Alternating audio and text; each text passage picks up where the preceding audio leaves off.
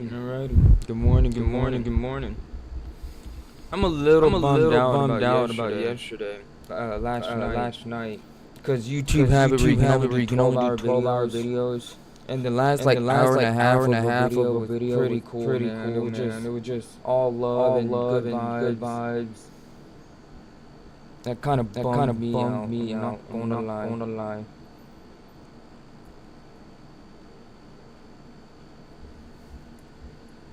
But hey, good morning. Today just gonna be a casual building. Doing some raids. Nothing too crazy.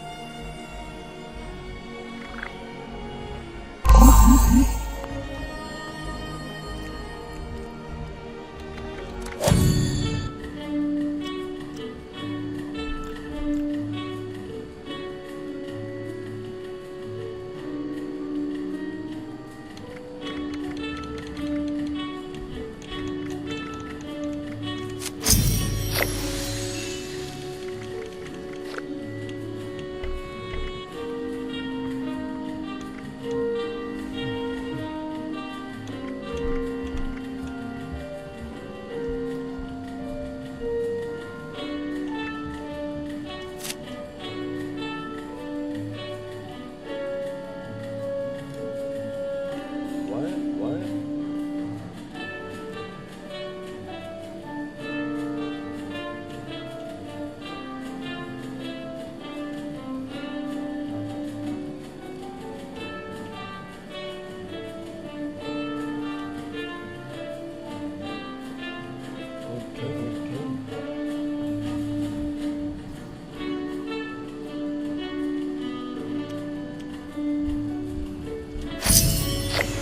A whole ally. That's kind of crazy.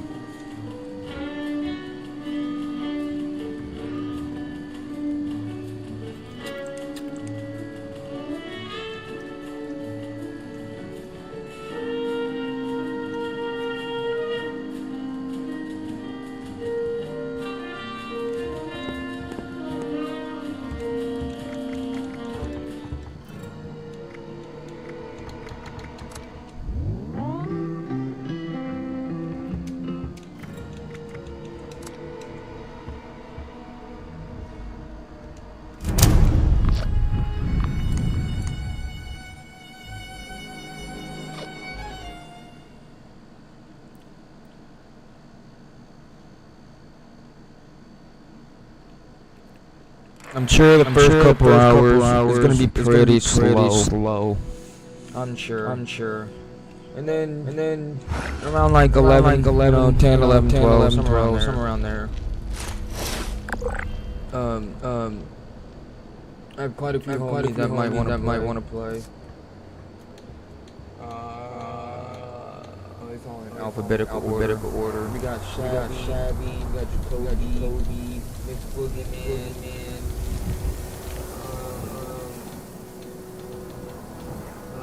Get man every moment.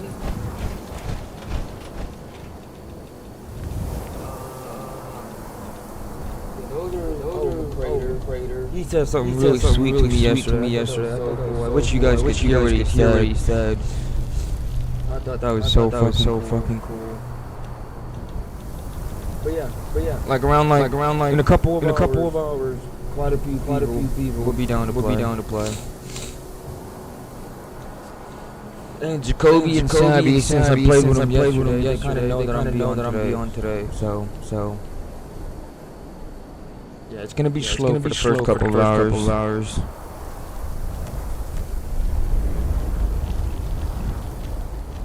And in the meantime, in between time, I'm just gonna listen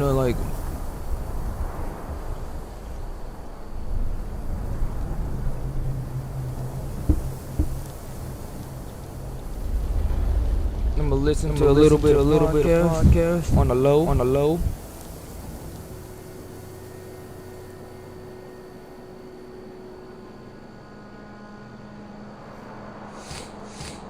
and then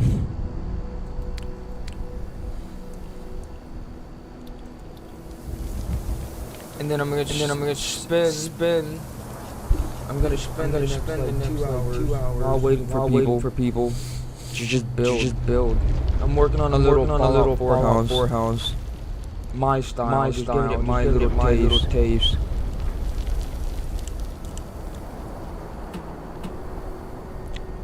Just to give me that nostalgia feeling. Cause my Fallout 4 base is mainly my farming base. So every time like farming is a serious kind of role.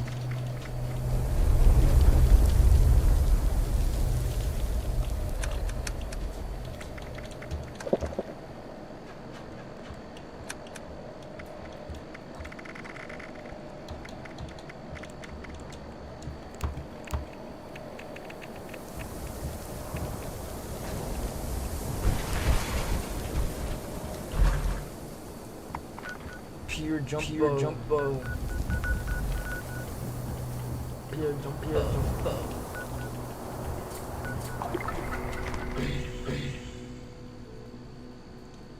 I forgot my train of thought.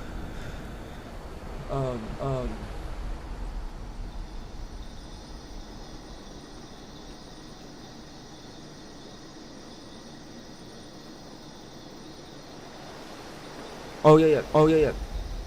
I was saying that farming is like that's big boy shit, you know. And since I've already completed the game, I pretty much got everything I wanted. I got everything I need.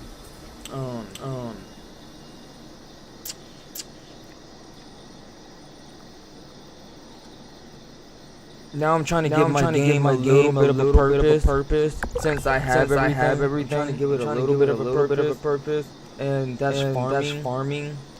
And because I'm so used to Fallout 76, I'm just trying to psychological type shit. Just build like a Fallout 4 house. You know what I mean? So it kind of feels like 2 in 1. Yeah, I'm playing Fallout 4 and 76 at the same time. It's really that nostalgia. While I'm farming, doing the boring farming. I can kind of just in an old game kind of like memory. Fallout 4 house. So the whole point of this Fallout 4 house is to bring me comfort while I'm farming with nostalgia. That's my whole point.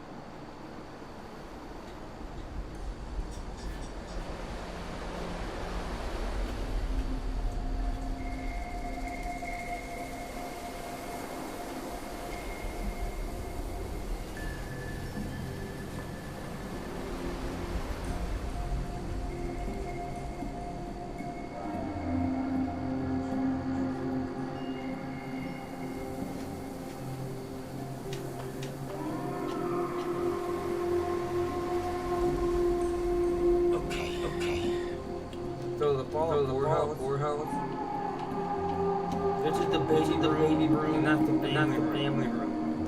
You know, in the gore. And the thing they had different though isn't like when you walk in the baby room, there was like a closet right here. And then you come into the parents' room, they had a closet. So I'm trying to debate if I should make that closet worth it. Or not. I'm almost thinking about making one of my old house. There was a closet that connected to rooms. Not like a walk-in closet in one room. It was like a bedroom, a closet, and then a bedroom. And you were able to walk in closet, and then go to the other side, and then go into the other bedroom. So it was kind of like bedroom sharing walk-in closet. And I could do that. I could make it where these two rooms are like sharing a closet. And you can walk into their room. You have a doorway to go in the room. Just like my house. There are doorways to go in the room. Or you have the closet to just go into the other room. I don't know if it's worth it or not. Or you know what?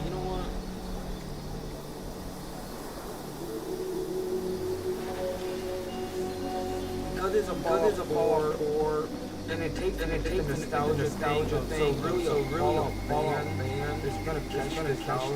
People who never played Fallout 4, they're not even gonna know this. It's just a regular fucking house. Like I guarantee you never played Fallout 4, and they come to my place, my probably just so big. But little do they know it's like replica. I'm just changing it up because like this is a garage. And I didn't want it to be a garage. I wanted it to be a garden, workbench area. Same thing with here. There is no walkway.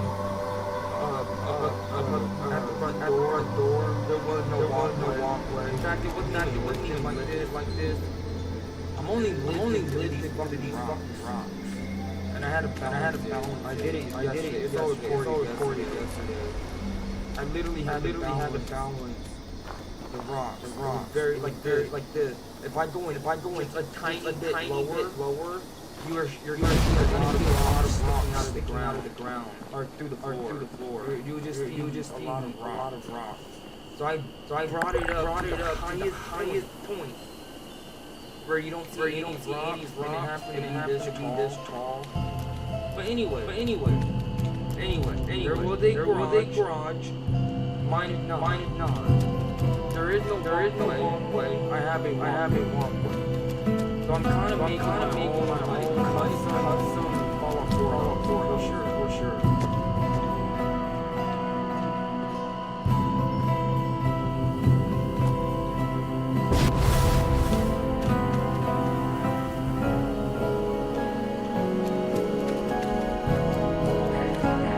Like outside, it's hard to catch it for sure. It looks like a rectangle. But yeah, once you get in, you're definitely nostalgia. The couch here, the TV's right here, the dining table right there, the kitchen here. Like you're outside it's gonna be hard. Inside you're gonna catch it.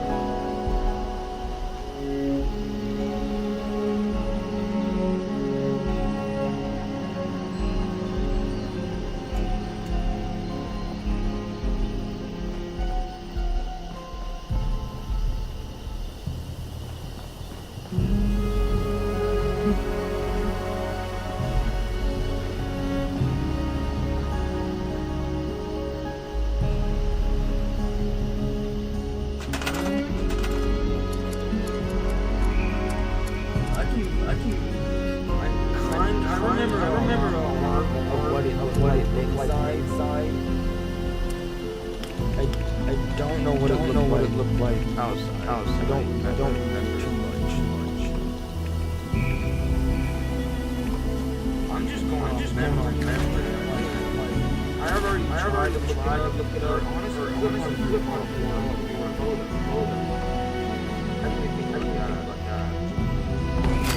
I was looking up videos, just courthouse, as of playing the game as is, but I couldn't find it.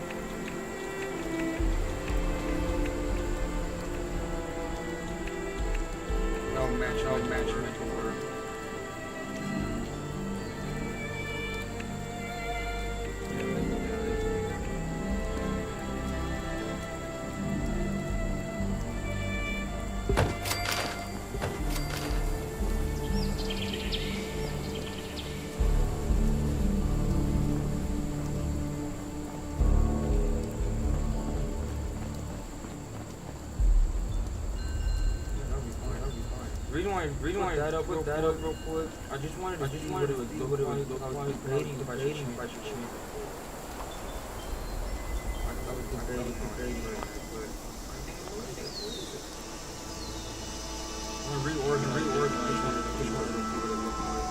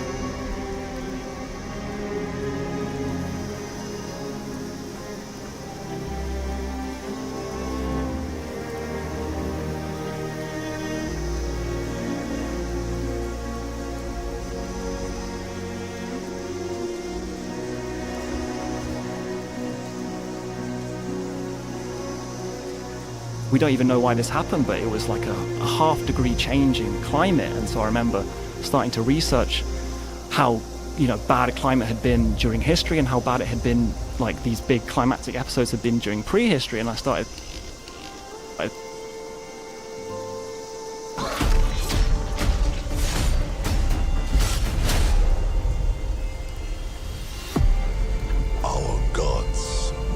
thinking like, wow, if that had caused all these civilizations to collapse, just a tiny half-degree change in climate which caused drought, which led to those civilizations collapsing, some of the stuff that had been happening during prehistory was so much worse than that.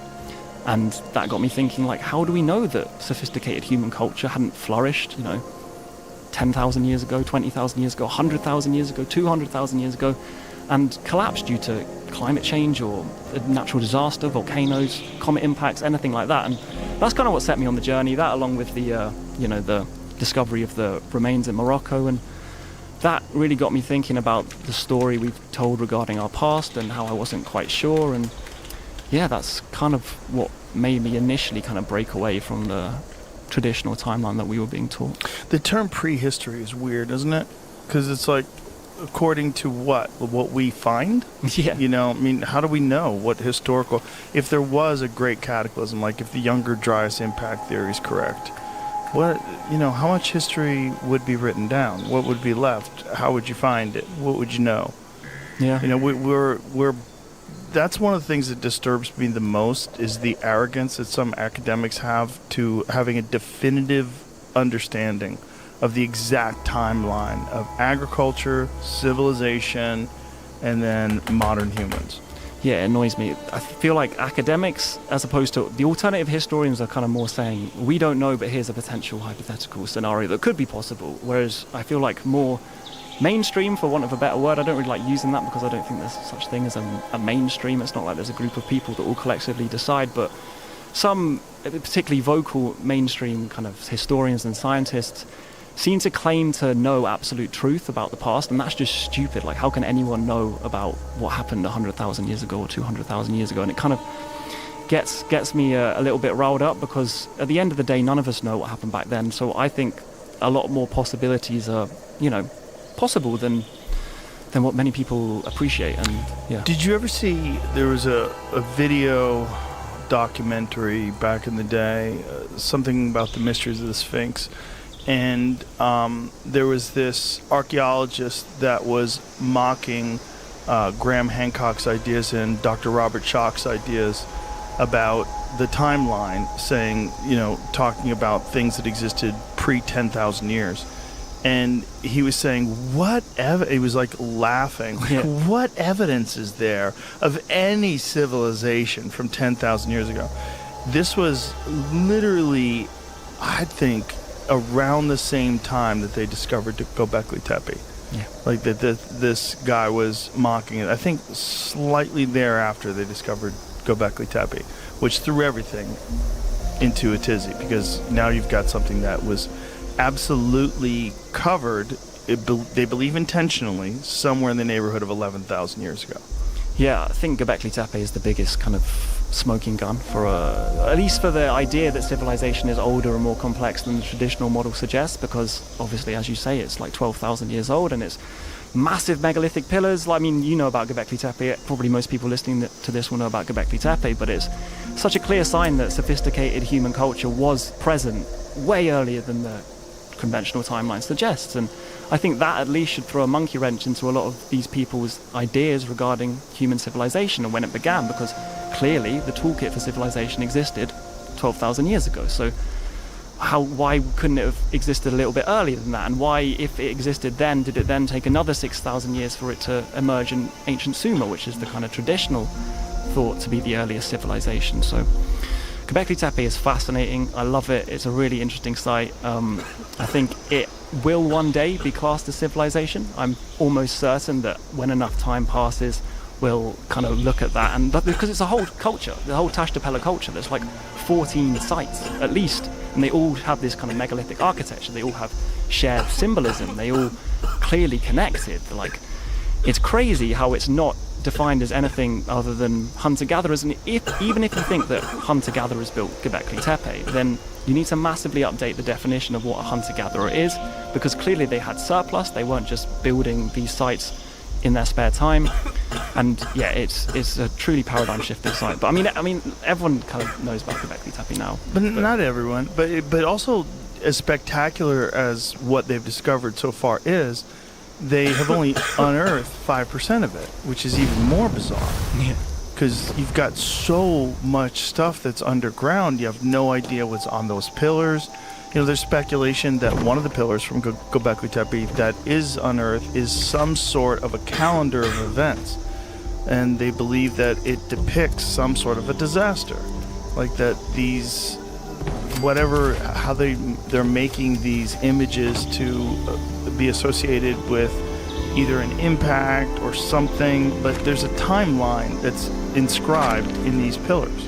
Yeah, there's like a study that was written, or a paper that was written, and they think it's the pillar 43, I think it is kind of like a cosmic calendar, and it's like almost a prediction model of an impact that could happen or already has happened, and it's like a warning for the future. That is still disputed, but there's been good research that's done into that suggests that's what it is, and it's certainly a site that has cosmic alignments and kind of has been built with the stars in mind, which is something that we can say about so many ancient sites around the world, which is another thing that isn't really considered by, quote-unquote mainstream archaeology, perhaps as much as it should be. So yeah, it's a fascinating site, and I really think it displays a lot about how human ingenuity and civilization, people get a bit stuck with the word civilization because we have a very narrow definition of what civilization is, and right. It's basically based on the old model of Mesopotamia, which is ancient Sumer, and because that was the earliest known civilization for so long, we kind of constructed this whole idea about what a civilization is purely based on Mesopotamia. But I don't see why that has to be what civilization is, because that was just one civilization, and just because that was the earliest one we'd found for a long time and still is thought of as such, doesn't mean that that's the only way that humanity can flourish, because humans are so adaptable, we do so many different things, and we're clever in different ways, and we, change to different environments. And I think that definition has really kept a lot of people kind of boxed in when thinking about how sophisticated human culture could flourish in different places and different environments and with different pressures. And I think that's kind of forced people to not consider what other possibilities are out there. I think it's even more fascinating if you consider the fact that ancient Sumer and that part of the world from about 6,000 years ago is where they're sort of hanging their hat, saying that this is the birthplace of civilization. But if you do have this evidence of Göbekli Tepe, and then we are talking about some sort of an ancient civilization that lived 12,000 years ago, like what happened?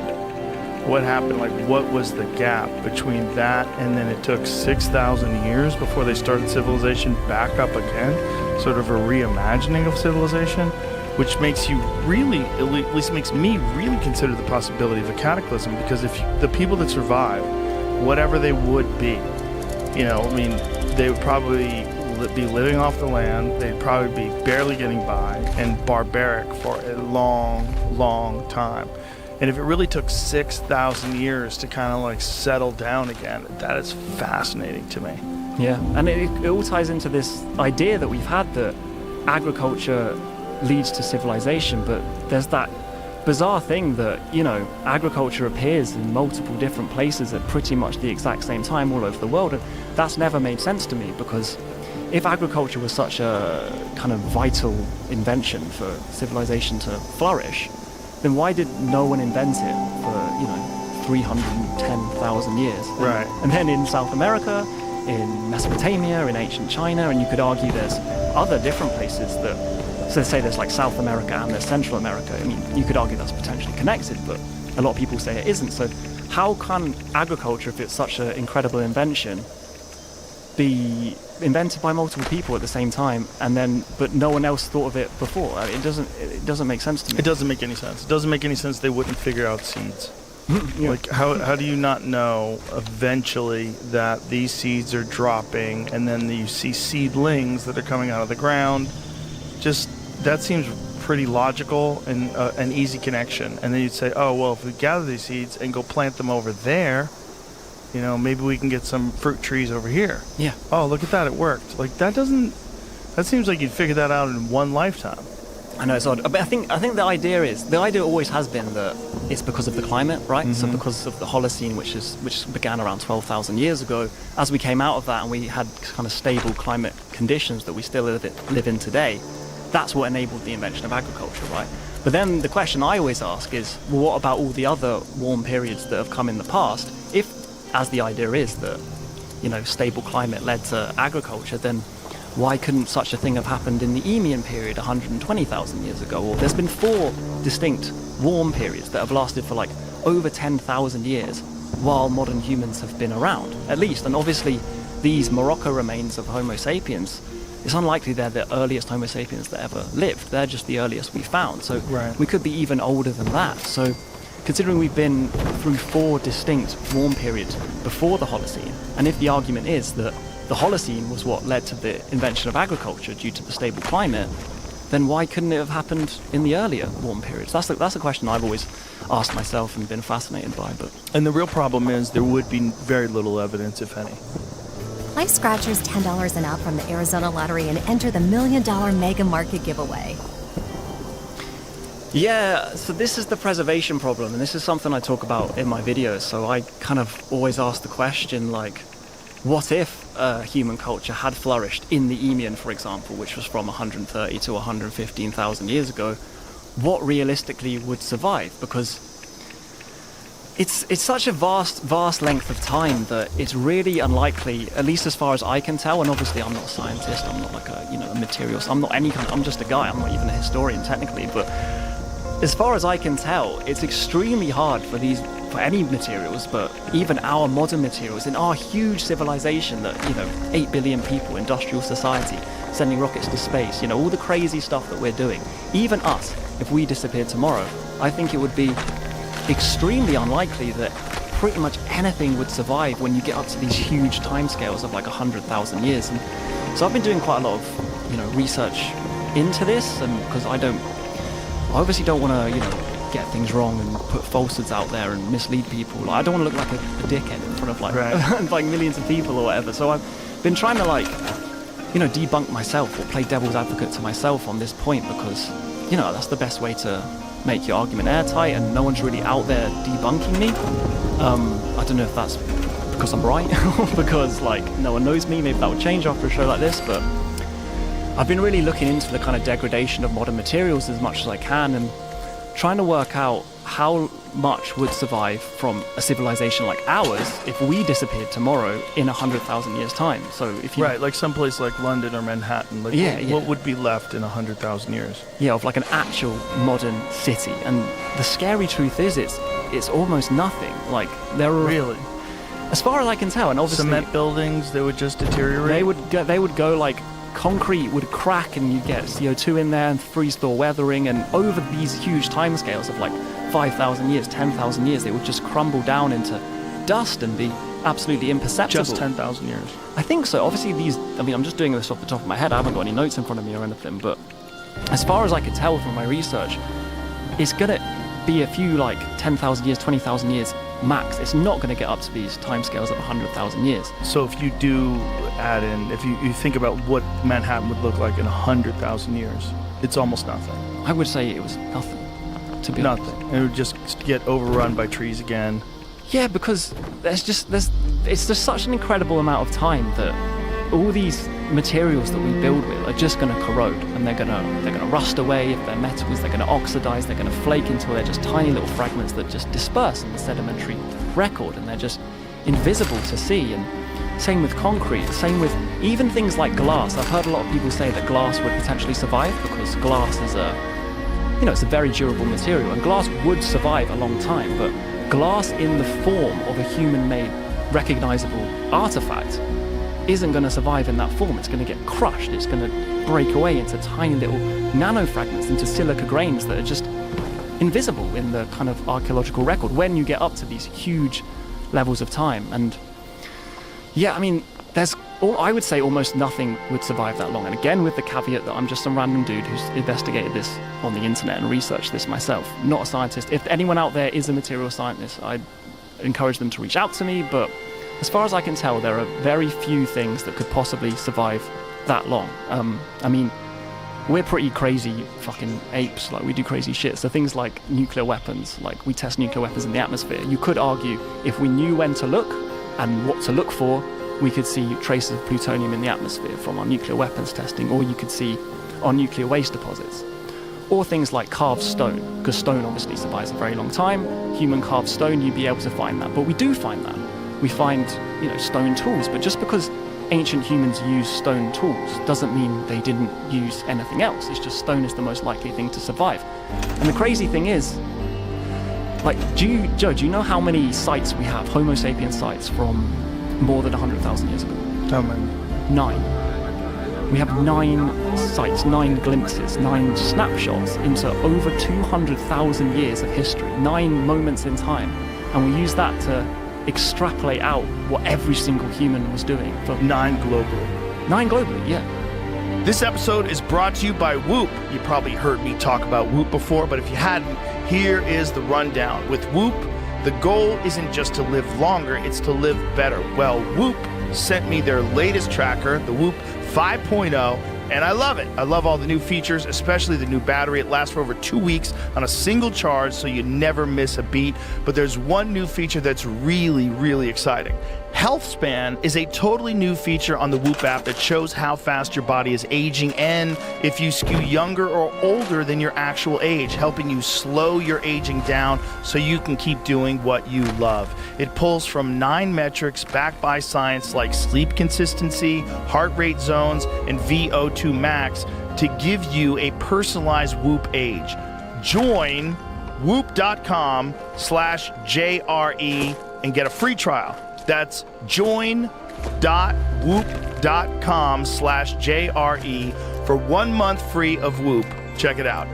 And where are they mostly? Africa. For that moment, we work the fields, hang our stands, see who made it through the year. The season's here. Are you ready? Gear up now during Bass Pro Shops and Cabela's Fall Hunting Classic, our biggest hunting sale of the year.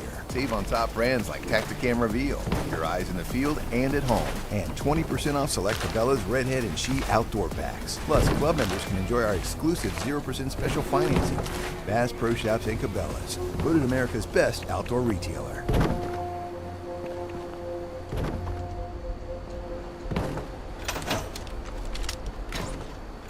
Is hot sleep keeping you awake?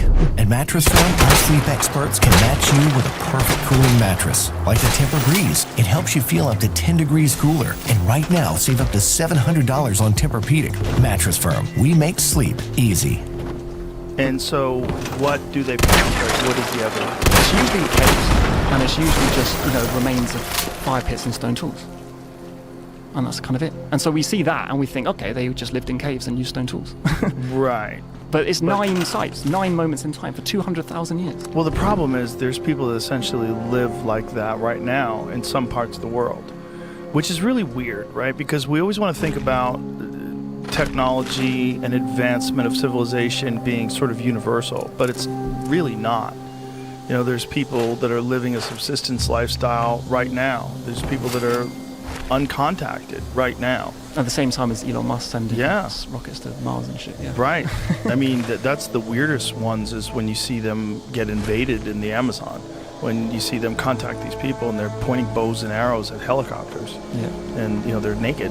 Yeah, exactly. Well, we're so adaptable. Humans can do so many different things. Yeah. And as you say, right now we're sending rockets to space and people are living in very traditional ways of life. And that just because we find traditional ways of life in 9 sites for 200,000 years, in my view, that's just what we can see. That's just that kind of points to my point regarding what would possibly survive. Because if you think of all the human lives, stories, cultures that have potentially existed for our whole species' existence, if we only have 9 little glimpses from, and to be fair, that 9 is, you could say it's up to 15, as some sites are debated, but either way, it's a tiny, tiny, tiny amount of human, signs of human life.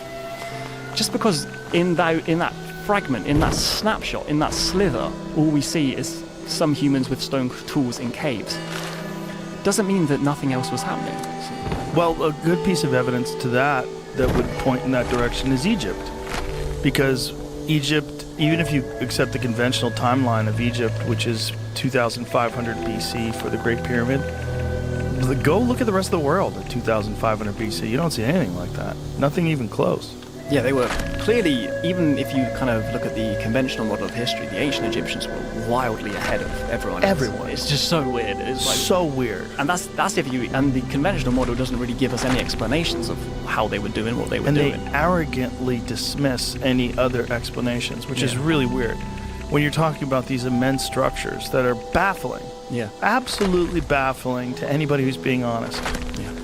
What is your take on these Italian researchers that are looking at the tomography and they're looking at these things that they believe are underneath the Great Pyramid and some other structures in Egypt? Yeah, the kind the what's it called, like SARS Toppler. I mean, I don't know. I'm always a little bit suspicious when you make sensationalist claims with new technology, and that doesn't mean it's wrong. That just you have to be suspicious because it's bonkers. It's I mean, crazy. what they're saying is 2 kilometers deep underneath the Great Pyramid. There's structures, and there's hundreds of meters of these pylons, these pillars that are in uniform positions with some sort of a coil wrapped around them. Like, what is that? What is that real? And they reproduce it in multiple different scans, but I don't know what they're seeing. I don't understand the technology, understand where the errors could be, like what could possibly cause it to glitch like that. Yeah, I mean, I don't know. I would love it to be true, obviously, because, you know. I would love it. Can you imagine? That's the problem. The problem is the same problem that I have with UFOs and everything else. You want it to be true. 100%. So it really clouds my judgment. And then I have to get my, analytical mind to say, shut up. Yeah. Let's look at this honestly. But I mean, I think, there's definitely something below the Giza Plateau. Like, that's always been written about in ancient sources, and these kind of scans, and then people you have stories of people going down into labyrinths that aren't, accepted by Egyptology, and there's definitely massive mystery surrounding Giza and the construction of the pyramids and what could potentially be below the pyramids. And this kind of new pyramid scan project has the potential, I think, to make big progress in understanding what is below Giza. But I don't know, until there's better data out there, I'm not gonna jump to any conclusions and declare that this is like evidence of a lost advanced technology civilization or anything. No, like you that. can't. But I am so excited about just the possibility that they're right. Because if they are right, that's the greatest monkey wrench into history that's ever existed. Because explain away that. Yeah. With ancient people with stone tools or copper. Like, explain that away. They'd probably try, mate, because it already doesn't make sense. Their explanation for the construction of the pyramids being wooden sledges and stone chisels or whatever they say, it already doesn't make sense. It's already so ridiculous that I wouldn't even be surprised if they tried to explain away these. Well, it'll discredit them, because the problem is if it does indicate that the pyramid is something other than a tomb, There's not. I don't even see any evidence that the Great Pyramid at Giza. I mean, what's the evidence that was a tomb? I mean, I don't think they've ever found a body in there. No. It's just a chamber which they've called the King's Chamber. Right. I mean, I'm not an expert in ancient Egypt by any respect, but it's always baffled me that they're so determined that the pyramids are tombs just because some later pyramids have had, mummies and pharaohs and sarcophagi found inside them. But that doesn't mean anything, and that doesn't mean that they built it. That also could mean that the pharaoh decided that it was his and wanted to be buried inside of it, and it had existed for thousands of years before they ever even got there. And you find bodies in buildings today, and that doesn't mean the purpose of that building was to be a tomb. Right. It's just someone's buried there, so someone, as you say, it's a weird assumption. It's a very weird assumption. And did you ever read any Christopher Dunn, yeah. Christopher Dunn's work? I know a bit. I haven't read his book, but I know a bit about it. And it's interesting. I mean, he's like a serious guy, isn't he? He's like an engineer. Exactly. And he has quite serious theories that... He thinks it's a power plant. Yeah, which would be crazy, wouldn't it? Why can't you stay organized? I've experienced this myself, and it's called chronic impulse control, where you prioritize short-term actions like gaming and social media until it's the end of the workday, and you still haven't gotten anything done. And I'd waste the day prioritizing my short-term pleasures over my long-term goals. So let me show you how I solved that. See, this isn't like any other tool. After using it, I had the most productive month of my life. Oh, sorry, that's my impulse control. But thanks to this tool, I am now in control of my impulsive ideas. All I have to do is brain dump my to-do list, add my deadlines and how long it will all take, and Motion takes care of the rest. I basically just wake up and do what Motion tells me, and so should you. Literally last Monday I spent 10 minutes setting it up, but in that first week alone I gained 11 hours in missed productivity gains. So try out Motion and unlock your dream life. Especially if you add into that the Graham Hancock's ideas and some of these other people's ideas that perhaps some of these structures are far older. Well, the kind of Orion correlation and the Sphinx. Also, the fact that the deeper you go into the sand, the more sophisticated the building techniques are. Yeah. That gets weird. Like larger stones. Like, what happened? The whole of like ancient Egypt and the Sahara Desert in general just doesn't make sense to me, because when you look at the Sahara Desert and the fact that it was green for 9,000 years, and then it stopped being green at precisely the time that we're told ancient Egypt emerged, well, that doesn't make sense. That defies how civilization works. Why would a civilization only emerge after the climate got worse? Right. That doesn't make sense at all. And so little research done in sub-Saharan Africa, where they've actually gone into the ground and done like large-scale research of these immense areas. Nothing. The Sahara Desert is vast and obviously covered in sand and extremely hot, extremely difficult to survey, politically unstable, and there's basically been no archaeological work done across the whole, and the Sahara Desert is massive. It's like the whole of North Africa right down to, right. I mean, it's massive, and you could fit the United States in there. You could fit anything in there, like a whole preceding civilization for 9,000 years leading up to ancient Egypt. It's the perfect place. It's right by Mesopotamia. It's right by Egypt. And yet we have this blank spot for the 9,000 years before the development of civilization, which is kind of also the gap between, I mean, it's a little bit less than this, but the gap between Göbekli Tepe and the birth of civilization. We have this huge area which would have been perfect for civilization, full of rivers, lakes, grasslands, perfect climate, and it's just missing.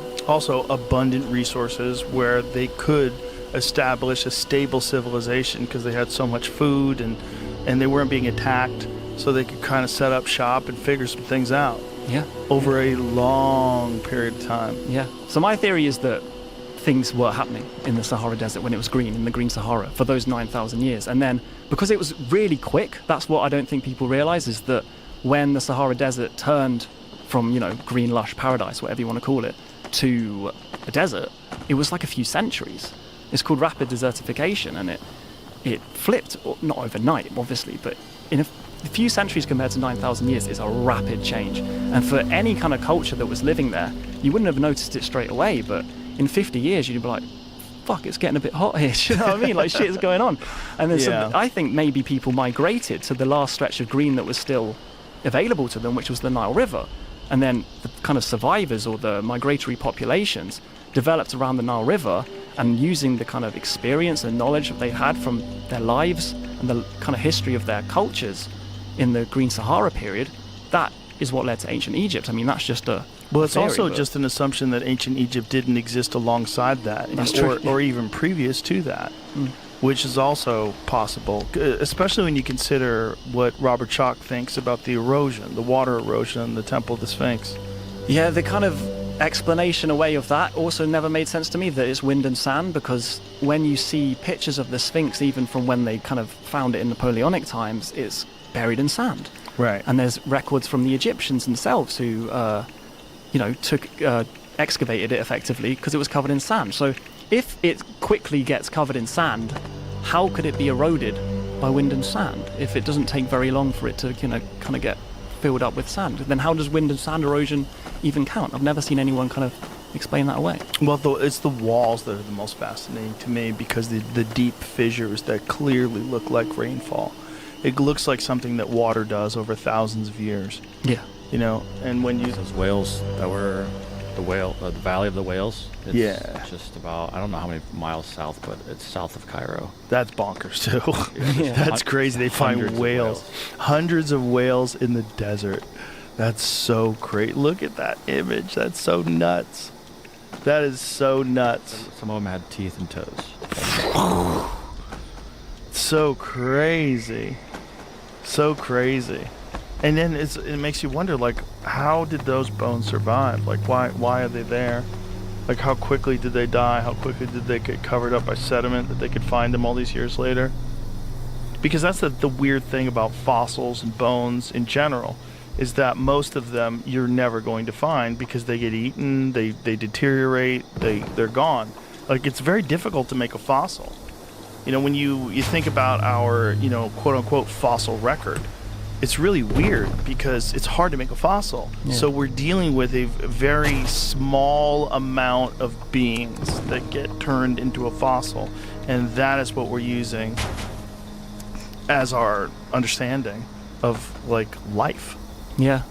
It's weird. It is weird. Because it's so limited. I'm not sure do you know when the Sahara was covered in water? I'm not even sure when that was. I mean, some people say that there's like a mass flood during the kind of Younger Dryas period, which I think is... I think they're talking about millions of years ago for these bones. Yeah. How old are these whale bones supposed to be?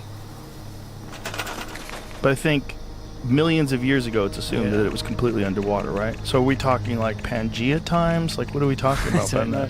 But even not too long ago, like, you know, kind of 12,000 years ago, whatever, they had these massive river systems, like the Tamanrasset River system. Here it is. 40 million years old. Yeah. 40 million years But I don't know old. about the whales. Oh my God. Primitive whales.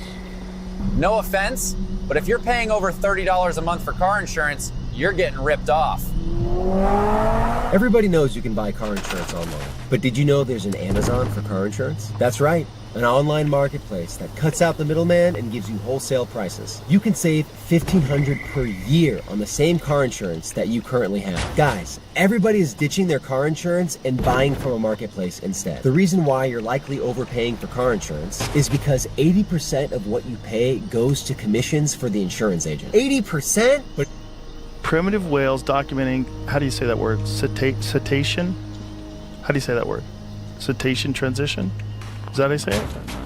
Cetacean transition to marine life, ceridians and reptiles, as well as shark teeth from the Geneham Formation 40 to 41 million years ago. The strata in, I don't say that either, Wad al-Hitan belongs to Middle Eocene epoch, and it contains extensive vertebrate fossils within a 200-kilometer area. Fossils are present in high numbers and often show excellent quality of preservation. The most conspicuous fossils are skeletons and bones of whales and sea cows. What's a sea cow? I don't know, man. What's a manatee? You ever see the precursor to whales, like where whales came from? No, where did they come from? It was an ancient animal that was like almost like a hooved wolf. What, sea animal? No, Oh, you mean, it was so they a were land animal. That's why they breathe air. Oh, of course, they're mammals, aren't they? Yeah. That's weird. It's super weird. It's super weird. It was some animal that supposedly lived on land and is real freaky looking, almost kind of like dog-like. Yeah. And that thing eventually became a said, whale. I just like swimming. I'm gonna go back And into then the one sea. day it said, I'm never going back to the land. It's filled with assholes. I'm just going to live out here in the ocean where all you have to contend with is sharks. This article calls it the god of death whale. Wow, that's what it looked like. That's what it looked like. That's pretty terrifying. But there's some images of it on land, some depictions. Yeah, that's what it looked like. That freaky thing was what whales came from. That thing walked around the ground and then eventually said, It's 40 million years ago. Is that what those skeletons are then? Maybe. Interesting. Some of them maybe, right? Because they do know that thing. It was when whales walked in Egypt. Wow. I was watching, I don't remember whose podcast it was. I wish I could remember. But we were talking to some guy that found definitive evidence of dinosaurs in Egypt. So if you go back far enough, there were dinosaurs living in that part of the world as well. What's that one image you just saw right there with the mouth open? Yeah, that one. That's crazy looking. Prehistoric whale ancestor. Look at that thing. Whoa. That's crazy. Here's the sea cows. What? So this image says a prehistoric sea cow was killed by a prehistoric croc. Wow. And eaten by a tiger shark. I don't know. Boy. Life is hard where there's no doors. That's the problem with the ocean. There's no doors. There's nowhere to hide. So it's just constant chaos. It is just constant things eating things in this 3D space where they can go up and down and side to side. And that's just nature, isn't it? It Everyone's is. just killing everything else. Yes. This episode is brought to you by Uber Eats. Summer is here, and you can now get almost anything you need for your sunny days delivered with Uber Eats. What do I mean by almost? Well, you can't get a well-groomed lawn delivered, but you can get chicken parmesan delivered. A day in the sun? No. A bottle of rum? Yes. Uber Eats can definitely get you that for almost anything delivered with Uber Eats. Order now. For alcohol, you must be legal drinking age. Please enjoy responsibly.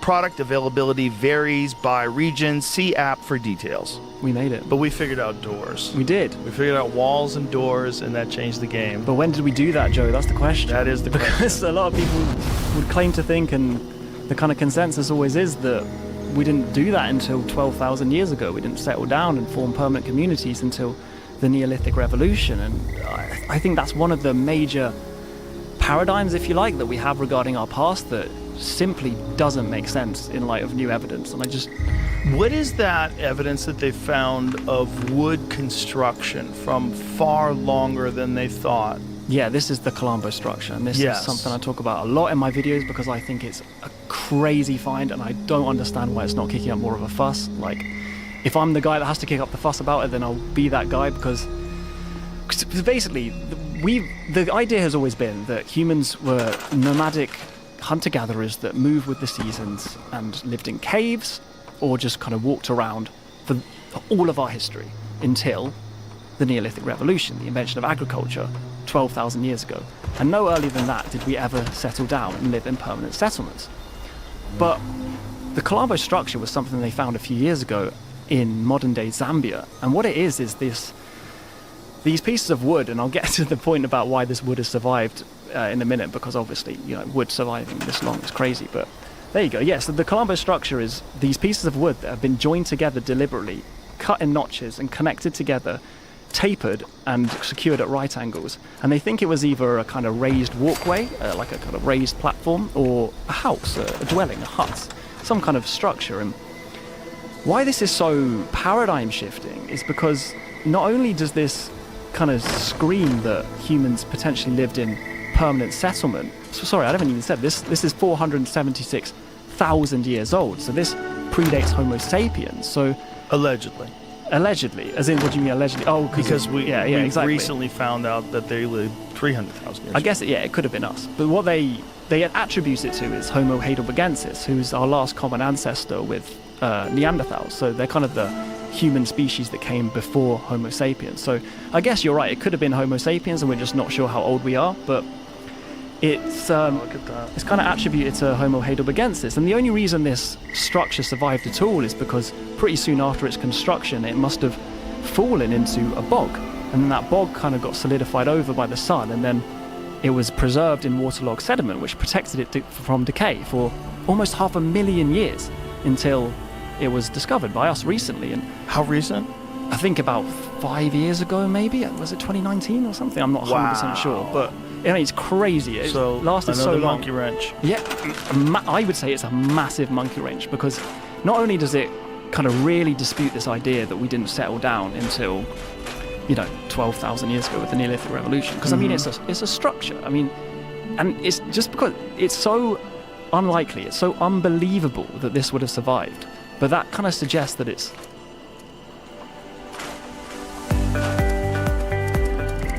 Introducing the FilterSorb Whole House Water Conditioner, a complete home water filtration and conditioning system by Purigen Water. Calcium and magnesium are healthy minerals found in your home's water supply. However, when these ions are heated, they can wreak havoc on your home, causing hard water and scale buildup in your pipes and appliances. In the past, traditional salt-based water softeners have been used to soften water. However, these systems require a lot of maintenance, waste thousands of gallons of water, and the sodium can damage your home over time. This is why we've created a salt-free system that requires no bulky tank, uses no electricity, and wastes no water, while providing clean, conditioned, great-tasting water throughout your home. Here's how it works. When water enters the system, it will travel through 2 carbon block filters, which will remove up to 99% of chlorine from the water, as well as any other harmful contaminants. After the water is purified, it then enters the 3rd stage, which contains the FilterSorb SP3 media, where it undergoes a process called nucleation-assisted crystallization. As the water passes through the FilterSorb media, calcium and magnesium is transformed into harmless nanocrystals on the surface of the FilterSorb SP3 beads. Once these crystals are formed, they are very stable and unable to form scale. As these crystals flow through your water system, they will begin removing any existing scale buildup, unblocking even the toughest hard water scale from your pipes and appliances. Furthermore, because our system is neutralizing the hard mineral ions instead of removing them, it will provide you and your family with the cleanest, purest, and most delicious mineral water you've ever tasted. Most importantly, when you purchase the FilterSorb Whole House system, you will also receive lifetime servicing at no additional cost, which guarantees that your system will always be working at peak performance, and you will never pay for a service call for as long as you own the system. For more information or to schedule a free in-home consultation, contact Pure Again Water today and give your family the gift of clean, healthy, great-tasting water.7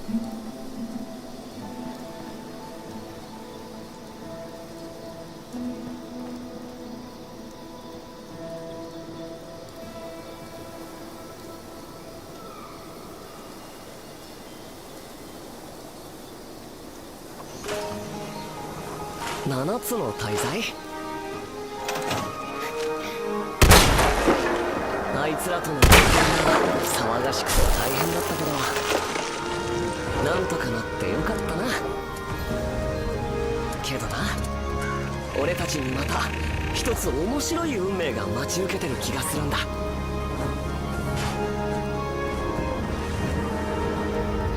It's not the only one. Right. There could have been loads of these, like Right. structures everywhere.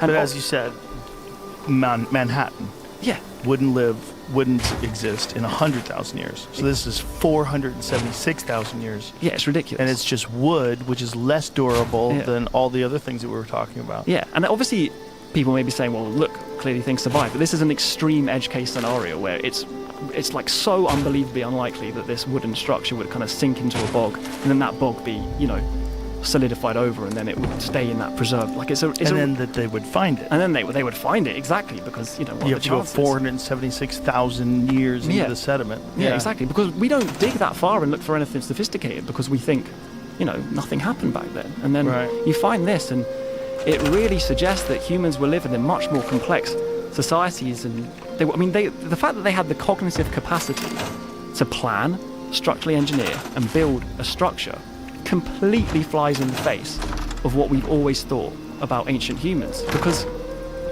we've always had this idea that there's been this very popular idea in kind of mainstream historical thought that humans only got smart around 50 to 60,000 years ago, and that's just Homo sapiens. We've always thought that other human species never got smart, never achieved what we call behavioral modernity, and this has always been the kind of idea that we went through this cognitive revolution around 50 to 60,000 years ago. And the most obvious proponent of how entrenched this is in kind of academic thought is, have you ever read the book Sapiens? Yes. Yeah, by Yuval Noah Harari. It's an extremely popular book. It sold something like 60 million copies worldwide.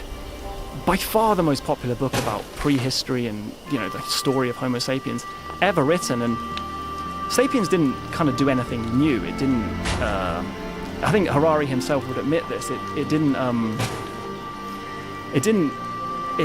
kind of just collected the consensus of academia and presented it in a nice, digestible way to the kind of layman audience. But he took this idea that's always been present in academia regarding human intelligence, which is that while we've been around for quite a long time, we didn't achieve behavioral modernity until 50 to 60,000 years ago.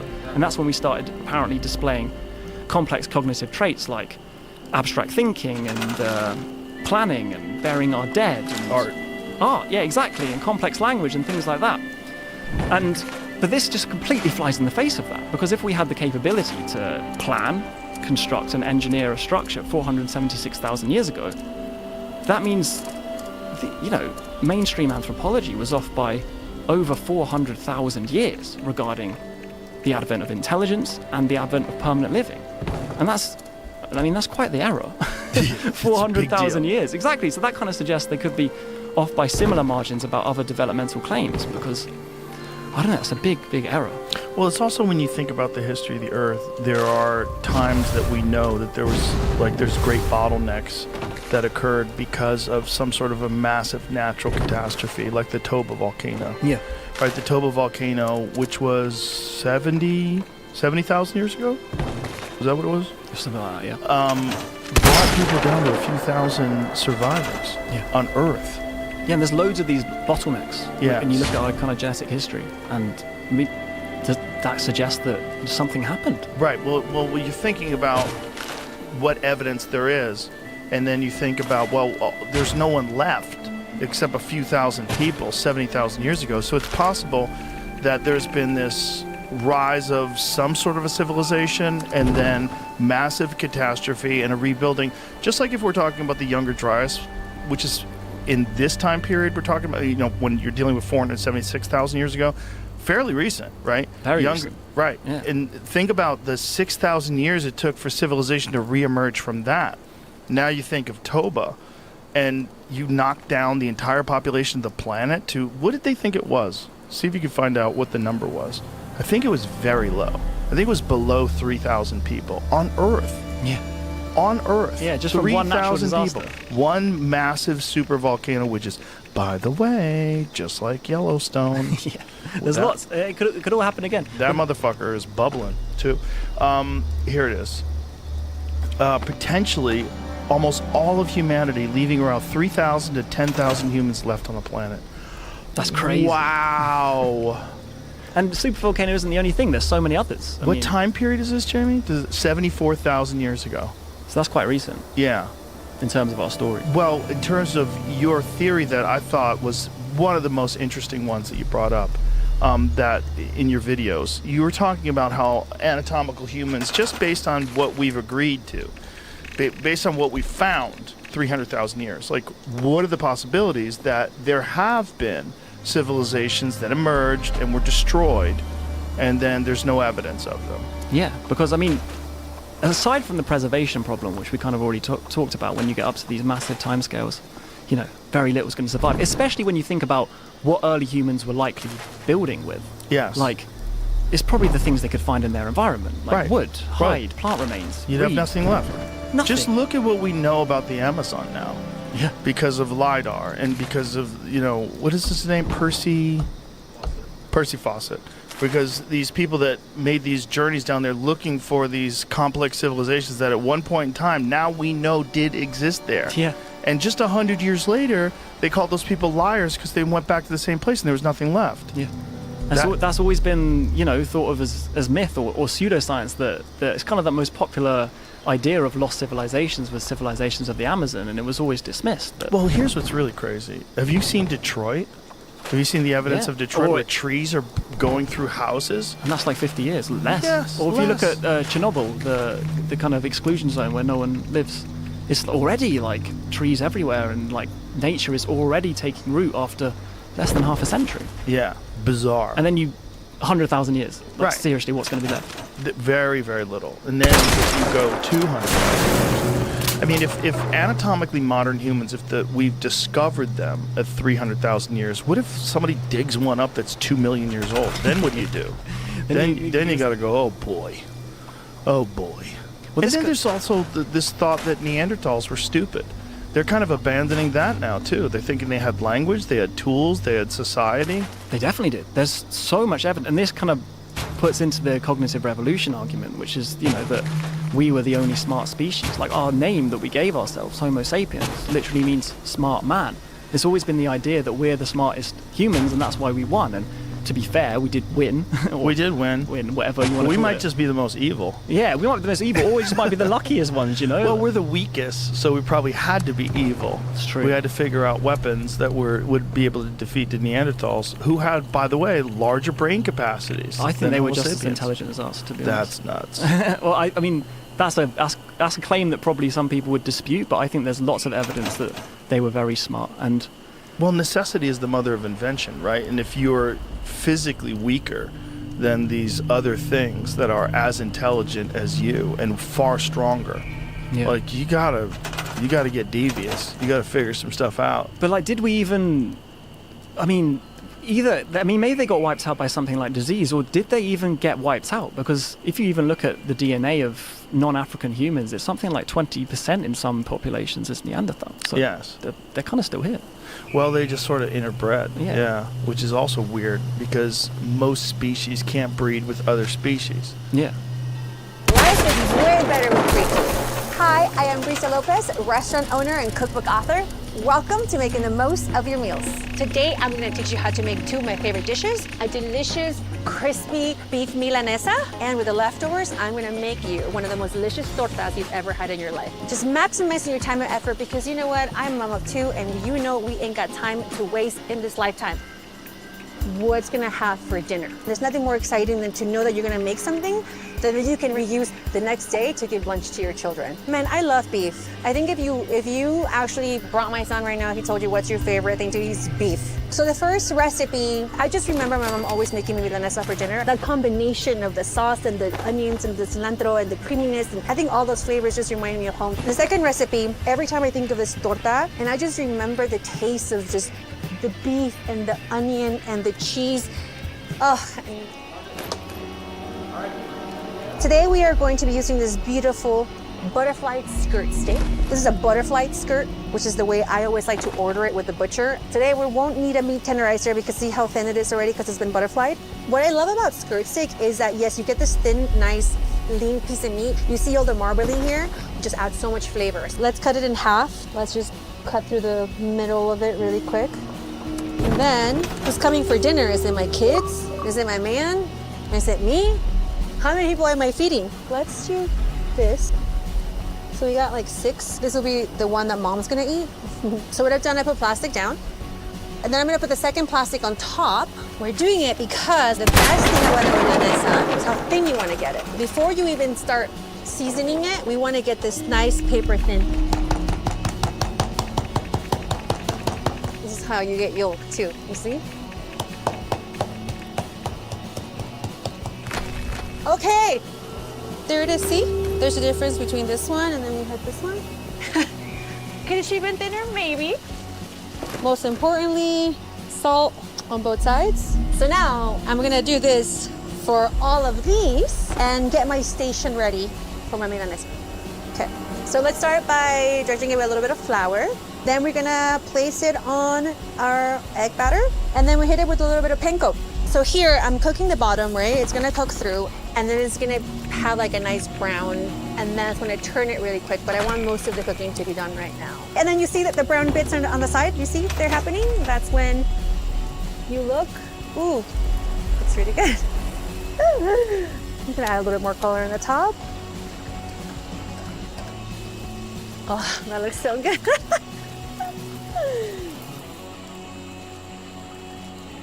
I'm gonna go ahead and do one more and maybe after that we're gonna do a little retake on the oil. We don't want the little crispies to burn in there. You see right here that it's got char on the skin, the middle is perfectly cooked through, nothing's burnt, you don't want any burnt pieces.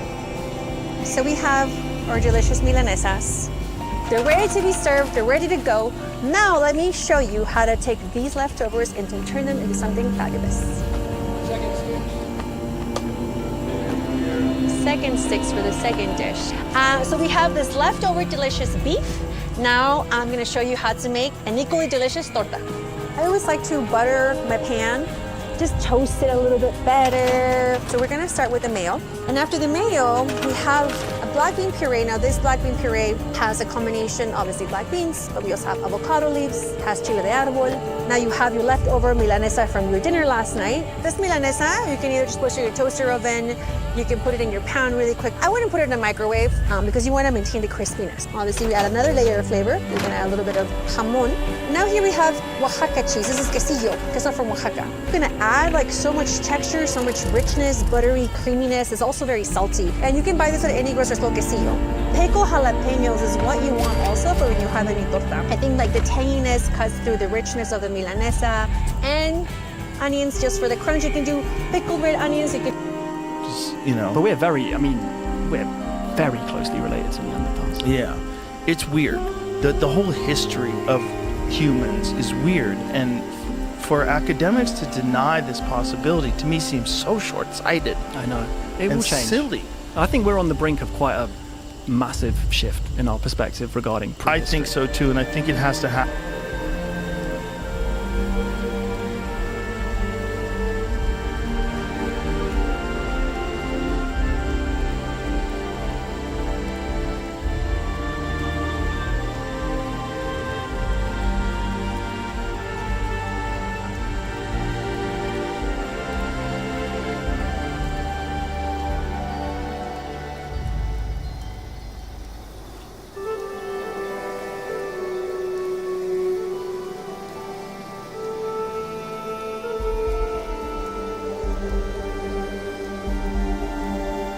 Happen where, I don't mean to say this to be cruel, but the old people have to die. There's that quote, isn't it? Science advances one funeral at a time.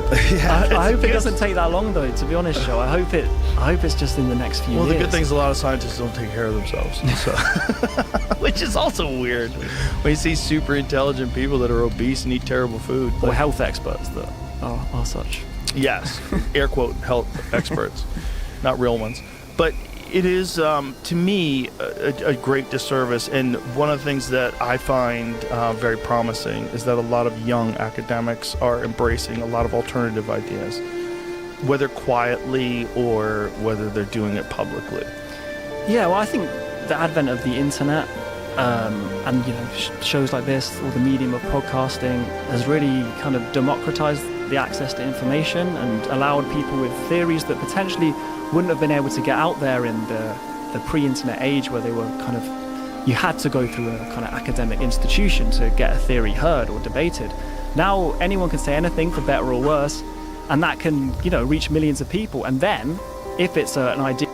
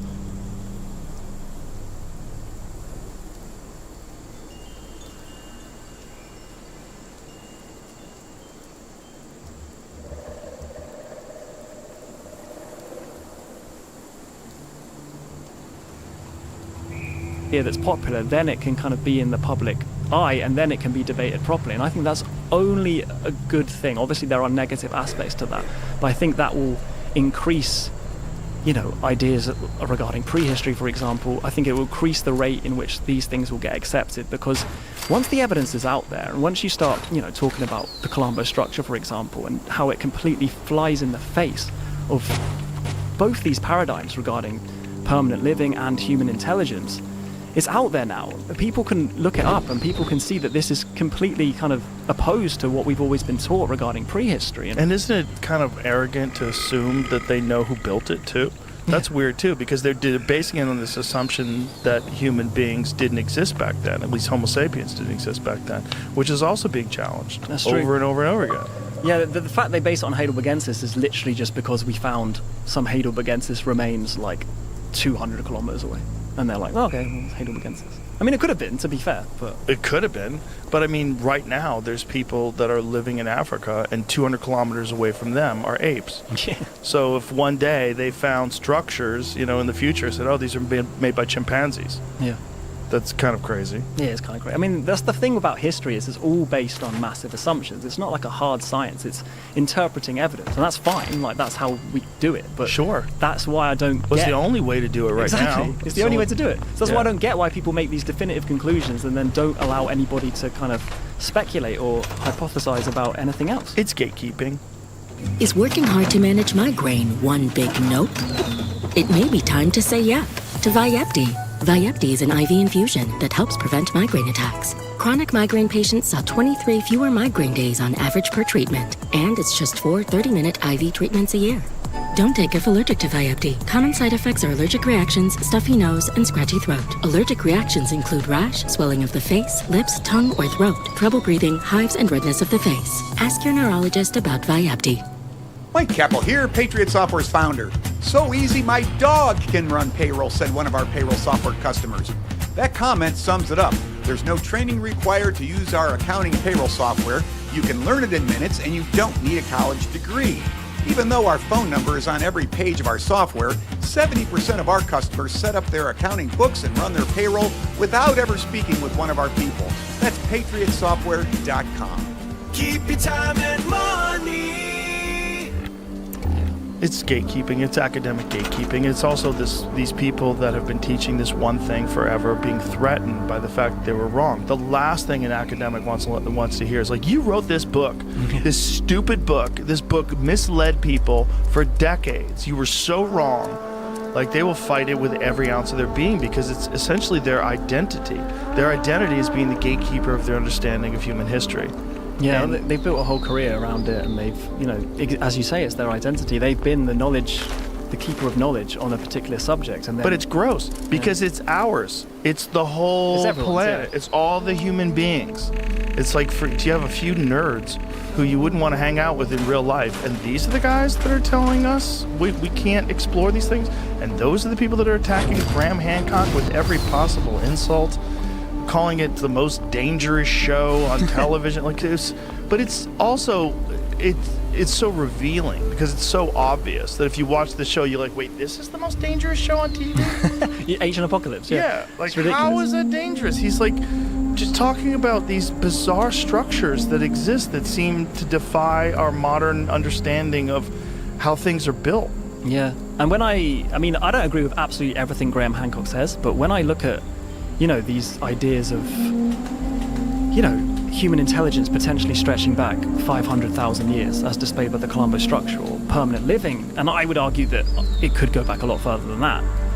So when you kind of take into account that these abilities could have stretched back 500,000 years, when I then look at someone like Graham's work, it seems so plausible. I don't see why it's seen as so outrageous that, because 12,000 years ago, which is kind of when he proposes there could have been a sophisticated civilization that was potentially wiped out by a cataclysm.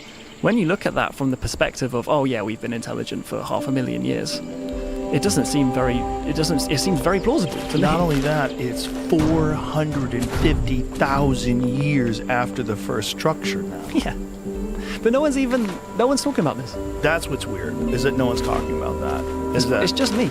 As far as I can tell, it's like those academics as well that found it. To be fair, the guy that found it, the archaeologist that found it, said that he never could have imagined that pre-Homo sapien, pre-Homo sapien, it could be Homo sapien, but he said it's completely paradigm shifting that they had the capacity to plan and build something like this. But again, there's no fuss about it. It's just a paper was written and it was put out there, and then that's it. Well, these things take time. I guess so. Yeah, I mean, more of these conversations and more people have to understand that these things are being discovered and that we are kind of confused about so many things about human history. And we're being told that, no, there's people at the universities that have all the answers and that it's literally not possible that they're telling the truth. It's not possible. And that's why I get so excited about the structures under the pyramid, because it's a gigantic fuck you to all those people. It would be the most gigantic fuck you of all time. If they found out those that those scans are accurate, and there's these pillars that are wrapped in coils that go down like hundreds of meters, and then below them there's additional structures and the whole... So they think it's all connected. Yes! Which is like, if Christopher Dunn is correct about it being some sort of a power plant, and that reveals like how the thing worked and functioned, that's way more advanced than us. Like, what is that? In some ways, they already are. I mean, we can't explain how they did it, even based on the kind of conventional model of history. I know, and we lie. Yeah. I've talked to so many people. Like when I had Zawi Hawass here, and he was explaining to me. National Project. It was the National Project. They're like, oh, that'll fix it. We should make our national project to breathe underwater and fly through the air. Like, we should make that our national project, to go to other planets and live there in case Earth gets blown up. What are you talking about, man? What the fuck are you talking about? Yeah, they just don't want it, and it does kind of make me worry. Like, I don't really delve into the kind of conspiracy side of things because, I mean, I try to stay kind of based in... Not me. I go right in. I mean, I do first. it in my own time and stuff. I mean, in my own head and stuff. But in terms of like my videos, what one do you dive into in your own head the most? I sometimes combine the UFO one with the ancient civilization one. I do too. And I think what happens if, you know, a civilization from a million years ago got so advanced that we can't see them, and then that's what the UFO thing is. It's just someone from this Earth that doesn't really need the space anymore, and they're just watching us. Yeah. Sometimes think about that. But obviously I don't talk about that in my videos because I don't need to give anyone any more ammunition to send for me. Well, there's also the genetic engineering one. Oh, you mean like the... why humans are so different than everything else in the first place. Like, that's weird. The doubling of the human brain size over a period of 2 million years is really weird. What does that refer to? Is that from habilis to erectus? What is that? I don't know. Let's Google it. So I've heard people say that, and I've always thought, I guess that must be from Homo habilis to Homo erectus, from just over a million years ago. An immense leap that is, like Terence McKenna used to say, it would be bizarre if it was a liver of an otter that doubled over a period of that amount of time. But the fact that it's the very organ that allows us to contemplate and to understand human existence in the first place, and that organ doubled over a period of 2 million years, like, what happened? Yeah. He's got the wackiest theory because he thinks it's psilocybin mushrooms. I think there could be something to that. I mean, because, you know, ancient cultures have always used psychedelic substances, basically all the way up until Western society kind of took hold. It's always been an integral part of human culture and human society, and then us in our modern world have decided to outlaw that, and I think that's... Alrighty, folks, a ton coming up on today's show. President Trump making some pretty astonishing moves with regard to Russia and Ukraine. The media totally don't understand what he's doing, or they do understand and they are lying about it. Plus, we'll be joined by Harmeet Dillon over at the DOJ. First, Nancy Pelosi, Barack Obama, Hillary Clinton, Bernie Sanders. None of those people have Daily Wire Plus memberships. And we don't want them to have Daily Wire memberships because they suck. But we want you to. Get 40% off new Daily Wire Plus annual memberships now with code SUMMER at dailywireplus.com. Also, we announced she joined the Daily Wire. You've seen her on our shows. Now, Isabel Brown has important news to share. Take a look. Isabel Brown. Isabel Brown. Isabel Brown. Isabel Brown. The wait is almost over. She's joining Daily Wire Plus, the Isabel Brown Show. I cannot wait for you guys to see how hard we've been working. I could not be more excited for this new adventure. You can expect larger-than-life guests, deeper questions. I'm encouraged by it. I see what you're seeing. The gift that you have as a woman to create life is the most badass, punk rock, incredible thing that you could possibly do. This is an active culture war that we are still fighting, and it's vitally important that we fight now harder than ever. To the nerds! Meeting the President of the United States and the Vice President, and now meeting our new American Pope. This is crazy. Freaking out. I am so psyched to be bringing you guys along on this journey. Let's jump in.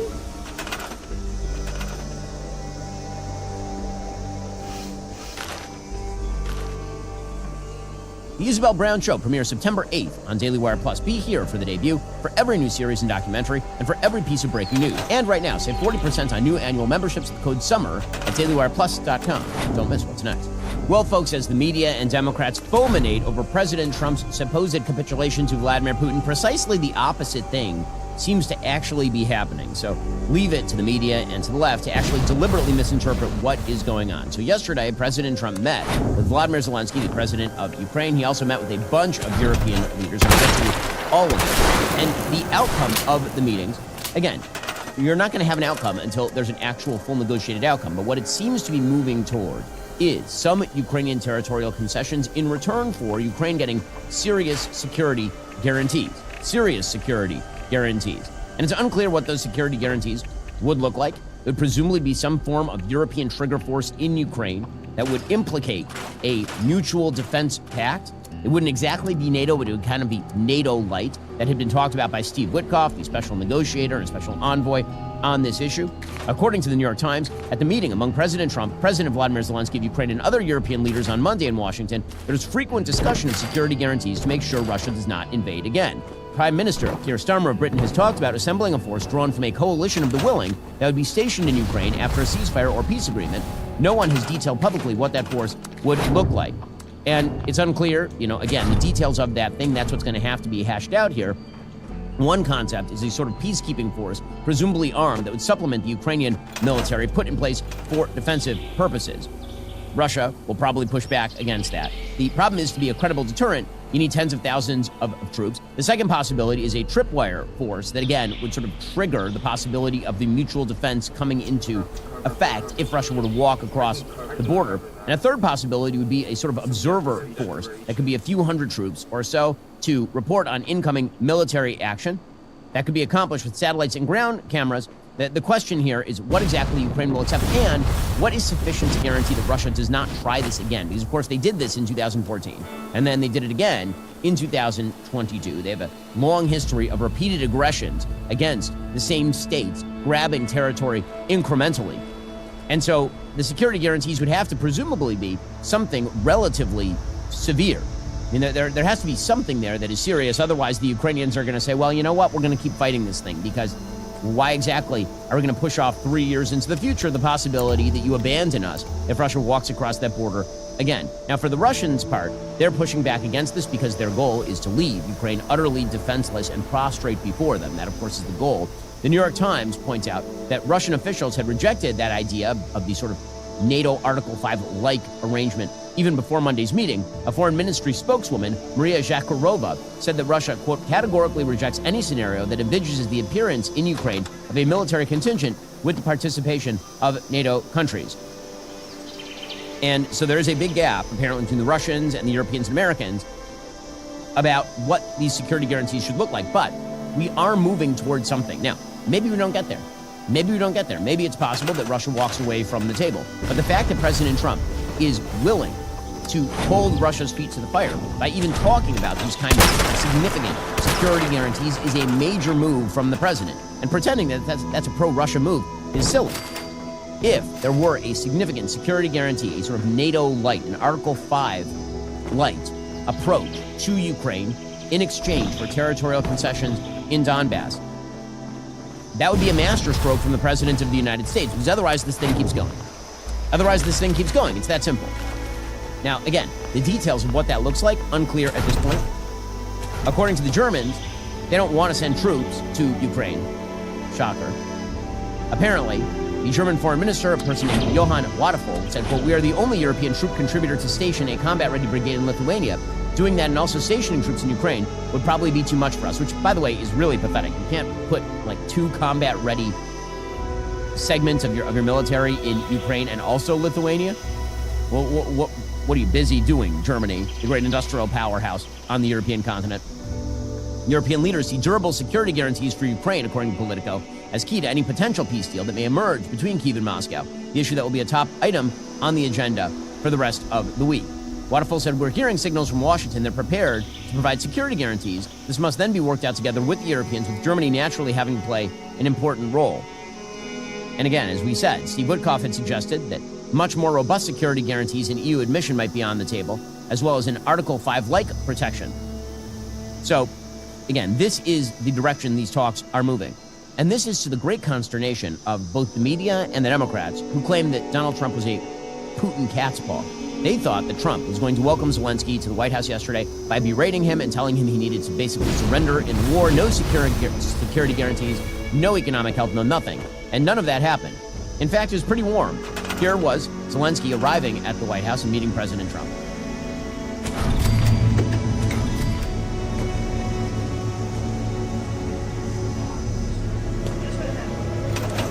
So Zelensky, this time, he wore a suit. You can see, the president and Zelensky getting along here. This is not an antagonistic meeting.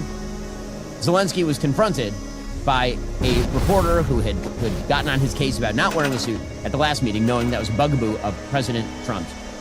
Brian Glenn, who is dating Marjorie Taylor Greene, which says something about his personal judgment. In any case, he complimented Zelensky for wearing a suit, and Zelensky actually came right back at him, which is pretty funny. President Zelensky, you look fabulous in that suit. I said the same. Yeah, you look good. I said the same thing. Yeah. Isn't that nice? That's the one that attacked you last time. See, now he's. I remember that. No, my first question for you, President Zelensky. In the same suit. You see, I changed. Zelensky went right back at this reporter and said, well, I changed my suit and you obviously didn't. You're wearing the same suit. Which is pretty funny, actually. Well, Zelensky was asked during this Oval Office tete-a-tete about whether he was going to make territorial concessions. And Zelensky smartly says, I'm going to leave this in the hands of President Trump. He's a good negotiator. Are you prepared to keep sending Ukrainian troops to their deaths for another couple years, or are you going to agree to a tragic mistake, to be honest with you? It is, and I think history will reveal that. Yeah, one day. And I think that is one of the also one of the good things about discussions that are happening on the internet that are kind of unchecked and untethered by academia, so you could talk about these things. Bigger brains. Smithsonian website says it's actually tripled over the time we've tracked it. Wow. Slow increase from 62 million, but a larger increase 800 to 200,000 years ago. Wow. And then the article goes... That's when the aliens landed. Yeah. So I don't even buy that, though, because Heidelbergensis have the same cranial capacity as us, and they go back 900,000 years. So the other thing I saw before... But maybe that's Erectus they're talking about. Brains don't fossilize. Deteriorate, leaving a cavity. Inside the brain case. Part of how they know some of this info. Sometimes sediments fill the cavity hard, meaning natural endocasts. Scientists also make artificial endocasts to study like the ones above. Fascinating. Yeah, we're a weird creature. Well, did you say it's 2017 that they discovered modern humans 300,000 years ago? I think so, yeah. And where was that? It's in Morocco. And so that's Morocco, right? You said that. So imagine if they found something similar in China. Well, that would fuck everything up because of the out of Africa thing, and that would really fuck everything up. But it could happen. Well, it wouldn't really even fuck it up. It would just push it back. I guess so, yeah. But we're not even supposed to have left Africa until this time of the cognitive revolution, and that's always been one of the points. Like, oh look, we got smart, we left Africa 60,000 years ago. But that's never made sense to me either, because Homo erectus managed to migrate out of Africa and colonize loads of Asia and parts of Europe over 1 million years ago, and if they're supposedly, inferior to us, then how can they make this massive leap? And Heidelbergensis did it 600,000 years ago, and if they're supposedly inferior to us, how come they did this? And so, I don't know. I try not to delve into the out of Africa thing because it gets a little bit controversial sometimes. It does. Well, it gets controversial when you bring in aliens too. It becomes racist because now you're not accrediting the Africans to building the pyramids. Which is really That's never made sense to me, because it clearly wasn't white people that built the pyramids. Well, I watched this very bizarre discussion between some guy that was trying to claim that it wasn't Africans that built the pyramid, that it was white people that built the pyramids. So there are people that have this sort of racist idea of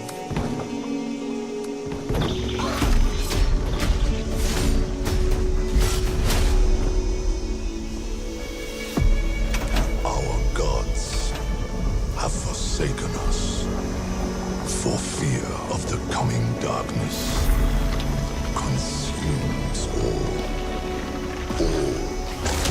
but you, lamp bearer. Something stirs within you. Everything ancient, powerful, hungry.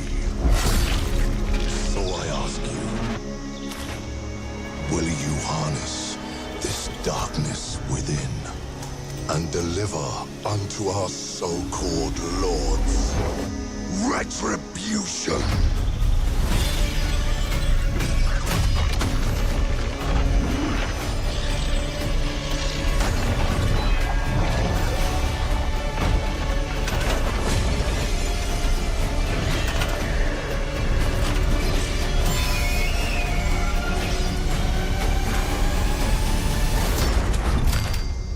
But should you fall, the world falls with you.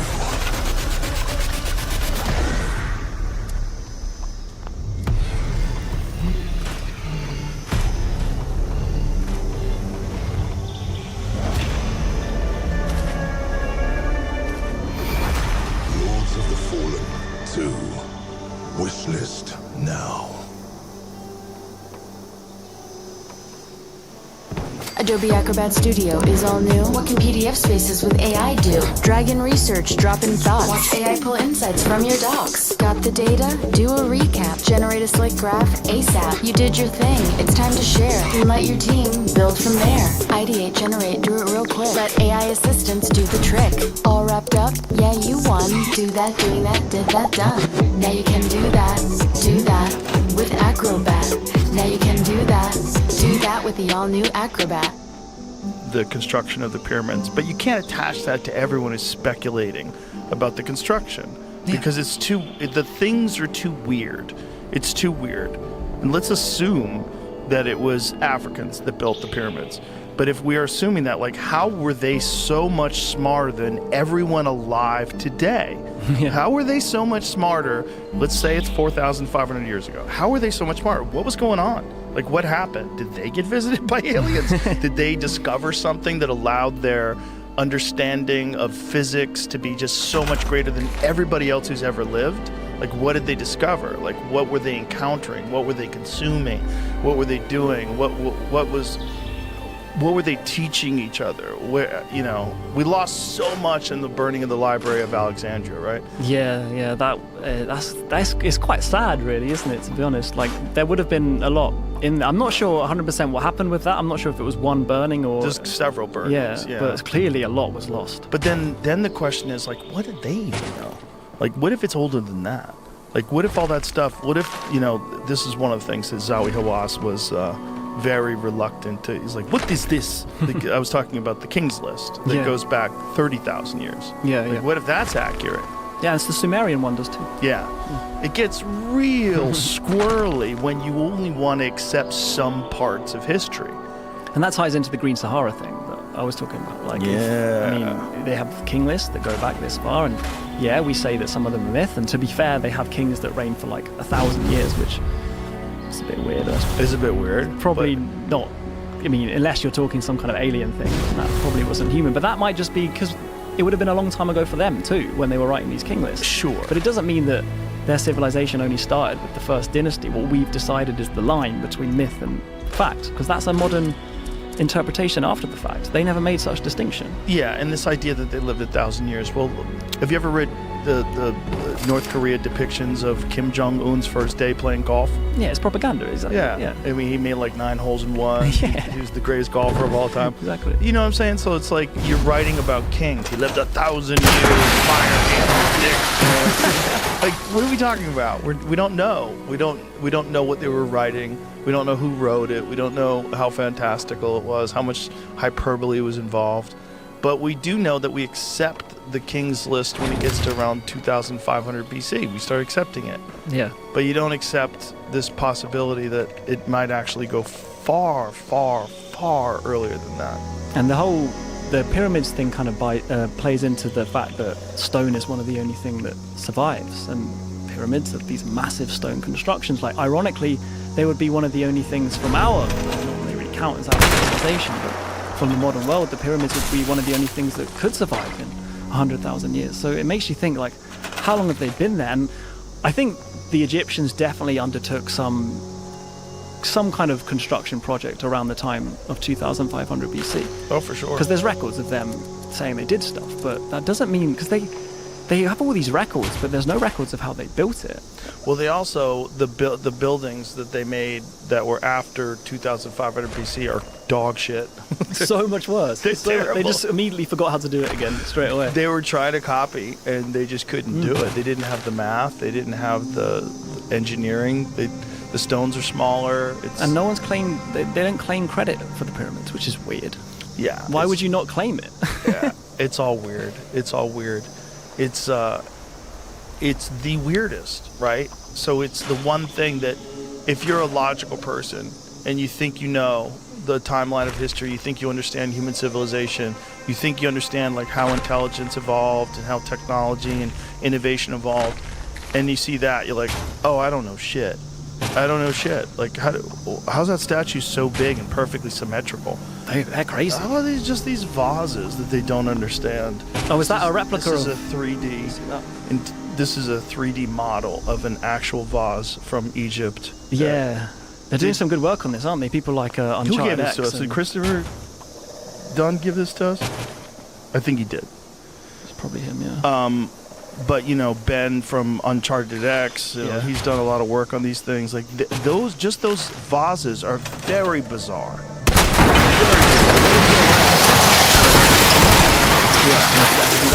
We have no idea how they made them. We don't know what tools they used. Anybody that says that they do, you're lying. You really don't know. You can't know. These things are perfectly symmetrical. They weren't turned on a lathe because they have handles. The way they measure them, like the deviation from round and like how it's like a thousandth of a human hair. Yeah. It's crazy, and it's made from incredibly hard granite, Yeah, right? it's like the hardest stone to do that with. So what are we talking about? Like, who are these people? Yeah. This is kind of crazy. And then you have the statues that are perfectly symmetrical. Perfectly The symmetrical. faces are just incredible. And massive. Yeah. Huge. Right. Unbelievably huge. So they moved them there, and then they carved them perfectly symmetrically. It looks like they're 3D printed. Yeah. It's so strange. It just screams at a lost technology. At least, yeah. It screams that these people had some sort of information and some sort of education that is like on a different path of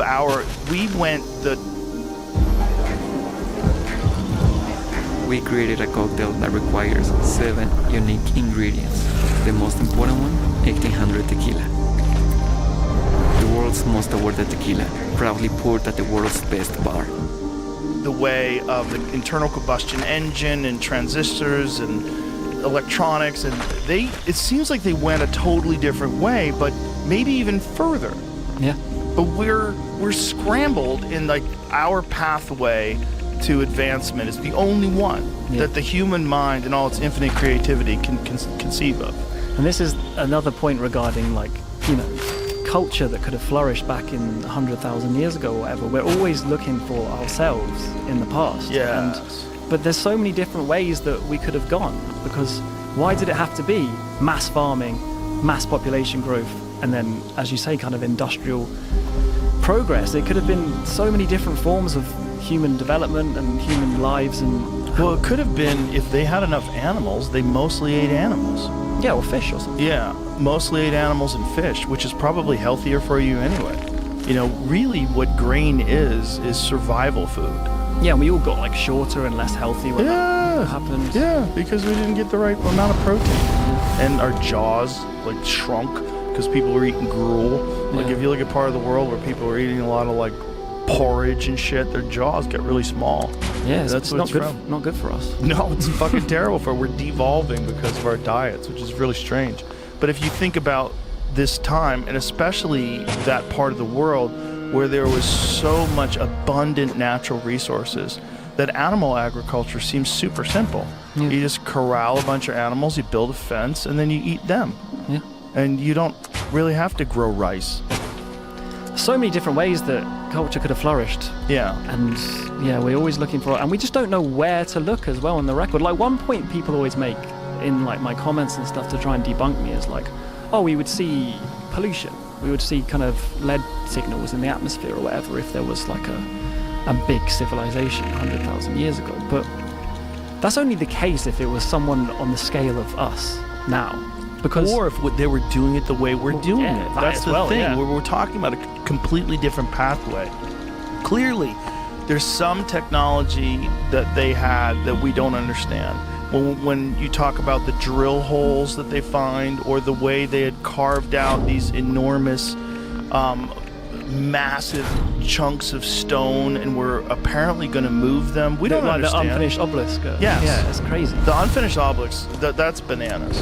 It's so many of these things that they cut out of the ground and absolutely moved are bananas. Yeah. So it's like, what kind of technology? Why are we assuming that it's going to be some internal combustion engine that sprays out terrible pollution? What if they had figured something out? I would say it's entirely possible. It's entirely possible, because we're going to eventually. If you give us another 1,000 years, you will not be able to recognize any of this nonsense that we use for technology today, especially when AI gets involved. Like, did you see that thing where a quantum computer supposedly went 1 second back in time? I did. I was reading that. Is that bullshit? No, they discovered it 6 years ago, though. It's not new. What?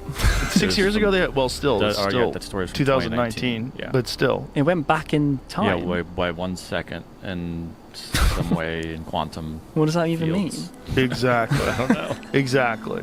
That's mad. But that's us. Now imagine that technology that was science fiction 20 years ago, right? We'll go back to like the movie Alien and look at their stupid computers that they had. That's what they thought people were going to have when they were starfaring people. Yeah. Now, think of this quantum computer experiment where it goes back in time 1 second and then go forward 1,000 years, which is nothing. Yeah. When we're talking about 4,500 years ago, we might be off by 1,000. So go to 5,500 years ago, 6,000.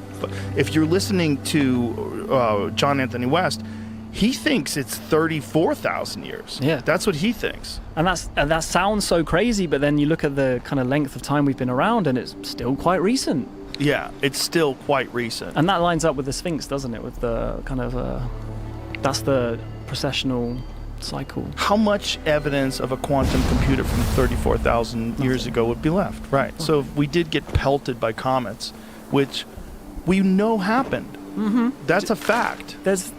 I saw an estimate, I think it was from NASA, but I'm not 100% sure, but it was from a kind of scientific journal that Earth is hit by what they define as a cataclysmic impact every 100,000 years. So that's an impact that's capable of wiping out a third of today's population every 100,000 years. And 100,000 years sounds like a long time, but again, we've been around for 300,000 years. So theoretically, we've been hit by a cataclysmic impact 3 times already during our story. And that both has the potential to completely wipe out anyone that was doing anything sophisticated, but also to wipe the record clean.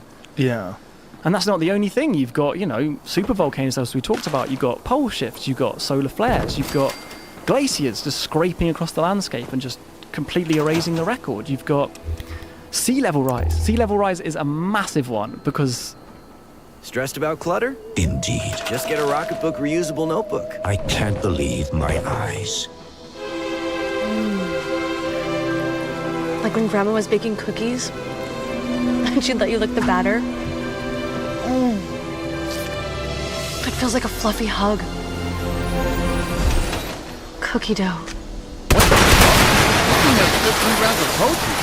Grandma loved protein. Fluffy, chocolatey, and packed with protein. What the puff? Builds Puff. I mean, where have we always lived? By the coasts. And if you look at the kind of fluctuation of sea level rise over the last 100,000 years, 200,000 years, 300,000 years, it's sea levels going in and out by hundreds of kilometers at a time, and nothing is going to be left. Right. Wild stuff. I know, it's crazy. It is wild stuff. But again, if someone is a historian and they got into this, someone's an archaeologist and they got into this because they have this fascination for it, for them to become professors and then start teaching and writing books about this stuff and not still be fascinated by the new stuff is to me so weird. It's like you missed the whole reason why you got into this in the first place. You got into this in the first place is because you're trying to figure out what happened. How did we get to this point? And if there's evidence that shows that we don't have the full picture, and you're ignoring that or dismissing that, or...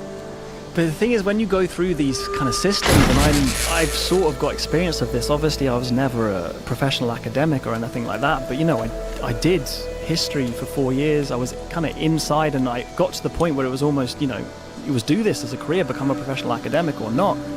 It's very hard to kind of even think this way because everyone around you is thinking within these boxes that we've created for ourselves. And so it's very hard to kind of open your mind, and you kind of have to do it in private as well because no one else is talking in those terms around you, and you're surrounded by people that think in quite limited terms. And I don't say that to kind of be offensive or, doubt anyone's intelligence. Well, it's the culture. Exactly, it's the culture, and it means that no one is... It's very hard to think outside the box when you're kind of in that culture, and I think that's kind of what creates these, rigid systems of thought. It's also kind of fear-based because it's not just discouraged; they'll attack you. No, I mean they attack each other even when they are within viciously. The box. Yeah. Just to think about the Clovis first issue. Yeah, I mean that's the best example. It's the best example because that guy was destroyed. His career Tom was destroyed. And Jack St. Mars and they were others. right. Yeah. They were destroyed for theorizing that human beings had lived in North America and that had arrived in North America far before 13,000 years ago. And that was the established timeline of the Clovis people. And then when they found these footprints in New Mexico that are 22,000 years old. Yeah, and they hated that as well. They hated that. Of course they hated it. But they hated it just because they were wrong. That's all it is, man. It's human ego is so gross. And this brings me back to psychedelics. Because what do psychedelics do that's most important? Well, the dissolving of the ego. It's one of the most important aspects of it. It makes you realize the folly of your ways. And all of these people that are supposed to be the academics, they're supposed to be the enlightened ones. They're not enlightened. They have information, and they hold that information like it's their identity. And they're right about a lot of things because they have been studying it, and they do deserve credit for that. What they've done is amazing, and the understanding that these academics, these archaeologists and historians can give us of our world and our history is really cool. It's really awesome, but there's a whole lot more out there. And for them to pretend and dismiss people they should embrace people like Graham Hancock, and then they should correct him when he's saying something that's wrong. Yeah. But instead of lying and then calling him a racist and saying all these terrible things about him, well, that just shows me that you don't really have an argument. And you're trying to protect your identity. Your identity is the gatekeeper of this information that is not yours to gatekeep. It's for the whole human race to understand what the hell happened. Yeah. And I wish that, we've seen a surge in interest in ancient history and prehistory and, the story of our species through people like Graham Hancock, who have kind of created a massive interest in this subject, but instead of embracing that, they see it as a threat, and I think that's really sad, to be honest. And yeah, I think it kind of hurts the discipline in general, because if you kind of embrace that and brought him into the table and spoke to him and kind of agreed to have the discussion, then it would create a much kind of more healthy debate around these things. And when you talk about the Clovis kind of narrative, it because we think that we know what happened and thus we know what didn't happen, it means that people aren't even looking for stuff that now we know was there. So they didn't dig deeper than the Clovis layer until very recently, because they knew that humans weren't around until Clovis, but obviously that was wrong. So they could have missed so much stuff, and they probably did. I mean, have you seen that? There's to be fair, I think Graham mentioned it on the show, the Saruti Mastodon site, which is 130,000 years ago in America. I mean, if that's human, which it kind of looks like it is. That's debatable, though, right? Isn't that debatable? Because the way the bones are broken, it could have been from some sort of an accident or an avalanche or something, right? Yeah, it is debatable, but it could be human. It could easily be human, because it kind of looks like human markings on bones. I mean, so it looks like scrapings, like they're scraping the marrow out of the bones. Yeah. I'm always trying to be the best at what I do, trying to put my best foot forward. Everything I do, I want to try and win.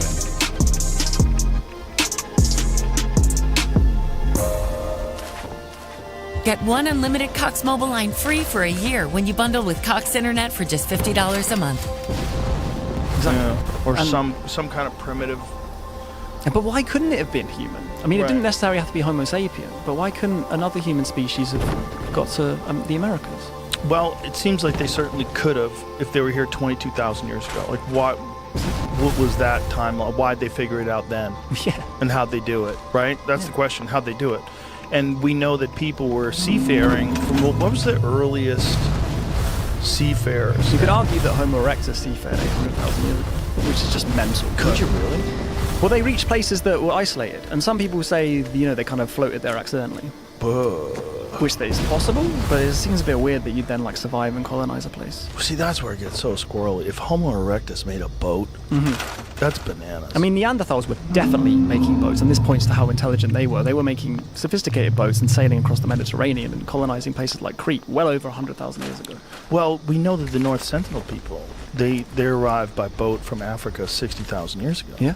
And so at least then people were seafaring.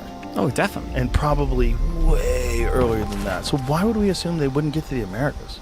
That seems crazy. I mean, bigger journey, to be fair, but then I guess if you go across the top... Which way you're doing it. Yeah, exactly. If you go across the top and kind of hop down along the coast, then not so hard. Well, also, there's the problem. It's like if you go back 12,000 years ago, Canada's covered in ice. Yeah. There's nothing there. It's literally all ice. So where are they coming from?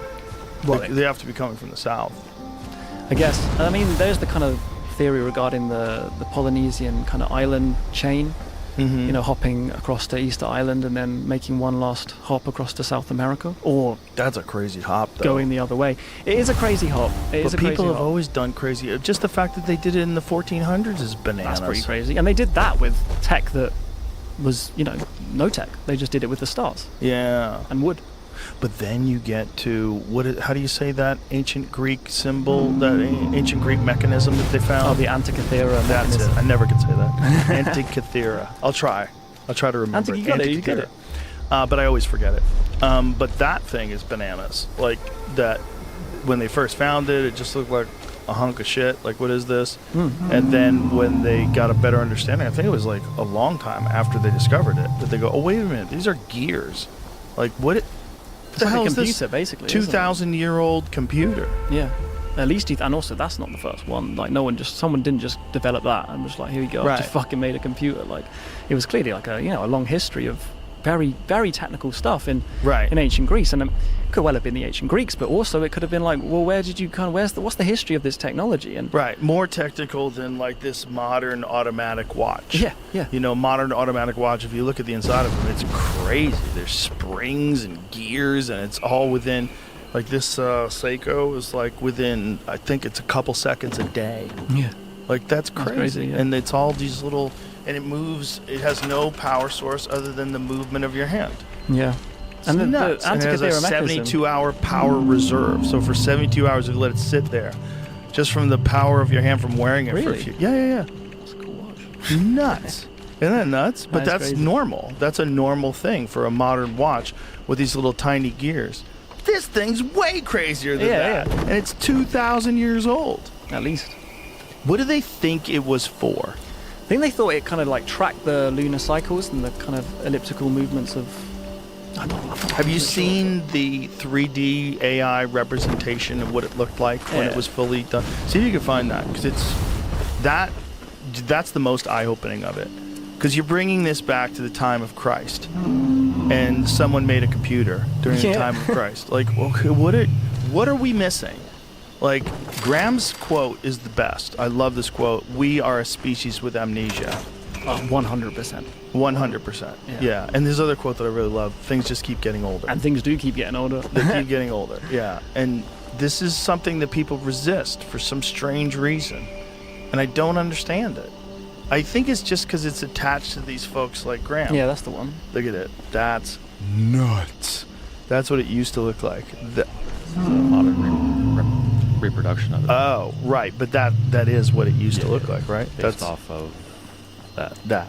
Pieces. So, show me the modern reproduction of what it looked like. Just imagine. Okay, someone 2,000 fucking years ago figured that out, and they have these little representations of the stars and the planets, of the sun, and then all the planets surrounded. Like, first of all, how do they know all that? How are they seeing these planets? Like, do they have a telescope? Like, what are they? How do they know how many planets are in our solar system? What did you base this on? Wow, you finally replied to a text message from 3 weeks ago. You deserve the sweet and tangy reward of a new prickly pear raspberry Whataburger from Whataburger. Thumbs up emoji. An icicle treat for every small feat. What a burger.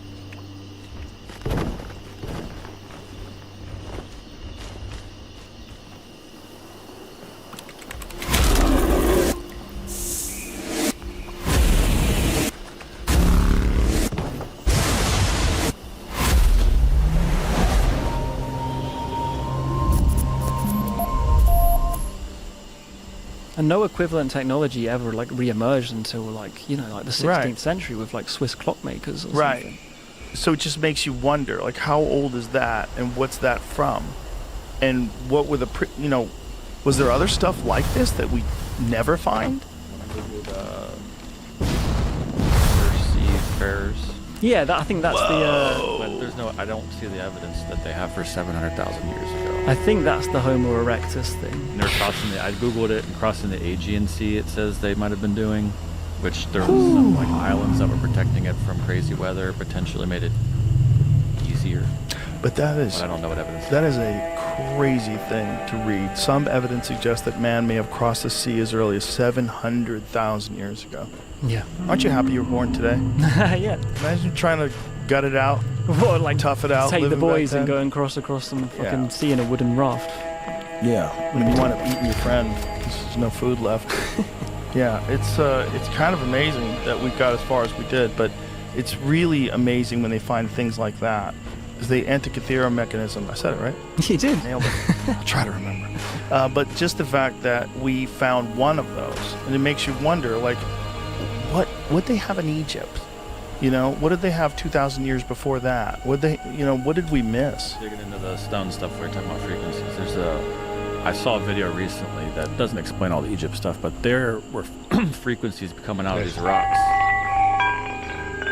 that I don't think everybody is currently like studying. People have studied it.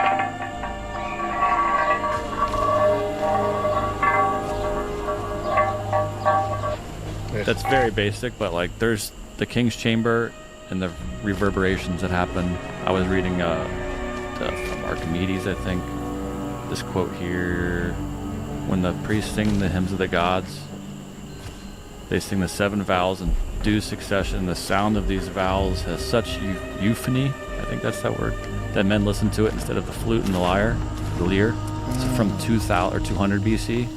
There's like so many ancient sites that are all built with kind of acoustic, like resonance in mind. Yeah, so that's what I was getting into this. I was trying to find the proof of it. Someone made a video I saw recently where the somatic stuff shows up all over the place in some ancient sites, definitely obviously in churches and cathedrals. Ooh. But this is what happens when you like put sand on a plate and hum on it, or put a certain vibrations, frequency.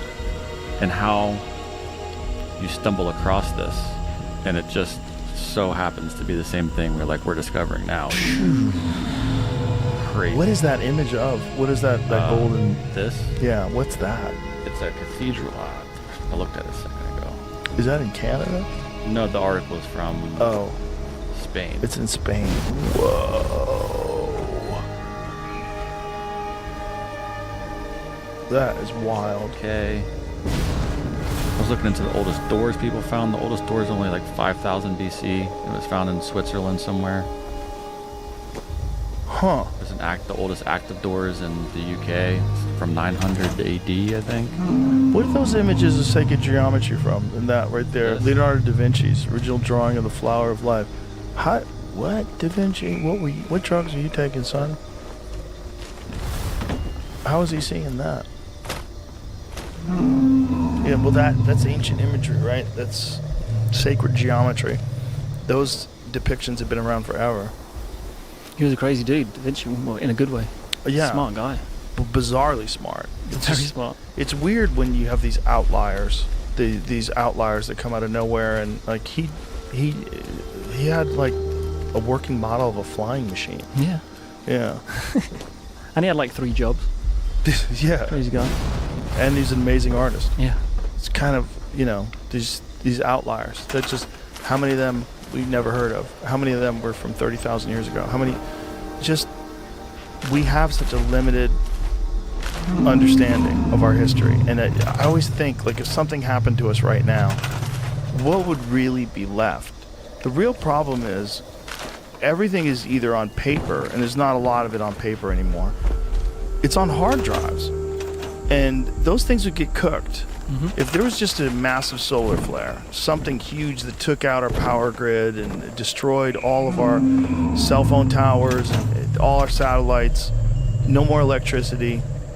And even if it didn't get cooked, what would you do with it in 100 or in 10,000 years? Exactly. If you found that, you wouldn't know what that was. You wouldn't know what that was. You would have to devise a new version of Windows to read it. It would take so long, and it would probably have been corroded and wasted away. It wouldn't be long before that. Especially if something happened, it was underwater.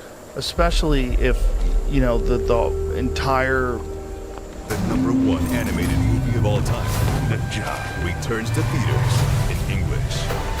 Starring Academy Award winner Michelle Yeoh. My son must be brave. Deja 2. Experience it in IMAX in 3D August 22nd. Do you know what's really fun? Making a website on Wix. Hey, we're How Ridiculous, 3 childhood friends and digital content creators that do epic stuff from Perth, Australia. We've got about 50 million followers. We're in the billions of views, and we're a small team.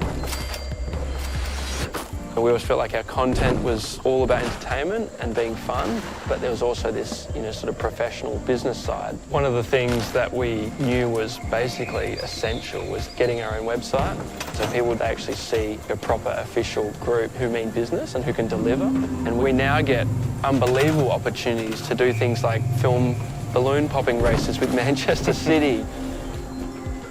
I don't know all the things that we're going to get to do in the next year or 5 years, but if we can do this as a job, anything's possible. World's on fire because we got hit with a comet. Yeah. Like, there wouldn't be much left. And this is like a really shitty way to store information. It does feel like a bit of a risk, doesn't it? It's a giant risk. Everything we've ever kind of learned and, discovered and thought about is Well, you know what happens when your phone dies and you don't have a backup phone? You're like, oh no, I don't know anyone's number. And we do that with our entire civilization's knowledge. Right. And so then you would have just stories and myths of what things used to be like. There was an all-female flight crew at Delta. You're like, what?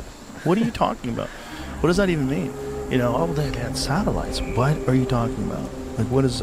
The thing is, like, I wonder how many of the satellites would still be in orbit, or whether their orbit would deteriorate and they'd come crashing down to Earth. I think they would decay, like, relatively quickly, I think. I'm not sure, but lots of them would, I think. And when we're talking big time scales. Yeah, let's Google that. How many satellites that are in orbit today? See if... put this into AI. How many satellites that are in orbit around the Earth today will be there in 100,000 years?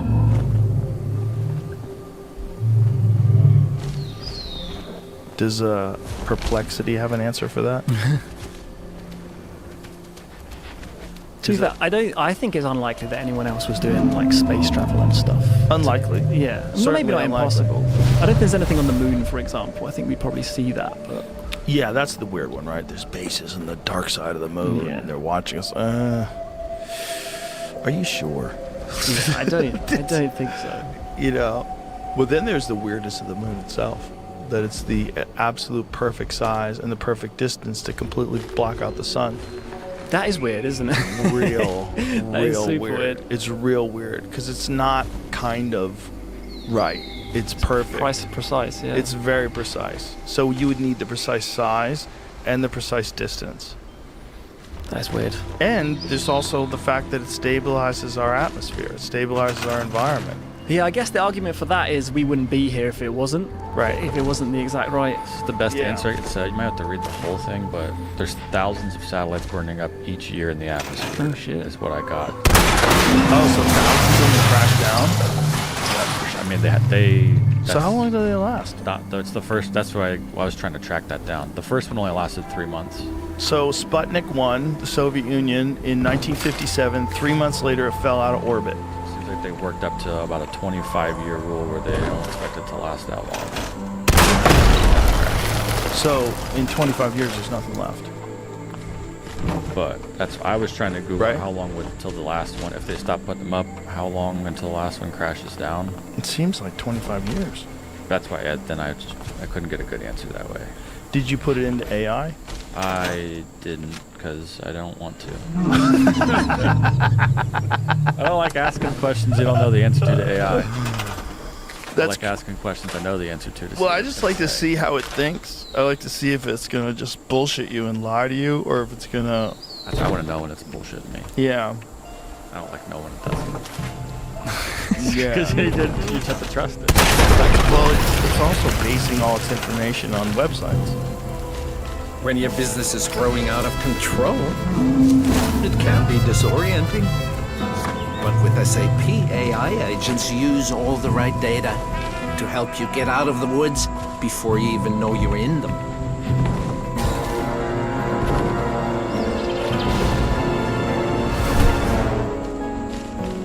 Yeah, and I don't know what year it was trained on. I was watching people talk about sports cars. They're like, it's not updated in the last 3 years, so you can't use this data. It's not good data. Oh, really? Which one was that? I don't know which one they were talking about. There's so many AI opportunities out there. It's funny watching people on Twitter use Grok and try to get Grok to say things it doesn't want to say. Yeah. And you realize, there's an information blockade of what Grok is allowed to talk about. The thing is, you can just you can kind of trick AI to say whatever you want it to say. Yeah, I've seen people do that, like trick it into saying, like, how would you make a bomb? Yeah, and that's almost the bad thing do it. about it, is it kind of becomes your own little echo chamber after a while if you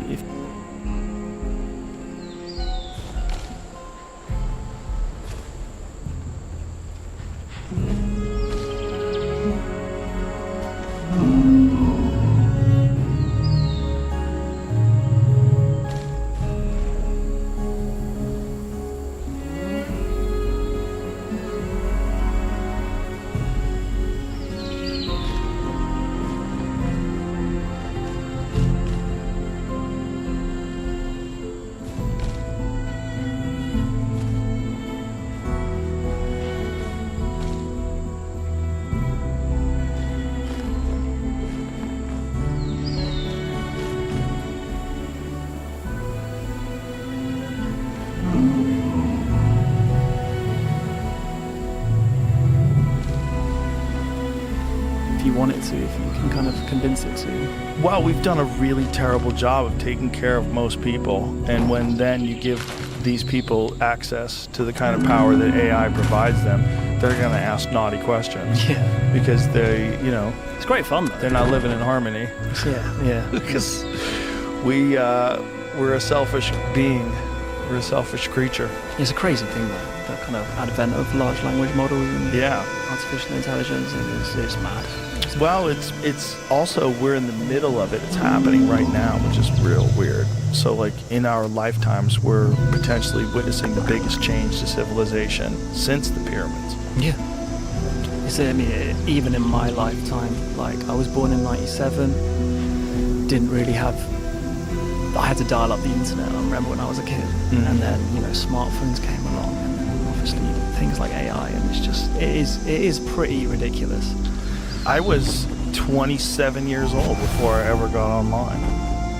That was when I first got a computer and I got on AOL. You've got mail. It's like, I've got mail? This is crazy. Yeah. And you could go to chat rooms and read about stuff, and you could download information besides print stuff about UFOs. And like, this is the future. I'm living in the future. And we're very fortunate, I think, that we got to see what life was like with a primitive use of the internet, to what it's become now, to a quantum computer can go back a second in time to, what is coming next. We don't know. What's really weird is imagine if this has been done before. We're assuming that it hasn't, but imagine if the Egyptians had figured out something similar. It kind of makes sense. I mean, it sounds preposterous that they did, but why? Why if we can do it? Why if we can do it? If maybe it's just a thing, if you leave humans undisturbed for a long enough amount of time with food, they start figuring stuff out. If you can keep them from killing each other, and maybe that's the beautiful thing about the way Egyptian technology had advanced, they didn't split the atom. Maybe they figured out something else, that they couldn't turn into a weapon. Yeah. I mean, they were definitely doing it.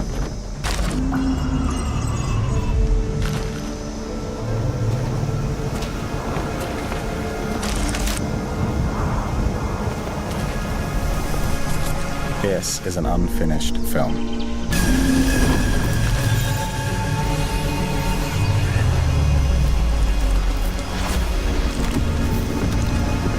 can take over as director if you like. There are some scenes missing, but that's so you can try out some of your ideas.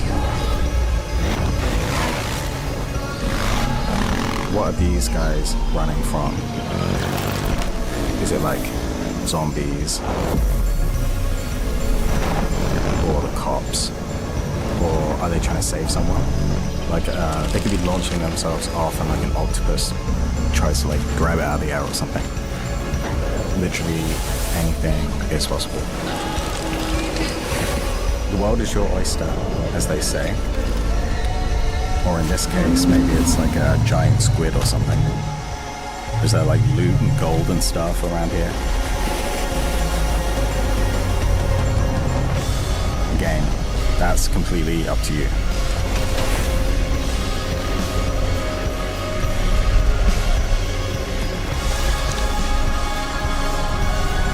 Oh, maybe there's a town right there in the background that's like pink and glowing instead of a city. The world is what you make it. Life is way better with great food. Hi, I am Brisa Lopez, a restaurant owner and cookbook author. Welcome to Making the Most of Your Meals. Today, I'm going to teach you how to make two of my favorite dishes, a delicious crispy milanesa, and with the leftovers, I'm going to make you one of the most delicious tortas you've ever had in your life. Just maximizing your time and effort because you know what? I'm a mom of two, and you know we ain't got time to waste in this lifetime. What's gonna have for dinner? There's nothing more exciting than to know that you're gonna make something that you can reuse the next day to give lunch to your children. Man, I love beef. I think if you actually brought my son right now, he told you what's your favorite thing to eat is beef. So the first recipe, I just remember my mom always making me milanesa for dinner. That combination of the sauce. Some pretty mad stuff. And then if you look at those kind of granite boxes they made, it's a completely smooth surface. I mean, they clearly had some form of technology that we don't attribute to them. I think that's undisputed. I mean, it is disputed, but I don't see how you can logically kind of look at what they were doing and not think they had some kind of technology that, we don't traditionally attribute them to. But whether that means they were like some crazy advanced civilization or it was built by some other advanced civilization, that's a bit more hypothetical, but they were clearly doing stuff that we can't appreciate today. So that logically suggests they had, something that we don't understand, right? Right. And when you find Antikythera from 2,000 years ago, it makes you just really think, like, okay, what did they have? Well, ancient Greece was very inspired by ancient Egypt, so, I mean, it could have well come from there. Exactly, yeah. And we're just guessing. We're just lost in guessing. That's the thing, it's all about interpretation, isn't it? All of history is about interpretation. It's not a hard science like, physics or not physics. Physics is kind of crazy too, although it hurts my head, man. That's too much for me, all that quantum physics stuff. But have you ever heard of the Silurian hypothesis? No. That's, maybe I have. What is it? It's kind of linked to this, it's linked to this, ancient civilization stuff. It's the idea that there could have been an advanced civilization on our planet, 100 million years ago, a non-human one that was advanced and industrial, and we just wouldn't see any trace because of how long ago it was, and they could have been here and we just wouldn't know because it's been so long. It's kind of like where I come from with my kind of human idea. Obviously, it's a further time span, but it was proposed by two physicists. Is why I just thought of it just then. There's a guy called Adam Frank and. Oh, I've had him on before. You've had him on? Yeah. Adam Frank. There you go. I mean, did he We had him on. Didn't we? You can see what It's the a episodes- problem. That happens all the time. But, yeah, we've had him on. I know we have. I knew we had. There you go. I Yeah. just wanted to check because I have been wrong before. Where we talked about a guy. I'm like, who's that guy? And then like I talked to him for 3 hours. I thought you were wrong. Yeah, it's happened before. But so this idea is that something else other than human beings. Well, it's just the idea that if it had, we wouldn't know. And because the Earth's been around for so long and complex multicellular life appeared, relatively early in our 4 billion year history of the Earth or whatever, I'm not sure on the dates, but we've been around, the Earth has been around for so long. And we know that intelligence can emerge because it emerged with us and happened relatively quickly when you look at the kind of massive timescale that the Earth's been around and how long multicellular life has been around. So their idea is kind of like, well, what if, a civilization in the kind of era of the dinosaurs had, become very advanced and an industrial society? And they say we would see absolutely no evidence. Like, when I'm talking about human civilization, we would see some potential evidence, like, rock carved stone or whatever. But they would say you wouldn't even see the nuclear waste deposits because it's that long ago that nothing would survive. And then I think about that and I think, well, isn't it almost more likely that something did happen, considering we know that intelligence can emerge relatively quickly? Multicellular life has been on the planet for so long. Limited understanding of the fossil record. Yeah. Why couldn't something have happened before? And then you start getting a bit, stoner about it, and you start thinking, well, maybe they're still here because they. Yeah, that's what I like to do. I like to go interdimensional because I think, if you do have these quantum computers that can go back 1 second in time, and you move forward 1,000 years from now, they're run by AI. What can they do? What do they cease to? Do these beings cease to exist in this dimension? Do they develop the ability to be transdimensional? Do they no longer exist in our space and time? Is that like the emergence of this new life form and then they observe us? Is that what's going on? Well, I feel like if you kind of survive, a lot longer than we have, and you kind of get to a different kind of level of intelligence, then why would you need the kind of physical body? Why would you need the physical realm? And why couldn't you kind of diverge different dimensions if such a thing is possible?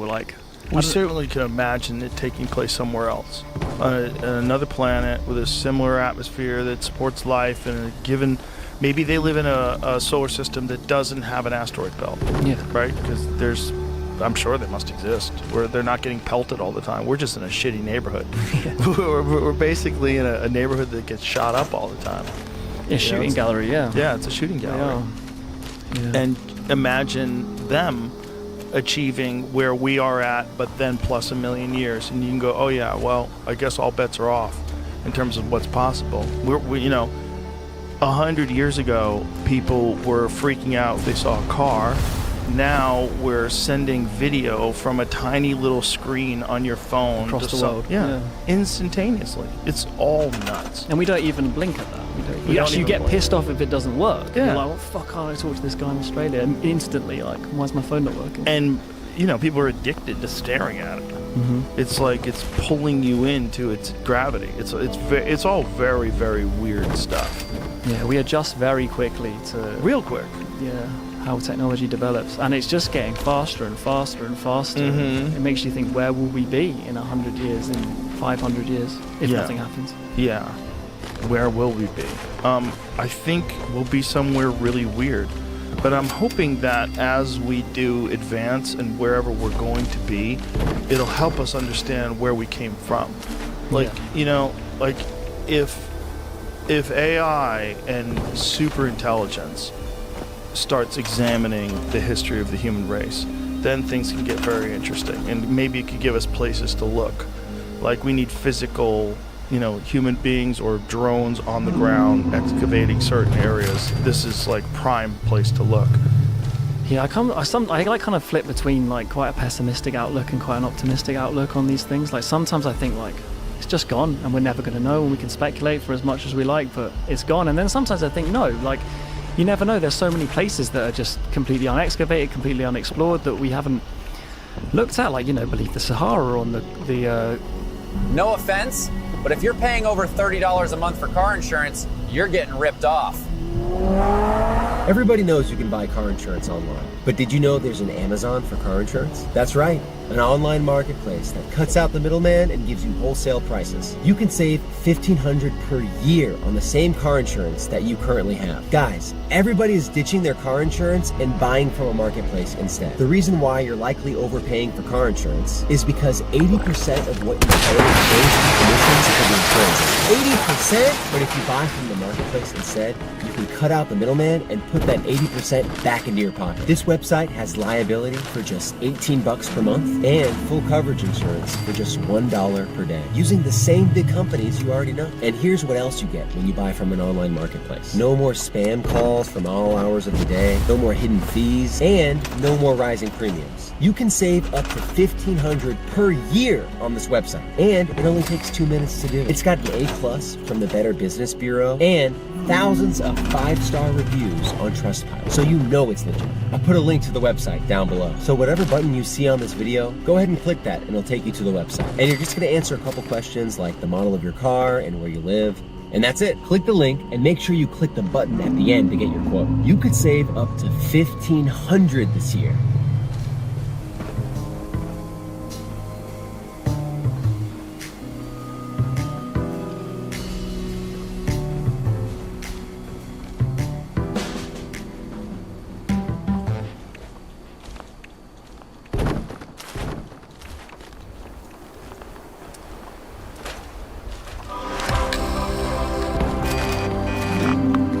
Hey, it's Marty Mauser. I'm in the Royal Suite.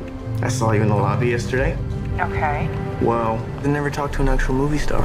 You know, I'm something of a performer too. Are you? Yeah, you don't believe me? You what? You what? You got the Daily Mail in front of you? This is you? Yeah, the chosen one. Nice picture, right? I have a purpose. And if you think that's some sort of blessing, it's not. It means I have an obligation to see a very specific thing through. And with that obligation comes sacrifice. Everything in my life's falling apart, but I'm gonna figure it out. Do you need any help? I could help you. I know it's hard to believe, but I'm telling you, this game, it fills stadiums overseas. And it's only a matter of time before I'm staring at you from the cover of a Wheaties box.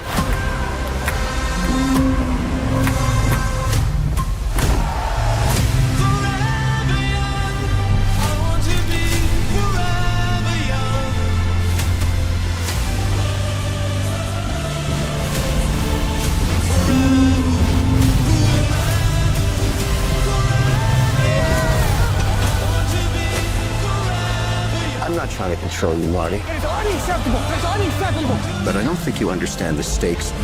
You have no power here.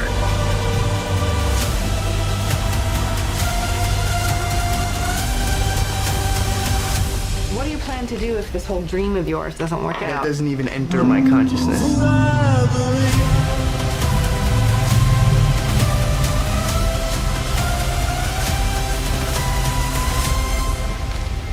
Now look at this, the orange ball, which no one's ever thought of. See, you're already following it way better. Look at his eyes. You're looking more engaged now. Buddy, custom ball like that, it's gonna cost a lot of money. Of course it's custom. It's an original ball for an original guy. It's the Marty Supremo, not the Marty normal ball.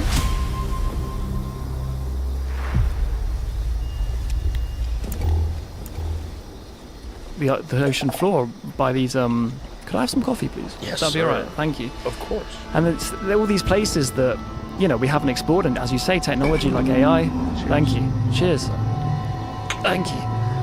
You know, sometimes I think, yeah, maybe we are going to make like these massive discoveries that are going to completely shift our understanding of history. And as you say, the kind of Giza, the findings beneath Giza, that could be a moment. And I'm always looking for that. But then sometimes I flip again and think, you know, maybe we'll never find anything. And I just don't know. Maybe I'm just speculating for no reason, and I should just stop. Have you seen Ben on Uncharted X? He has a very recent video of these. I don't even know how you describe it. There's these underground structures in Egypt that he says are bigger than the Giza Plateau, that are underground. I haven't seen that. No. And I then love his channel. But there's a historical record of these things where people had talked about them, like, you know, way back. Even explorers had visited them and found them to be more spectacular than what is actually on the ground. That the underground thing was even crazier. And that begs the question: why underground? Why do we find all this underground construction all over the world? Hey, whoa, Jamie. Was that? That's his theme music. I didn't recognize that. Shout out to Uncharted X. Yes, he's coming on soon to talk about this very thing. He's awesome. He's really awesome, and he spends so much time down there. So, he did something. Are you talking about? He did a video on the kind of unknown ancient site. So the unknown ancient site said to be greater than the pyramids. Confirmed the satellite scans. Yeah, I haven't seen this. Give us the coming up. Just play it.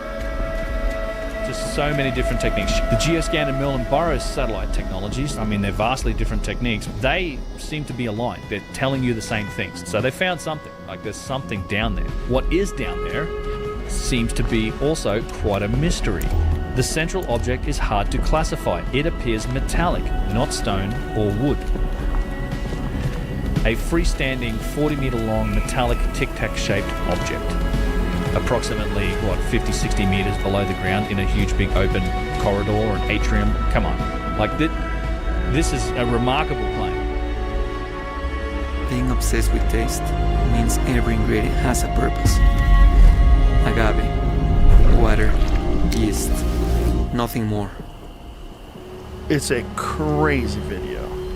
And he goes deep into the history of people talking about these sites, and even ancient explorers who wrote about visiting Egypt would talk about how it was even more spectacular underground. Here it is. This is, how do you say his name? Petrie, yeah.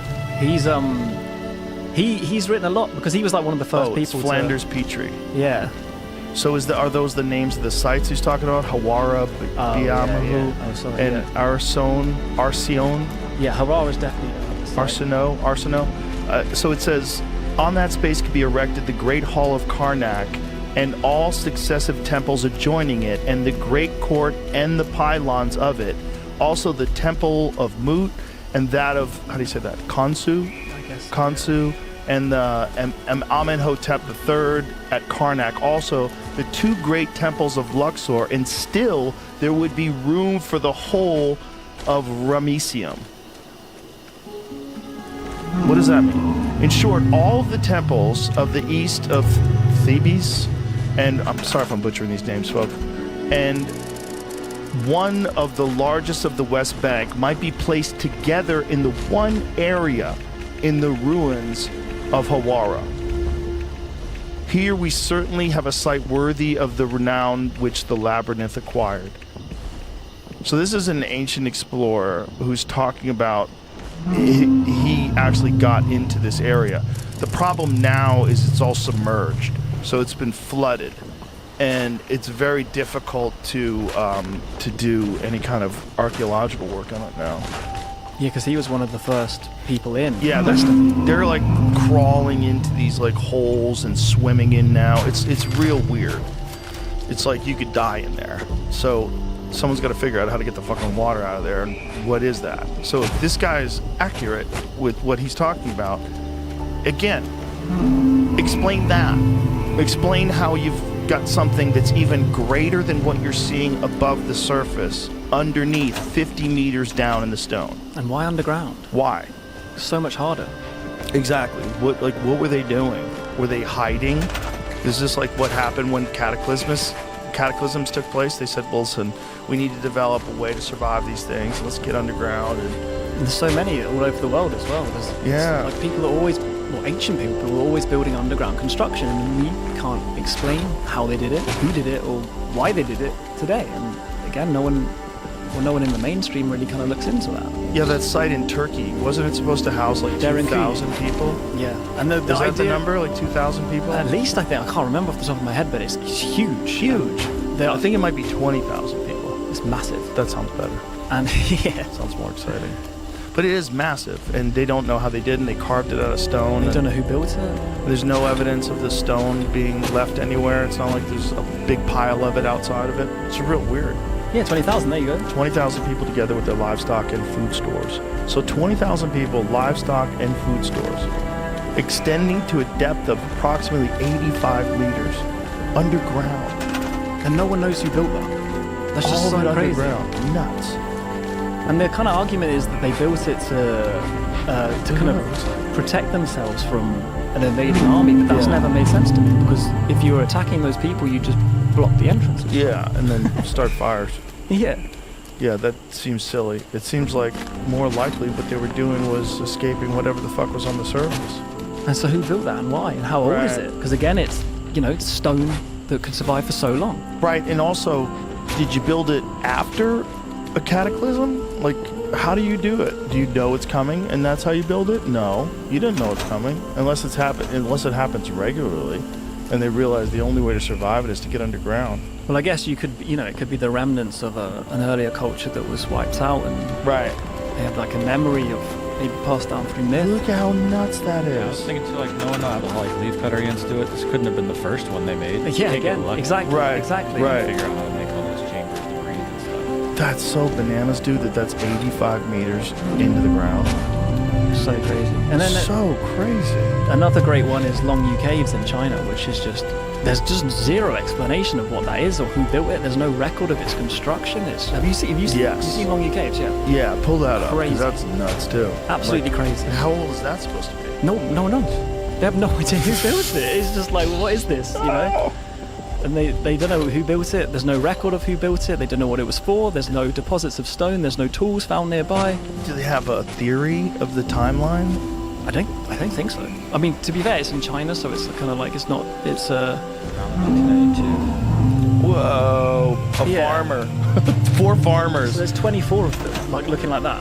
Wow. 24. Go to a video of it so we can see, because the caves when people walk around it with a camera, it's bananas. And there's 24 distinct ones that look like that.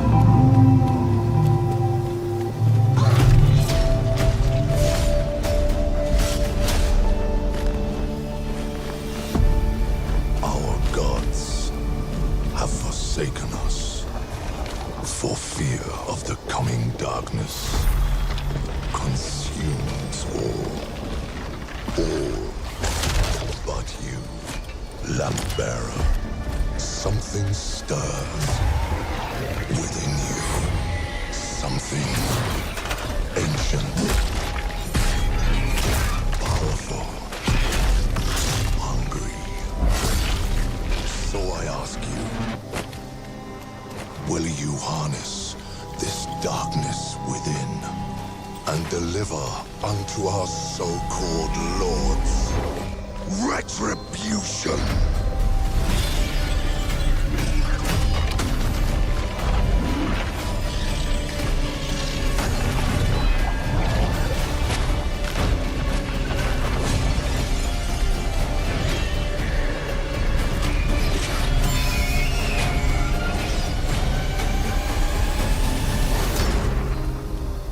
But should you fall, the world falls with you.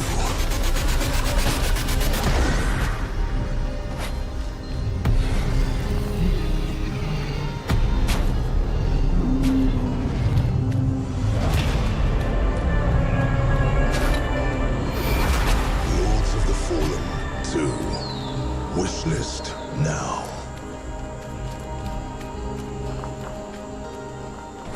What matters to post-university people? People who pick Post want an online education that works on their schedule, so they can get a degree that can help move their career forward without having to leave the people that matter most behind. Are you a Post person? And it's just like, who's building that? Why? Still visit China without going to jail? What happens? I don't know. Oh, this is Mike Collins. He's great, Wandering Wolf. Yes. He's the one who does all that stuff about that wall in Montana, too. Yeah, the Sage Wall. Very weird. That Montana thing is very weird. I go back and forth on that one being man-made or Yeah, that's the case for so many like of these things. It's like it could be natural, but then Not this one, though. this is definitely not fucking natural. Can you imagine in 1992 some farmers are just fucking around and they find this? Find and 24 of them as well. And they're like, yo, what did we find? I think the carvings are modern. Oh, they are? I think so. I think Like, they are. from not 1992? the parallel lines. They don't know what they are. They have no idea why the parallel lines are there. But I think the kind of carvings depicting like mystical Chinese stuff is a kind of modern addition. Oh, like brand new? Yeah, Like just after like the- since they discovered it. Oh, really? Like I even think- those ones on the wall right there? That's so gross. I think so. I may be No.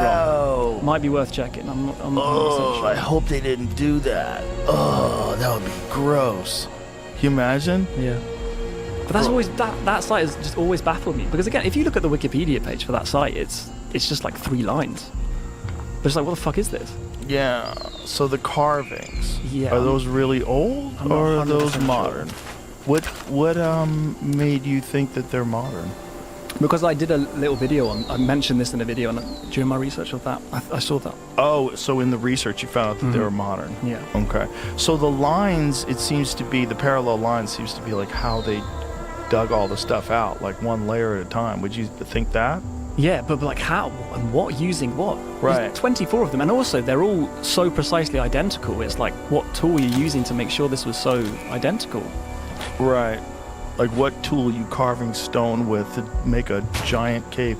One particular cave stands out for its detailed carvings of dragons, animals, people, and figures closely resembling the 8 immortals from Taoist mythology. These depictions suggest a deep connection to Taoism. Whether these carvings were a part of the original structure or added later after the caves were rediscovered in 1992 remains a topic of debate. After close examining of the carvings and a noticing of unique method used to chip away at the rock for these images, it seems likely that they were added later, perhaps turning the cave into a sacred place reflecting the religious beliefs at the time. Oh, so some gross people carved into it in 1992. Ugh. That's so crazy that you did that, guys, because that's probably what people have done throughout time. I bet that's, probably the people that like put their dead body in the pyramid. Well, yeah, and that's the thing with all the other things Yeah. in Egypt is people have carved hieroglyphics onto there, but that doesn't mean that that's when the original thing was built. Can you go back to the video, please, Jamie, of that site so we could see like what it looks like when you're walking around in it? Because the fact that they don't really know who made it, and the fact that these farmers found it in 1994, when you see the scope of it, that's where it really sets It's in. just unbelievably big. Yeah, because I think like images are cool, but the way this guy's walking around it, you really get it. And then you have to times that by 24. Imagine those farmers. They're like, should we tell anybody? Yeah. If we don't, they're gonna kill us. They might kill us anyway. How much, how much was added then afterwards if they did the I carving? know. How much, like stairs? Oh yeah, all the stairs were added for sure. I bet. Right, the stairs that guy's on. Look too new, obviously. But again, what was this for? Like, why did they Yeah, build they this look huge new. All that shit looks new. Yeah, why did they? Like, what is this? The carvings. I mean, unless maybe they're trying to make the carvings to make it seem like it was older and people would come wonder and just come look and it'd be a tourist attraction. Like maybe without art, they didn't think it would get enough people to visit. I think it's also to kind of connect it to kind of, Bro. more like contemporary cultural China rather than, because I mean, who knows how old this could be? That's crazy. Because it's stone. That's crazy. The fact that they just found it, just stumbled on it. That's what's the weirdest thing about some of the discoveries, because that's the same with Göbekli Tepe. It was a sheep herder, right? If someone found Göbekli Tepe in the 60s and they didn't think it was anything, so they left it. Really? Yeah, it's like that guy fucking missed the boat a little bit. No way. Yeah, some American archaeologists found it in the 60s. and What were did they like- find? I can't remember, but they found like a little bit of it and they were like, oh, this is clearly just some like, contemporary Bronze Age society. Don't worry about guy that. must have shot himself. He must have fucking been he missed like, the boat a little bit there, I didn't he? could be a stoic. I could have been the guy instead of a fucking sheep herder. Yeah. Because there was a guy who just found like a stone, right? Mm-hmm. Yeah. Yeah, here it is, 1960s. A survey conducted by archaeologists from Istanbul University and the University of Chicago found some flint and limestone artifacts, but they didn't perceive the site as anything more than a medieval cemetery. Whoops. Whoopsies. Whoopsies. Yeah, that was the find of your career, and you fucked nuts. What a slip up. So the sheep herder that found it, I think he just found like a corner of something, and he like kicked it with his boot and was like, "What is this?" And then started looking around and scraping it off. And then I think once he realized it was really big, he goes like, maybe I should call somebody. Yeah.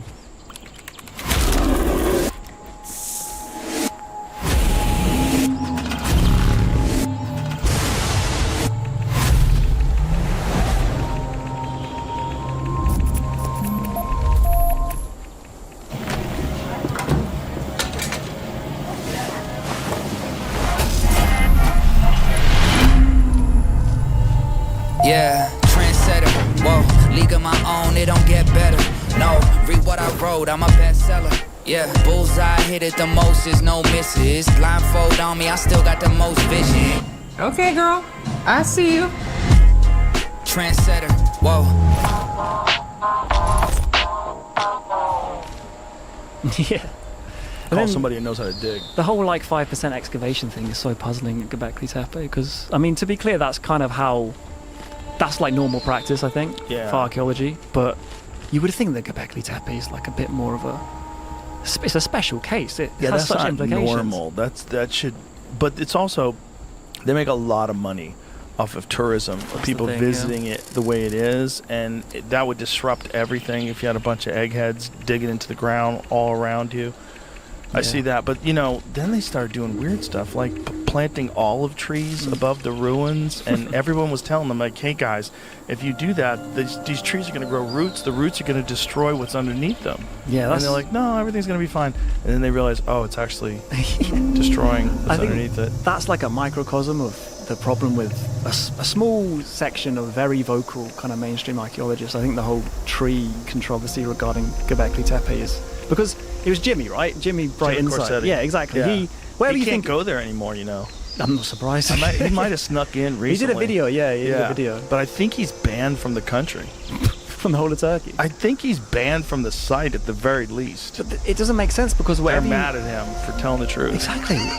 Whatever you think of Jimmy, like he was wrong. right. Let's find out if he's banned. I don't want to get Turkey mad at me. Because I think Turkey's probably the birthplace of civilization. Possibly. Of what we think of as civilization. I mean, there's so many different things that they've found in Turkey now that's starting to lean people to think that, like, well, maybe that spot. Maybe we've, there was probably a bunch of places like that in the Middle East where civilization had sort of emerged from whatever had happened before. Or the Sahara. Or the Sahara, yeah. What do you think about the Richard? Let's get to that in a second here. Oh yeah, Turkey should have banned me when they had a chance. If my Jimmy's so crazy. If my prior work on Göbekli Tepe upset them, what I will share in the coming days, weeks is going to take things to another level. But because we were cunning around various security protocols and aided with exceptional timing, we got the footage. Our ancient history belongs to humanity. I agree. Anyone that opposes that has no place controlling our lost history. Good for you, Jimmy. Yeah, I mean, whatever you think about him, he was right about the trees. And the fact that they had these people kind of coming out defending the trees and saying the trees were good for archaeological sites, just... Yeah, I don't know what Jimmy has a degree in, if anything, but he clearly knows a lot about ancient history, and he's really interested in it. And this, again, this gatekeeping. Like, if you watch his videos, and he constantly gets smeared with all sorts of different horrible claims that he's this and he's that. And he's like, if you watch his videos, you know that's not true. He's just a guy who is very fascinated and deeply informed on a lot of the timelines of all these different things. And he likes to make videos of them, and that's a good thing. Why shouldn't he be allowed to speculate?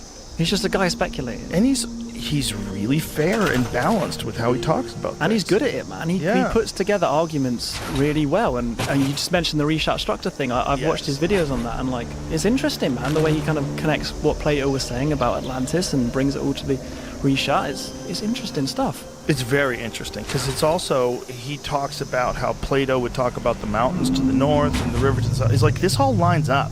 concentric rings. This Yeah. concentric rings in the same size as was described as Atlantic. And the Tamanrasset River system used to run straight, so it was surrounded by water. So it could have been. How come everybody's like, nah? Well, it's because you can't prove it, isn't it? Well, it's a little bit of that, but it's also because this YouTube guy's the one talking about it. And that's, if they admit that he was right, that would drive them fucking crazy. They had to with the trees. Yeah. They had to move them. Yeah. Which is funny. Sorry. But I think he's right about Atlantis, too. I think he might be right. There's something about that that's weird. It's also weird if you look at it from a satellite perspective. The satellite imagery where you get to see where it all looks like it's been washed over by water. Yeah, yeah. Like the whole thing looks exactly like sand looks when the tide comes in and then pulls back. Yeah. It's all rippled and it looks like it was pummeled by water. Yeah. And match the sinking into the sea in a single day and night. Exactly. And also, like, how many stories from ancient history depict floods? There's so many of them. Like, are we going to ignore all of them as myth? Well, the idea that myth doesn't hold any kind of use in understanding the past is just ridiculous, because the myth is powerful because it's the thing we've collectively remembered as a species, isn't it? So why would we dismiss that as a kind of... At Cox, we're always a step ahead. Like how the price of your plan won't go up for 3 years. Guaranteed. That's refreshing. Woo! S'mores. Lock the price of your plan for 3 years. Just another way we keep you a step ahead. You know, historical record. And then you've got examples of, like, indigenous cultures that remember kind of scientific information through myth. Like, I always go to this example of these kind of islanders during the tsunami in 2004, and they went to it was the Andaman Islands, and the kind of, you know, Western scientists or whatever went to the island after the Boxing Day tsunami, and they were like, oh, everyone's going to be dead, like they're all going to have been wiped out by this tsunami.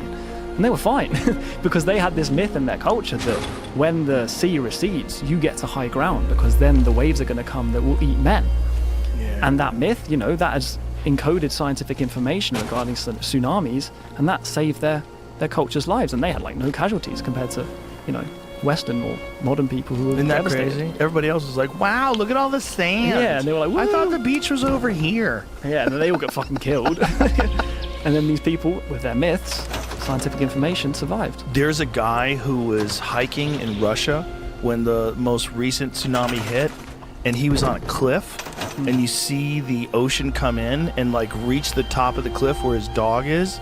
See if you can find it. It's crazy because he films the thing coming in. Like, this guy is way above the ocean when it starts. And then the water is reaching where he is with his dog. It's just further testament to the power of nature. And we just constantly underestimate nature. And that was just a little wiggle in the ocean. Mm-hmm. That's just a little wiggle. Just a little earthquake. Little 8-pointer. And then you think about like, some of the shit that's gone on during our time on Earth. Comet impacts and... Like, watch this. So look how high this guy is, right? Way up. Way up, right? And so as he's up here, you know, he's seeing the waves come in. Now, he must have known that this was going to happen because everybody knew this was going to happen. So watch how it's coming in now. And now it keeps coming. It keeps coming all the way to the top where he is. It's nuts. Look at his dog. Oh, shit. His dog's like, yo. I would be freaking out. I would be running. Yeah, I'd be out there, man. I wouldn't trust it. What if it goes over the top where you're at? You're just guessing. Bro, look how high this water gets. That's terrifying. Yeah, he's out of there Look now. at that. The dog's about to get jacked. I mean, if you get trapped in that, like, the bitch, you are not swimming to shore. That's your life. It's over. I don't care if you're Laird Hamilton. Well, he might swim through that. But isn't that nuts? Yeah, you're fucked. That water got all the way to the top of that hill. So, and that is like, doesn't even register in the news. Yeah, that's just a thing that happens all the time. That's a thing that happens. It's just like a thing. Like, no big deal. No one will remember that in 5 years. No one will remember that in 10 years. But if a fucking comet slams into the ocean right there, or slams into a glacier, a comet the size of, you know, a few city blocks, that's a wrap. Yeah. That's a wrap. You have massive flooding, like instantaneous millions of gallons of water tearing through the landscape. No more ice cap. It's all gone. Yeah, and just any kind of culture that was possibly around is just completely wiped clean from the earth. Yeah, no record, nothing. You're Dunsville. There's nothing left. And that's real. This isn't speculation. Like that, we look at the Tunguska impact, and that was the same sort of comet storm that we passed through. Yeah. At the same time of year, and it flattened like this enormous chunk of Siberia that still doesn't have trees on it. Yeah. And that's quite a small thing. Yeah. And that, it didn't even hit. It was air impact. Burst. Yeah. So, and if that had happened over a city, that's like millions dead. Millions. So that could be happening on this planet on a regular basis. It is. Yeah. I mean, it's kind of facts that we get hit by stuff. Yeah, we're always finding a crater. We're like, oh, this one's 3 million years old. Look at this fucking crater. Yeah. 3 million years ago, everyone's fucked. If that estimate is correct, that we're hit by a cataclysmic impact once every 100,000 years. So that's where it gets really weird if you're talking about like an advanced civilization. Like imagine it was some sort of advanced life form millions of years ago, and then something like that. Have you seen that wheel that's like 300 million years old?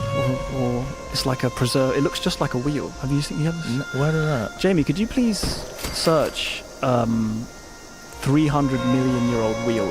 Are you on TikTok a lot? Like, where are you getting this one? I've just seen it about, and like, it looks like a wheel. It doesn't mean it is a wheel, but it looks remarkably. Well, there's like some of the stuff from. Yeah, that's the thing. It just kind of looks like a wheel, and they found it in a mine, and then they flooded the mine, which is a bit weird. But there's a couple better images of it. I don't know if they'll be on this page, but yeah, there you go. That looks it's like spokes in a wheel, and I mean, it could be natural, but I mean, what the fuck is that? You know? That looks really weird. Now, what are these fossilized tracks? Yeah, these are also super old. They're called cart ruts. We created a cocktail that requires 7 unique ingredients. The most important one, 1800 tequila. The world's most awarded tequila, proudly poured at the world's best bar. Again, found in Turkey. Yeah. Right? Including Sofka, where they, like how I said that?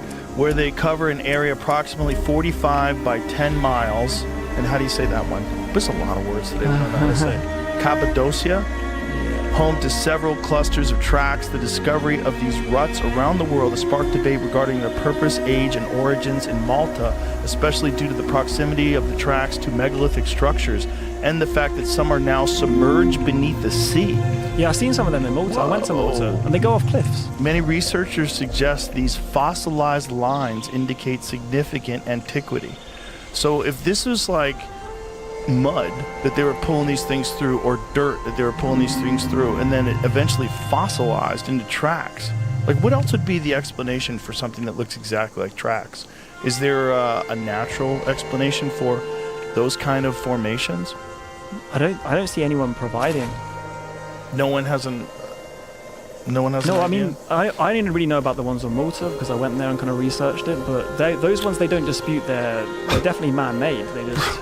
Well, hold on. They're definitely man-made, because listen to what this says. I first saw tracks in stone, fossilized car or terrain vehicle traces, usually called cart ruts, on Neogen plantation surfaces, Penepline in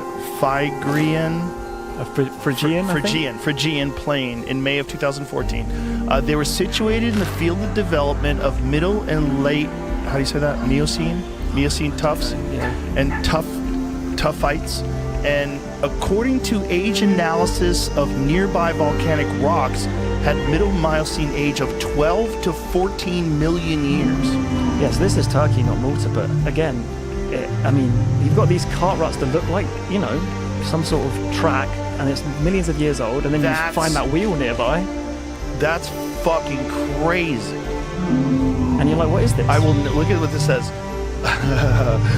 Koltepin holds, the region that Dr. Koltepin has studied is relatively obscure, with guidebooks offering little to no information about it, while mainstream researchers argue that the tracks are merely petrified remnants of old cart ruts left by wheeled vehicles pulled by donkeys or camels. Koltepin holds a different perspective. Rejecting these conventional explanations, he stated firmly, "I will never accept it. I will always remember many other inhabitants of our planet wiped from our history." His research suggests a deeper, perhaps forgotten history of Earth and its past civilizations. Like, what? Because if it's back to the Silurian hypothesis, if it was millions of years ago, how would we wouldn't know? Can you imagine millions of years ago people had the wheel? Or something. It might not be people. Something, whatever they were, was pulling things on wheels. Yeah. And they had cart ruts in the ground. So maybe they didn't have... This is fucking crazy. Koltepin theorizes that the civilization responsible for driving these heavy vehicles likely built the numerous identical roads, ruts, and underground complexes scattered across the Mediterranean region more than 12 million years ago. He acknowledges that petrification can occur relatively quickly, but points to the heavy mineral deposits on the tracks and signs of erosion as evidence of a much older timeline. He also connects these tracks to surrounding underground cities, irrigation systems, and wells, which he believes are millions of years old. Yes, that's like Darren Kuyu. So what if Darren Kuyu is millions of years old and these tracks are related to it? This is so crazy. On his website, Koltepin wrote, I'm not fucking his name up. "We are dealing with extremely tough, lithified, petrified sediments covered with a thick layer of weathering that takes millions of years to develop, full of multiple cracks with newly developed minerals in them, which could only emerge in periods of high tectonic activity."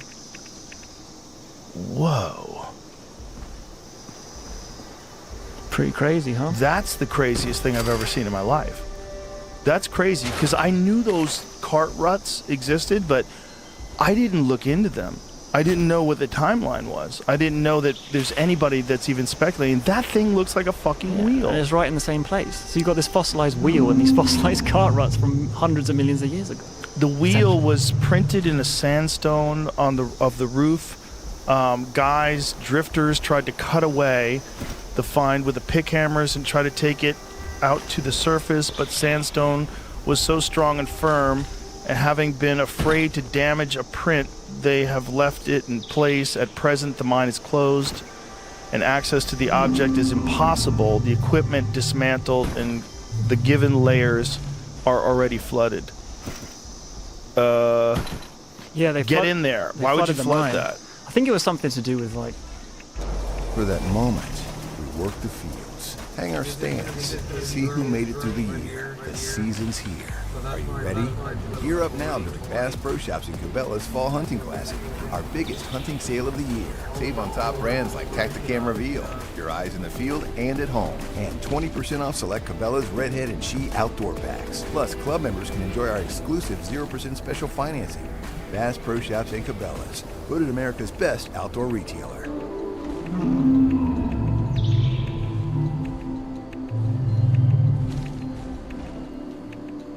Some stuff just costs more. Except airfare. Find cheaper flights this summer on Kayak. Download now. I don't think it's like some conspiracy like hide the wheel, but I mean, maybe it would. But I think it's more just like the practice of what they were finished their mining thing and they found this wheel. They weren't going to excavate the wheel because they were like, bro, if that's a real wheel, if someone can carve that out of there and realize, like, if scientists look at it, if they get a 3D scan of it and they go, okay, we have to completely rethink everything. If something had a wheel 12 million years ago... 300 million. 300... What? Nuts. Like, what are we talking about? I mean, it would be like the Silurian hypothesis. It would be another... It wouldn't be human, unless you'd have to radically rewrite everything if that was human. Right, but what does that mean then? Like, what are we talking about? Just like different intelligence. Some other species. So maybe there was something like us that lived like medieval humans.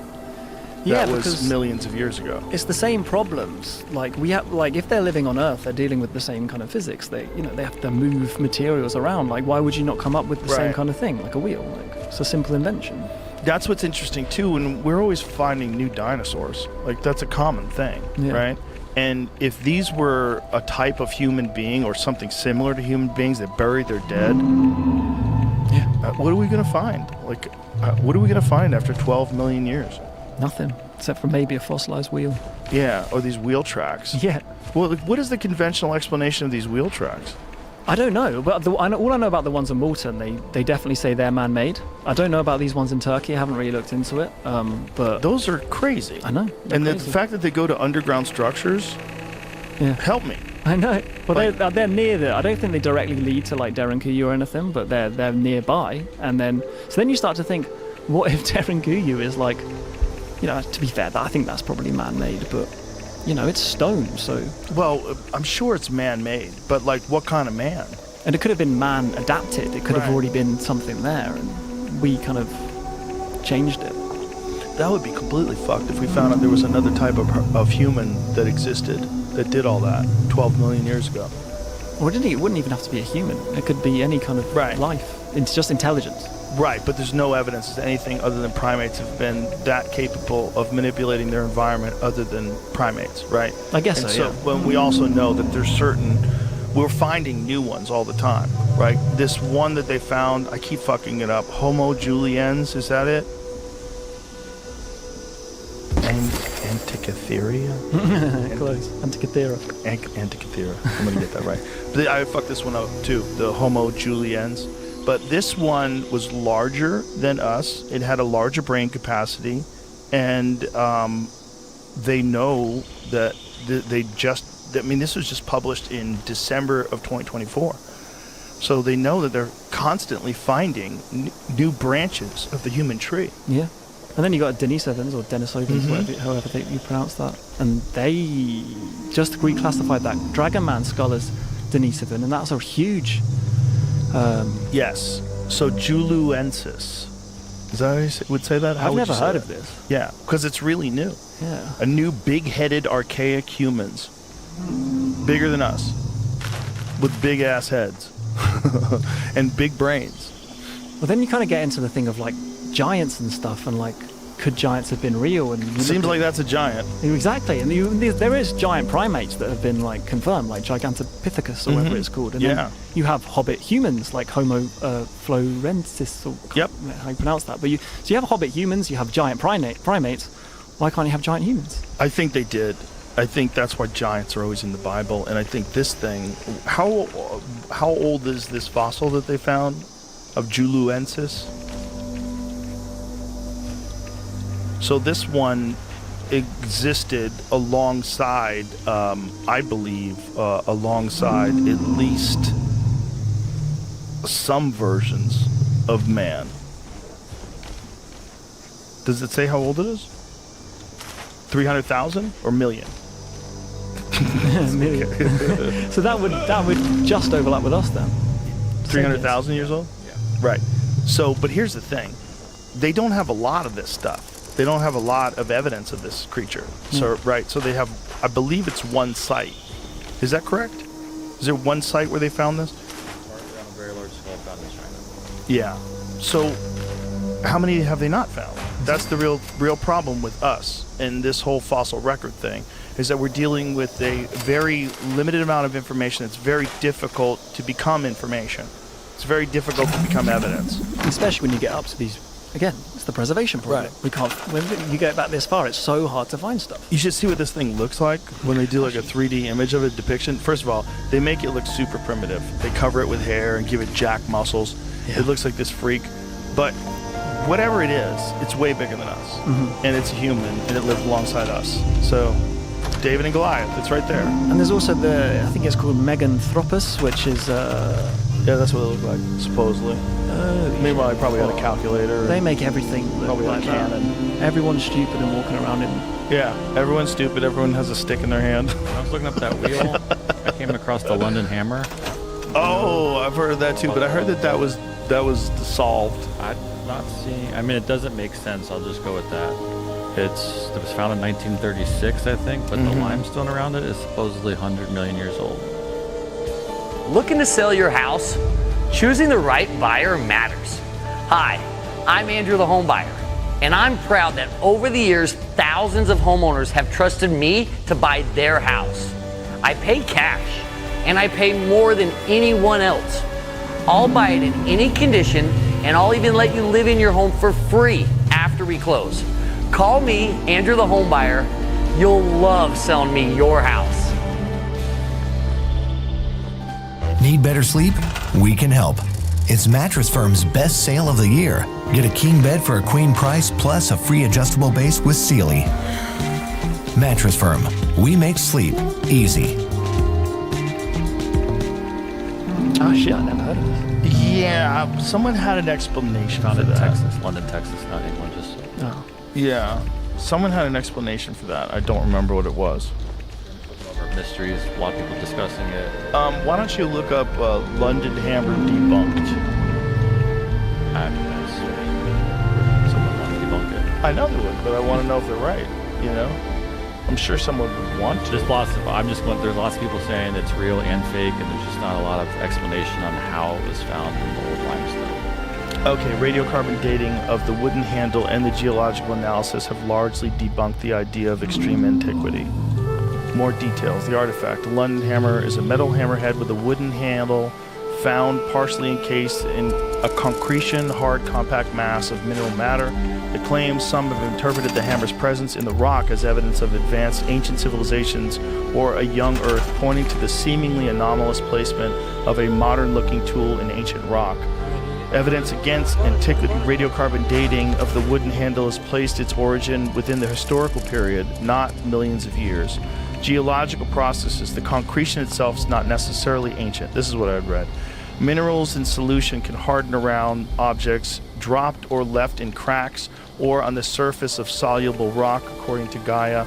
Out-of-place artifacts. While the concept of out-of-place artifacts can be intriguing, the London hammer doesn't meet the criteria of being considered an out-of-place artifact, as its geological context and dating suggest a more recent origin.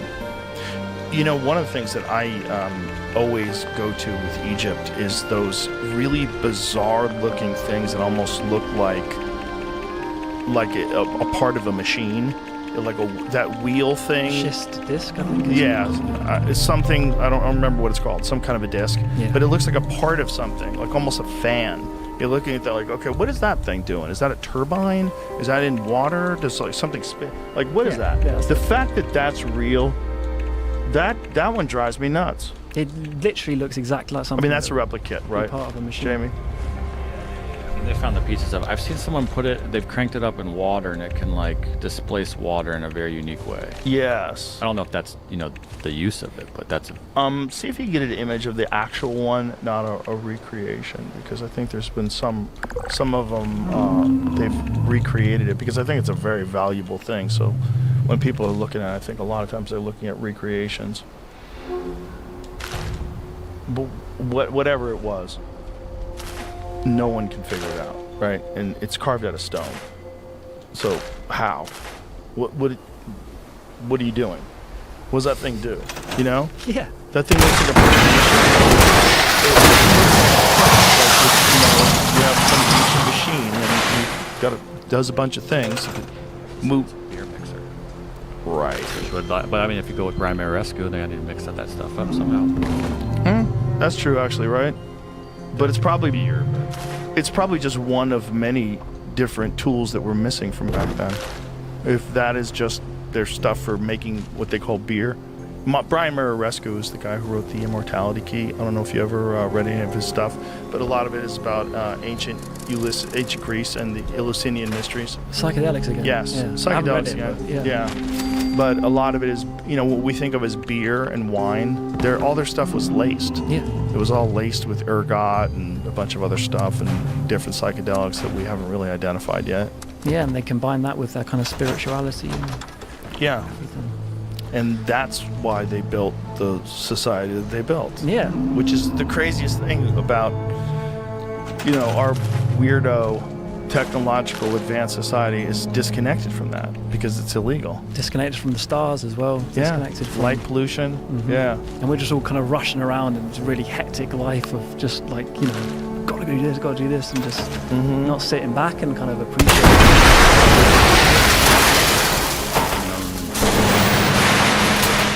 Also, the maid wanted it. Did you want a drill? That's great if you have a drill. So we're assuming that the Egyptians had a drill. I'm assuming they had a drill. I think they definitely. I mean, they have all those drill holes, don't they? And they find all these. And people are like, "Oh, that's normal." Yeah. Well, I can explain that and away. There's that spiral thing. I can't remember what it's called, but what's it called? The Chris Dunn did like a. He put like a thread around it to show it was a spiral. Oh yes. The groove of it. Yeah, and he also estimated the revolutions per minute that it would take to do something like that. Yeah.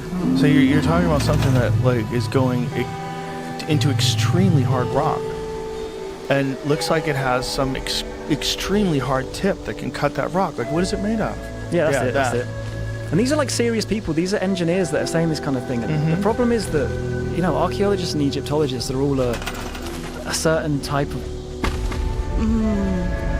It's like you're diving into brownie bliss with chocolatey, gooey lava that erupts in a world of flavor.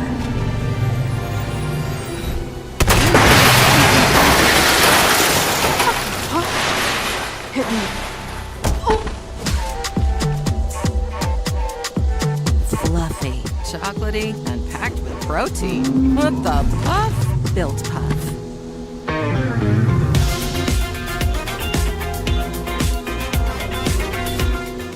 Person that don't have the expertise in, you know, recognizing machined artifacts. Also, they're dorks and they don't connect with people because they're so arrogant and when the way they talk about these things that it freaks people out and it makes them not want to listen. This is, I think, the thing that frustrates them the most about alternative historians like Graham Hancock. He's really interesting. Yeah. He's compelling. And he's a great communicator as well. Great communicator and a wonderful guy. And people love him. And they go, "Oh, fuck that guy. He's a racist. Exactly. He's a this, he's a that." And he's more popular than them as well. Yes, that's what drives them nuts. But it should be exciting to them because it's stimulating people's desire to know where we come from. And that's supposed to be your business. That's supposed to be what you're into. And all he's doing is asking questions and like putting forward I don't think Graham would ever claim to like be, you know, certain or to. No. He's just saying this could be possible, you know? Yeah, he's got some ideas that I think are a big stretch. And then he's got some ideas that I think are dead on the head. But he will tell you that himself. Yeah, exactly. He will tell you that himself. He's just trying to figure this out. And that's the position he always has come from. Yes. But they kind of see it and they say, "How dare you claim that you have proof?" And I don't think he's ever said he's got proof. A nice and sensitive person that like this stuff really fucking hurts his feelings. I can imagine, mate. It must be hard. And it's not necessary. Everybody should be working together. They really should. And the academics, everyone knows that you had a limited amount of information before and there's more information now. Like, your students are not going to hate you if you say, "Listen, I wrote a whole book on this. This is so crazy, but I was so wrong." They would respect you more. They would probably respect you more. Yeah. The thing about it is, like, that book is still out there and academics like to point at each other and make fools of each other. They really love to do that. They really love to. I see them do it to each other on Twitter all the time. They'll dismiss someone's credentials and say his work is shit, and they're like, "God, you're such bitches." They're brutal. They're brutal to each other, let alone someone who's to each other. Yeah, like high school girls, like talking shit about each other in chat. Or fucking grown men do it, obviously. And these guys are just like that. But it's also, I think, some of these guys are socially stunted. Because they spent so much time with their head in academia and their head in books that they don't realize that the rest of the world sees that behavior in a very transparent way. If you're acting like a bitch online and all you do is say mean things about people, you're not hiding what you are. Every reasonable person sees that. This is irrational behavior. You're calling people racist. racist because they're questioning the timeline of human civilization based on evidence, based on really bizarre things that no one can explain, based on water erosion on rocks. Now you're racist? Like, what are you talking about? It's just a way of, like, shutting down the ideas. It's exactly what it is. It's exactly what it is. But it's done by people that are socially stunted, and they don't understand that most normal, rational people who see them behave this way are never going to listen to them again. By doing this bitchy thing, you have discounted your own participation in any true, like, intellectual discourse, because everybody knows you're a bad faith actor now. You're a bad person. You're saying things because you're trying to shut down a conversation instead of saying, tell me what you did. How'd you get to this? So what is he saying? Water erosion. Whoa. Show me. Show me the water erosion. Well, fucking hell, that does look like water erosion. Okay. Maybe we should, like, reevaluate this. Maybe we should bring you in to teach. Yeah, What are we doing? We're gatekeeping. We're gatekeeping information because it's protecting fragile egos of socially stunted people. Yeah. And they've always, they not to say they haven't done great things. Exactly, they have done great things. things. Do deserve the credit for that. But we should give them amnesty for fucking up. But no one, we wouldn't be able to talk about these things without, mainstream. For one I know, but archaeologists. imagine what Harry in the math department, when you've been shitting on his string theory, and now it finds, look who's wrong about the timeline. Yeah. Oh, it's Mike the fucking genius. And like shit at each other and throwing coffee at each other. They're a bunch of animals. It's like any other group of men, It's just a human thing, isn't it? We're all just humans. Sure. It's just, how chess we work. players cheat. Yeah, exactly. Like even genius ones. And often, like, these people, this is like, the thing that they've worked on and the kind of biggest success they've had in their lives. Yes. And they don't want that taken away. They don't want it taken away, and they don't want to deal with those other academics who are going to stick it in their face. Yeah. 40 years, Bob. 40 years you've been teaching lies. How's that feel? How about all those college kids that left with a real fucked up view of human history because of you, Bob? Come on, Bob. Yeah, poor Bob. Poor Bob. He's gonna just write a note, blow his brains out. Yeah, but I don't know. I hope that things are going to shift over time, and over the next few decades, we're going to see a big one funeral at a time. I guess so. That is the Max Planck quote, isn't it? But I hope it doesn't have to take that long. And I wish people would shift their positions, man, because again, I think new people coming in. It's like a lot of things, new people come in, they have new ideas, and the old dinosaurs. Yeah, but I think I don't know, our adherence to these ideas has kind of distorted our understanding of history and has kind of prevented us from looking for things because, we assume that these things, No, almost unplugged the microphone. That wheel is still freaking me out. Yeah. It's crazy, huh? It's crazy. But we just don't look for these things. Have you seen any of Jesse Michaels' stuff? He's the kind of UAP kind of guy, isn't he? Yeah. I haven't really. I do kind of delve into that, but I don't like talk about it or anything, but his latest one. Performing on the biggest stage in the world was just one step in my journey. Hi, I'm Ronnie, and I teach people all over the world how to dance with their dogs on my website. I was searching for a platform where I can really manage my business, and I found that in Wix. I'm so passionate about dogs and dog dance. It's the most amazing sport in the world, and the fact that in such a short time I was able to build my own business and reach so many people, that's something that makes me super proud.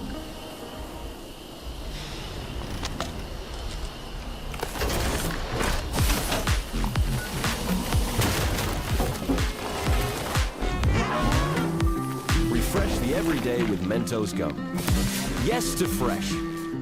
Is this to do with the mummy? The tridactyl mummies in Peru. Yeah, that's the one. Where they've done scans of them and they have a fully intact bone structure. Looks like an actual creature. Fully intact. 3 feet, 3 toes, different shaped head than us. Whatever it is. And also 1,700 years old. What is that?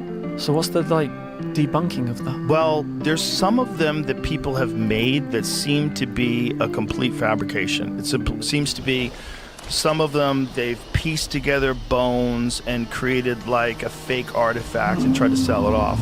But then there's these other ones that were found that don't look like that at all. They look like they're huddled up. One of them has a fetus inside of it. Yeah. What the fuck? Yes. Yeah. They and whatever these things are, show them the video when you see the scans of it. American Alchemy, Jesse Michaels, awesome show. Yeah, he's cool, man. I watched his show on here. He's awesome. Yeah, Michels.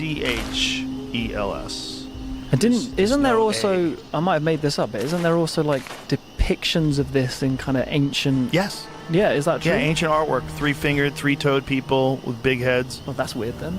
Weird. When you see this thing looks exactly like these. This is it. This is an actual scan of this mummy.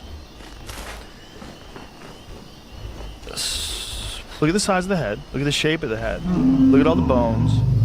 Look at all the ribs, everything. That's fucking bananas. Now, Jamie, show him what it looks like before they scan it. So they found them encased in, I think it's dichotomous earth. Is that what it was? But how old do they think these things are? Some of them are 700 years old, and some of them are as old as 1,700 years old. But so not that old. Yeah. But look at that thing. So this thing. That is ridiculous. That seems to be an actual mummy of a real creature. Yeah. And here's the thing, like... Is that Jesse there? No, yeah, Jesse's right there. There he is, yeah. Jesse is doing real journalism on this. This is what... It sounds crazy to everybody, including me, as it comes out of my mouth. But then when you look at that scan, not crazy anymore. That's one of a smaller one, but the bigger one with the big head, that one right there, that one's crazy. Like, what the fuck is that? If that was a person, you would run for the hills. With a head that shape, with 3 fingers and 3 toes, and the fact that they have artwork depicting these things that goes back... Yeah, because if it's a fake, then how are they depicting it? Right, what is this? Like, did they look at the scans of the foot. Go back to that. This is crazy. It's almost, it defies the possibility of it being fraudulent. It defies it. It's like, make that. You show me how you can make that, where you can scan it and you see the tissue and the ligaments and the tendons and the cartilage and the joints, and they're not human shaped. Yeah, that's but pretty they're in crazy. I haven't really looked into this, but this is kind of nuts. If these were real creatures that existed at one point in time alongside us, and they're just now finding them, now then you get into ultimate weirdness, because like, okay, what's the Nazca lines for? Because that's the same part of the world. Yeah. And then there's other weird artwork of kind of like things that look alien and in South America. Well, there's one of the Nazca lines looks like a fucking spacesuit. Looks like a guy in a spacesuit. And also, like, why would you make artwork that you can only see from the sky? Yeah, that's always puzzled me about that. Weird. So weird. The same part of the world where you're finding these things. And they're like perfectly done as well. Yeah. And they're perfect, like, lines and shapes and weird geometric and they keep finding new ones. Yeah, they do. Yeah, it's very strange. I mean, South America is just I think South America and Egypt/Turkey are the two kind of areas that are the most kind of mysterious, and like there's so much going on there that I think we haven't quite acknowledged how much mystery there is still left. And yeah, fascinating, especially when you throw this in. I mean, I haven't looked into this at all, but crazy. I'm gonna have to start watching Jesse's Like, what shit. is that? Yeah, that's mad. Now, what if they find out that's not a human at all? Well, I mean, it doesn't look like a human. No, right? Like, I mean, it could be. I guess it's kind of humanoid. It could be some but bizarre mutation, right? Like those ostrich feet people in Africa. Have you seen that? Yeah, I guess so. It's possible that there's some weird mutation, and this is a bunch of people with big heads and 3 fingers and 3 toes. But it doesn't seem like it. It seems like something different. Also, what are you doing with 3 fingers? You're operating electronics only. Like, you ain't picking shit up. You can't do anything. You don't have opposable thumbs. The idea that you have something that looks like us that doesn't have opposable thumbs, like... Yeah, that's like a big evolutionary kind of advantage. What is this thing doing? Yeah. What are you doing? Unless all you do is, like, put your hand on a machine and you control everything and you don't need, maybe get to the point where we stop using our thumbs and just fucking drift away. We only need a couple of digits. So what is Jesse's theories on what There are a million reasons to smile and a million reasons to play. Because when you play any scratchers worth $10 or more, you can enter the $1 Million Mega Market giveaway for a chance to win up to $1 million. Arizona Lottery. Love the play. Oh, their fingers have an extra digit too. What does that mean? So you know how, like, you know, your finger bends in a certain way? They have, what is an extra phalange? What would you call it? An extra little, you know, you have like 1, 2, 3 bones. They have a fourth. Fourth bone so you could type quicker with the 3 fingers. I don't fucking know. But it's like, that's not us. That's something weird.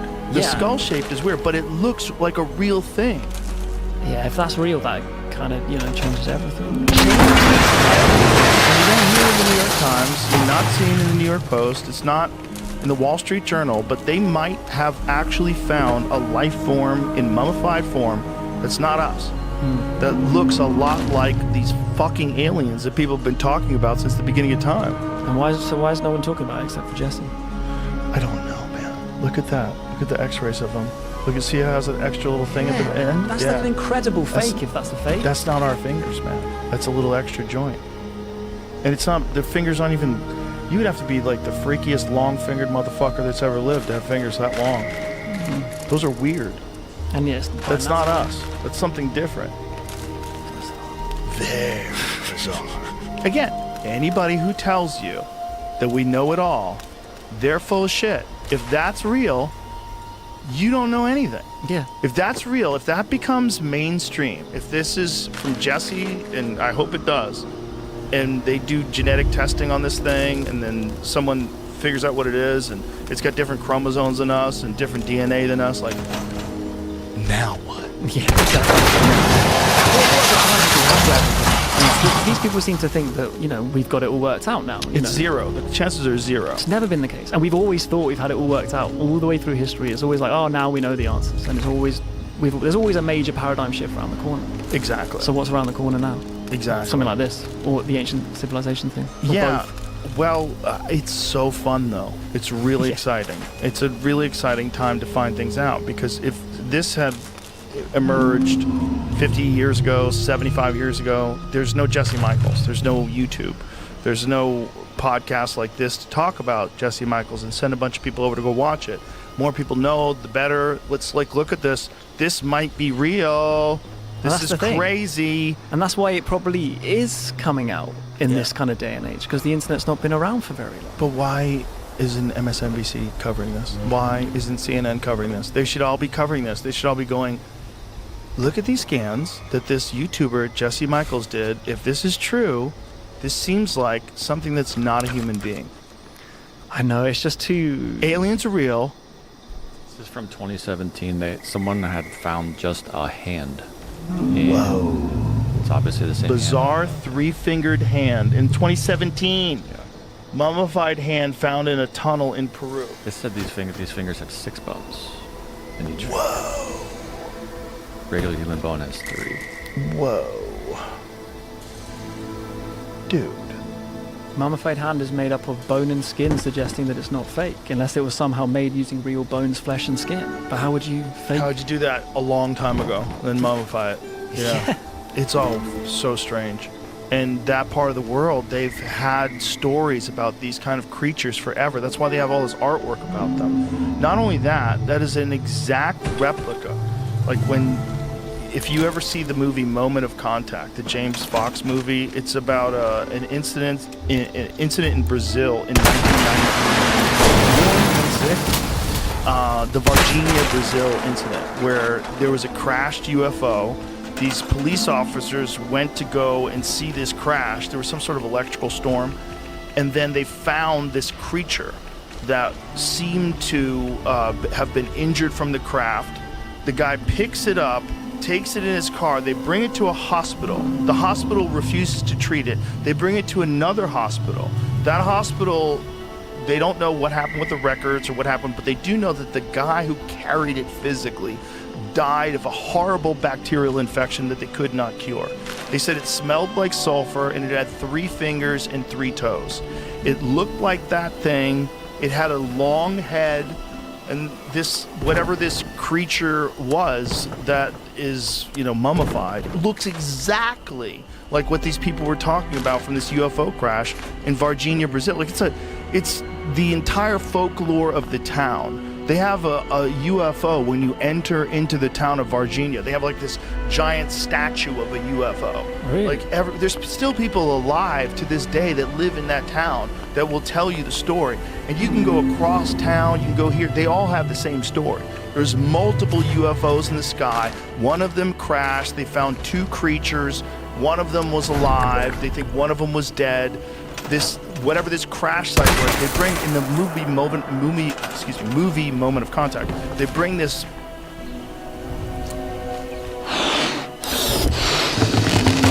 Airheads. Since 1929, Shane Company has been making beautiful engagement rings. We handpick exquisite diamonds and gemstones and hand set each one with love. From our hands to yours, Shane Company, your friend and jeweler. Police officer to the site, and he starts weeping. Like if he's a liar, he's the greatest actor of all time. The guy starts freaking out when he starts telling the story of what he found in the 1990s. It like brings him back to that moment. The women who saw the being, they're like in their 40s now. They were little girls when they saw it. And they all have the same story. And it matches 3-fingered, 3-toed, looked like that. Looked exactly like that. Man, if I wasn't doing the ancient history thing, I'd love to talk about this stuff as well. It might be the same thing. Yeah, I mean, you never know. I'd love to like maybe make some, connection. But the thing is, I just don't want to give anyone more ammunition to come after me and shit. Like they're probably a pseudo. They're coming after you, buddy. They're Don't probably worry coming after me about after it. today. Yeah, they're going to after all the nonsense that we've talked. Probably. But it's fun to talk nonsense, and this is definitely fun nonsense. But that body's not nonsense. The Varginha thing, I don't think is nonsense either. Well, it's weird it's that a if really they match weird one. the kind of stories Exactly. from however long ago match to the mummified bodies. That's weird. Not just that, but biblical stories about creatures that are demons that smell like sulfur. Yeah. Right? If you're terrified of something, and you think you've decided that it's a demon because it's actually an advanced life form from somewhere else, and it smells like sulfur. Like whatever they have that got on this guy's skin that gave him this horrible bacterial infection, it's all documented. The guy died. He was a young, healthy soldier, and he's dead within like a couple of weeks. Yeah, that's not a coincidence. They're giving him antibiotics. This is the 90s. This is not like the 1800s. Yeah. They're treating him with modern medicine, and he's fucked, and he dies. What the fuck? Yeah, and this is the guy that was carrying the alien? Are you fucking kidding me? Mate, I need to look into this And it more. smells like sulfur? And it looks exactly like a thing that's a real thing? Yeah. Where they have a real mummy of these things? Yeah. And See if you can just get an image, an artist depiction. So they had these kids describe what they saw. And they drew this 3-fingered, 3-toed little, it was like almost like a purple-looking thing. Do you think that's linked in any way to all this kind of mysterious stone construction we find in South America that no one can really explain? And there we go. What is the image? The thing that was curled up in the ground. There's like a image. Yeah, that one. That one with the red eyes. No, yeah, that one. That's what it looked like. Somebody actually made a sculpture of that. Exactly what it looked like and gave it to us. We have it at the mothership. But the thing is, if it was an alien, why would it look so human, if that makes sense? Or unless it came from this planet, I suppose. Right. But does it look human? Well, Or maybe terms that's of, just like, maybe that's a constant thing when you evolve from primates. And maybe there's a thing about the alien gray too that's always been like this archetype of what we eventually will become. Well, Go kind back- of like the big, like skinny limbs. yeah, big so head, this is yeah. how those guys described it. This is how they described what it looked like. Man, that looks an awful lot like that creature. The big eyes, the whole deal, the weird spindly body. That drawing right there where it's hunched over, the one to the right of your cursor, yeah, that's the one that's my favorite. Because it's like, what is 1996? Like, I don't know. I don't know what the hell that is. But what if it's real? And what if those things in Peru are exactly that thing? And what if, this thing has visited human beings multiple times in history? So would you say it's from another planet? And who knows? It might be from here. That's what I think. Because if it's got the kind of similar kind of like primate form. It might look, if these things they're finding these mummified remains in Peru. Clearly, it was here.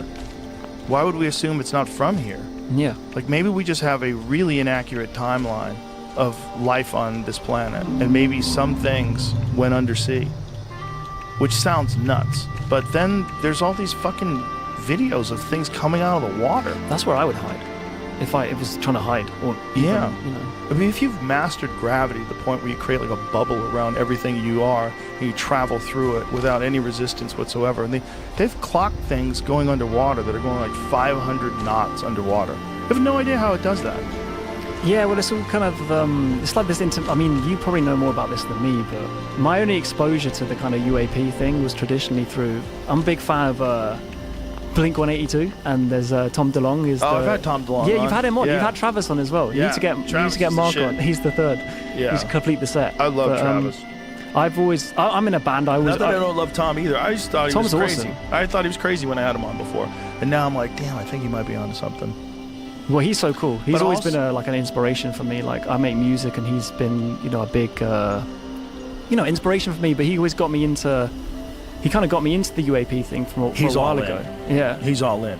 But I do have to say that if I was the government, and I wanted to like spread a bunch of crazy stories about UFOs, I'd tell them to people like Tom. I guess so, yeah. And I'd tell them to people like me. At Cox, the price of your plan won't go up for 3 years. Guaranteed. That's refreshing. Meet, meet, meet. Meet, meet, meet. I mean, I think people do that on this podcast. I think some of the information that gets shared on this podcast is probably bullshit. To kind of like, to hide muddy the things. waters. Yeah. And to prime people for disclosure. Yeah. I think if I was in charge, and if I had done the Hal Puthoff thing, you know what Hal Puthoff was assigned to do? Where he was, so they gave him a numerical value for all these different things that would be positively influenced by disclosure and negatively influenced. And you assign a value 1 through 10 to like what's going to happen to religion, what's going to happen to politics, what's banking, all that stuff. And this was during the Bush administration. So Bush essentially said to Hal Puthoff, the Bush administration said, we have been working on a crash retrieval program. We have vehicles that are not from this world. We are not alone. If we release this information to the general public and disclose it, what will be the negative impact? What will be the positive impact? Is it overall positive or is it overall negative? And everyone, there was a bunch of different independent people that they assigned this task to. Everyone came up with much more on the negative than on the positive, so they decided to not disclose it. This is Hal Puthoff's story. I can't tell you if it's true or not. Yeah, but why it did they think seems- it was negative? Just because of like the shock. The and- impact. yeah. The shock. The complete lack of any real faith in authority figures. Like, why would you listen to the President of the United States when there's fucking UFOs reading your mind and traveling instantaneously here from wherever they're from? Yeah. Like, all of our systems of power and control, they all go away. Because you're not in control anymore, clearly. The aliens are in control. People would worship the aliens. But do you think they're kind of like drip feeding us, and then at some point Yes. it would come out? But then isn't that going to happen anyway? I don't think it's totally organized, because I think most things in the government are not totally organized. I guess think there's a lot of chaos going on at all levels of the government. I really believe that. And to think that in this top secret UFO crash retrieval world, there's not a lot of chaos. Just Well, humans, There's chaos isn't in it? everything. There's chaos in the FBI. They're having problems. The CIA has its own problems. Every organization has great people and a bunch of clowns and a bunch of nutty people that don't want to lose their positions of power and these little struggles, inter-office bullshit in every organization with human beings. So for sure, that's the same thing with UFO disclosure. Yeah. And then I think there's also the problem with if there really is a crash retrieval program and it's been going on for a long time, and it's been going on without congressional oversight. That means you've been lying and you've been misappropriating money and you go to jail. And everybody's fucked. Yeah. So what's the best way to you gotta slowly trickle out the information, and you gotta mix it up with a whole lot of bullshit. whole lot of nonsense, and then fly some drones over people and see how they respond. I And, remember that thing. There was something recently about that, wasn't yeah, there? the New Jersey thing. Yeah, there's giant drones over New Jersey, and then they try to find them with fighter jets. The lights would shut off, and they take off. What was the? How did they? Who fucking knows? They just brush over that. Yeah, they say, "Oh, it's ours." Like, they didn't even tell us exactly what was going on, but it was almost like a national emergency. It was a national story. It was. I remember Trump saying that he was not going to go play golf in New Jersey because they were flying in New Jersey. Was this pre-election? Was this before he became president? I think. Was it Biden? I think it was during. Was it during? Yes, I think it was. December, January-ish. I think it was December. I don't think he was the president yet. No, he became president. Right. But was it post-election? It was post-election, right? I just can't remember. Is Mike Benz saying that this has happened a couple of years in a row, and they were waiting for it to happen this year. It did, and then he also predicted it would just disappear a few weeks later, and it did. Yeah, like what was that? Maybe it's just a grand show that they put on for us to distract us from some other stuff. Maybe there's some banking fucking decisions that were going on at that time that we would have probably paid attention to. Yeah, but like, look at the drones. Yeah, Or no, whatever. that's a real thing. Yeah, of course. I would do that if I had some drones. Or I'd be maybe- like, if I was trying to pull off some shenanigans. Couldn't it just be, like advanced weapons or technology that we have, or your government has that could? Most certainly. Because it doesn't have to be alien, just for it to be like more advanced than like the kind of public knows about. If that Most makes certainly. sense. Yeah, most certainly. I would imagine that a lot of what we're dealing with is advanced American military craft, and probably done through some top secret research that was real shady.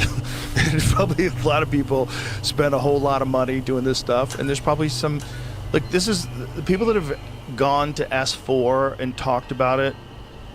You can't, it's all anecdotal, so you never really know if they're telling the truth, but there's been people that have no reason to lie that say that they have technology that is 40, 50 years past anything that you can imagine right now. Yeah. And they already have it. And they've been spending shit piles of money making the wildest things your mind could ever conceive of. And they already have it. And it probably looks super alien when they take it out. Yeah. I mean, why would they tell us what the most advanced thing they have is? They wouldn't. That's not going to be public information, is it? Exactly. So even current history is confusing. Yeah. So the idea of you knowing exactly what happened 5,000 years ago, shut up, bitch. You don't know. Exactly. You definitely don't know if you find a 12 million year old wheel. Like 300 million year old. It's all too nuts. Yeah, exactly. We don't know what's going on now, so how can we know what's going on? So the way wheel back was then? 300 million years, but the Well, cart allegedly. tracks. The cart tracks are what, 12 million years? That's what this guy says anyway. Listen, it's all fun. It's all fun, and it's very interesting, and I'm really glad you're out there because I have binge watched your show. You do a great job. It's really informative and interesting and speculative and fascinating because I just love the subject, and I think you just do a great job. So I hope you get a lot of views and you keep doing it, and I'm happy that you're doing it, and I'm really happy that you came here. Well, thank you, Joe. I mean, it's been a great honor to be here, to be out in Austin. I've loved it. It's incredible. What an experience. And yeah, it's been really fun talking to you, and I'm super appreciative of the opportunity. Yeah, so thanks so much. My pleasure. So tell everybody how to find you, social media stuff. Just put my name in. I'm Michael Button, and I'm on YouTube, I guess, and they'll probably find me if I'm doing my job correctly. That's me on the screen. Michael Button 1. Michael Button 1, yeah. There's someone else out there who's got my name. Apparently, Yeah, so don't go to Michael Button on fuck YouTube. that guy, go to man. Michael Button 1. That seems so silly. Yeah. Fuck the other Michael Button. Come to me. Well, maybe he's a nice guy. Yeah. He's got a cool name. He's got your name. Yeah. All right. Well, thank you, brother. Appreciate it. Thank you, Thanks Joe. for being here. Bye, everybody.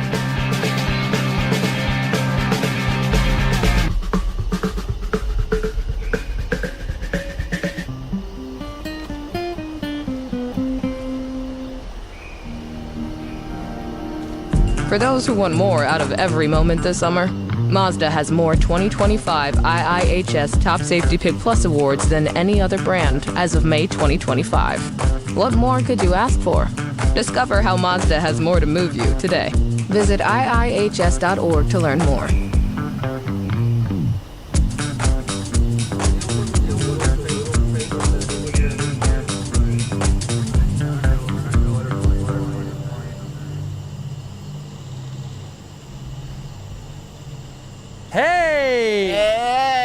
It's the last chance for merch. Last minute chance. We have these hats. I wear Awesome all the hats. time. Look how dope these hats And are. we also have shirts. We have the thank you shirt. We have the Bad Friends, the Weird Skulls shirt. Same design here. Same design here.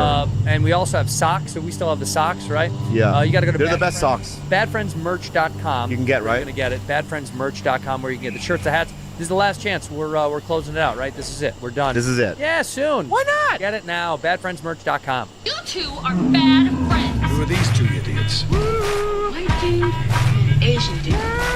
You two are disgusting. Well, you two are something. We're bad friends. Guess who's charming? Who's charming? You are, dude. You're a charmer, dude. Dapper. When you get a little buzz, my friend, you get like, good evening. Dapper. Hello. And you get extremely charming because Well, that's better than Jekyll and Hyde. I don't like start getting angry and fighting people when I have a couple of cocktails. You introduced me to a friend. I was trying to be polite and nice and ingratiate myself to her, and I was like, hey, how are you? And I gave her a hug, and she actually said, we're hugging. I know, but she said that? She goes, oh, we're hugging. It was a 50-50. Like, we were in the car, we had dinner, and then Andrew calls me and goes, we're over at so-and-so, right? And I go, okay. And he's like, DeRosa's here. I can say that. Yeah. Yeah, so I go, okay. And he goes, you said, come on by. I wanted you to come by. So it was 50-50. So I said to her, I go, because I know that you're doing a little drink, right? You're drink. With him, it's bad. Yeah, it got bad. Yeah. I heard it got bad later, but I was drinking. Yeah. I heard you got wild. What did I do? No, I'm gonna let's All right. recap, okay? Okay. So then, I go, I don't know what are you gonna see, Jekyll or Hyde. It can get Hyde. When does it get Hyde? And it can also get Jekyll. When have I hided with you? Hyde is the good one, right? I don't even know. Yeah, which was the bad one? I don't know. Yeah, I think Jekyll's the bad one. Jekyll sounds like the bad one. Jekyll, yeah, like a jackal. So you might get Jekyll. And she's like, what do you mean? I go, we'll see. We come, and as soon as I say it, I go, it's Hyde. Because you stood up and you have this like little smirk. It's very Casablanca. Hello, my dude. You know what I mean? Like, good evening. Maybe not today, maybe not tomorrow. Yeah. It's very like that. Yeah. So I'm like, oh, thank God it's Hyde. I'm being real. You sit down, and then what Hyde does is he just becomes very like, a lot of questions. I'm interested in her. Too many questions.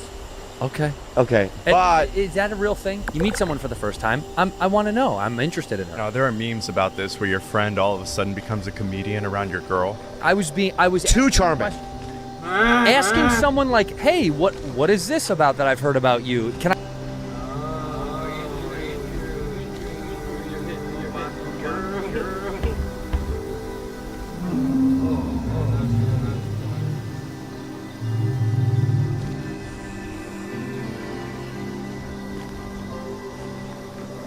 I'm watching Brad episode.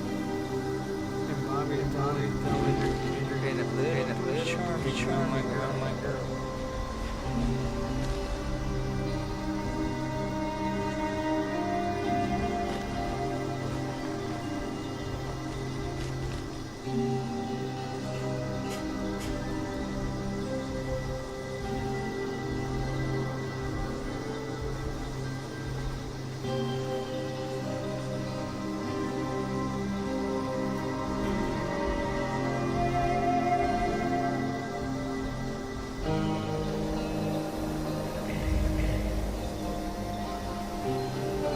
I say it? Yeah, but just the way you hold up a prosciutto. Yeah, I don't like. Chicken wings? We were eating chicken wings. Whatever it was. What if it's just the way, you know what I mean? The way I was eating. Everything, your pinkies are out, all three fingers are out. It's very like. You told me she's a witch. And then you were asking Salem witch, like, you know what I mean? Like the Salem witch trials witch. How do I know that there's a difference? Yeah, it's like saying that it's not like she's a vampire. That's why you were asking her that kind of line of question. No, I didn't. Yeah, man, what's it like at the coven? You asked about a coven. I said, what's up with the coven? Did you ask about a coven? I said, what's up with the coven? Yeah. How is it? She's one of those like, Burning Man, you know what I mean? Holistic, you know what I mean? Shangri-La. The witches. The witches that I hang out with. Yeah. Are at the coven. Okay. They're coven witches. Right. So she They does have it. double. But also nothing too fancy, because I'm trying to keep it like Fallout 4 style. 'Cause I got a lot of crazy decorations. I just don't want to put like much too fancy. But just right amount, and I want to make it look like a realistic like house. And so far this feels like a real laundry for sure.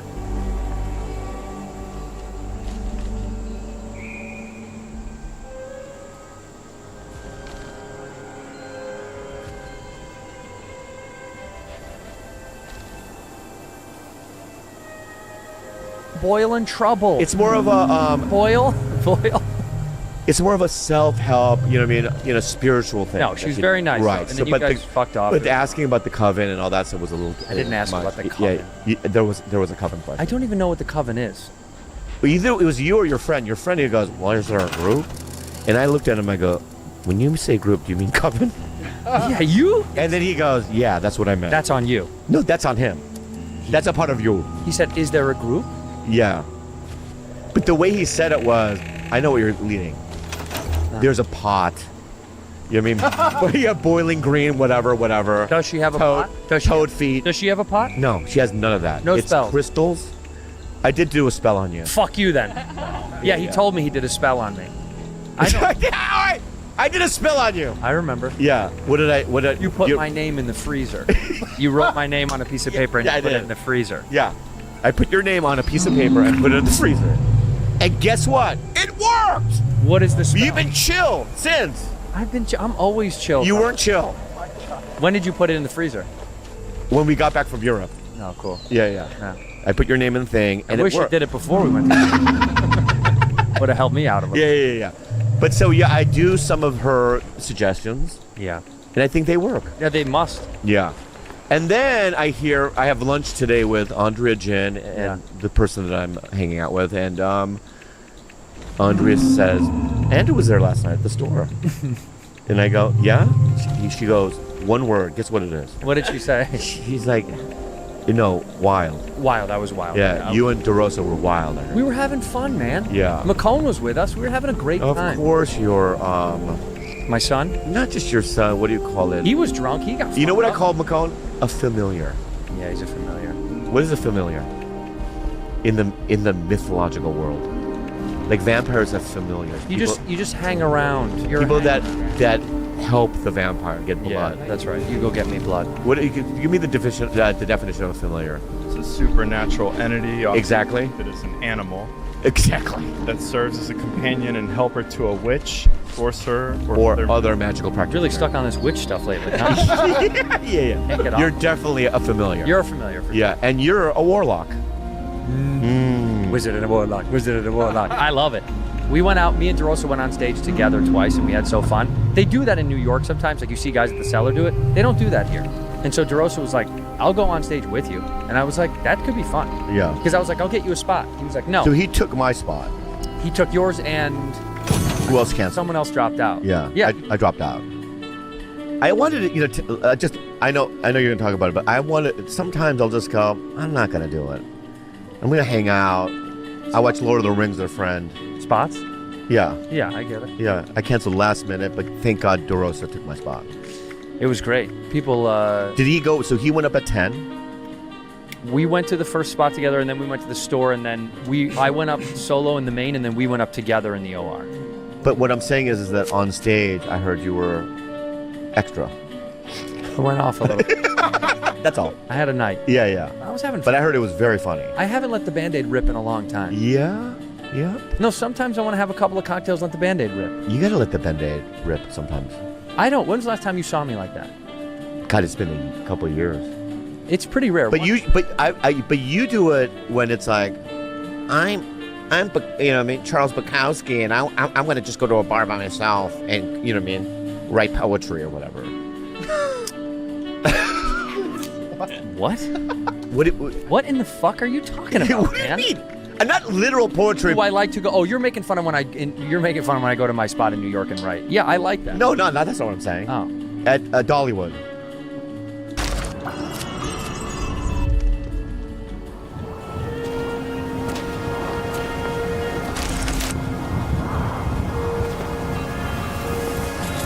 This is an unfinished film.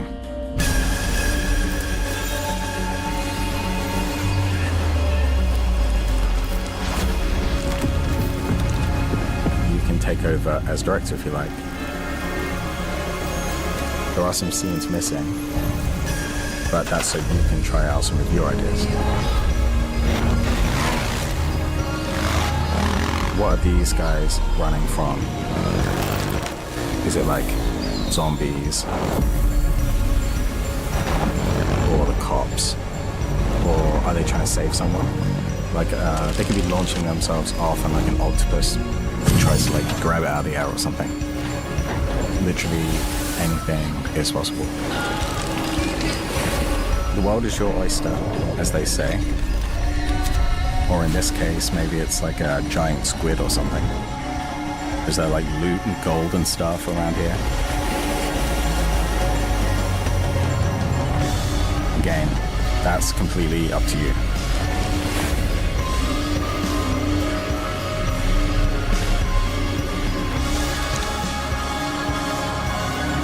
Oh, maybe there's a town right there in the background that's like pink and glowing instead of a city. The world is what you make it.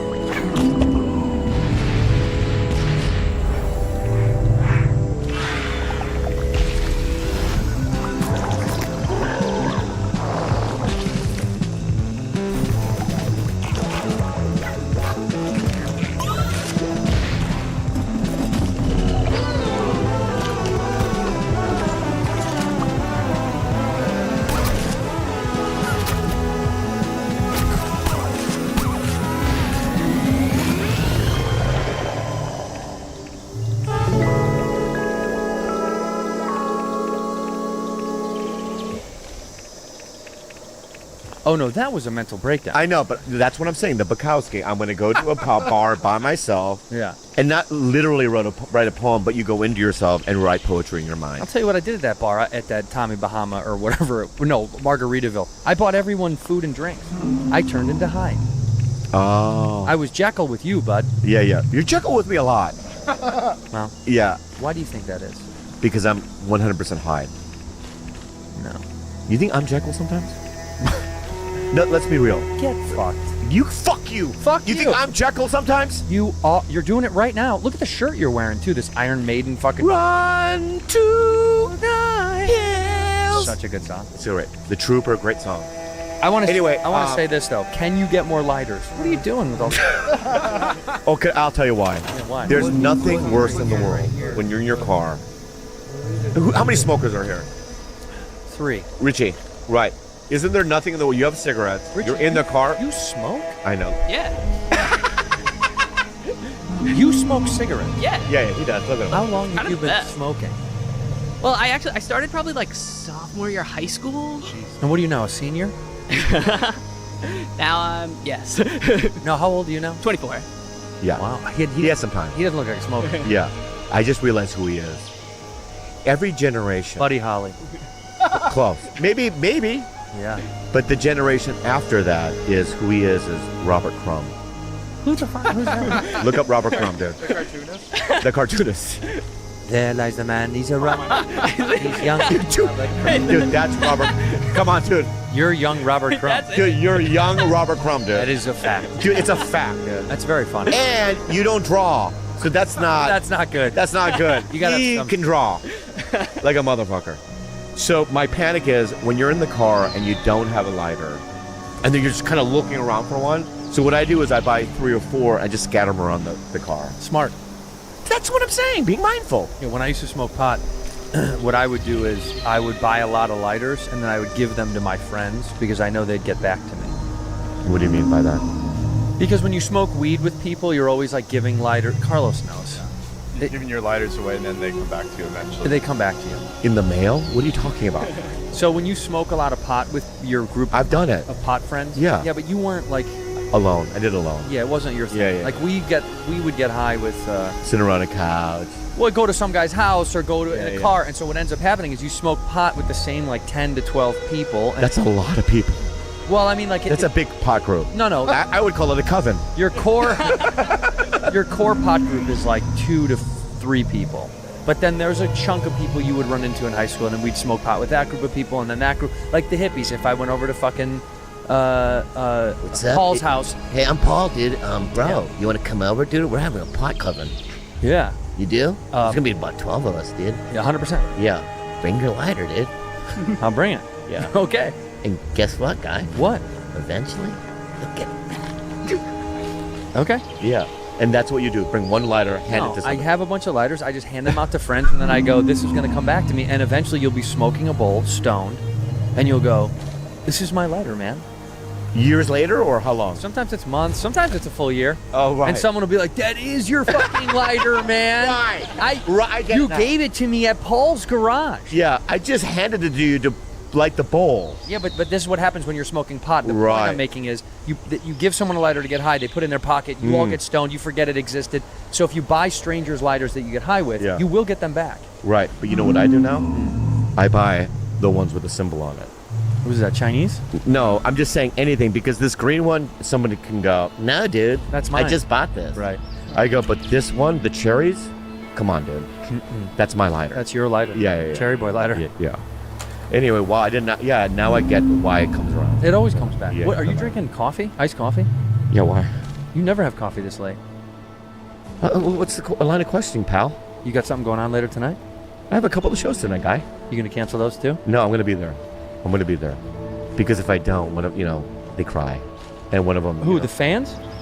No, it's guys, the promoters. Oh, the promoters. Yeah, if people don't know about the LA Comedy Game now, 70% of it is promoters. I'd say. So you'll get like 6 guys. There's like 6 guys. There's one girl that's really good. Sarah Mello. Oh, she's the best. She's the best. Yeah. But there's a couple of guys that are a little they're like student loan people. Loan sharks. Loan sharks. Yeah. Like, or if you leave the Mormon church, right? They constantly call. They're gonna come get you. Yeah. Like, Well, how come you haven't been back to the sermon, buddy? Where It's been 2 years. Where are you and why are you not here? yeah. And But- and here's 17 dates. Can you please do one of them? Yeah. And then if you don't, which I don't text them back, pretty much 99% of the time I don't. Well, you get flooded with texts. Every day, I'm not lying, you get 5 to 10. Yeah. Can you do my show? Can you do my show? Can you do Yeah, my it's a show? lot. Yeah. It's a great problem to have. It's I'm grateful for it. I'm grateful for it, but it's a little. There's some boundaries that need to be. That is interesting because I thought about next time I do set up shows like this, I think I'm gonna just give them Carlos's phone number, and he can just do it for us. Yeah, I mean, that's what happens with everything. Shouldn't we do that? Well, I do it with my Melanie. With who? Melanie. Who's that? You know who Melanie is. Who's that? You know the one that's camping right now. So does she live in the woods? I know. I know. In the desert. Yeah, I have somebody that works for me that's always in the woods. It's pretty. She's 95% in the woods. I didn't think she's like half bear. Head in the clouds, body in the woods. Yeah, because she might be bear. I don't get reception out here, but every time this is her thing. Every time I'm in town, every 2 or 3 days, I'll get it. You know what I mean? And I'm like, but I'm paying you. Yeah. Right? This is like the early 1900s. It's like, well, I'll get there when I get there. Yeah. Sometimes I'll see a smoke signal. You know what I mean? You know what I mean? There she is. Brian Marnock wants to do you want you to do the show. Yeah, or whatever. Sometimes, yeah. Can you do 8 p.m.? yeah, a flare or something. But she is always in the woods. I don't know what she does out there. Well, she's probably connecting with Earth again. She's getting back to her roots. Yeah. She's native, right? She's Native American? I don't even know what she is. I just have an image of her in my mind. I have never seen her. Have I met her? She could be I've native. never met her. She could be native. She might be. Well, no, she's Vietnamese. Well, she's native Vietnamese. That is native. She's half Vietnamese. I don't know what the other half. But anyway, did you buy that while we were down under, or did somebody give that to you? I bought it at the airport with Juice. You did? Mm-hmm. Is that a football? A rugby? Is that Southampton? What is it? Australia. Australia. Okay. Yeah, not in Sydney. And We what's got- this shirt you got on, Rich? Oh, Cinema Salem. Hell yeah. What is It's it? got a witch on it. Yeah, but what? Santa of Salem? Of Salem, yeah. Santa. No. Cinema. Oh, it's the movie theater. Oh. Cinema of Salem. Oh, I don't know. Yeah. Well, Santa would go to Salem. He goes everywhere. I don't. Does he not? I don't know. To be. No, Santa goes everywhere. No, he doesn't. Oh my God! Now we're gonna get into another fight. Where does he Santa not does go? not go everywhere. Where does he not go, Santa Claus? Well, what would you say? Africa's. He just said Africa. Why? Because they don't have chimneys. They have chimneys. Do they? I do. Yeah. I mean, they're made out of clay or whatever, but that's not a bad thing. No. It's just Santa goes everywhere. You're right. But he goes to certain places first, I think. You can say it. All right, so I think that Santa Claus's route, right? I'm going to play it safe. Yeah. He'll go. I think he goes to America first. Of course, we're number one. Right, so it goes to New York because of the time. He starts on the East Coast. On the East Coast, Yeah. Does all the major cities first. Or no, he would do all the suburbs too, right? He's not going to go to New York City, then to Atlanta, and then to Oneonta. Back up, right? He would do the region first, right? That's a lot of houses. Who do you know in Oneonta? What do you mean? How do you know I the know town geography. Of, the town of Oneonta? Well, how did that pop up? I did a college there. I was just gonna say, Yeah, because that's so specific. I did it one with Ren and Zizzy opened for me back in the day. Oh yeah. Yeah, because he went to school there. At Oneonta. Somewhere in Oneonta, he went to school there. Yeah, but anyway, that's how I know Oneonta. And Santa does go everywhere. He does go everywhere, but you're Where saying does he go last? if there's time. Yeah, he's like, dude, if I can make it, I will. If not, I won't. Well, I think that he forgets. Like he's in London. He's like, oh, finally that at last house, and then Elf calls him. Santa. Yeah. Hey, Santa. You Ho ho ho! You forgot. I just got the last house in Essex. Essex. Santa, you forgot. I don't know where I could say that's not going to turn out to be a racist joke. Well, I mean, you're right. I mean, in many ways, the Middle East, they don't celebrate Christmas, do they? Well, Palestine is Bethlehem is where Jesus was born, so they do Christmas in Palestine. They do Christmas in Syria, in Iraq, and Lebanon. Yeah. Yeah, I think I was there. I was there when Jesus was born. You were around when Jesus was No. I went to the actual place in Bethlehem. in Bethlehem? Yeah. You buy it, huh? What do you mean? You buy that from this guy? Not about property, yeah. I kicked some people out, but... Yeah. Acorns! I love nuts. I'm trying. You love nuts. I love nuts. But here's the thing about acorns. Yeah. It's not nuts, okay? Acorns makes it easy to start doing more with your money. In fact, you can start automatically investing with just your spare change. It's so simple. You know, we used to collect money in those, remember those little big jars you just... I still have one of those. You do? Yeah. Yeah, but those are the old days. I know, okay. You gotta get into the That's new why I'm getting the acorns, You dude. gotta get acorns. Yeah. Acorns can help you support your money goals in life, whether that's a new home, investing in your future for your children, save for retirement, or just buying that sweet, sweet guitar that they won't let you play Stairway to Heaven on. Yeah, Acorns even have a checking account that automatically invests for you and emergency fund that grows your money, and it's all in one easy-to-use app. Acorns is the financial wellness app that helps you invest for your future, save for tomorrow, and spend smarter today. It's brainless. You should do this, man. You can start with your spare change, and honestly, we've used it. It's pretty incredible.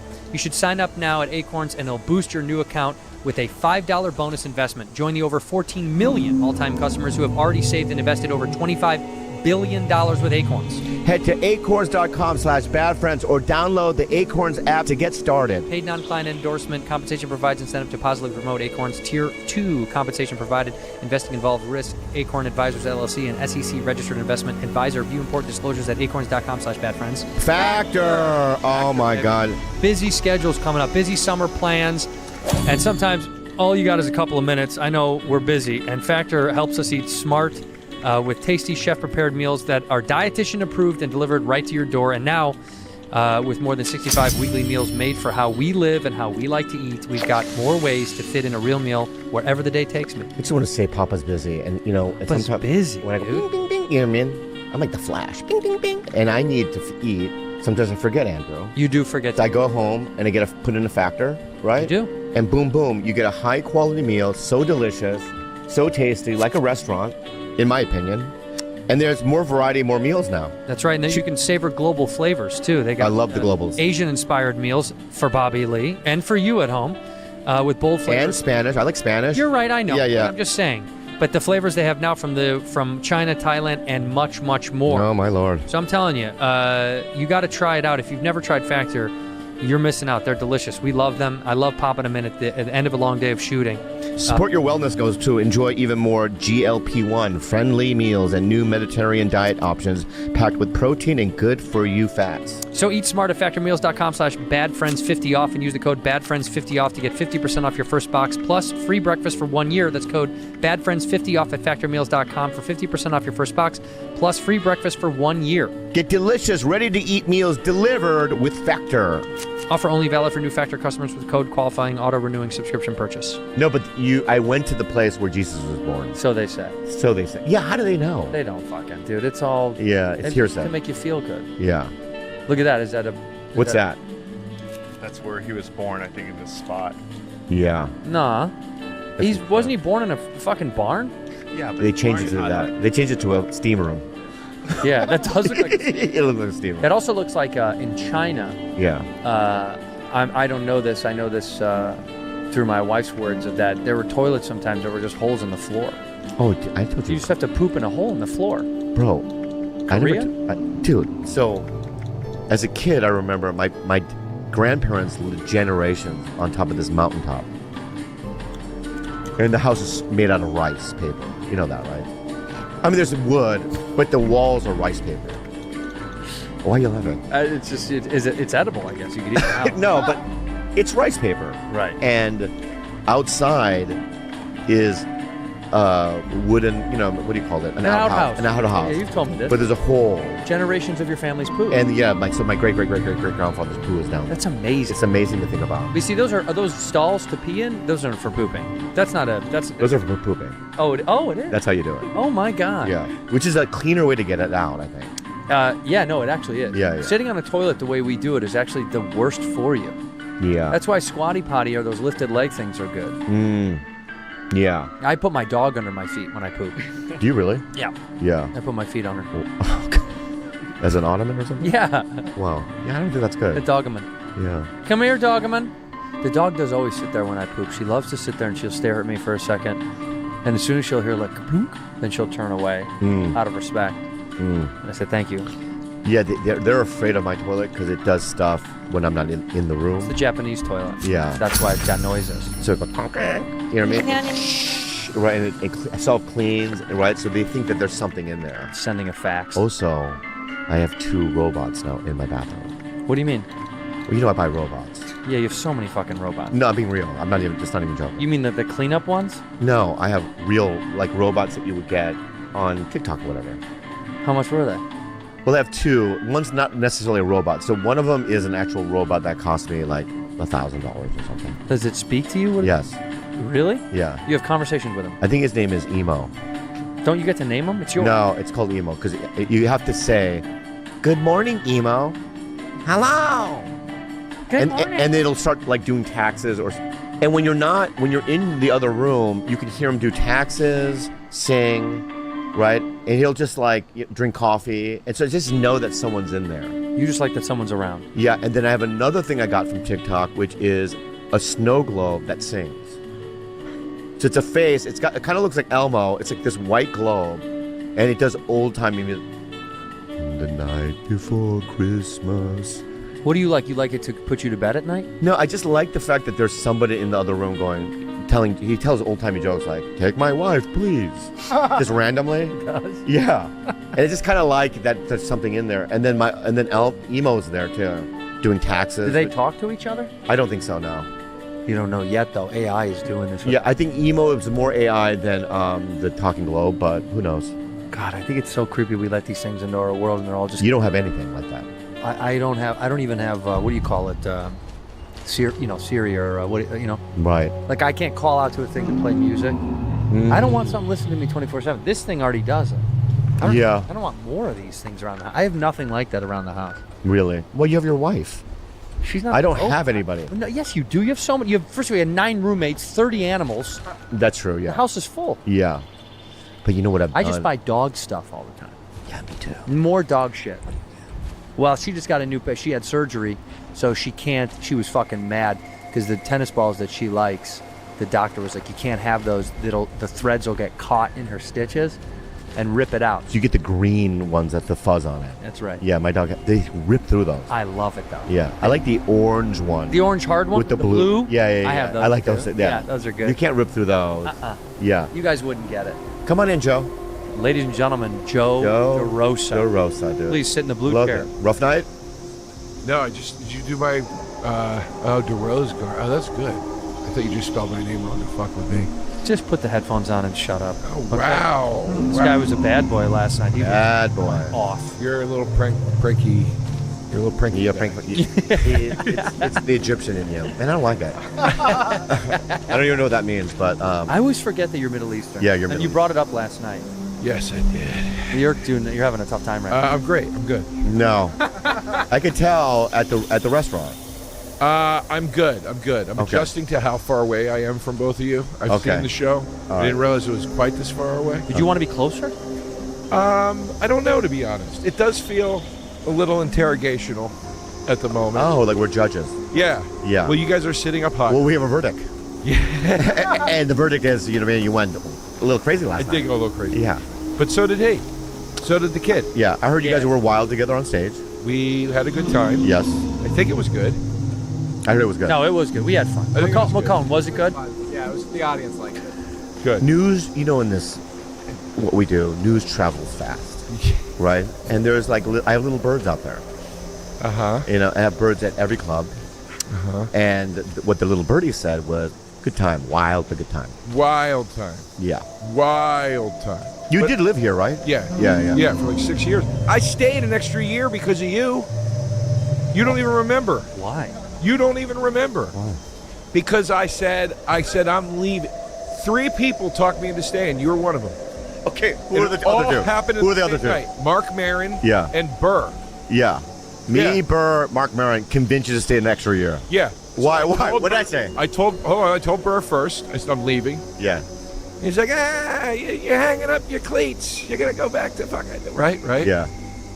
Then I saw Mark Maron. Same night, I saw Mark Maron randomly. He walks up to me. He goes, "Heard you're pussing out, man." And I was like, "Jesus, so funny. So funny. I don't understand, right?" Yeah. And he goes, "Why you want to leave, dude?" And I go, "I miss New York. I don't think I click with this place. The energy's weird." And he goes, "Yeah, man. Yeah, you don't get that charge when you go outside here, man. Yeah, I get it, man." And I go, "I also don't think I'm going to meet my wife here. You know what I mean?" Yeah. He goes, "Your wife? Look at you." How dare you? Yeah. And I was like, yeah, you're right. And how right he was. Yeah. That's totally right. And then I saw you in a third person. It was 1, 2, 3. And you were like, what's this shit, man? Somebody fucking said you're leaving. It was crazy how with the word traveling, right? It was nuts. Yeah. And for a guy that hadn't been working. And I go, Bobby, I've been working. Very funny guy. Always knew. Yeah. Thank you. That's all that matters to me. No, I appreciate that. Okay. But I'm saying, I couldn't believe how many people were talking about me leaving when I hadn't had a job in 3 years. It was brutal. I came out here the first 3 years. Week 1, booked the lead on an FX animated pilot. Month 2, got Better Call Saul. Month 3, Comedy Central is going to give you your first hour, and they're going to let you direct it. Writing job, Wet Hot American, Pete Holmes show, then to Wet Hot American Summer, then to fucking Jeff and Some Aliens, then to Moshe Kasher show. Dude, it was one thing after the fucking next. I'm at my birthday party. I look up, fucking Rob McElhaney is there. I'm like, what's going on? I'm doing it. This is it. Yeah. This is LA. I love LA. Yeah. He gets like, we're gonna get you on the wall, man. At the store. I'm like, it's all happening, baby. And then the last thing was I booked a multi-cam on CBS where I played the like Lothario, like the office perv, and perfect casting. Yeah, perfect. Fired me 2 weeks before the table read. We're cutting the character. It's too unlikable. Meet 2 happens the following week. Les Moonves at CBS goes to. I'm like, oh, that's why they cut the character. Wow. Yeah, and my hand to God, I got the job. My friend Pat Walsh, my co-host of my podcast, Pat Walsh, he was the showrunner, and I still had to audition. And he goes, they ran your tape up the ladder. Les Moonves said, this guy's hilarious, hire him. And then he got me too. Then he got fired. Yeah, for basically being the character I was playing. Being the character, he's like, this guy's awesome. It's so funny, dude. Anyway, so the show, I get booted off the show. I had 2 pilots in the pipeline. Both, they were like, they're not even going to air. You're not getting a fucking dime. Nothing's happening with these. The movie I was working on and developing at Rooster Teeth, which was a production house. I know them. Yeah, they were like, we're not moving forward. Sorry, like it's just not whatever.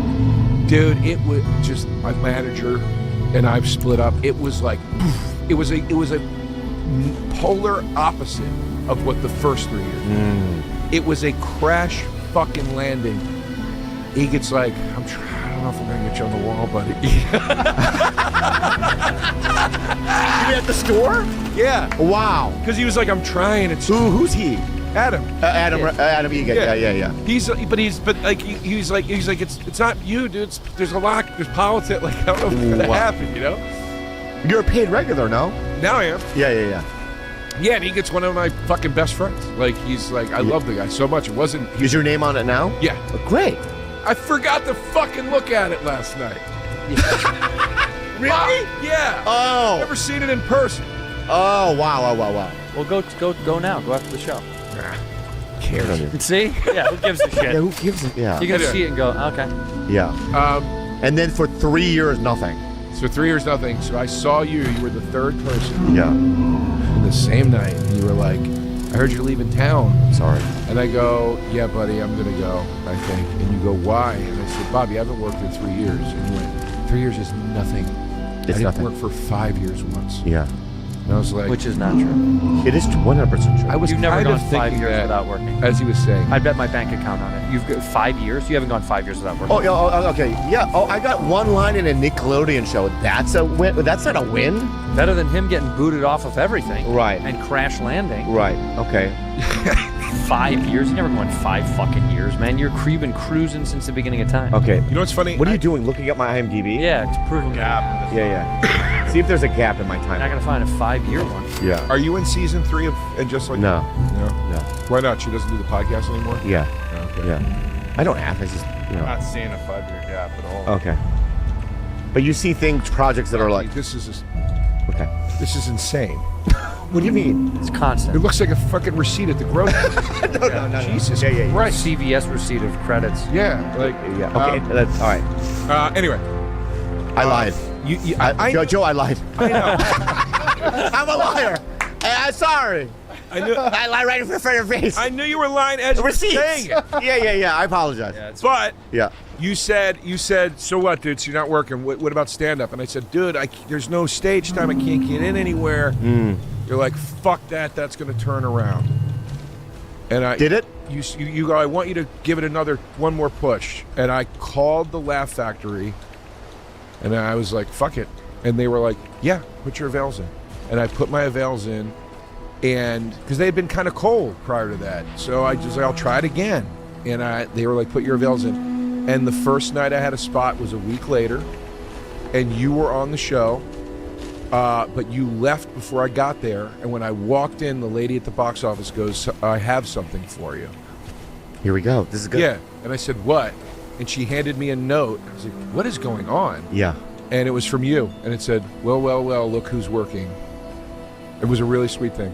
Isn't that sweet? Well, I got a little teary almost when I... Do you still have the note? Nah. Good. Of course, you threw it away that night. I wiped my ass with it. No, I actually do have the note. I have a box. I have one of those giant, like, or maybe probably 2 now.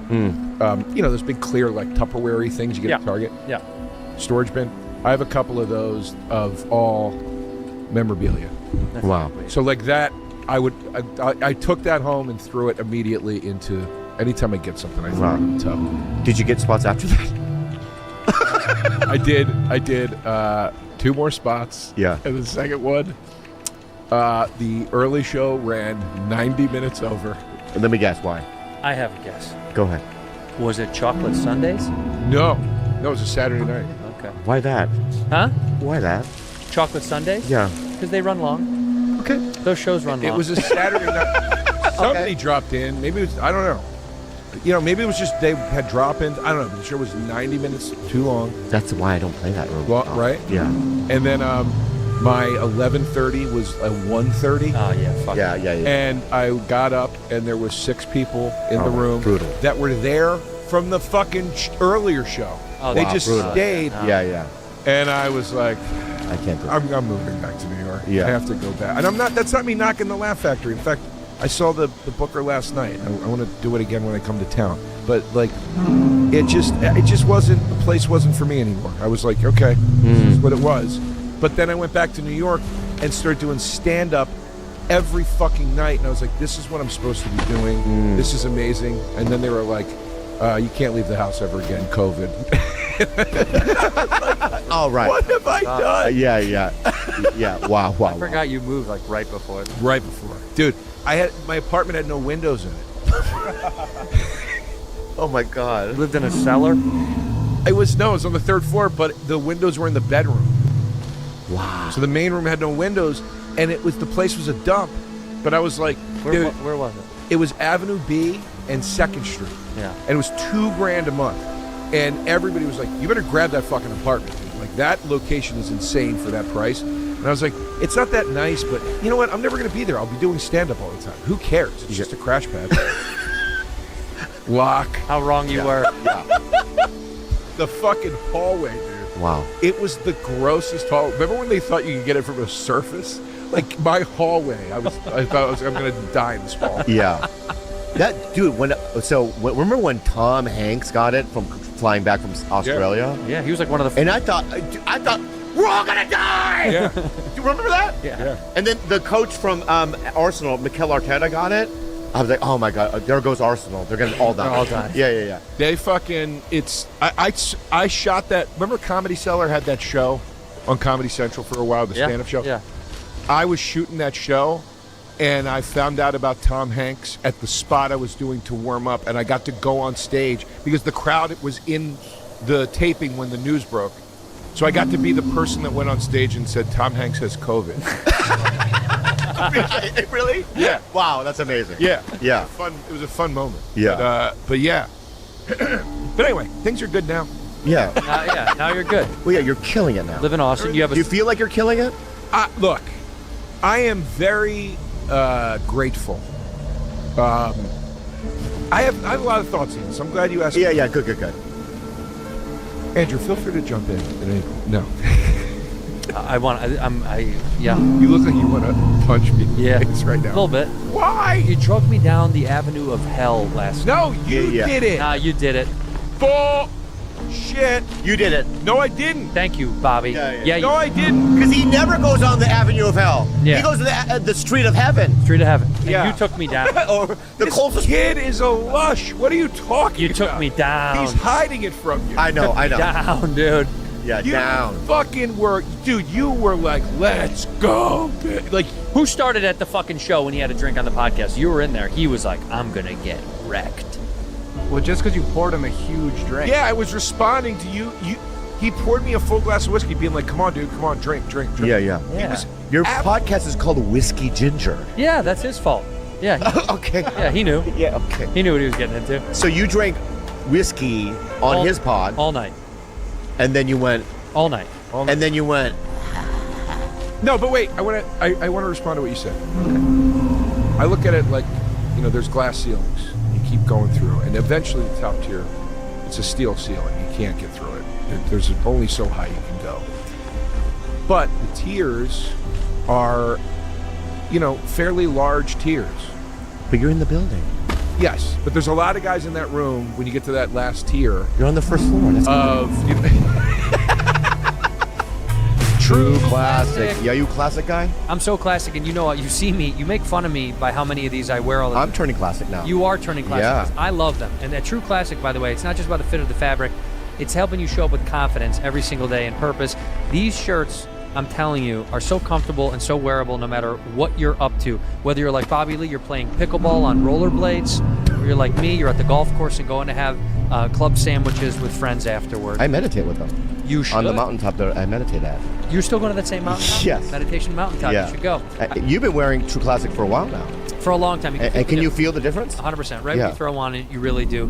Clean, effortless fit that actually works in real life. And it's not just their simple classic tees. They also have polo shirts that I love very much.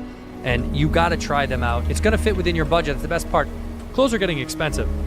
And I'm telling you, you don't have to hunt for a good deal of something comfortable that looks classic, clean, and also is very versatile, because True Classic has got that. And you can find them at Target, Costco, and head to trueclassic.com/badfriends to try them for yourself. That's right. Go over to Target, go to Costco, go to whatever you need to, but you can also go to trueclassic.com/badfriends. Check it out. Best birthday ever. Well, there's more where that came from. A word?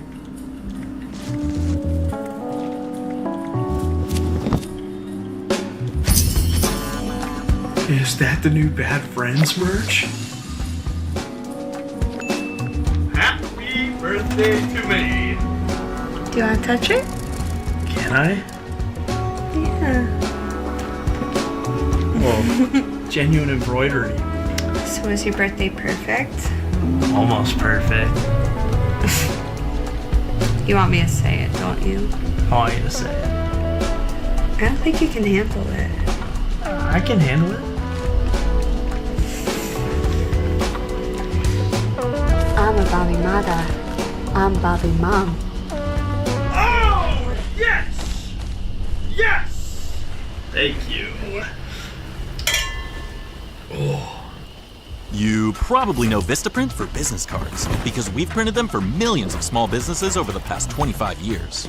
But we also print signs, stickers, shirts, and more. If you need it, we print it. Print it all with 20% off for new customers at Vistaprint.com.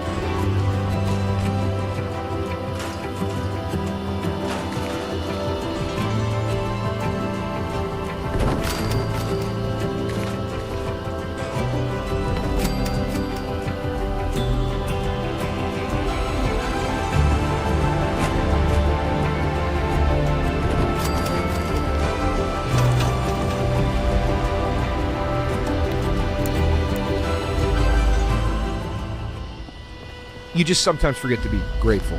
But the thing that makes me grateful, and it's my reminder every week, and I fucking cherish this because there are some people that can't do it, and it's such a simple thing.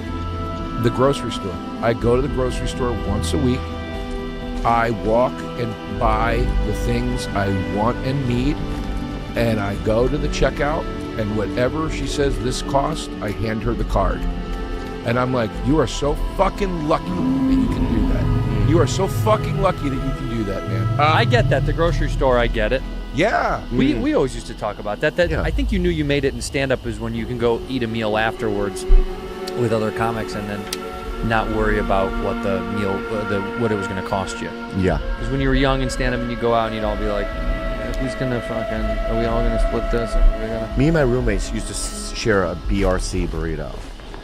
It's amazing, right? El Pollo Loco, BRC, $1. What's the BRC? Bean, rice, and cheese. Wow. And we would split one a day, and we'd split it in half.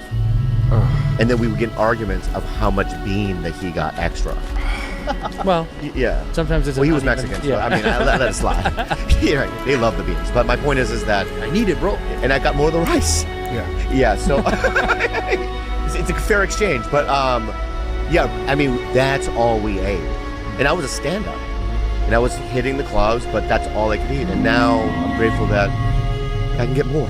You do, but That's an understatement. You order the whole menu.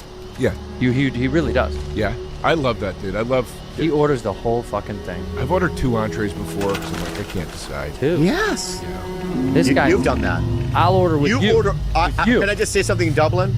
You did the ordering. Mm-hmm. You know what he does? This is what he does. He tells the table, don't worry about it. And they'll have a private. You always have a private meeting with the fucking waiter. You do. You do your fucking. The hide comes out. Yeah. Hey, I got this, right? Yeah. Bonjour or whatever. Yeah. You'll pull aside, and then things will just come out. Yeah. And we don't have to work. I slip him a card, and then. Yeah. He takes care of the whole thing. That's Yeah. That's Paul a fun- Italia does that. That's fun. Paul Italia does that. Paul that owns the stand. Yeah. That I do Joey Roses with.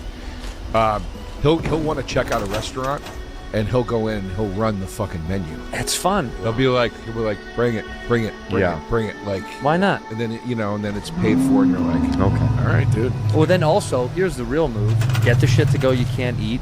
Find your nearest homeless guy. Go, dude, you want a fucking killer meal? Yeah. I've got so much left over. And then they go, I don't want it. Give me crack. Yeah. You go. And you're like, I'll give you a steak. Is there crack in it? You go up to the homeless guy and go, you want a killer meal? You got to try this place. Wait till you get it. When you get your life together, man, you'll be able to get in there. Yeah. It's a really good spot over here, buddy. That was one of my first shitty jokes. Was about taking a girl on a date that I couldn't afford, and then we got food to go. We got the leftovers to go, and I walked past a homeless guy. This was in Westwood, and the homeless guy was like, looking at me, and I go, yeah, I'm gonna give him the food, in front of this girl. I thought it'd like be a good gesture. I go, hey man, you want this food? And he goes, what's in it? And I was like, tomorrow, another day on Earth. Wow. You said that? Want it or not, you piece. No, I didn't say that. No, I didn't say that. No, No, but he literally was like, "What's in it?" I was like, "Oh, I don't know. It's a whatever, blah blah blah." And he goes, "Nah." He fucked me off. I was like, "All right, dude." I wrote a joke about this. I had a homeless guy once. I go, "Do you want this leftover Chinese food?" He goes, "It depends." And I go, "Oh, does it?" Yeah, does it? Yeah. And I go, "Oh, "What is does that it depend on?" He goes, "Is there meat in it?" And I go, "Yeah." And he goes, "Hard pass. I'm a strict vegetarian."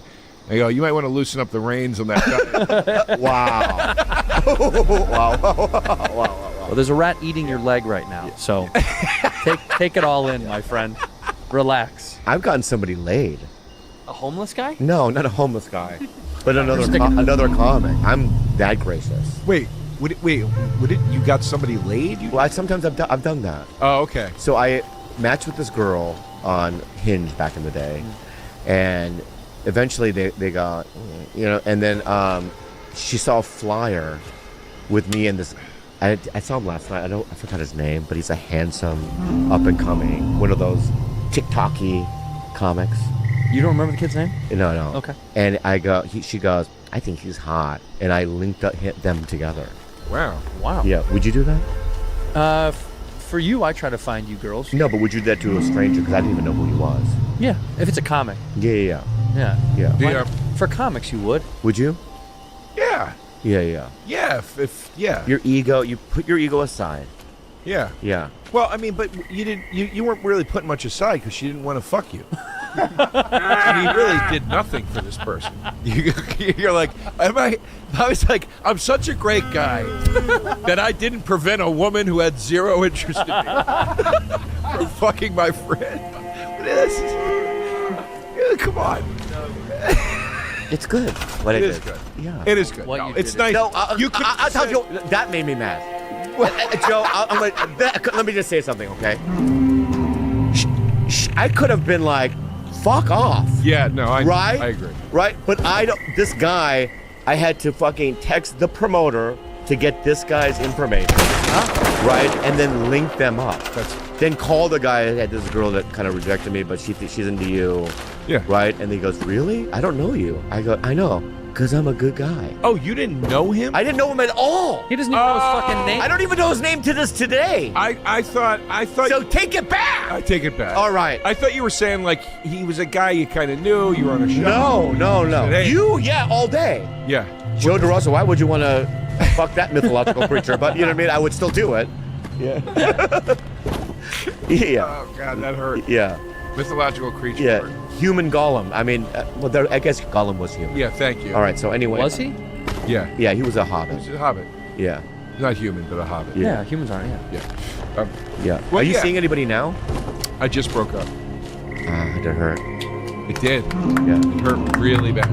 So she broke up with you? No, it was me. We heard about it last night. Is that true? Oh, yeah. Yeah. You went on a I rant. talked a lot about it. Yeah. We were broing down. Yeah. Yeah, we were. I don't want to get into details because it's personal. Yes, but, whatever you want. but do you still get your heart broken? That was the first girl I ever was truly, like, fully in love with. Like, I loved her very much. No, this is a nightmare. No, it's okay. What did you do? Wait, what's the nightmare? Because I'm talking about it?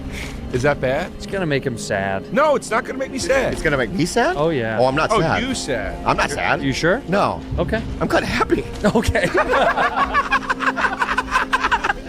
To see a little pain, it makes me a little happy. Yeah. It was mutual. She's great. She's really great. But it just was mutual, and we were both comics. It made it that's complications. Hard. That's hard. But you know, Can we? It was just Kathy Griffin. no. It was Eric Griffin. Oh, that's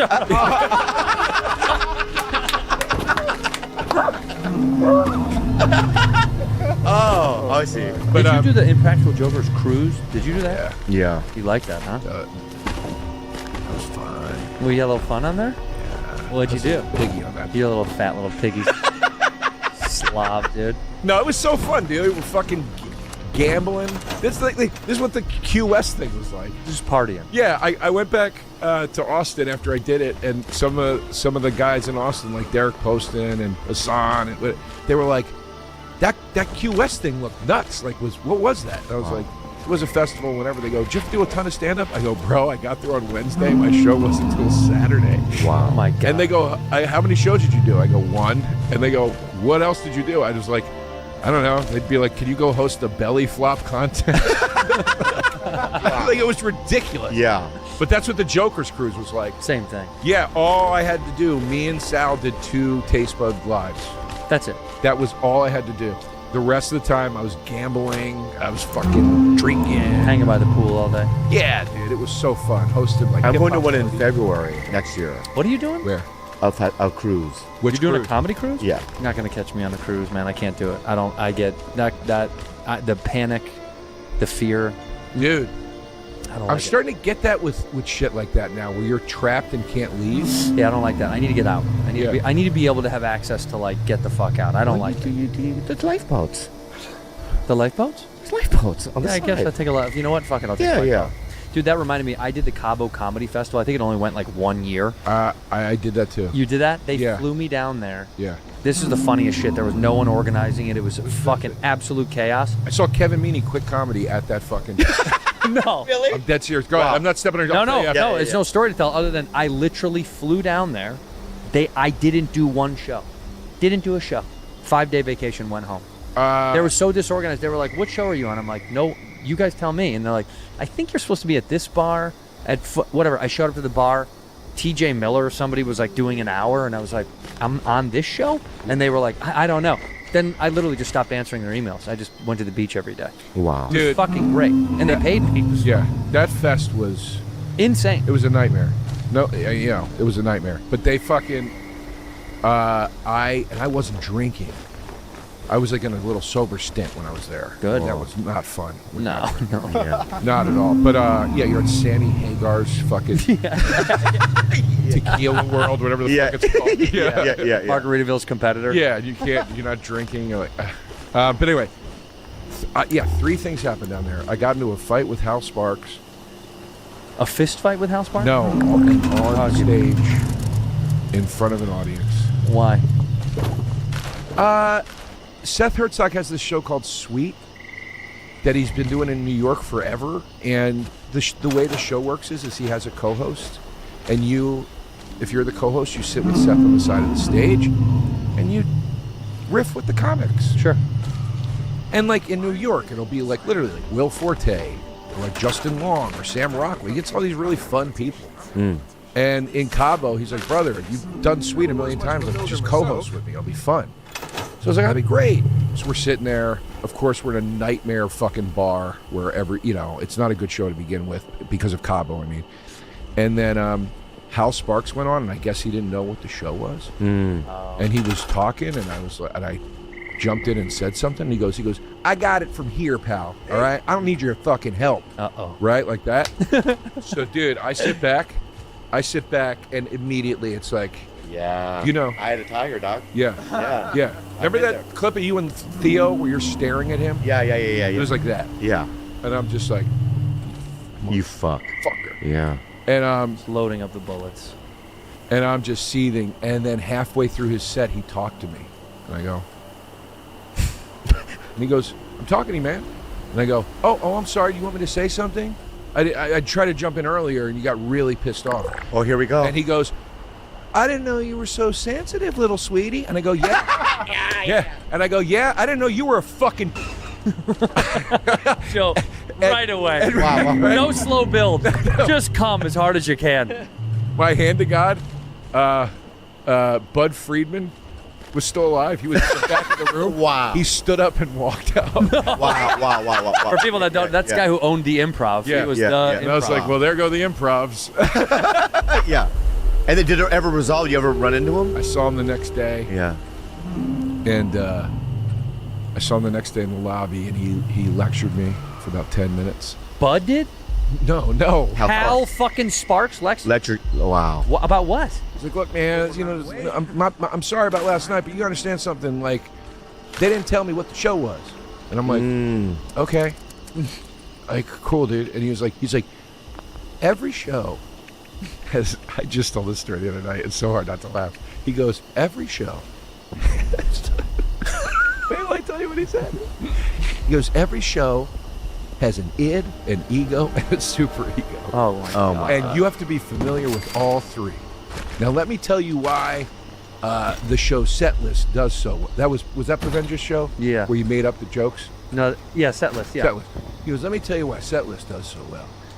Every week they reiterate the concept of that show to the audience, and that audience has seen it a million times, because that is how you treat the id, ego, and I was like, I am going to blow my brains. Kathy Ladman's standing over there. I've never met her. I was like, I'm going to go try to talk to Kathy Ladman. I got to get out of this. And then tell me who quit comedy? And then I saw Florentine, and I was like right after that. And he's like, what's up, man? And I go, you know who's a fucking dick? Hal Sparks. And he goes, yeah, what are you going to fucking do? I was so mad at the lecture. I was more mad at the lecture. Yeah. He's And condescending. I've never seen him since. Oh, wow. I mean, I'm not, you know. Let's set up a fight. Yeah, I love wars. Let's set up a war. Do you know him? Is he nice? I mean, I don't know anything. I know who he is. Yeah. Even if I've never even been in the same room as him.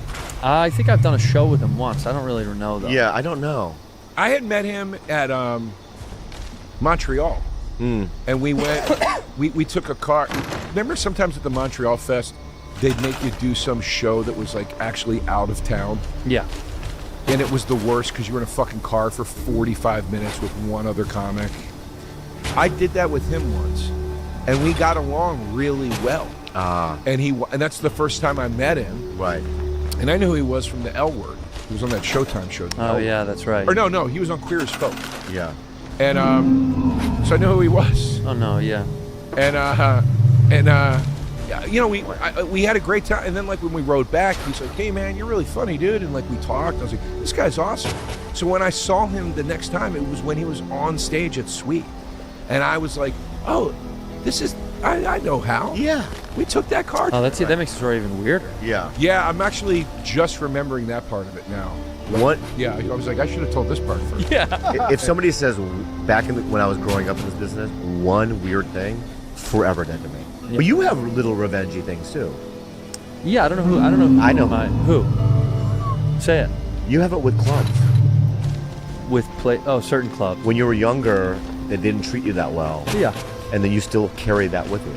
I mean, don't we all do that? Oh yeah. Yes. You do that. No. Liar. I love yuck yucks. I guess maybe. You do. You do you have them? Oh yeah. Yeah. I was at one. I can name 5. I was at one. Yeah. That will remain nameless. Governor's Long Island. That place can fucking burn to the ground. I like Governors. I don't fuck that whole thing, dude. I like That guy made me feel like shit, man, when I was a kid. Wait, which guy? This was a long time. I mean, because I'm just wondering if it's some random man. I was getting New York Comedy Fest, so it was probably 2011 or something like that, 2010. But whatever, man. There was a paper show. It was fucking awful. There was nobody there, and there was a bunch of it's like out of a bad movie, like Italian, like sitting at a fucking table, talking the whole shit, talking through every comic, like just shitting on everybody. That can happen on Long Island. And he's saying, "Shut up," and I'm like, "Dude, take care of this," and they don't take care of it. And then I was like, "Well, I don't want to do the show anymore. There's not even enough people in here for it." It was like 13 people. I was like, I'll pay for you guys to not be here. If you guys want to leave, everybody can leave. And they were, fucking barking at me and shit. And then I just sat on the stool. I literally sat and didn't say anything until people slowly got up and left. And the guy was like, "That's the most unprofessional shit. I'm taking those ticket prices out of your paycheck or whatever." And I was like, "Good." And keep the fucking paycheck and write, "We'll never come back here." I had that with Off the Hook. Oh my! And that fucking Captain douchebag. Brian. Yeah, that douchebag. That when you meet him, he goes, "Hey Joe, I'm the captain." Really? Really? Why don't you sail on my fucking dick? You loser. The worst fucking crowds I've ever been in my life. He lied. He said I ran up like an impossible bar bill. Yeah. I had 4 shots and a beer at the bar because you literally 2 of them before I went on stage because I was like, this is a fucking nightmare. I can't do this. And then I had to drink on stage and then a drink after whatever, and then I left because big surprise, I didn't want to hang out at Captain Brian's Off the Hook for my night in Florida. And I'm like, bro, your audiences suck. They suck and they're stupid. They're stupid. Yeah. It's not my fault. No, Yeah. He's like, oh, yeah, you had a bad show. You never went down there.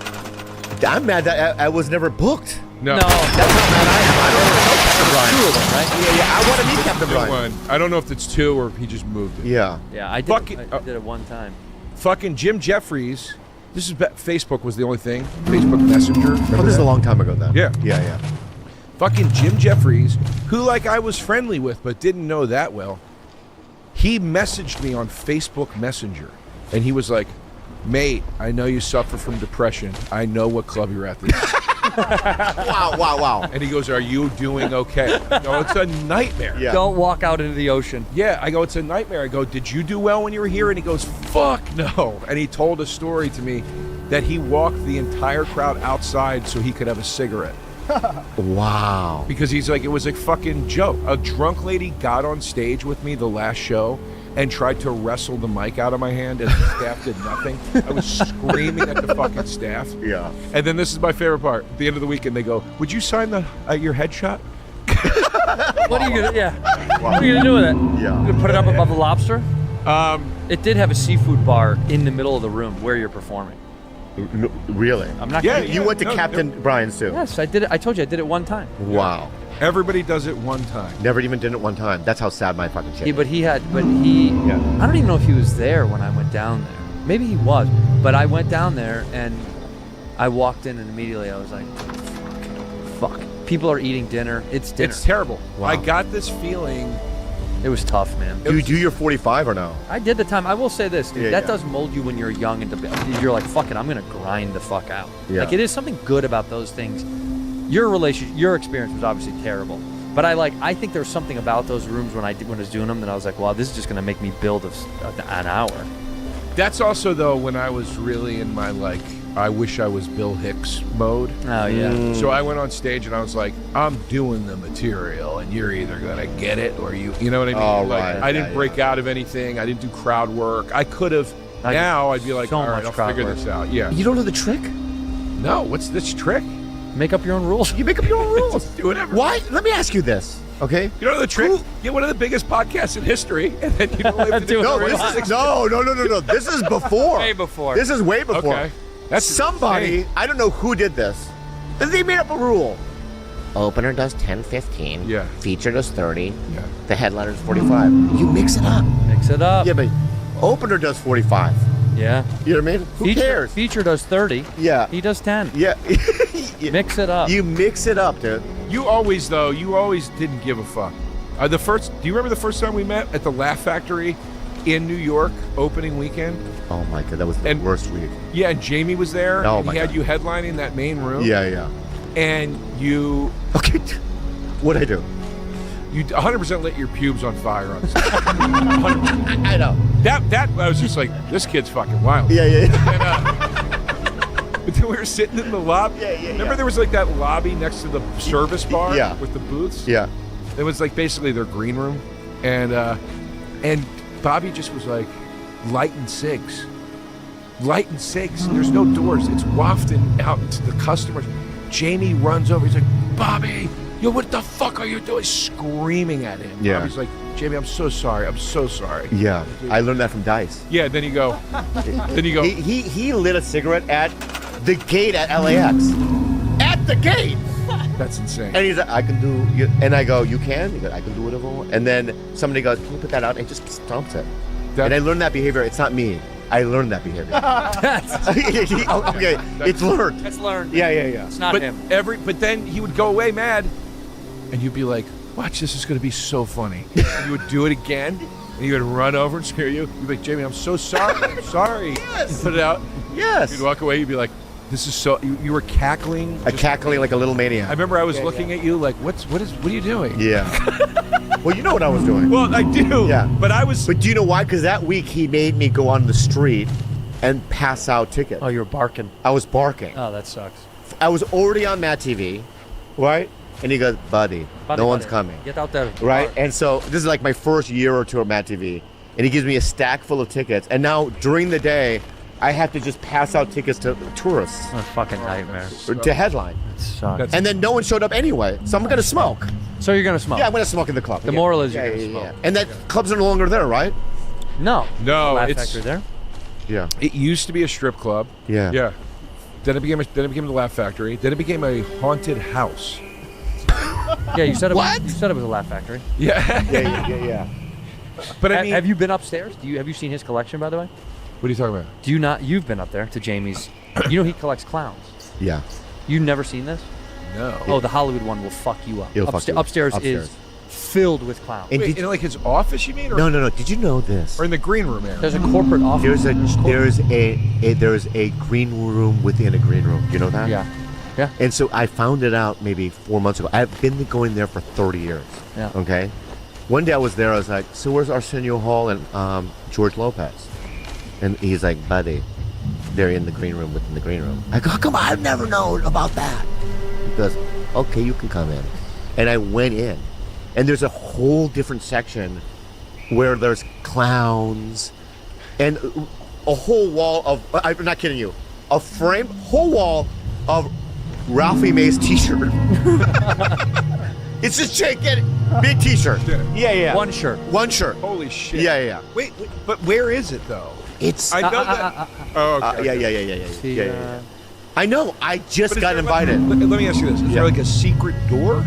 It kind of is. Yeah, it's hidden. It's hidden. That's fucked up. It's fucked up. Yeah. Normally, what you just hang out upstairs in that kind of like lounge landing, area. yeah. The landing, right? But it's no. There's a secret room. Yeah. Yeah. You'll get in one day. Joe's one of my best friends. He's one of my sweetest comedy mates. I love him. He's one of the funniest people I know. And he has a special out right now. I Never Promised You a Rose Garden. It's fantastic. Please go watch it. Bobby loved it. Bobby watched it this week. Oh, really? I have it on Blu-ray. He's got it on Blu-ray. Did you really watch it or no?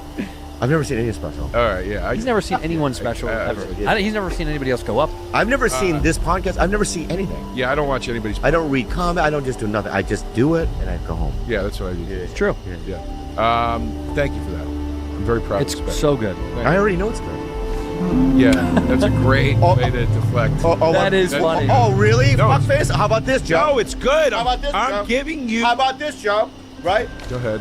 You texted me, right? Yep. Guess who texted me right back? Cool. Right. And guess what you asked for? What?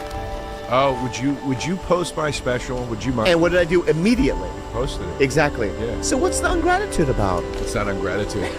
What's the hostility about? I was literally complimenting you that I don't need to see it. I know you're great. Is an awesome deflection that I'm going to use to get out of so many things. I mean, you might as well. I'm dead serious. Yeah. Do you know how many fucking people we know that have a goddamn TV show, my special, my this, my that? Yeah. You gotta. I always go, oh yeah, dude. Nice. Yeah. Meaning I watched 4 minutes of it. Right. Just in case they ask me anything. It's already good. I know it. That's why I don't even go to my friends who are director of screenings. I don't watch it. Yeah, but that gives you anxiety. You hate I'm it. just in the. I just go in and out. It's always not good. I don't watch. It's always not. It's always that not stuff makes me nervous. Yeah, yeah, yeah. Like watching a thing. Because you have to lie. It's a masterpiece. Wow, what did you make? Yeah. Yeah, I don't watch it. I don't watch anything I'm in. No, that's disgusting. This was torture because I directed it, so I had to sit there. I had to sit there. Going through the but editing. I was proud to have done it, but that's tough. Yeah. I hate it. So much easier to be like, can you guys just show me a cut? Yeah, just do it for me. That's good. Who said that? Who told us that? Swartzen? Yeah, I don't know. Someone was like, I never have seen any of the. I tape it and then they put it together. Did you have fun here or no? In LA or on the pod? This pod. I had a great time. I was actually kind of sad when it was done. I was having a nice time. I'm dead serious. We don't do Rogan hours. We do Bad Friends hours. Yeah, I had a great time. We really should try to do a Rogan marathon type of show once. Just think you so? and I. But we should start at like 10 p.m. and see how late into the morning we can go. Oh, that'd be fun. Wouldn't that be just fun? We have guests coming in Like and a out, or lock-in. no? Yeah, people can pop by if they want. Yeah, you should. A marathon. You should. Sometimes guys will do 24-hour. That's fucking no way. Keith and the Girl would do that once a year for, I think, a charity thing. Yeah, I'll do it for a charity thing. But it was so fun. I would literally... Let's do it. I would literally hit them up at 3 a.m. And I'd be like, hey guys, just got back from the bar. Like, can I hop on? They're Come like, on, dude. Yeah. And I would go on through Zoom and just sit there with them smoking cigs till Let's do 6 that. in the morning. It was so fun. No. Okay. That's the way. Because it's hard enough because we talk so much. That's fine. No, just let me talk. You know, we talk a lot. We talk a lot. You know what I mean? And sometimes it's like, enough Yeah. talking. Yeah. Get to living. Yeah. I get it. I get it. All right, sign out, Joe. Look there. Thank you guys for having me. That's not it. Oh, sorry. Thank you for being a bad friend. Thank you for being a bad friend.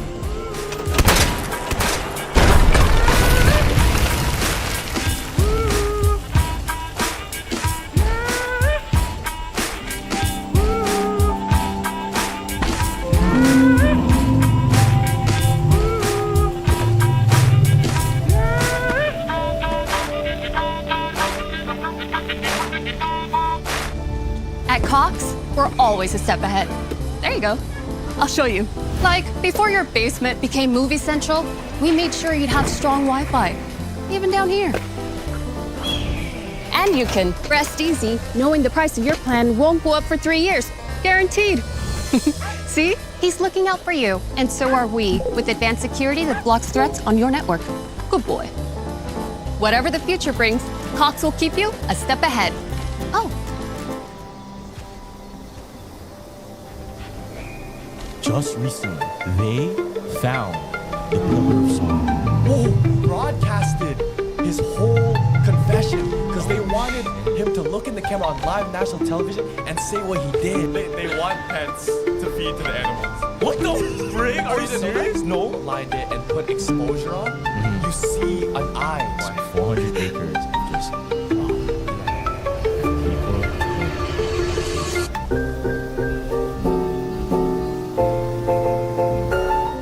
I'm actually slowly getting more and more blind. Every time I look at like the little small screen, every time we've done What?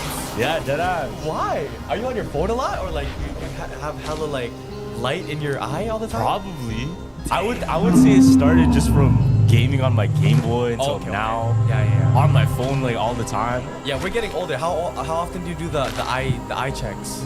I haven't done that in years, to be honest. I haven't done that in years. But I heard, I don't know if this is a myth, because my Lolo, it's a little Lolo science. Yeah, you know what I'm saying? yeah. My Lolo said, try not to get the next prescription because if you make it too high, it'll make your eyes worse. So I've been using a lower prescription for a long time. But I think it got worse anyway. I think it got worse that's not anyway. right, gang. You have to use the proper prescription for your But eyes. it's Lolo science. No, bro. This guy's going straight up conspiracy, bro. Not everything's No, but he had a point where he said I shouldn't wear my glasses if I'm using a laptop. Leave it in the comments if you guys do that. When you can't see your laptop in front of you, you put your glasses on. Isn't that worse because it kind of magnifies it? ついにその日がやってくる。ずっと憧れていた夢の舞台へスケートイン。全力でかけていきたい。始まりは不安もあるけれど、背中を押してくれる手があるから、一直線に勇気を持って、誰より早く駆け抜けたい。ウマ娘好評配信中。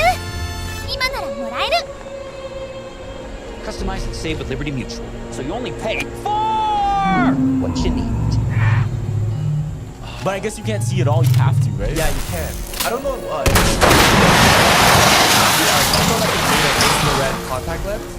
No. Yeah, I didn't know that. So if you like in a pitch black like area, Yeah. if you have these contacts in, you can see shit like it's actually like green and like yeah. But yo, it's so like they're making it for like $200 to make that lens, right? Yeah. So imagine how much they're gonna sell it for, because that's a how superpower. much would you pay for that? Okay, what does it really do?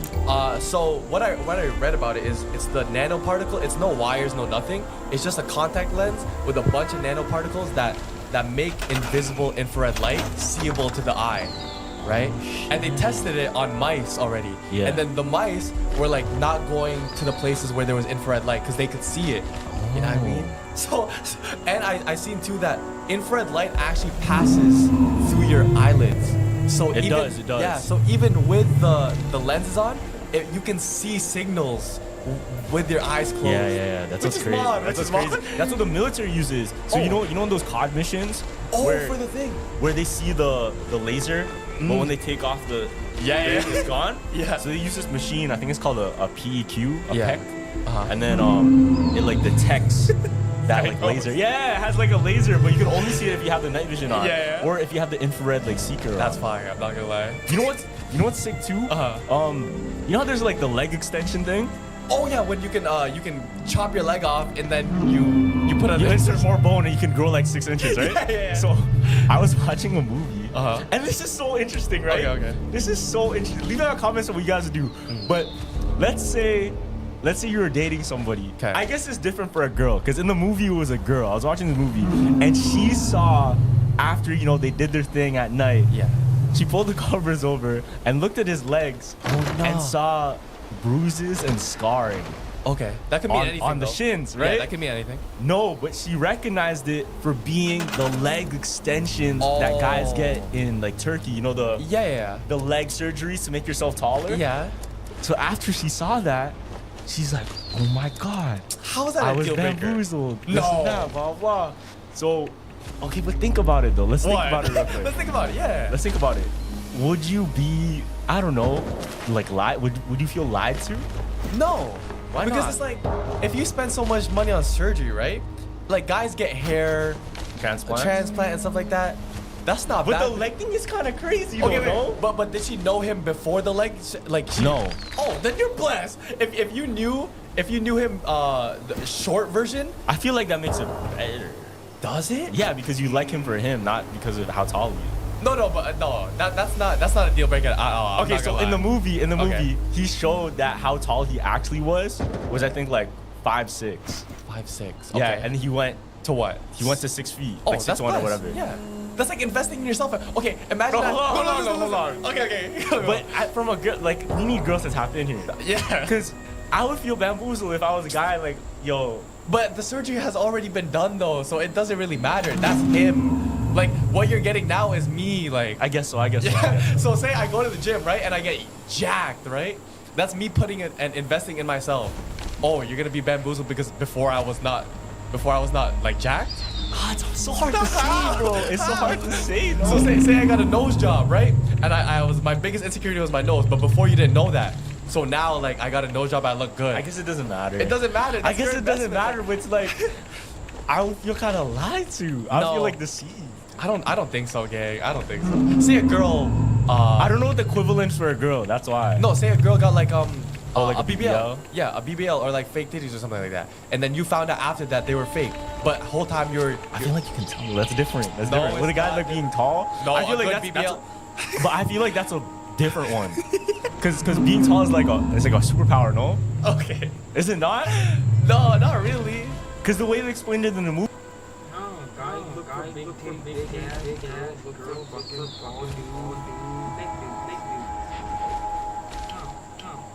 Movie, he said, until I got the leg surgery, everyone didn't give me respect, blah blah, this and that. All he had was money. He was like a super rich guy. Okay. And the one thing that he didn't have was like physical attractiveness. Okay, boom, yeah. So and he made himself like super tall. Yeah, he invested in himself. That's the investment that you make. There's nothing wrong with that, gang. I guess there's nothing wrong with There's it. nothing It's just wrong like with that, fam. Like girls, have it in the comments. I know. I'm Yeah. very curious. I just Yeah. really want to know what everybody has to say. Yeah. Cause my perspective is, it's like the Wizard of Oz thing. How? It's like behind the curtain, like, oh shit, this whole time, it wasn't even true. Fuck, I'm trying to play devil's advocate. I don't think I can though, cause I just don't see anything wrong with that. Really? Cause if I had an option, cause I like my height right now, so I don't care. But if I had an option right now to go like maybe like 6 feet. With Fargo, your virtual assistant from Wells Fargo, you can quickly know what you spend on things like food. Fargo, what did I spend on groceries this month? Hey Dad, can the guy stay for dinner? No. Learn more at wellsfargo.com/getfargo.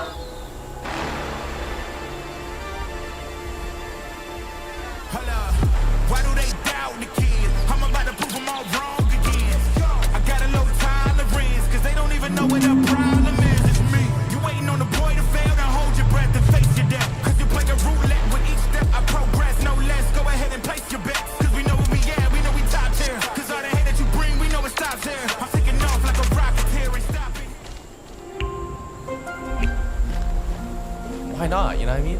I don't know. And I don't think man's like if like people I was seeing wouldn't treat me any different. I guess so. I don't know. Men's are shallow. But isn't that shallow to see height? Yeah, it is. It is. That's what I'm saying. Is like, oh, so you're thinking more morally. I'm thinking like, nah. like just love yourself, no? That's how I see it. That's how like you just like love who you are already. But maybe since you're taller now, maybe he can love himself better. I know, but you should Right? love yourself for who you are already. You know, you should already love yourself for who you are, who God made you to be. Type thing, right?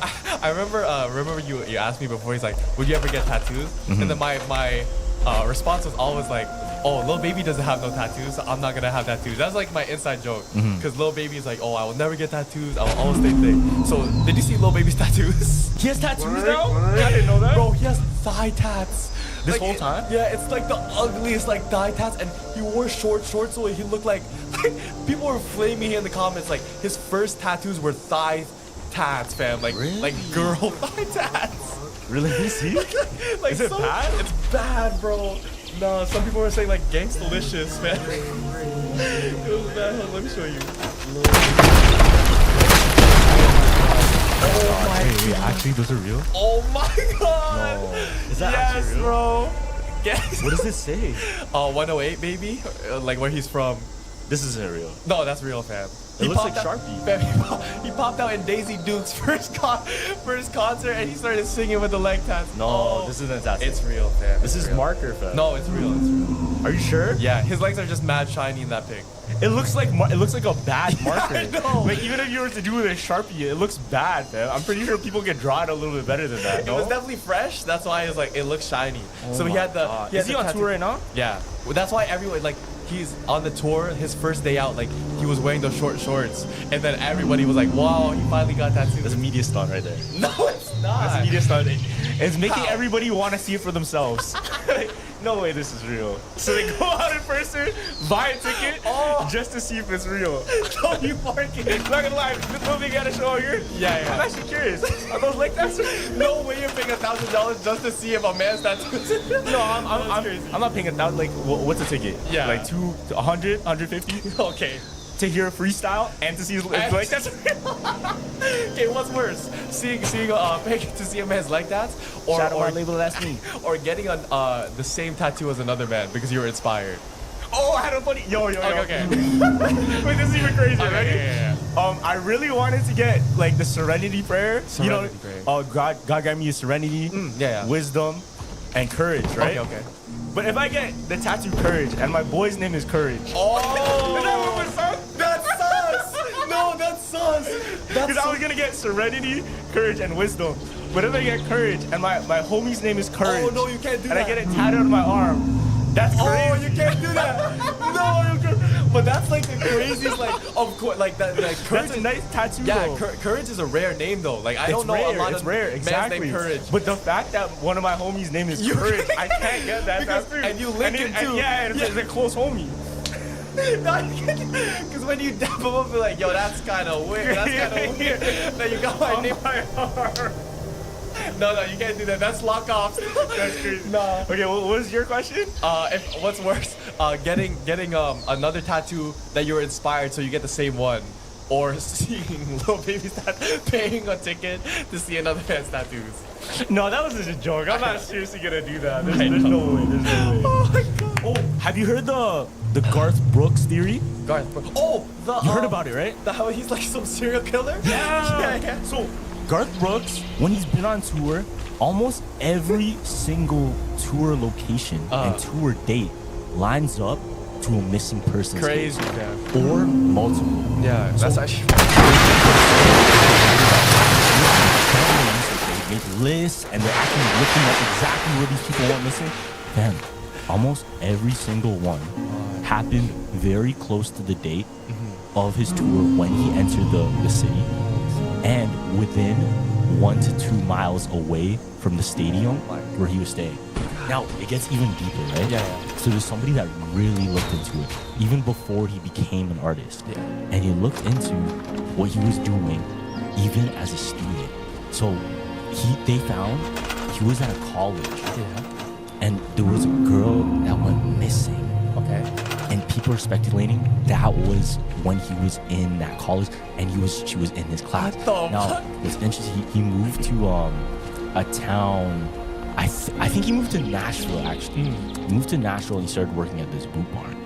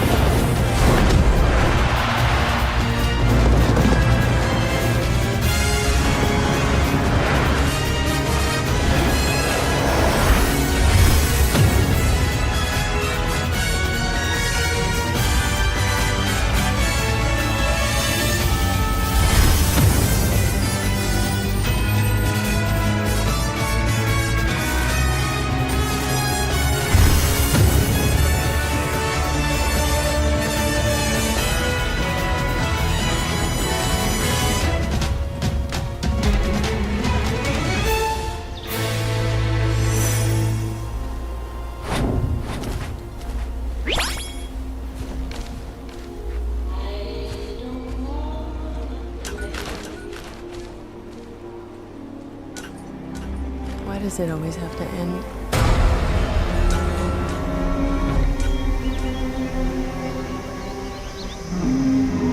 Is there any way to keep love alive?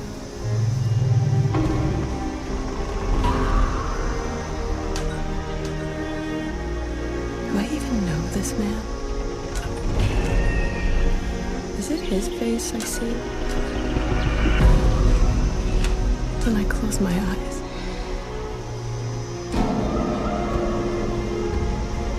Or only a mask that he's wearing. Always there. Looking back at me. I think he's a keeper.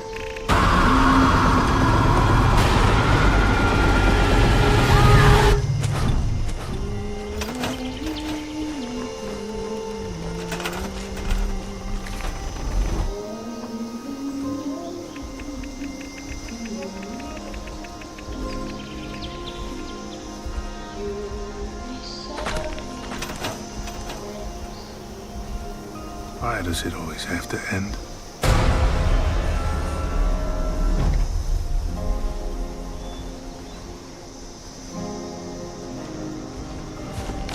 is there anyway to keep love alive?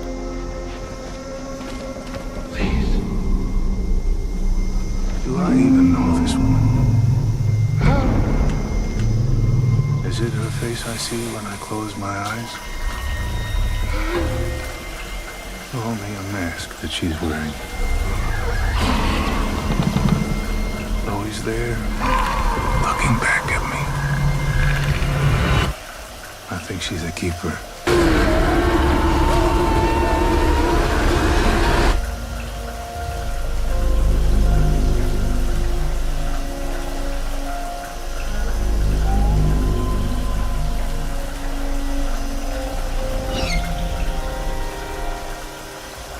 Yeah. Did we go in it in the same group part? I think so. I think so. But there's multiple group parts in Nashville. 3 people went missing at the time that he was working in the group park in Nashville. Oh my! This is before he started getting his money. He got his label, became this huge artist. So he's been having his. But when he did get his money, he did start balling out, touring, whatever. One of the things he bought was a little bit suspicious to me. Only now because they're looking into it.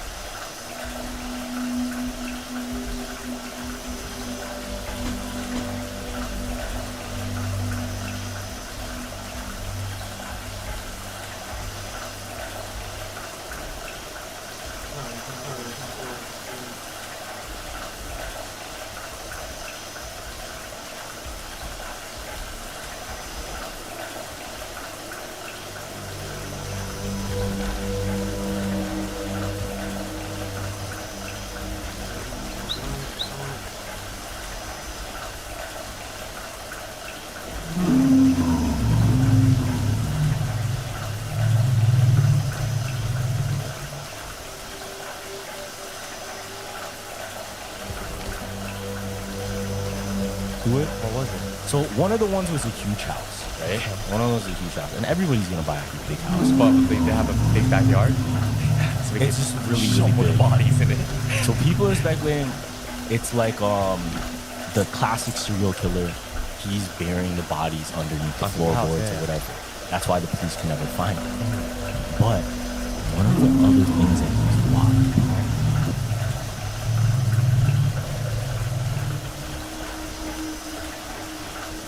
Wisdom. Whenever I get courage, and my homie's name is Courage. Oh, no, you can't do and I that. get it tatted on my arm. That's Oh, crazy. you can't do that. No, you can't. But that's like the craziest, like, of course, like that, like courage. That's a nice tattoo. Yeah, though. courage is a rare name though. Like, I get that. because when you die. No, you can't do that. That's lock offs.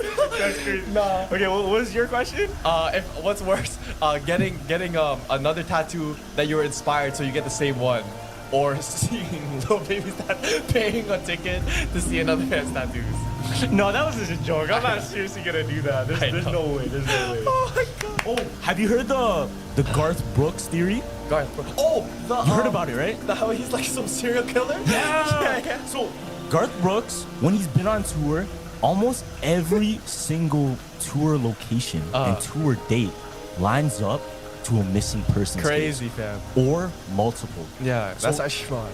There's so much different people that looked into it and they've done the research. They've made lists and they're actually looking up exactly where these people went missing. Fam, almost every single one happened very close to the date of his tour when he entered the city, and within 1 to 2 miles away from the stadium where he was staying. Now, it gets even deeper, right? Yeah. So there's somebody that really looked into it, even before he became an artist. Yeah. And he looked into what he was doing even as a student. So they found he was at a college. Yeah. And there was a girl that went missing. Okay. And people are speculating that was when he was in that college and she was in his class. What the Now, fuck? what's interesting, he moved to a town, I think he moved to Nashville actually. He moved to Nashville and he started working at this boot barn. Yeah. Did we go in it? In the same boot barn as it? I think so. Shit. But there's multiple boot barns in Nashville. 3 people went missing at the time that he used to work in the boot barn in Nashville. Oh my. And this is before he started getting his money. He got his label and he became this huge artist. Damn. So he's been having his. But when he did get his money, and he did, he can start balling Tour, out, yeah. touring or whatever. One of the things he bought was a little bit suspicious to me. Only now because they're looking into it. What was it? So one of the ones was a huge house, right? Okay. One of those is a huge house, and everybody's gonna buy a big house. But they have a big backyard. So It's just really, really the big. bodies in it. So people are speculating it's like the classic serial killer. He's burying the bodies underneath the Under the floorboards house, yeah. or whatever. That's why the police can never find it. But one of the other things that he's bought was land outside of the city of Nashville, just outside, complete wilderness, 400 acres of just raw land. Never built on it. Never done nothing. Nothing built. Ooh, nothing there. that's a little sus, It's my just boy. 400 acres of just raw land. Yeah. And people think that's where he's hiding all the bodies. Word. Damn. So why don't they set mission or like they actually run a report on him? So- there's not as much evidence. So check this out. The thing is, there's no evidence that ties him exactly to these murders. It's Yeah. just the tour dates. Okay. Now, we can't really do that. Because why? The actual debunking of it is he's just going to really popular cities and Okay. really, really populated cities. Yeah, but there's two, like there's way like you can say it's a coincidence, Mhm. but it's like there's a lot of evidence though every tour, right? Yeah. You know what I mean? So one of the people that really looked into it, they wanted to write a book about it because they did so much research and they claimed like they really think he is a murderer, or serial killer, or kidnapper, whatever. Damn. But I think, personally, to debunk it, it's just that he's going to popular cities. These things happen. For sure. These things happen. It is just a little bit weird. It lines up near his tour dates. Yeah. And some of them on the tour dates. Yeah. I don't know. I don't know though. you know- But it's big cities, right? It's big cities. People go missing. Yeah, but I think that do you think Garth Brooks is aware of what people are saying about him? One of the theories too, though, was the song he made. One of the songs he made was "Friends in Low Places." What? So people think "Friends in Low Places" is about friends. With Liberty Mutual, you can customize your car insurance to save hundreds. Could you look away? Only pay for what you need.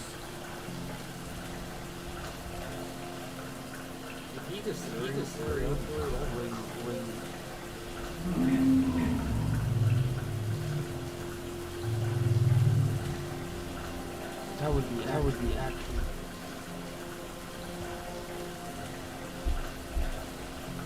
Liberty, liberty, liberty, liberty.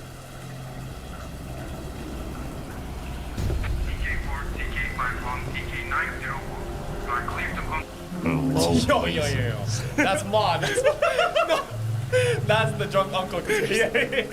Nah, but I know like in the concerts, people are aware of like this trend of calling Garth Brooks a serial killer because I think right now it's a meme. I think there was a show on Netflix that made fun of that idea, right? Yeah, and it was Tom Segura's? Yes. Yeah. And it was a meme, right? But I seen two that could kind of hint at it that his team is aware of it too.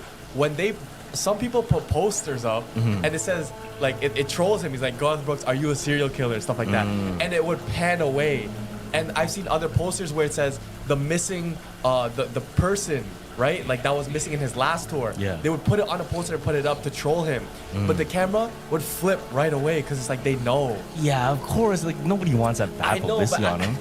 But at the same time, I think he's aware of it. And why wouldn't, if you were guilty, you would probably, and people are blaming you, why wouldn't you speak up on the thing?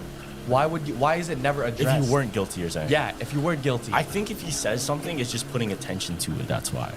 But if that would be good though, because it's like, what if that's publicity, plus you're not doing nothing wrong because you're actually not a serial killer. So it's just more attention on you. So you think it's more sus that he didn't do anything? That he didn't do anything. Why is he just ignoring the fact?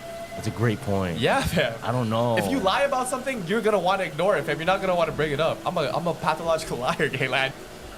That is a good point. That is a good point.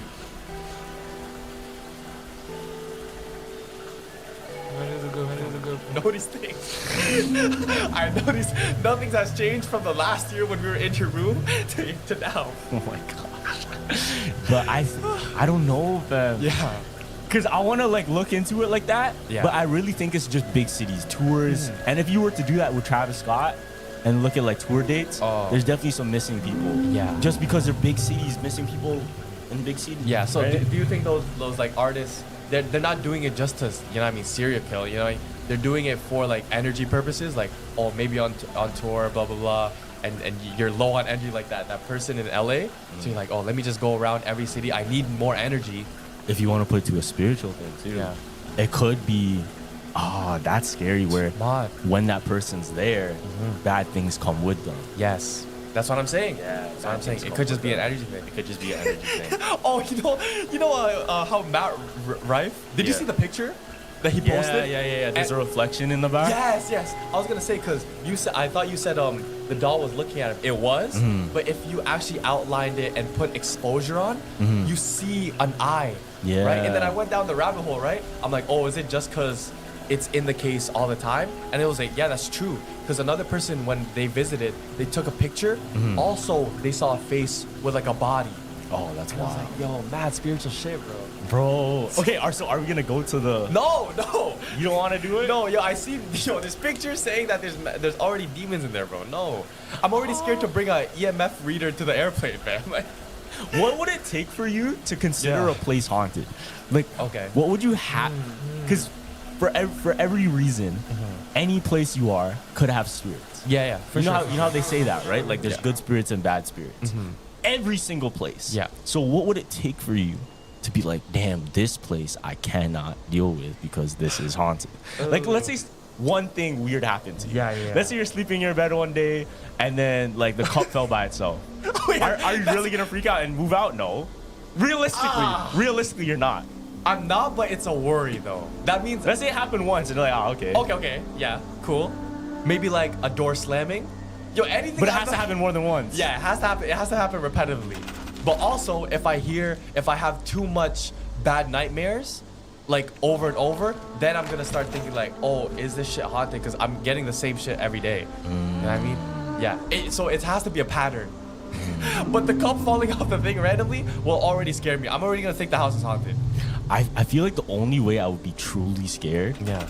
Oh, I don't even want to say that. Though, Okay. I don't want to say that. You don't want to say, yeah. I don't want to like manifest anything. Yeah. Because Never mind. Remember we were talking about that last time, and then we heard things at the end of the podcast. Yeah. Yeah. I watched it back, and I was like, yo, I actually heard it, fam. Yeah, I don't know on that one. Yeah. bro. Next topic. I got scared. I'm getting scared still.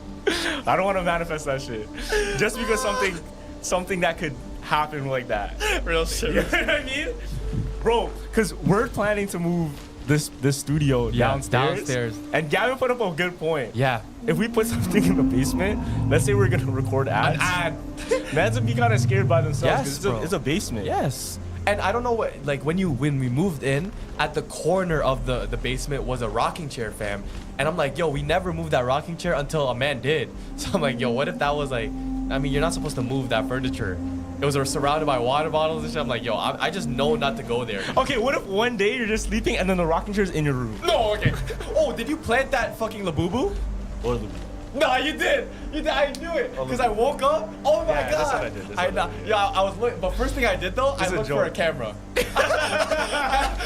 You walked out like, Yeah. It was looking at me, right? And there was a Labubu at the podcast door. And first thing I did, I looked at the camera. I'm like, and then if you heard me back then, I was like, yo, get this demonic shit out of there. And I put it in RJ's. I put it in RJ's stream room. Oh my god. Okay. There's a video I want to show you. Okay. So I saw this recently. Okay.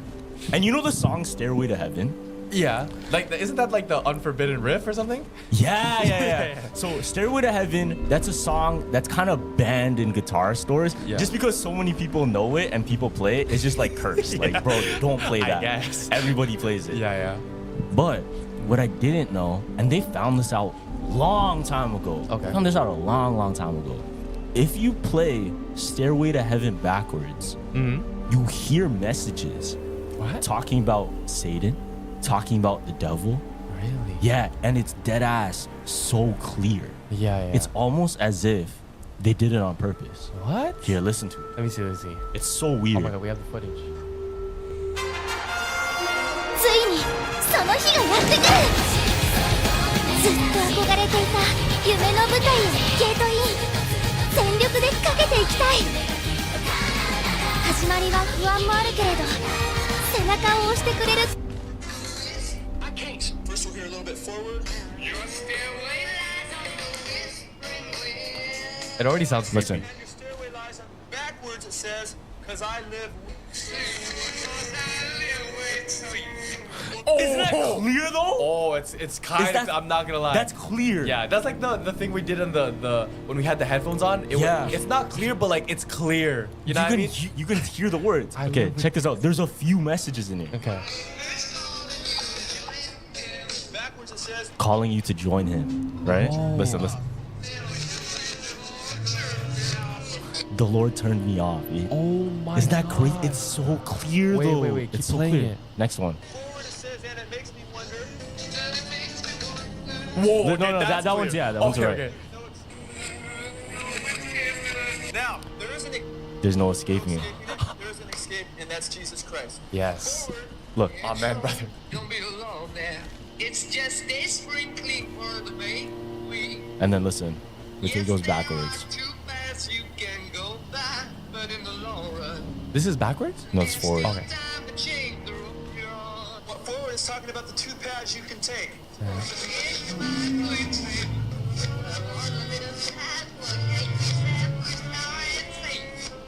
I hear a lot of the S Yeah, word. you hear that a lot. She's definitely Isn't saying that something. crazy? She's definitely saying something. Okay, so if you listen to the song Stairway to Heaven, Okay. the purpose of the song too kind of lines up both forward With the message. and backwards. Yeah, you're right. Because the message in Stairway to Heaven is there's a woman and she has all these riches and she's trying to buy her way to heaven, Holy fuck. but she can't. And there's two ways that you can go down that path. And if you think you can just go around spending all your money and all your things on just everything, whatever you want, you can't buy your way there. Yeah. And that's kind of the message that they're It's trying to actually say. crazy that it shows both sides. both sides, But the reverse is the other way. But I'm not gonna lie, like you know how Drake has like double entendres?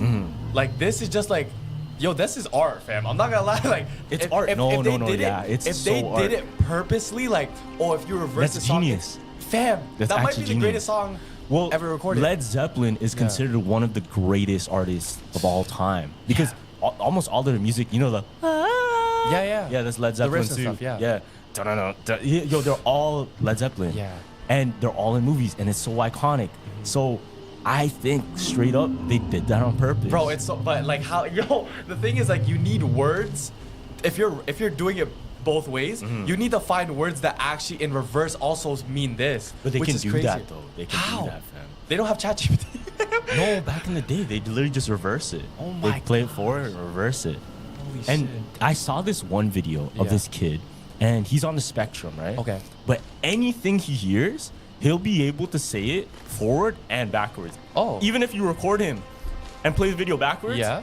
it'll be the exact word. Really? It's so crazy. Yeah. It's so crazy. But see, with rock bands, I feel like maybe they, cause remember how you were telling me the rock band game is literally like all the devil stuff is like selling your soul. So I feel like the rock band music is to also promote that shit because of what they're doing. That's You know what I the mean? conspiracy was for a long time, that Yeah. rock music is like the devil's music. Yeah. But I think, and what's interesting too, bro, is that's what the popular music was at the time.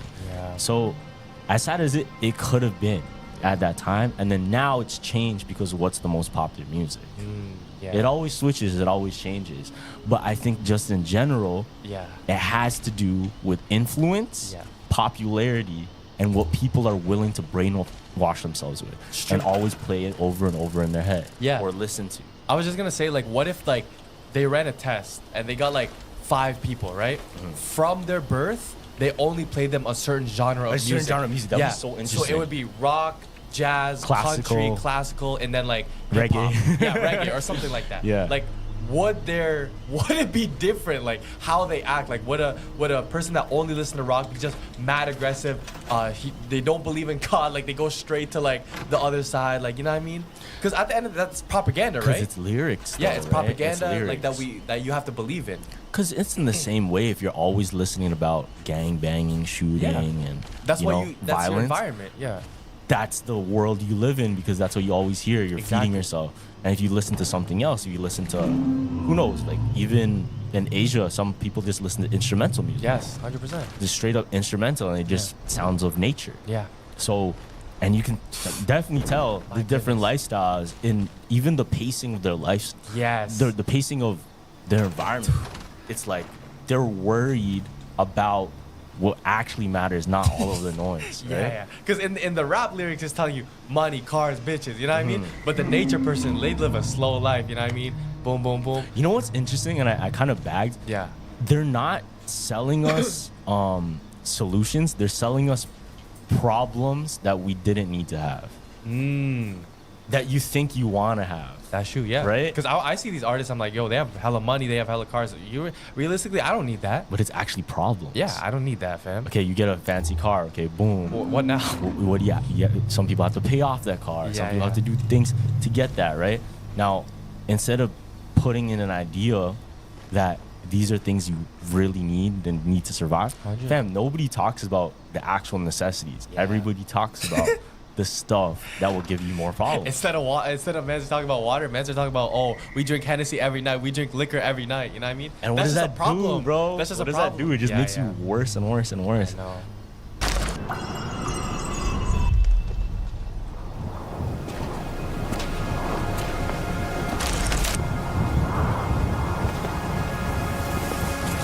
This is an unfinished film.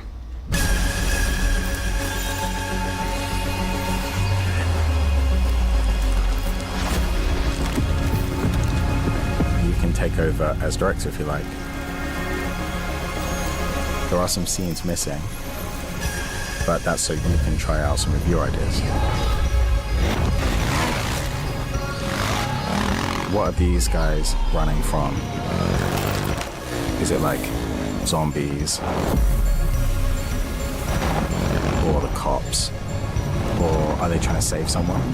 Like, they could be launching themselves off and like an octopus tries to like grab it out of the air or something. Literally anything is possible. The world is your oyster, as they say. Or in this case, maybe it's like a giant squid or something. Is there like loot and gold and stuff around here? Again, that's completely up to you.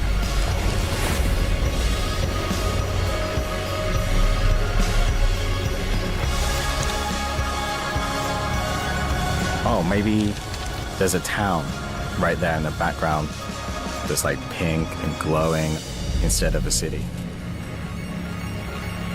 The world is what you make it.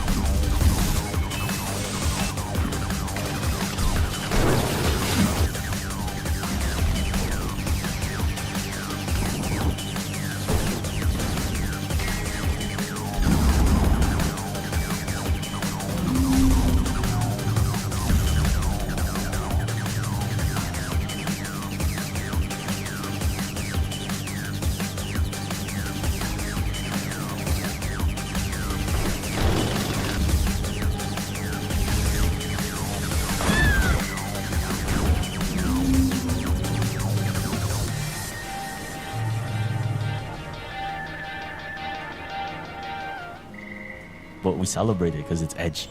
Yeah, real shit.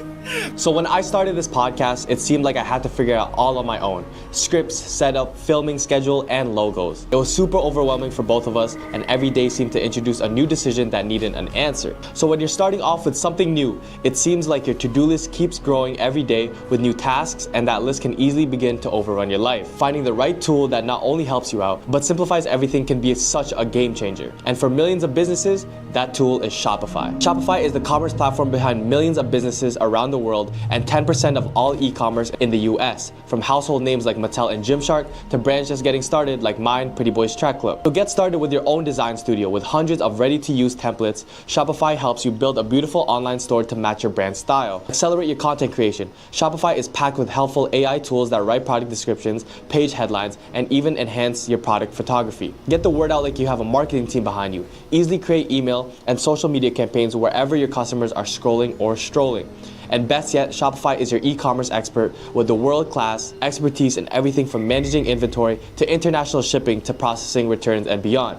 So if you're ready to sell, you're ready for Shopify. Turn your big business idea into with Shopify on your side. Sign up for your $1 per month trial and start selling today at shopify.com/jumpers. That's JUMPERS. Go to shopify.com/jumpers, shopify.com/jumpers. This episode of Jumpers Jump is brought to you by Booking.com. Booking.yeah. From vacation rentals to hotels across the US, Booking.com has the ideal stay for anyone, even those who might seem impossible to please. Whether you're booking for yourself, your partner, your sleep light, rise early mom, or high maintenance group chat, you can find exactly what you're looking for on Booking.com. Me personally, when I travel, I always look for a good, clean bathroom. I just love the aesthetics when it's a nice clean bathroom so I can take those good bathroom selfies. And I feel like I'm somewhere higher end just based on the tiles and the atmosphere whenever I go take a shower. But everyone has their personal taste when it comes to traveling. For some people it could be a sauna or a hot tub or definitely location where you want to stay. Booking.com will give you all the best options you're looking for. Whether you're looking to stay downtown or outside the city, whether you're looking for multiple beds or just a bachelor suite, if I can find my perfect stay on Booking.com, anyone can. So find out exactly what you're booking for. Booking.com, Booking.yeah. Book today on the site or in the app. During this summer,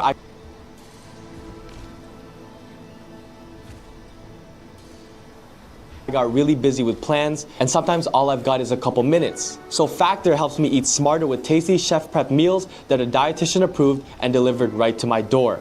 And now, with more than 65 weekly meals made for how I live and what I like to eat, I've got even more ways to fit in a real meal wherever the day takes me. So with Factor, you have more variety and more meals. You guys can choose from a wider selection of weekly meal options, including premium seafood choices like salmon and shrimp at no extra cost. And you guys can support your wellness goals. Enjoy even more GLP-1 friendly meals and new Mediterranean diet options packed with a protein and good for you fats. And for more choices to better nutrition, that's why 97% of customers say that Factor helped them live a healthier life. Feel the difference no matter your routine. So I'm a content creator and a lot of my day is shooting videos, prepping videos, scripting out videos, so I don't have a lot of time. So I use Factor, and you should too, because it saves me so much time on an everyday basis so I can follow my dreams and chase my goals. So eat smart at factormeals.com/jumpers50off and use our code jumpers50off to get 50% off plus free shipping on your first box. That's code JUMPERS50OFF at factormeals.com for 50% off plus free shipping.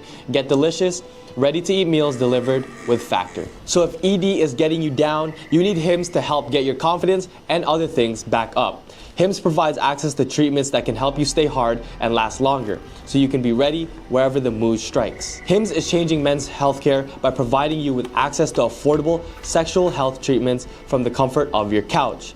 Hims provides access to a range of doctor-trusted ED treatments like chewable tablets, Viagra, and Cialis, and their generics for up to 95% less. The process is 100% online, so there's no need for uncomfortable doctor visits. Just fill out an intake form on their site, and their medical provider will determine the right treatment option. If prescribed, your medication ships directly to you for free. No insurance is needed, and one low price covers everything from treatments to ongoing care. So with hundreds of thousands of trusted subscribers, Hims can help you find the ED option that works for you. Start your free online visit today at hims.com/jumpers. That's HIMS.com/jumpers, JUMPERS, for your personalized ED treatment options. hims.com/jumpers. The featured products include compounded products which are not approved nor verified for safety, effectiveness, or quality by the FDA. Prescription required. See website for details, restrictions, and important safety information. Price varies based on product and subscription plan. Now I want to see a study where it's like certain countries like because you know how in Jamaica they listen to reggae. When I was in Jamaica, everyone's happy, you know what I mean? When I was in the Philippines, I feel like everyone's more happy too. So like, is it the music and the, like, would music play a factor? Like, because I don't think people in Manila, that's like the main one is like Bacardi. If I were to take you right now and just drop you into the island, yeah, would you be okay? No, like an island? To a whole different lifestyle, like slow life, no access to internet, nothing. No. You think you'd be okay? No. Now we gotta go help people customize and save hundreds with Liberty Mutual. Maybe where's the golf cart? There it is. Only pay for what you need. Liberty, liberty, liberty, liberty. Has this ever happened to you? Man, I love gaming, but I wish I could just take it anywhere. Boy, do I have a solution for you. Who's talking? How did you get in my house? Have you heard of the new Omen Max 16 gaming laptop? The what? Whether you're staying home or on the go, you can push it to its peak performance. The brand new Omen Max 16 gaming laptop has an Intel Core Ultra 9 processor and up to an NVIDIA GeForce RTX 5090 GPU. And you can take this thing anywhere, like in the garage. This is not my garage. Brand new Omen Tempest Cooling Pro technology featuring fan cleaner, a self-cleaning fan technology, and Omen Cryo Compound that uses liquid metal to cool the processor and graphics card, keeping your PC cool. Wait. It really does all that? How do I get out? No, I wouldn't. Why though? Because it's like I'm already like I'm so comfortable in the overstimulation that when you un-overstimulate me, I would want something right away. I don't think I can. You know how you raw dog a plane? I don't think I can do that for like 2 hours. To be entertained, right? Yeah, I need to be entertained somehow, and I'm already corrupted like that. So. I know. I'm very much the same too. Yeah. I'm trying not to be. Yeah. I'm trying not to be, but like I'm very much the same way. Yeah. Because I always have to entertain myself or like give myself something that I'm not bored to do. Yeah, exactly. But China has that thing where it's the timer. So TikTok, they'll give a timer. Okay, boom, this is your cutoff. Boom. So the whole society doesn't get brain rotted. You know what I We don't never have that hear here. anymore? I What? never hear I'm bored. Oh, I never hear that anymore. No, 100%. I never, like, especially from my cousins. I Yes. used to say that shit All the time. all the time. I used to say that shit all the fucking because time. if your boys were busy on the street or like they had something to do, you had nothing to do. I would say that so much. Yeah. I would say it so much that my Lola would make fun of me, be like, "Oh, skateboard, Yes. you're bored." Yes. and then I grab my skateboard and go outside. No, but that's fact. Like if your boys were busy and you had no one to hang out with, you were there on your bed like, oh, My when's the cousins next never motive? say that though. Yes. I never hear them say that ever. Ever, bro. Ever. They're already Because when they get they're bored, entertained, bro. boom, boom, boom, they're already there. Yeah. That's actually wild. That's actually wild. Oh my god. Never again. We should bring back boredom. Boredom? No, deadass. Deadass, you should bring back boredom. What? Like Let's just make boredom cool. Yeah, that is true. Like I've been watching vlogs where it's like it's boring, right? Yeah. It hits though. But it hits because it's so rare nowadays. Like this guy, I've been watching this guy who literally just goes around his day and he doesn't talk to the vlog. It's just him working, blah blah blah, boom, blah blah blah thing. Oh, you know Hub's Life? No, what's Hub's Life? Hub's Life is a TikToker who went very viral for his 9-to-5 job. Oh, so really? he would set the camera down. It's very boring vlogs, but it gave us a look of what a 9-to-5 actually looks like, and he made it entertaining. So it's like 12 o'clock, he would go to lunch, then he would drink, and then 5 p.m.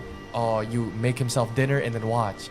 But he fucked up though. Why? Because his 9-to-5 was his content, right? Yeah. So when he got bigger, he dropped that 9-to-5 to do social media.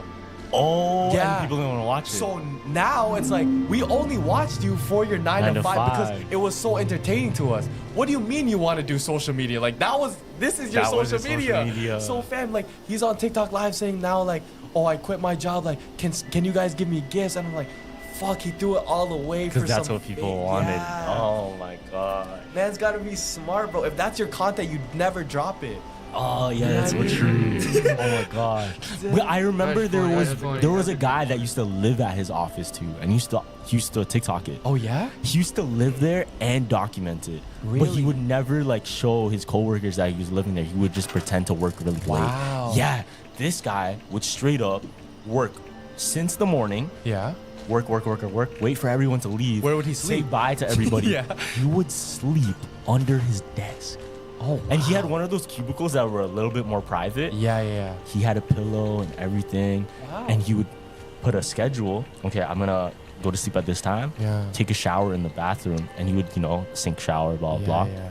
Or he would go to the gym across the street, shower in the 24-hour fitness, or whatever. Yeah. That's not Come trespassing? back.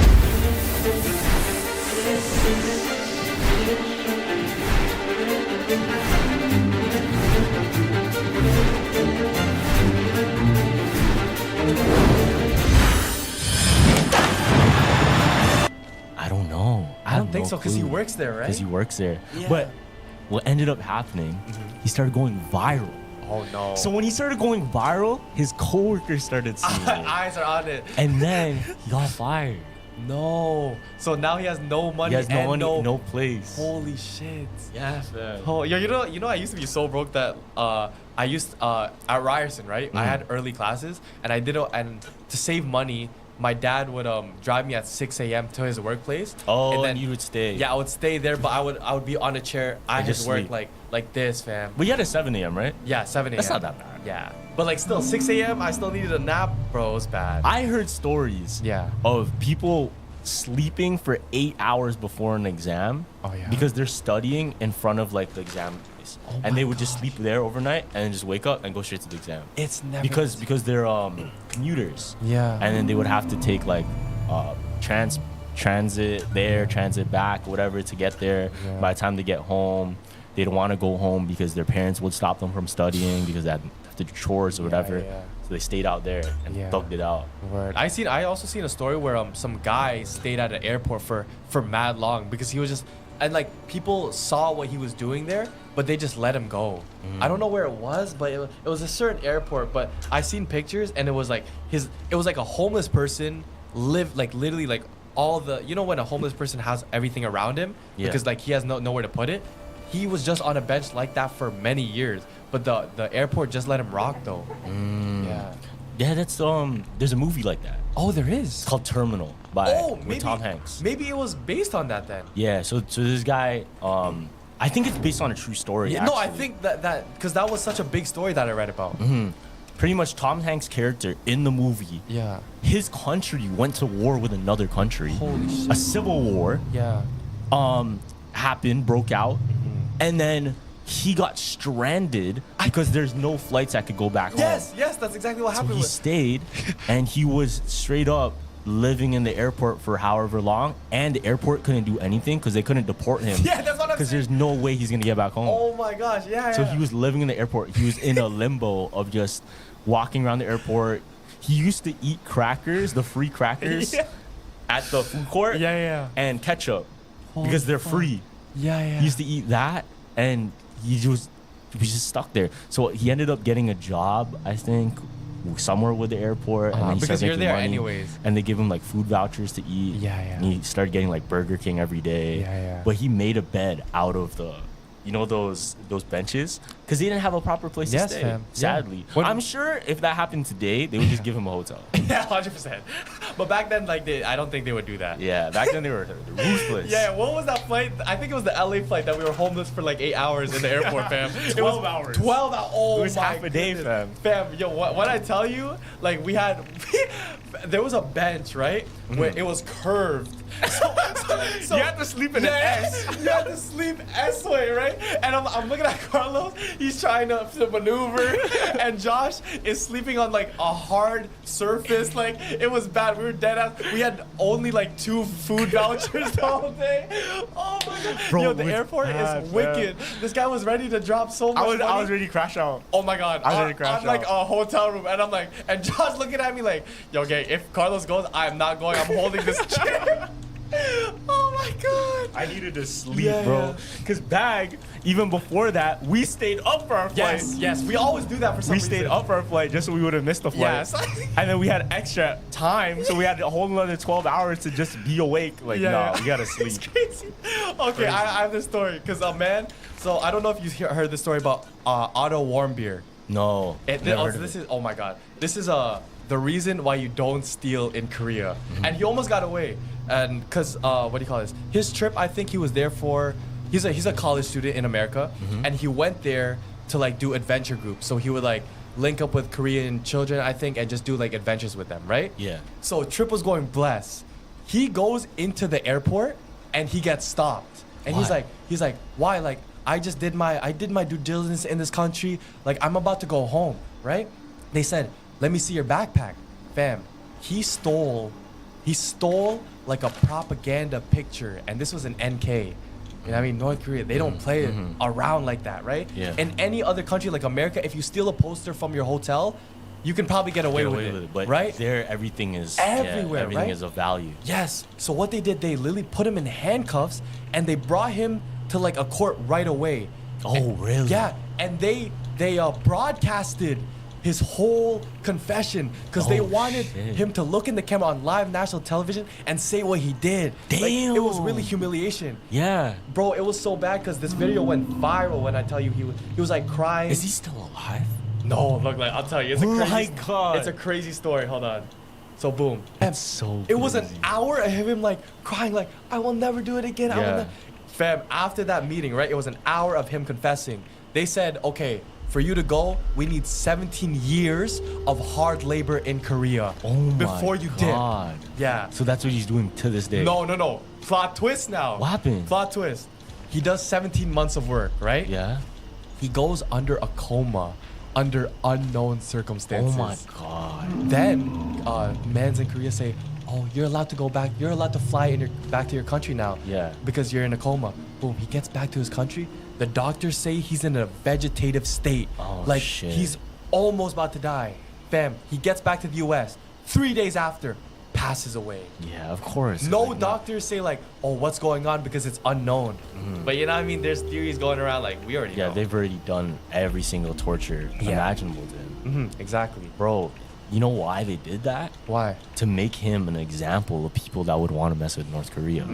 For any foreigners that want to do this and that to them if they come and visit. That's why people aren't allowed to go there. If he made it out and then came out with a story, this and that, the other, they'll be so pissed. That's true.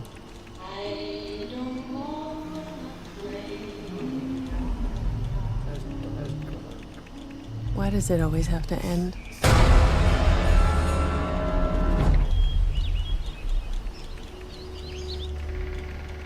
Is there any way to keep love alive?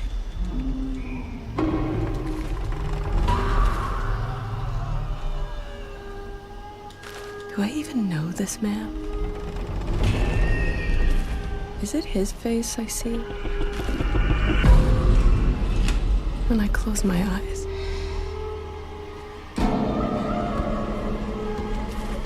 Or only a mask that he's wearing?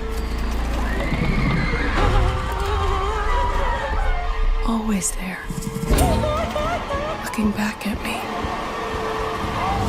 I think he's a keeper.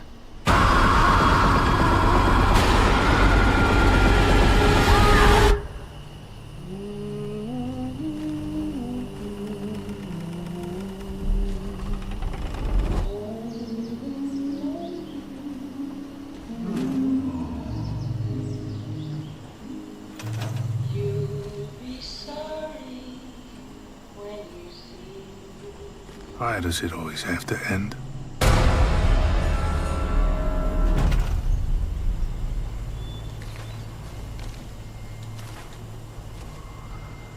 Is there any way to keep love alive? Please. Do I even know this woman? Is it her face I see when I close my eyes? Or only a mask that she's wearing? Always there, looking back at me. I think she's a keeper.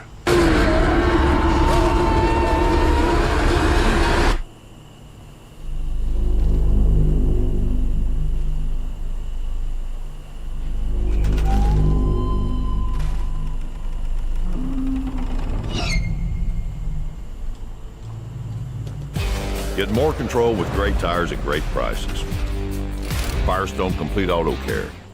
They'll be so pissed. He was the example, like. He's an example. He's the Vitaly. Oh my god. I think Vitaly's back though, right? Yeah. But he went through his shit though. Yeah. In the Philippines, like I don't think any other prankster is gonna go to the Philippines and fuck around. Nobody's gonna fuck around no more. That's It's sick. the example. Fam. That's a fire example. I'm not gonna lie. It's not fire, but like. I know. But what was done needed to be done. You know what I mean? I know, but it's crazy, especially those circumstances, fam. It just goes to show how terrible it is and the living conditions there are there. Exactly. They caught him on 4K too. It was like the most 4K of him ripping it down the wall. I'm like, you can't go back from that. Maybe that could slide in America. Nah. You know what I mean? There's strict rules. Oh my god. Damn. That's actually sad. I couldn't even imagine like trying to run a country because you actually have to put strict rules on like how you're gonna want to run it. Shit like you that. think you could No, fam. No. I'm too nice for that. Like, I'm sure one day there's gonna be a really, really good AI game where you're like you're like running a country, or even to a lesser is extent. Is there not one already like that? There has to be. But I mean, there's no like really good AI NPCs yet. I'm talking about almost feels human. Oh, yeah. You know what I'm saying here? Yeah. Because you have the bag, you're in charge of people's lives. Yeah. Not even just for fun. Lives, bro. Not even jobs. Lives. So imagine, even to a lesser extent, not just running a country. Imagine you're Lord of the Flies. Oh my god. Lord of the Flies. Everybody's like trying to survive and shit. And then you're in charge of keeping everyone hungry. Fed with food. Oh my god. Surviving, shelter, all that shit. And they're all looking to you. Let's say everybody's 8 years old and you're the only one your age. And you were a coach for a soccer team. Your plane crash landed on an island. You guys all survived, but now you have to feed them. Oh my god. You think you can do it? No, fam. That would be like I'm too empath. I have too much feelings to fuck over. Like, you know what I mean? Because like if you're a ruler, low-key you have to not have. You're like, I'm gonna eat that kid. Yeah. That's crazy. No. but realistically, right? If it gets to that point where mans are not having no more food, you're gonna have to take the weakest part of the chain, fam. Like, and you're gonna have to make that decision. Like, okay, we're gonna. That's messed up. It's not, fam. In a way, it's not. Nah, you'd have to go fishing first. Yeah, obviously, but say fishing's not working out, right? The salmon can only feed certain mans. You're definitely making. No, I know you. You're definitely making that decision. You're gonna be like this. Come here. No, Carlos, when he needs to say something important, he'll always say, "Come here," like nonchalant, right? But you don't know that. You know that energy is already like, oh, it's about to be something so serious. I actually don't see it as that though. No, I know. No, but I get it though, because it's like when you say like a mean line to someone and you put the 2 laughing emojis at the end, it's like it lightens it up. So like if you're saying, yo, come here, I'm gonna be scared already. But you already hooked me on because it was so nonchalant. You're like, okay, come here. So I'm like, oh, it's gonna be calm. Then you have me. Then boom. Then you lay it down. Okay, pause. Pause. They don't even know what we're talking about. Pause, man. Fuck. Okay. Goodness gracious. Okay, in context. You know Loki are sus clips would Loki go viral. I know. We could probably be like we could probably be known for just sus clips. Yeah, Loki. It's just nobody's clip those stuff, bro. Nobody's clip those stuff, bro. Oh my gosh. Oh my god. What are we talking about? No, we're talking about islands or something. Islands, yeah, islands.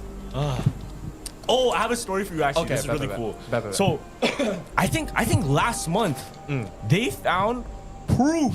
Yeah. They found proof to a story that happened in the Bible. So, you ever hear the story of Sodom and Gomorrah?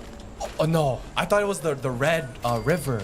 No, it's not that. It's Sodom and Gomorrah. No. So, in the Bible, there was a city, and people in the city were sinning and they're doing terrible acts, right? And God wanted to punish the city, and He said, "Okay, I'm gonna send fire to destroy it, but I'm gonna warn this family there that I think they're good people." And it happens to be this family of this guy named Lot. Now, Lot, he had like a couple of his family members. The angels came to him and warned him, "Hey, you guys have to leave because the city's gonna go up in flames." So they all dipped, they all left out, right? Immediately, when they started leaving, balls of fire started hitting the city. Holy shit. Boom, boom, boom. Yeah. And it started like engulfing the entire city into flames. It was crazy. And it's a real story? That's what happened? Listen. Okay. One rule God said to them is you cannot look back. That's the one rule, right? And Lot and his family were moving, they were getting away from it, but it was so tempting for his wife. She really wanted to see what was happening to the city. So she turned her head and looked out at the city. Yeah. And she turned into a pillar of salt. What? She turned into a pillar of salt, right? Okay. Now check this out. Just recently, they found the pillar of salt.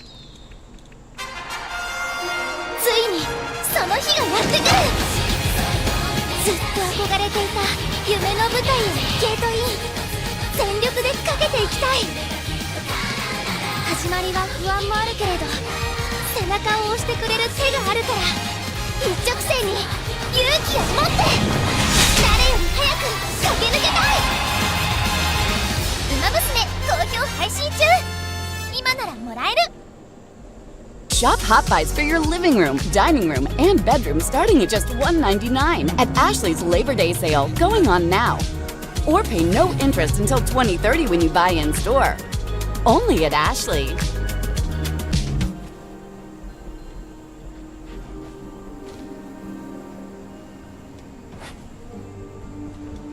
Whoa. Yeah. Wait, where? They found the pillar of salt on a mound, on a mountain that seemed to be the direction Lot and his family would have escaped from. Yo! Yeah. And check this out. It's so wild. It's Do you so have a wild. picture? Yeah. Okay. It's so interesting. Well, yeah, what does it look like? Here, I'll show you. Yeah. It obviously doesn't look exactly like a woman. Okay. Because it's happened It's supposed to be thousands and thousands of years ago, right? Yeah. But there's already archaeological evidence they found of the whole city. There's sulfur. There's deposits of sulfur. They have no explanation for it. They have no explanation how it happened, how this could even be here. Yeah. And they looked at the salt pillar. Bro, they never found anything like this ever in the world. Yeah. Also, it's true. That pillar is completely salt. Everything else is different material. Holy And what's so interesting, they cracked into it. No. Yeah, they cracked into it. So And they did tests, and they found bio-organic material that could have been from someone or something living. No. Which they think Was it the lines woman. up to Lot's wife in the story of Sodom. Yo. No, that's kind of crazy. It's so fam. crazy. Look. That's kind of crazy. It's so interesting. Yeah, her only rule, bro. Was there more people in the city? It's a lonely pillar, Oh, that's kind of odd. and it looks like a woman almost. Holy shit. Isn't that so wild though? But That's random too. yeah, like- if you look at the whole place, it's just like mountains and mountains like this, right? Yeah. But if you Holy shit. isn't that so wild though? But and it looks like a woman almost. Holy shit. Isn't that so wild though? But That's random too. yeah, like- if you look at the whole place, it's just like mountains and mountains like this, right? Yeah. But at the very top is just one pillar. No, of that's salt. That's Isn't for that su- so No, that's for weird? sure it, fam. If it's Isn't that only so crazy? salt and they can't explain it. Yeah, and they like if they go to the city, they were doing Yeah. the archaeological dig. They found all of the remnants of the city would have been here. Now what's crazy is Yeah. they never like historically documented. Okay, this is exactly where the city happened. Yeah. Until recently, like this is exactly where the city is now because they found all the remnants of it. Yeah. And everything like if you bag it, all the cities and all the locations in the Bible, they're referenced and they're confirmed real places. This was one of the only places they haven't confirmed yet, and they just confirmed it. Whoa. So Wow. now we have new part of the map. Yeah, it's like new part of the map. Yeah. So, But the fact of the pillar of salt, the miracle of Yeah. like, come on. how bro. the heck? Come on, bro. That's Yeah. so crazy. Wait, though. where is it? This is in it's in the Middle East. Oh, in the Middle East. Yeah, I'll show you. Yo, cause I know that clip of you is gonna go viral of you saying it. So if mans could explore that, that would be fire. But if it's too dangerous, It's around here. It's in the Middle East. oh, okay. I Yo. don't want to say no names. Yeah, obviously, yeah. But that's fucking crazy. Yeah, fam. Do you think that's like fuck like? It's so I've- interesting. Yeah, because now I've seen a lot of my TikToks like stuff from the Bible coming true. Like I didn't know you were gonna say that. I thought you were gonna talk about the blood in the river, and that also happened in the Bible. I'm like, why is all these things happening? All the proof showing up now. right now. So the way I see it, and I think the way it's always been, Yeah. is it's gonna be obvious for you to make a choice, whether or not you believe or don't believe, you Yeah. disbelieve or whatever, right? Now, if it's laid out like right in front of you, boom here, Yeah.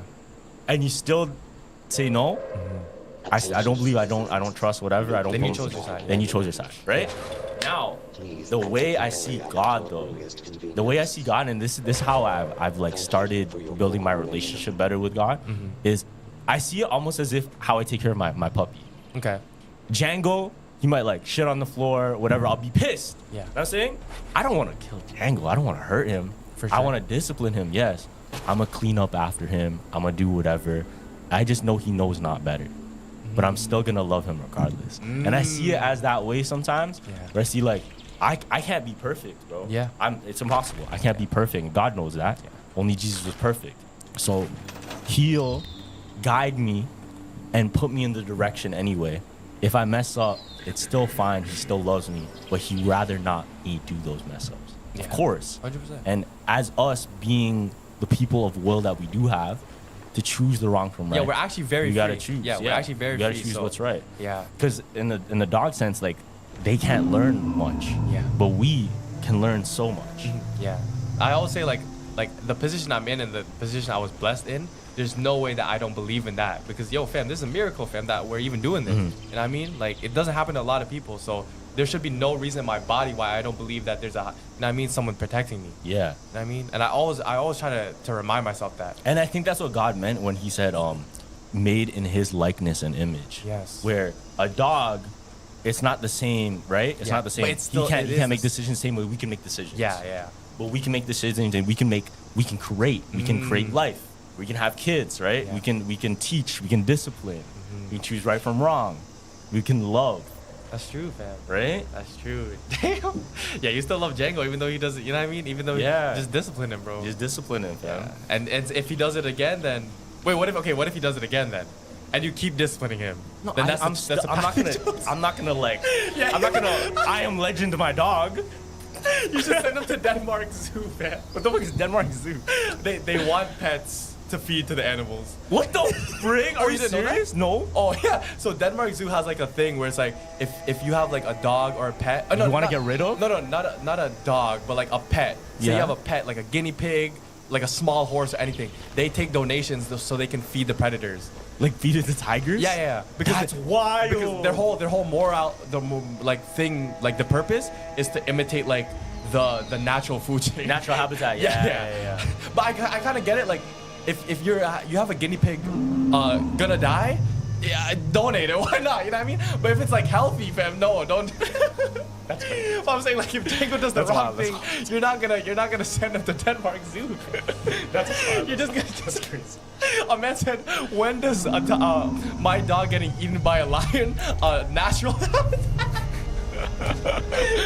I can't believe the internet is free, bro. Holy fuck, it's just free entertainment. But if you bag it, like, if I was a lion or a tiger, I'm not gonna go through the whole rule book, but it boils down to this. You fall below the speed of 3 miles per hour, you get your ticket. If you step off the pavement, you will get your ticket. Walk until there's only one of you left. What, walk me a while? Yeah, I do, Pete. The Long Walk, rated R, in theaters September 12th.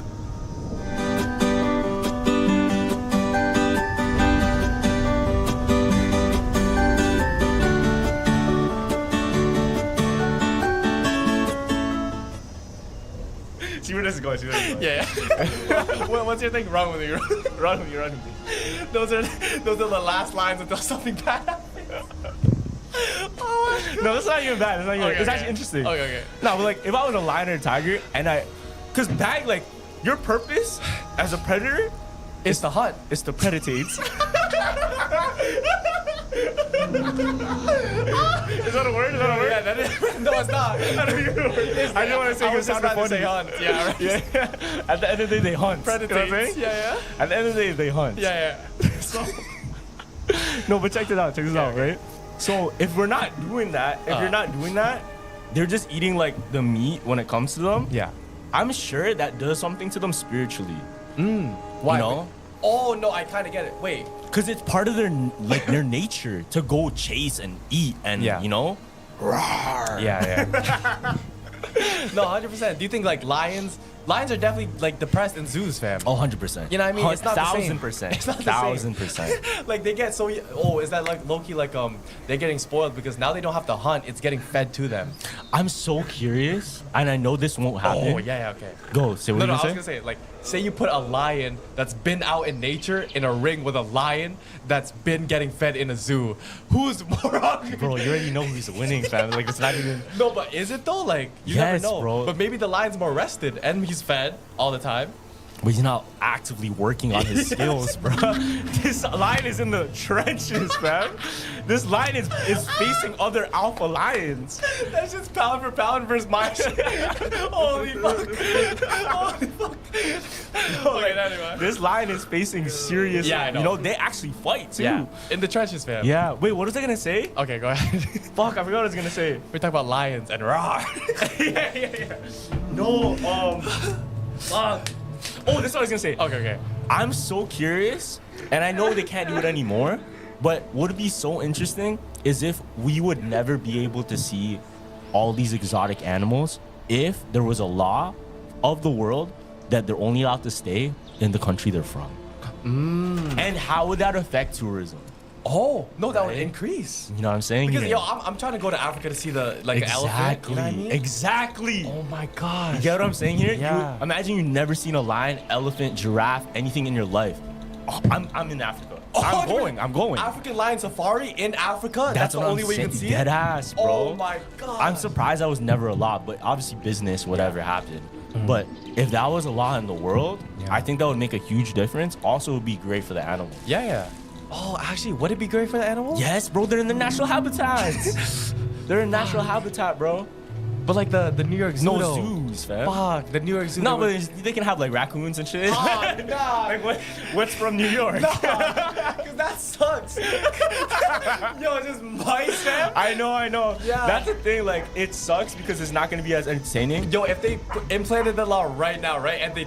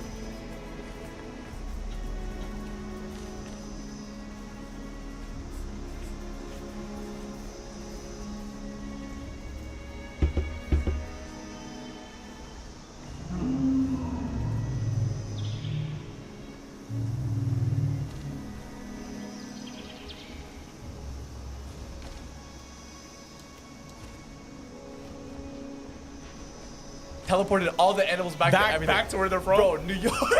There would be no Madagascar, fam. Yeah, there'd be no Madagascar. Yeah. Oh my gosh. What they have? They would have like squirrels. Yeah, that's it. What would we have? Raccoons. Moose. Oh, our No, tourism we have a would- lot. Yeah, our tourism would be fire. Yeah, we have like Moose, Arctic wolves, elk, yeah. bears. Yeah. Yeah, we have some cool shit. We have some cool shit. But Africa is living, fam. Like, yo, they'll probably charge 10,000 to even get in that shit, bro. Because they have everything. Yeah, fam. And where did all these lines? They came from Africa. Yeah, they imported it. Yeah, they just imported. Yeah, they imported it. Bro, that would switch up the game. That would switch up the game, bro. Tourism would be lit. Who allowed that to happen? That's crazy. No, because yo. Oh, that's like centuries ago. Yeah. And if say you're Africa and you have all these animals and you need money somehow, obviously they're getting paid. Yeah. They're getting paid to import the elephants, shit like that. That's just sad. Did you ever do that like the simulation in history? The what?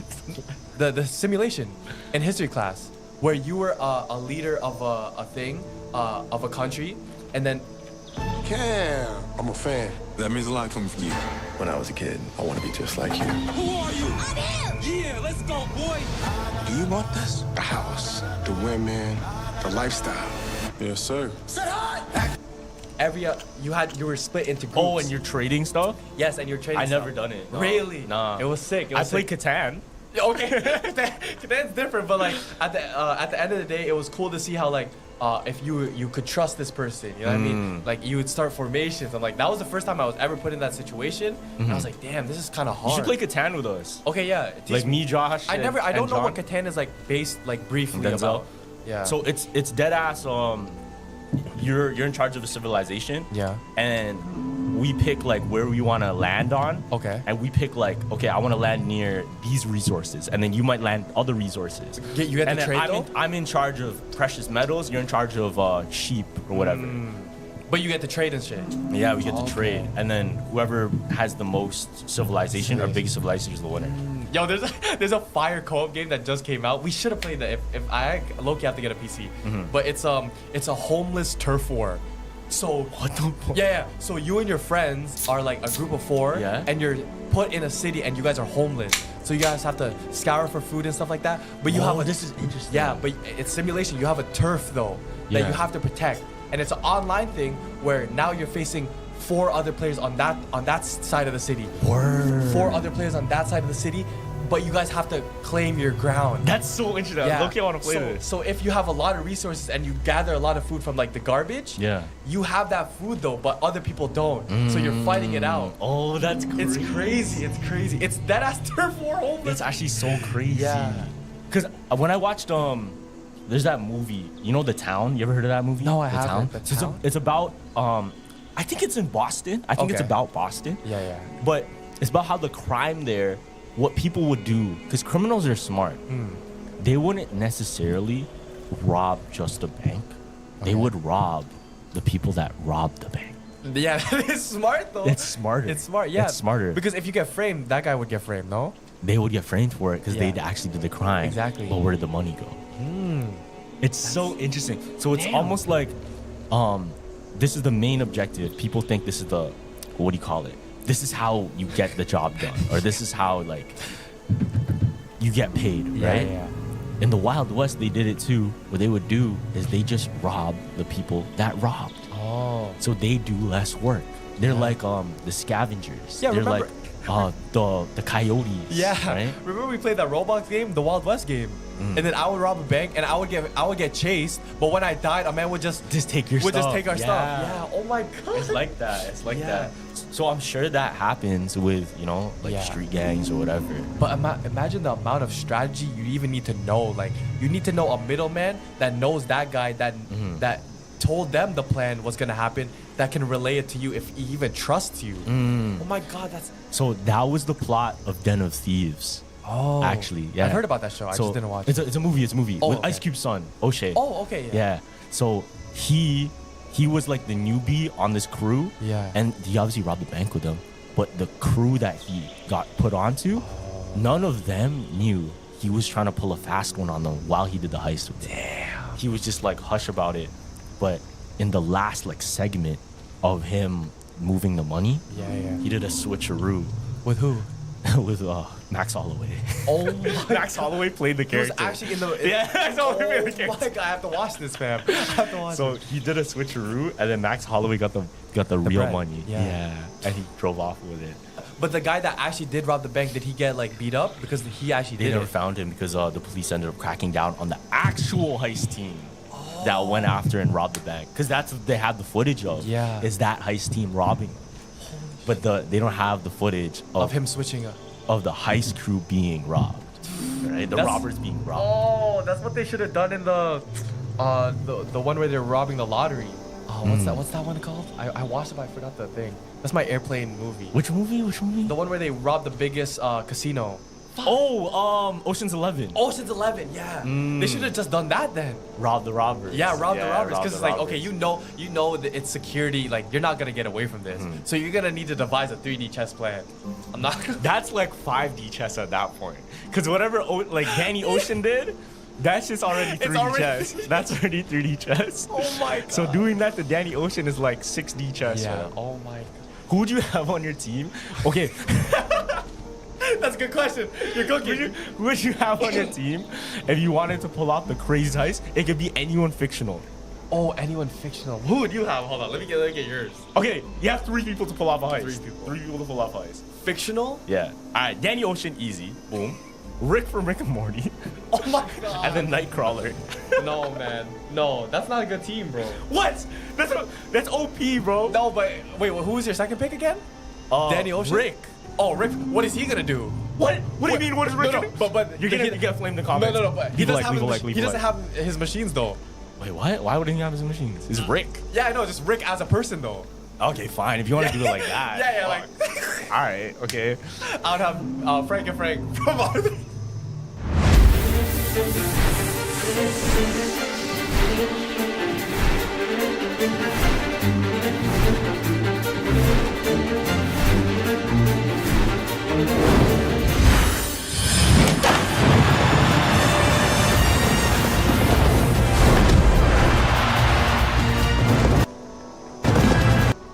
So if we're going down, Frank and Frank from Timothy Goes to School. he's my security. Bro.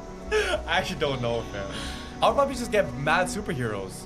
Yeah. You know what I mean? Like if I have Spider-Man, Thor, anything, who's stopping Spider-Man, Nightcrawler teleports. Like, who's really stopping Magneto. Oh, no. No, I don't like this. You hear how it's going to go like this. No, Alright, that's cooked. Okay, no, man. Bro, just getting all the gold is going like this, man. Imagine you had the Joker. Oh, no, Joker's low-key what do you call that? A bad person. That's a bad, because he'll slime you. He might slime. Yeah, he'll slime you, bro. Fuck. I really wanted Joker. Fuck. Okay, I might. Yeah, Magneto, Thanos, and then we'll go. Who's that white bubble from Little Big? Oh, Big Hero 6. Big Hero 6. just for charisma. Just for charisma. Yeah. That's my team right there. Thanos, Big Hero 6, and Magneto. That's so you can't go. You guys are just gonna sit on a couch. Magneto's just gonna do all the work like this, man. But if you want to go like anime, you can have a sick team too, though. You could literally have I'll even take myself. Who's the guy that you call? Because he has really heart though. Like if the squad goes down, if the squad goes down, I'm the one who did it. Dead ass though. You need a fall guy, low key. Takamichi, Magneto. Oh my god, that's a good two. You know what would be a sick honestly anyone from Naruto would cook in a heist. Know, I was gonna say like anyone in Naruto would cook in a heist. Okay, but what would be your score? What do you mean score? What would be like the ultimate thing you would want to like steal? Theoretically, if you were doing a crazy biggest world heist of all time. Some people would be like the Mona Lisa. Some people would be the Eiffel Tower itself. No. on some Gru shit. Gru would be on my team. Oh, I'ma steal the moon. No, I don't know. Probably like. You know what I actually like dead ass want? What? The White House? Nah. So in Scarborough Town Center. What the fuck? We can do that right now. No, it's huge. It's huge. Oh, really? It's the big ass promo for small soldiers. It's the soldier, and then it's like the beast monster with the bow and arrow. If you go to Scarborough Town Center movie theater, you'll see it in the ceiling. Oh! I want that shit so bad. I know what you're talking about. I want that shit so bad. It's still there? I think so. If not, I'll buy it. Yeah. Like, I want it. I want it so it's bad. Just in your crib? No, but it's huge. Yeah. I remember it's walking in the first time. Yeah, and I was like, wow, this is kind of crazy. Holy like, fuck. When I have a mansion or whatever, I'm going to put that shit in the backyard. Really? You know? Really? Fuck it, I'll put it in the theater itself. No, that's a really good answer. Fuck, that's so niche, fam. It's niche. It is niche. It's niche. I'm thinking I'm trying to raid the White House so we can live in it. Boom. Yeah, I don't want to live in the White House. Why? That's bad good. energy. I know that is bad energy. So much bad stuff happening You feel there. the power though. That's just a target too. Like everyone in the world is just like looking at that section. Like whatever the best security lockdown is, I want to try and invade that with Takamichi, Magneto, and the Joker. Fuck it, I'll take the Joker. We'll make it interesting. Your mission? Yeah. Is to break TK out of jail. Oh my god, that's so easy. I can do that with Takamichi alone. I'll just get the Fall Man and I'll be take. Oh my god, that's funny, guys. That should be a movie. That'll be a great movie, actually. A fiction movie, and it's like, you know how like people love multiverses? Like when Jimmy Neutron showed up in Timmy Turner or whatever it was, like everyone was like, wow, this could actually happen. That would be a sick. I'm surprised they haven't done something where it's like, let's imagine. All right, who's your best team? And then they actually do it. But I think it's like rights or something. It's like, just rights. The people at Marvel don't want to give anime people their characters. You know what I mean? Yo, wait. There's a show. No, there's a movie like that though. What? Oh, it's Ready Player One. Ready Player One. But it actually had characters. Yeah. Oh, shit. So it actually had the characters that were talking. So they were using characters in it that were icons, like iconic characters. They had Master Chief and shit. They had like Gundam. And there were other characters too, but they didn't get the rights to those ones. I think they had like Astro Man, stuff like that. Oh Yeah. Yo, I'm forgetting because you said fiction, so it can be literally anything. It could be anything. I'm thinking about, if I had Puss in Boots on my team. Oh my goodness. Right, that's OP. That's dope. That's even if you have the werewolf. That might be the best answer. What? Puss in Boots? Puss in Boots is the best answer. If you had the Puss in Boots and the werewolf, you might just be OP. Remember when Puss in Boots did the thing with the... Oh my god. You have Shrek in there too? Yo, you can take... okay. Say like they were in their own category. So you have Shrek as a team, super villains as a team. Like who would be the best though? Who would be the Lakers versus like OKC, you know what I mean? I mean, superheroes are too OP though. Yeah, that's the Lakers. That's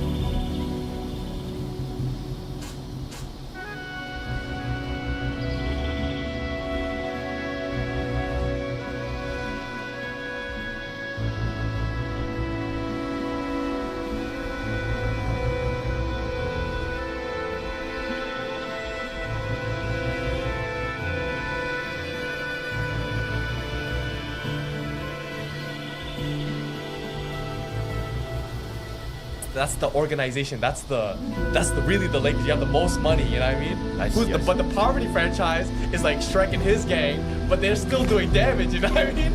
Yeah, that's true. That's true. Who's another one? Would like the whole Naruto team be like? Dunkin' Refreshers. Available in all new Blueberry Breeze, Mango Pineapple, and Strawberry Dragon Fruit. Only at Dunkin'. That's refreshing. I'm a high-performance player. These hands need a high-performance pen. From getting my first autograph to giving my first autograph, it's always been Sharpie. No smear, no smudge. No bleed. My name is Tetero McMillan, and my pen is a Sharpie XGel. They're like mid. No? No, they're OP too though. They're OP. But for superheroes? Not as OP as superheroes. Yeah. Actually, some people people in the comments would debate that.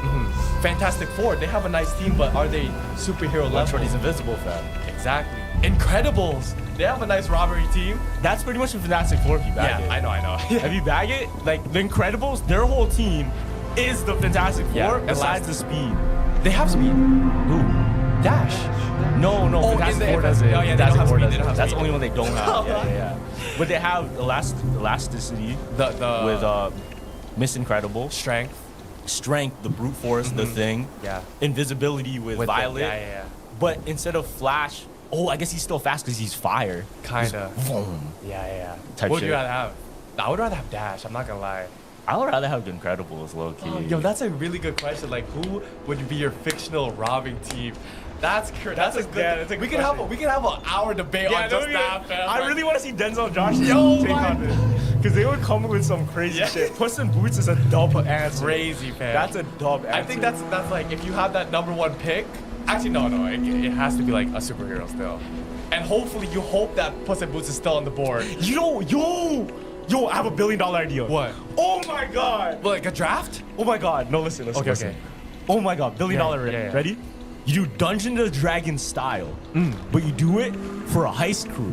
Oh my god! That's good. Yo, this is so sick. Oh my gosh. And then you play out the story, and then you see where it goes, and you guys can use whatever characters you want in any universe you want. Crazy game. Fortnite should do it, and make it a party game. Oh, they could like Dungeons and Dragons style too, because they have all of these different, and they don't need to actually have different powers because they already have the skins. Yeah. They already have the skins, bro. Gosh. No, Fortnite's really listening, Yo, bro. they need to hire me, fam. Yeah. They need to hire me That's for really ideas, good, bro. yeah. You know how much, like, you'll get every age group in there because everyone loves that shit. And it's adventure and it's roleplay. Oh my goodness, bro. GTA's not out. No man's a roleplaying right now. You put that in Fortnite. Oh my god. Oh my god. Maybe we should run it just as a video, like a house video. Yeah. Because I was saying we should do Dungeons and Dragons. Yeah. Like roleplay. Yeah. But if we do it as a heist crew, that'd be sick. That'd actually be sick. Okay, who'd you be though? Do we have picks though? Because like if I'm getting first pick, you already know who I'm choosing. Puss in Boots. No, not Puss in Boots. Who you picking? I'm choosing fucking like Iron Man or something. You could be anything though. Yeah, or like I'll choose Thanos. Yeah. Who's That's stopping OP. me? Yeah, but I have first pick, so. No, but I think the point of Dungeons and Dragons, and people told me this too, you want to pick a character that you would have more fun with, more story with. Because if you pick someone too OP, like you just keep winning and winning and winning, it's kind of boring. Okay. Because when you lose, it opens the story more. You know what I'm saying? Okay. Okay, if it's not Takamichi, then I'll go Courage the Cowardly Dog. What the fuck? Yeah, fam.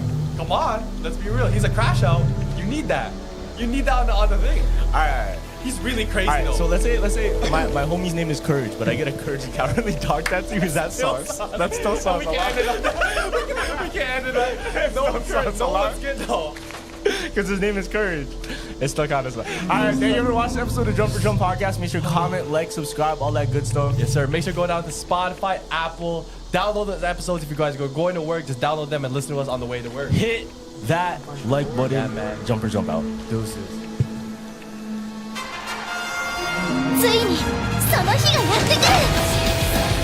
ずっと憧れていた夢の舞台へゲートイン。全力でかけていきたい。始まりは不安もあるけれど、背中を押してくれる手があるから、一直線に勇気を持って誰より早く駆け抜けたい。馬マ娘」好評配信中。今ならもらえる。 Look at your tires. You have more important things to do than become a tire expert. Chevy certified service technicians are factory trained to fit your vehicle with the tires specifically developed for it. And with our tire price match guarantee, you always get the best fit for the best deal. Forget anything? The to-do list is endless, but your energy isn't. Let us do the work. Matt Rife is about to doom everybody because he bought the rights to the Ed and Lorraine the museum with all of the haunted category, including Annabelle. Yeah? And he's making it. There was like 100 kids in her room that all dreamt about the same guy at the same time. Really? Yeah. Like, these kids in this school started getting like Celine Dion did recently with her new clothing brand. No, what's she so it's demonic? It's crazy. Oh no. So she.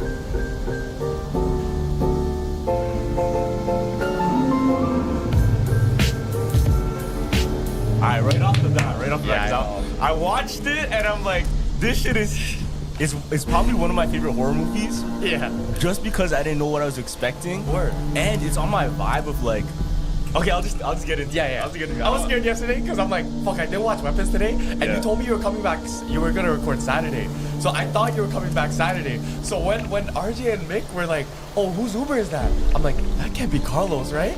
And then Carlos hops out the thing. I'm like, I didn't watch Weapons, bro. Fuck, I'm god scared. Yes, because we're like, oh, he's probably gonna make us record right now because it's fresh. Right after I watched it, Yeah. I got so hyped because I wanted to say all these theories that I just cooked up in my head. Okay, I in feel like your I'll be opinion- watching movies like that now. Yeah, I know, of course. I literally be watching movies like that. I'm like, wait, this. Because I've been studying film and shit now, right? Okay. Oh my god. Out of 10, how was it? Because I didn't watch it. I ChatGPT'd it and I read it like a book. So A lot of people didn't like it. I A saw lot of mixed people reviews on hated TikTok. the movie. Yeah. And I think the reason why is because the ending is very comedic. Yeah, But because it I wasn't love that serious. shit. Yeah. Because it's almost Like no. Barbarian. Yeah, like Barbarian. Yeah. It's the same director. Same director as Barbarian. Yeah. So the plot twist at the end, it's very like left field. Like you wouldn't It's like, oh, now we're not taking a shit yeah, serious. it's not serious. But it's still good. Like I don't know how to explain it. It's almost like a Tarantino film where it's kind of serious, but the ending is comedically violent. Okay. Right? Yeah. It's a very similar vibe where Yeah. it takes a weird turn. Like, oh shit, what the hell is this? It was funny though. The ending was jokes. Yeah, the ending's jokes. All bets chased. I think even just the kids running like this is just so funny to me. Yes, bro. All right, Okay. so let's get into it. Lock in. Spoiler alert for anybody that hasn't watched it. Come back because these are gonna be solid ass theories. Yeah. I promise I'm the first one to There's to no tell you theories right now. seriously. Trust, I checked. I'm gonna be the first one to tell you. All right. So what happens? Like quick synopsis. Yeah. In Weapons, what happens? It's in a small town. 17 kids go missing at 2:17 a.m. Yeah. Money, success, wealth, happiness. Can an international club actually get the average person closer to achieving that? Our club is really the ultimate success club in the world. We have members in over 150 countries around the world, and we actually teach people the principles of success that the global elites use and know that really are being kept from the public. We have people who want more out of life. They want to know the secrets of the law of attraction, the secrets of manifesting goals, dreams, and desires. They want to know the success formula that never fails. They want secret knowledge of longevity and health and dynamic health. They want to associate with winners. I mean, we have all these amazing things. And this is what happens when you get change from the inside. So when you change the inside, when you change your thinking, your vibration, the frequency that you put out, the experience you have in your life, the conditions of your life change. The training works. The information produces quantifiable, measurable results.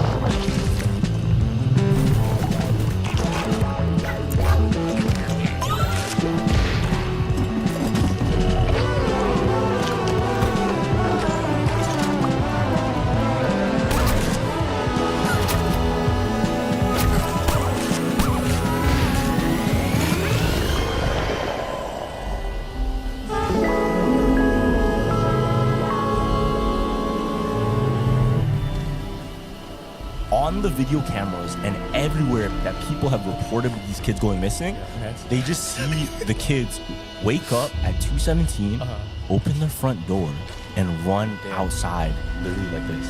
And all of them run in the same direction. So the whole town's wondering, like, what the hell happened to these kids? The police don't know what happened. They're trying to investigate, and they have no answers besides the videos of the kids running away. Now, I'm gonna get into the details, like the spoilers, because I'm gonna get into theories about it. Was it confusing for you to watch though? Because it gave chapters, right? It wasn't confusing. For you, okay. Yeah. Because like, probably like if I actually watched it, it would probably be confusing because I don't watch movies a lot like that.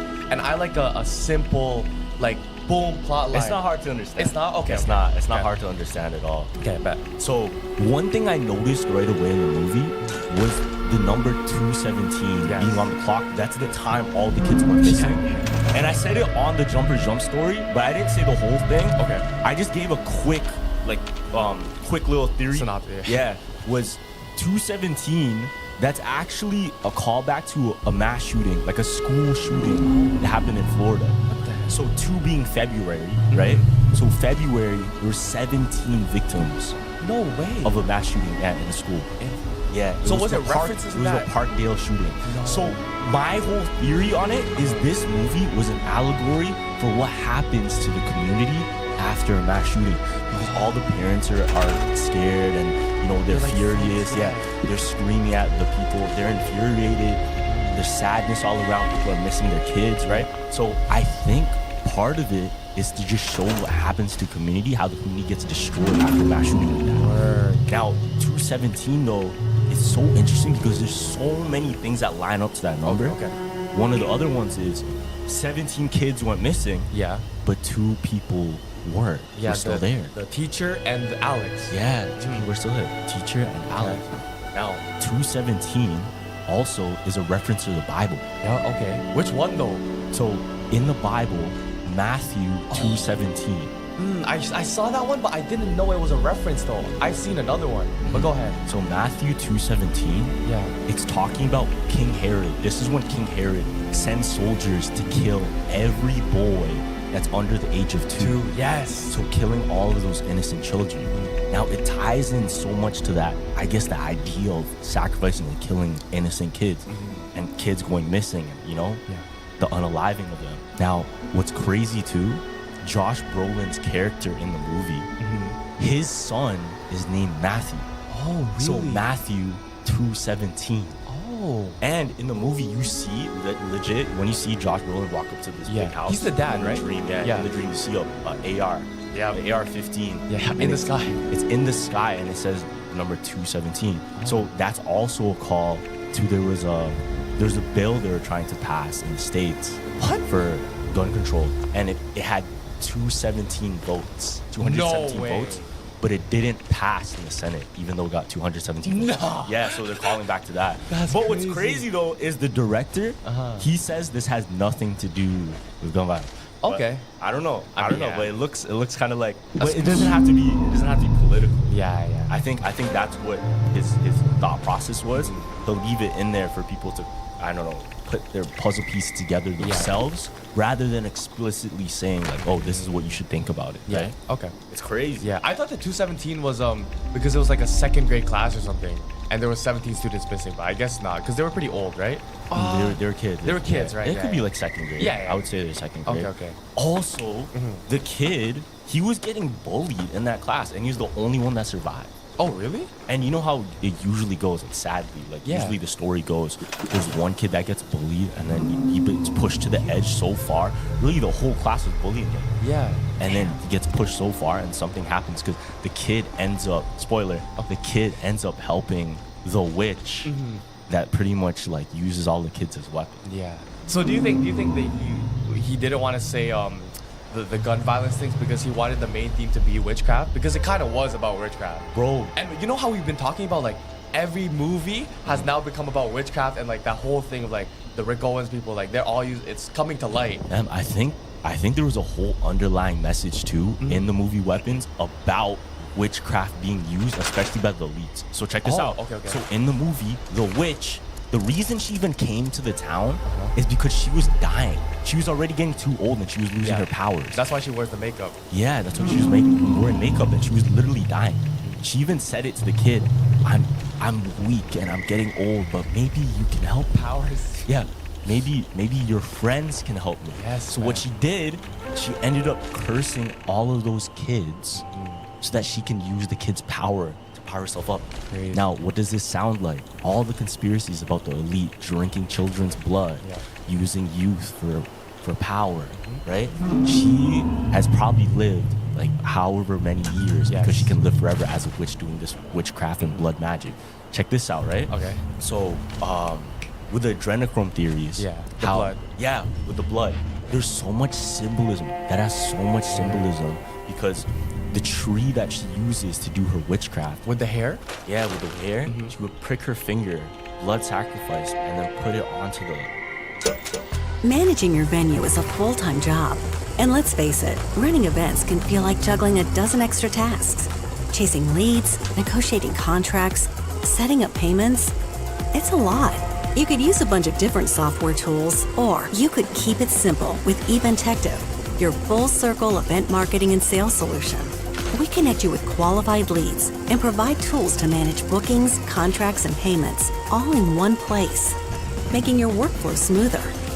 Ready for more leads, less stress, and better bookings? Try Eventective today.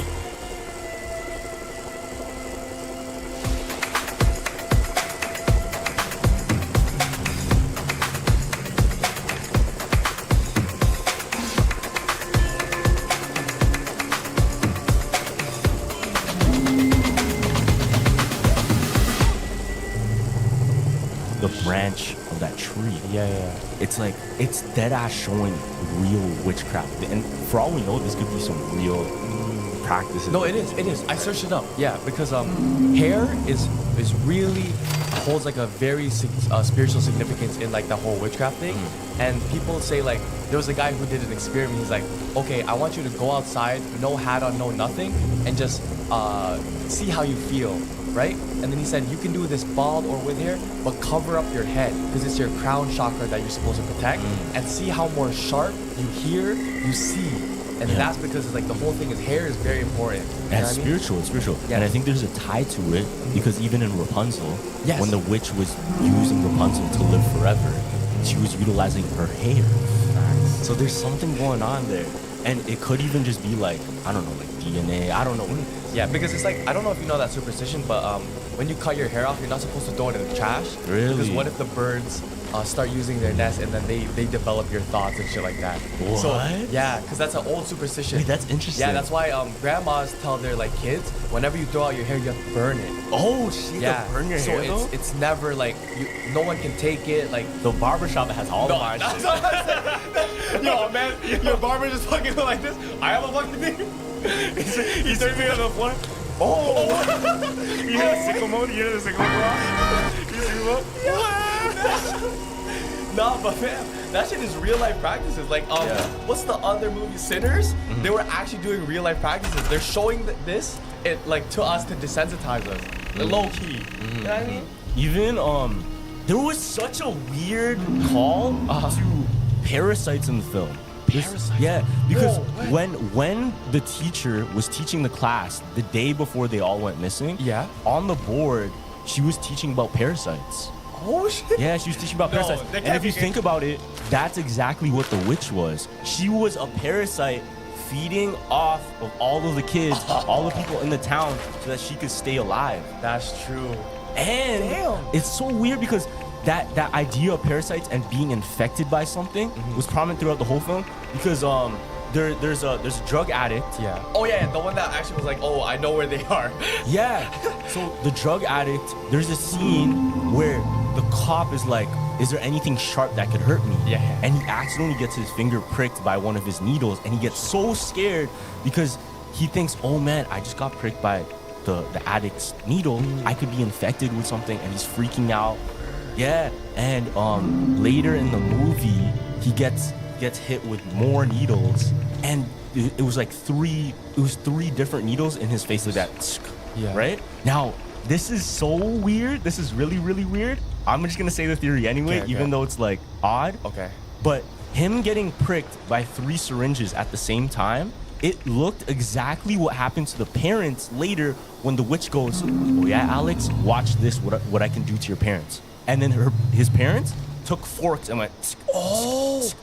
But back this, a fork has three points, right? So when they're stabbing themselves 3 times, check this out. Okay. During COVID, you didn't just get 1 shot. No, you had to get 2 boosters. Stop. Nah, this is drunk Filipino uncle talk. Your uncle said, do you mean that? But no. But bag it. Like, nah, bro. Hold on. Listen. Yeah. I think just the idea of booster. Yo, even what happened to the parents? They had to stay in their house, almost like quarantine. They were stuck in their crib, bro.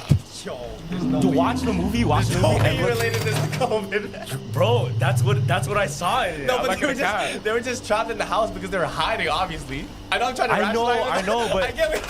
fam, like look at the ways it's But I need to play pointing. devil's advocate. That's kind of crazy. Hey, bro, it's pointing in that direction, fam. Yeah. And who's the one manipulating it? The witch, the evildoer, the elite, the one that's calling the shots, that almost is controlling the minds of all the people in the village. Yeah. Okay, do this, do that, sending other people to kill other people. Yeah. Right? Mindless. All the kids get brainwashed. Yeah. I don't know, man. COVID and 3 bro. boosters. I didn't get the 2 boosters. I just didn't got either. The 1. Yeah. I didn't either. No, but why was it 3 things? Yeah, I know. Why That's was it kind of 3 crazy though. times? Yeah. Right? And he even like put on gloves before he did all of that when he got pricked in the finger. Yeah. It's just interesting. Okay. I'm not saying that's exactly what it is. Yeah, This is just a theory, bro. No, Like, obviously. I thought you were gonna hit me with they stabbed each other 3 times, so you're gonna be like, remember that time you were like, what's 3 plus 3 plus another 3? 9. I thought I was gonna go that way, but but I think it's just the idea of watch what I can make your parents do. Yeah, do the kid. Like yeah. the witch, she's the one in power. She's technically the elite. Watch what I can make your parents do. Yes. Not only did they stab themselves once, kept doing it. Yes. Pause. That was a crazy. that was a.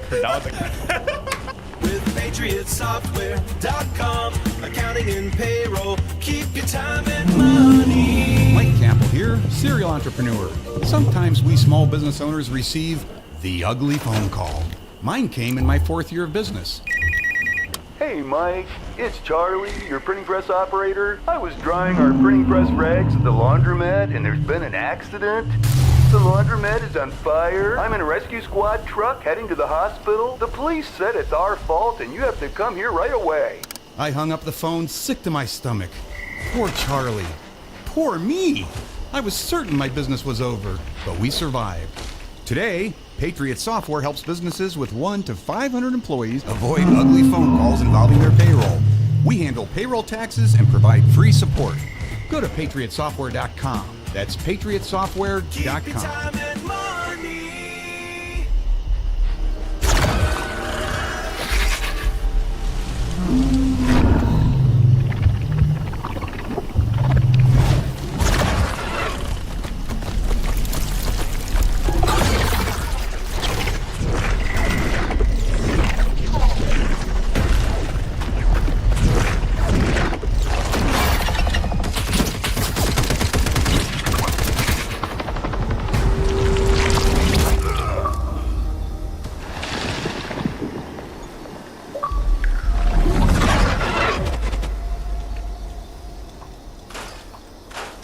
Yes. Watch what I can make you do.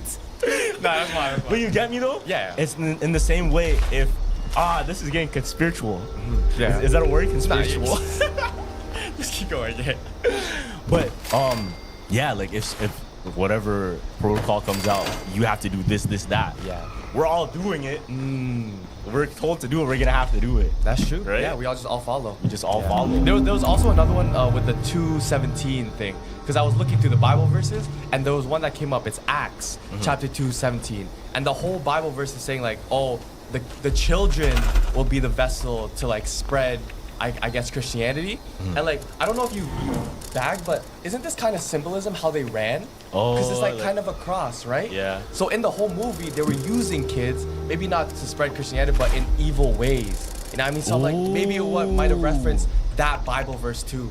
Interesting. Yeah, because I'm like, why would they? Yeah, run like because this? it's the vessel being Yes, used exactly. as the weapon. Exactly. Yeah. Oh. But because why couldn't they just run like this? They ran like this. You know what I mean? Yo, if you think about it, it's true though. Yeah. Like the youth, depending on how you teach them, they become, I don't want to say weapons, but they become the vessels for whatever happens to the world after. Yes. Like if we teach them good, they're gonna do good. If you teach them bad, they're gonna do bad. Yeah. Whoa, I mean, this is the whole point of the film. That's what and society right now, like, what is it teaching? When we're on social media so much, boom, boom, boom, you teach the kids, like, to stray away from that. You know what I mean? That's actually kind of crazy. Yeah, Wait. maybe we just found the underlying of the really underlying. Yeah, this is not about witches, That's bro. what it's It's actually about about. follow the leader, fam.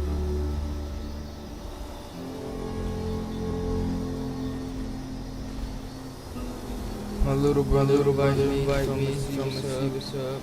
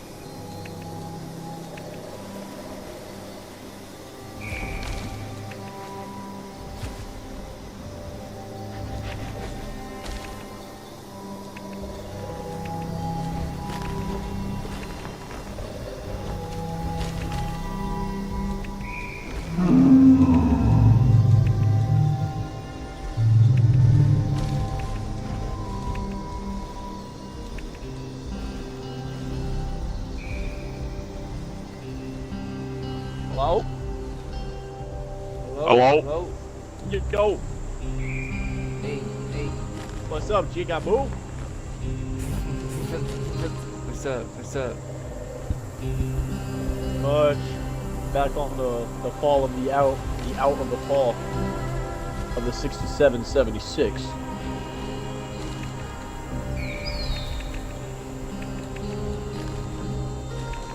Alright. I'm on the Volt 79 quest. How far along is that?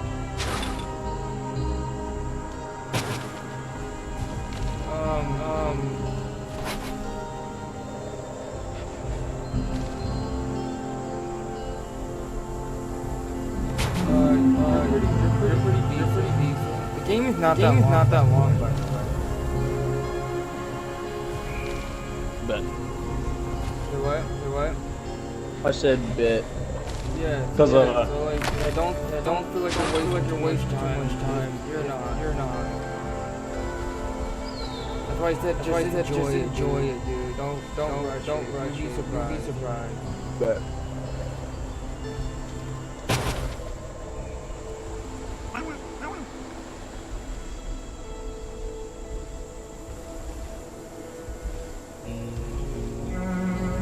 Were you able to hear last night? What? Were you able to hear anything yesterday? I heard some stuff. What's up? Why? You know, with all the people in there. Oh yeah.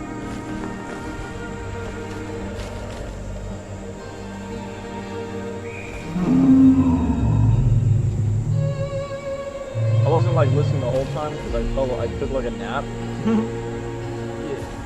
Took like a nap for like an hour and a half, but.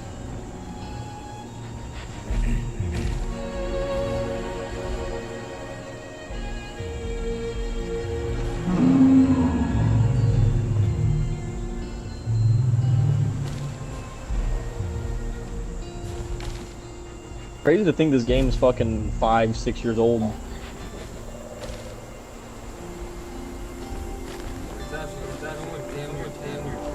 Oh, what? It's only 10 years old. Oh, shit. God damn.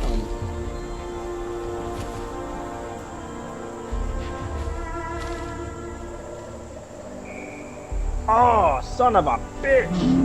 Should have knew.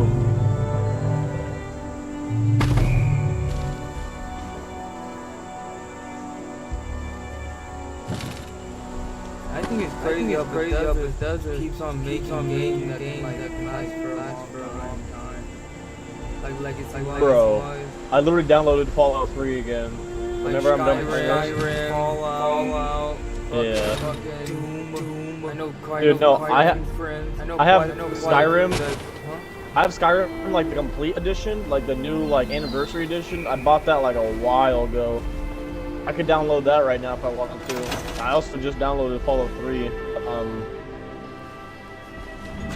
I have all the DLCs for that. I'll probably replay those at some point. And Doom is one of the games that like I have quite a few friends that love that. Doom is fun. Yeah. I wish I could get into it.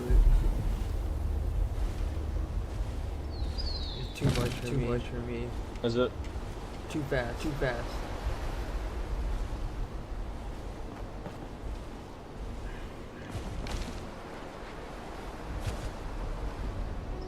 Hearts in mind, brother. Yeah, oh yeah, Doom is really fast paced.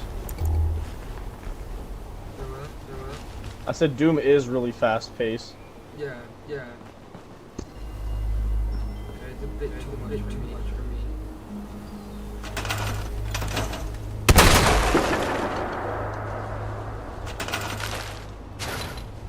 But it's fun to watch.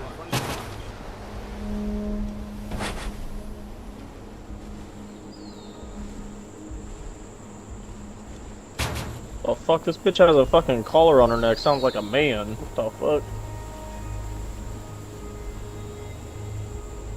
The fuck?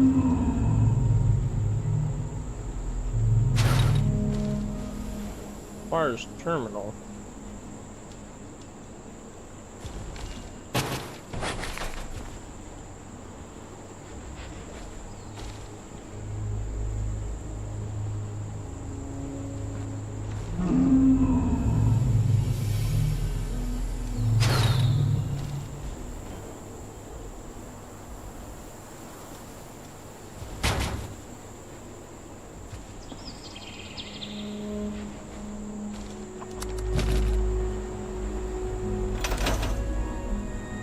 Right. Did you hear me yesterday when I was streaming? Oh, you were streaming yesterday? Yeah, the whole time. Oh, I didn't know. Yeah, I told you, I just started streaming yesterday. I'm joining, I'm streaming. Oh shit, what the hell? And then today, Bro, today I'm streaming again. Oh, okay, you streaming right now? Yep. No one can hear you. Oh, okay. I was gonna say, cause my mic, the reason why you didn't hear me like the other night when we were first playing, I accidentally muted my headset. I didn't realize there's a mute button on my actual mic piece. I didn't freaking realize.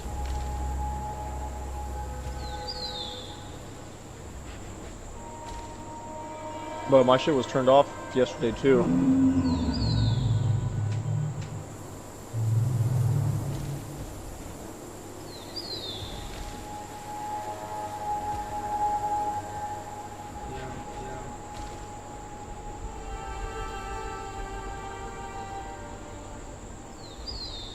God damn it. God damn it, Lou, let me in. You son bitch.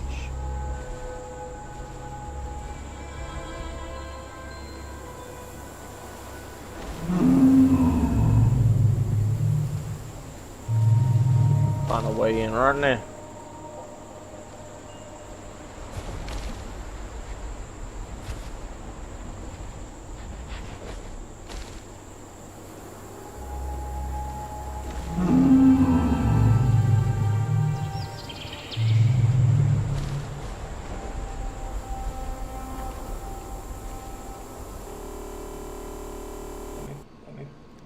Blow this bitch up, damn it.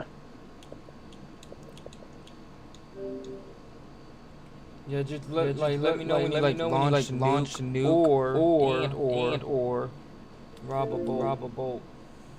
You really want to rob a boat. Yeah, you really want to rob a boat. That's a good one. Once you rob a boat, you get some gold, and you unlock to buy some cool shit with gold. I think I'm about to do that pretty soon, actually. Oh, there you go. You're about to beat the game, cousin. Oh, that sounds good to me, cousin. Oh, what the hell? It disappeared on me. Shit. Blow thy wall up. This cave sucks. Have you been having fun? Bah. Yeah. Oh my goodness gracious. I've been playing it like every day. Yeah, I know. That's why I was asking. Yeah, no, it's pretty lit. Yeah, cause like I just wanted you to talk about it. Cause I love that mentality. Honestly, I kind of rushed through the last quest. The only reason why I've been rushing is because I need money. Say what? I said I kind of rushed the last quest that I was just doing, but it's because I need freaking.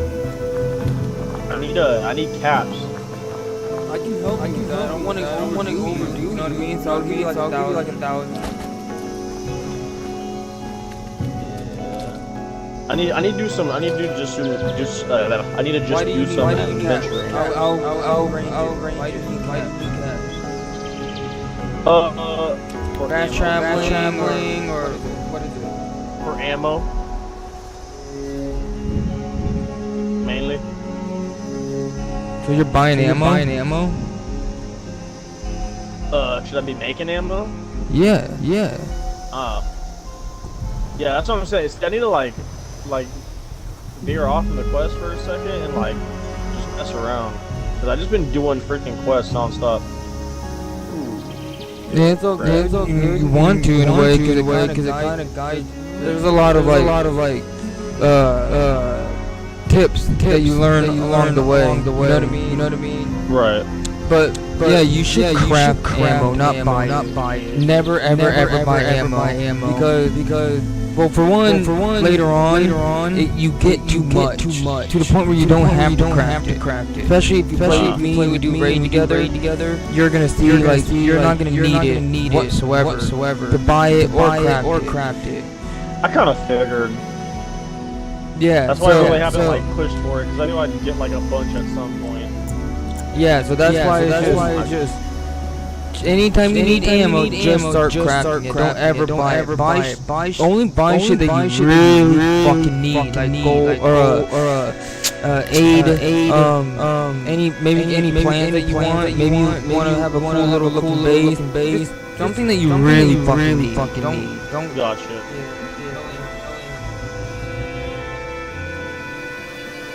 Open this to me. What we got here? Give me a drink. 1 second. Oh shit.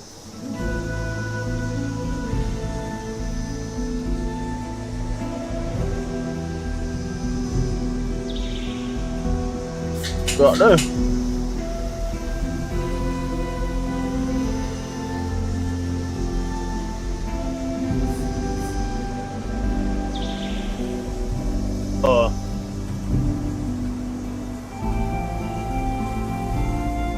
Oh my god. I'm about to die.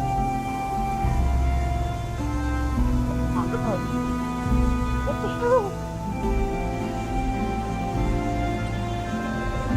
I'm in a power armor, damn it.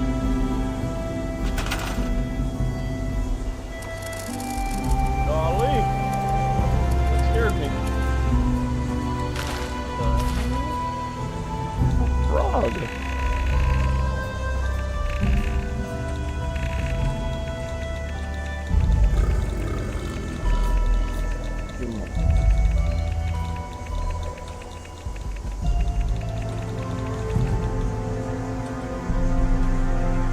Freaking biggest.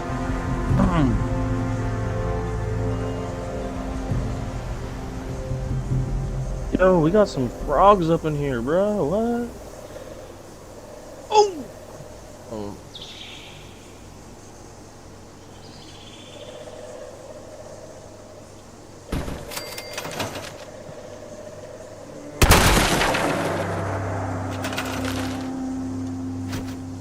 How about that? How about them apples?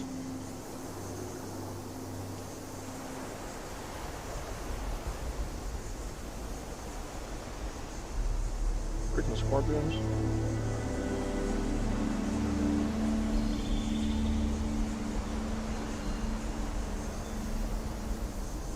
The frog collector. Oh! Oh, hit me with that double swing. 1-2, double jab. Oh my god. You get me thick and shit. Oh my god. They're just everywhere.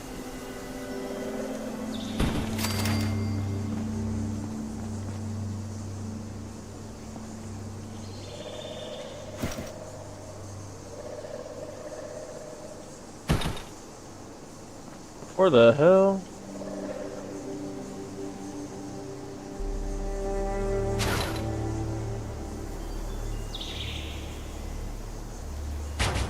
Where'd the homie go?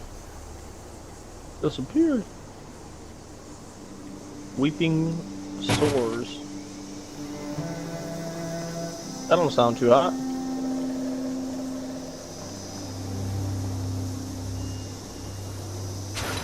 God damn, what the fuck did I do?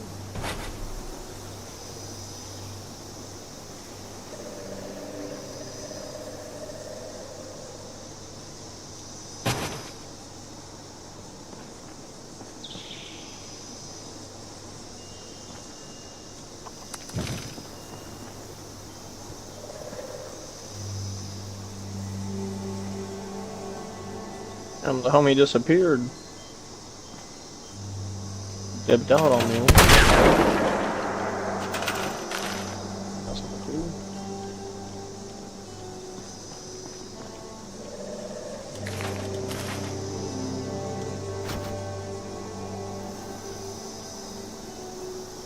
What the?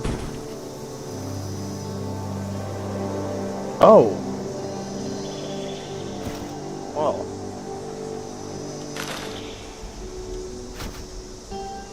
Thanks.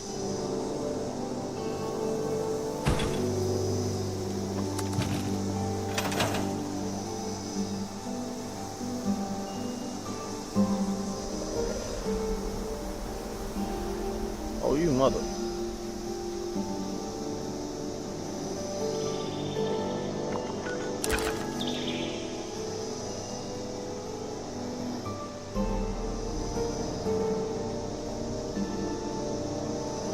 Calibrated. Eh?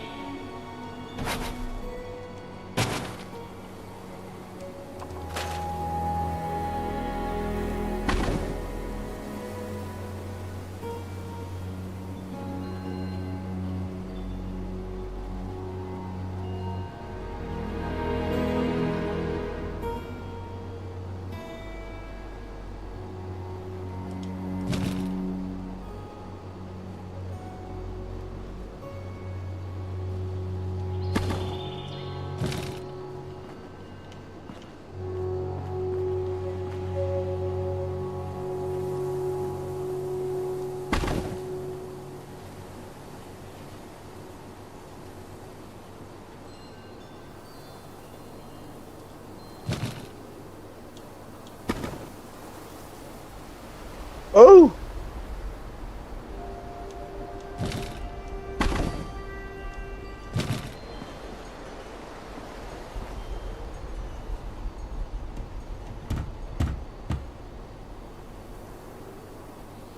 I found you.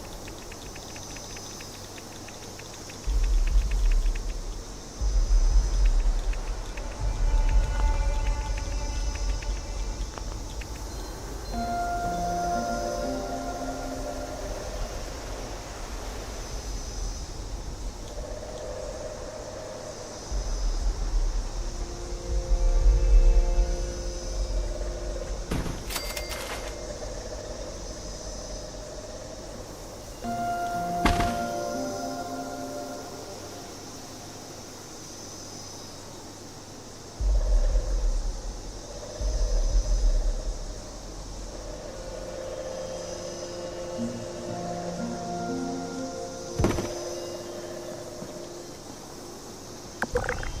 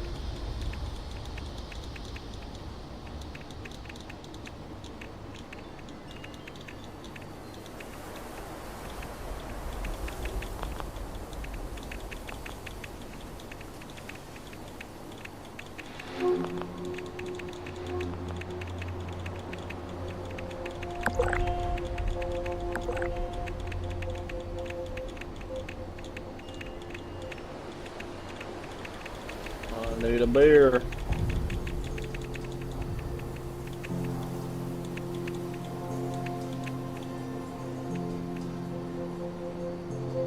Wine bottle.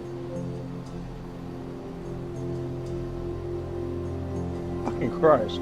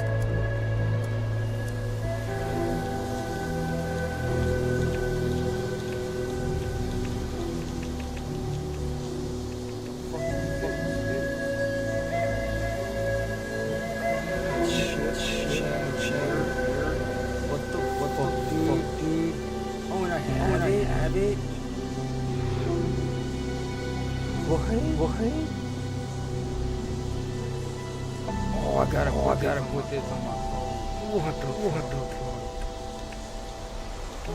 That's fucking sick.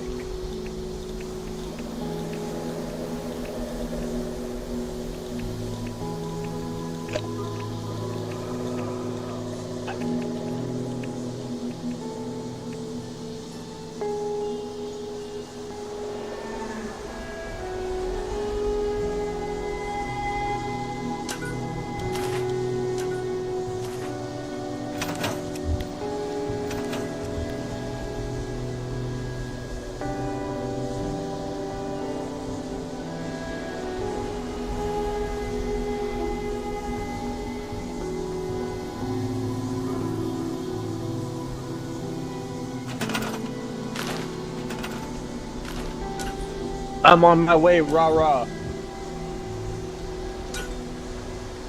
Oh yeah. You are fucking Rawa, man. So Rawa's the one that protects that little girl. Well, that's Gale. Huh? Gale protects a little. Rah-rah is a little girl. Yeah. Oh, super mutant must die. Die.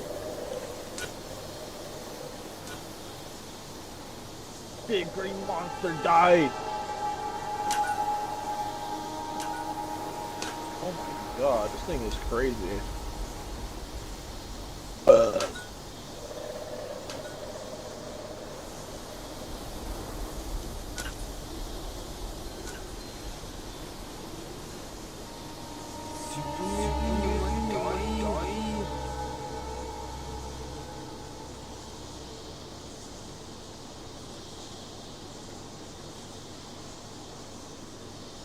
These are bad guys.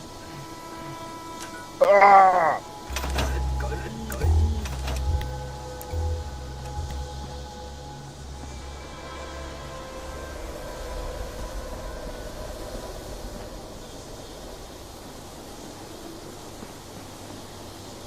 like killing bad guys.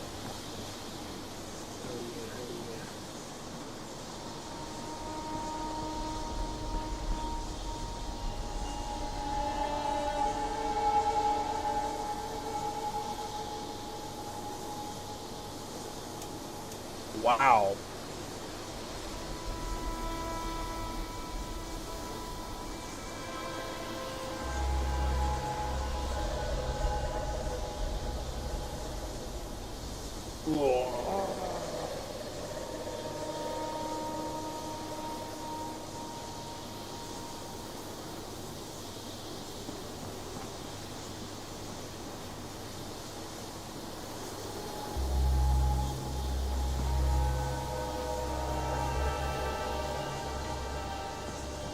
I find you, Raw. Where you go? The hell?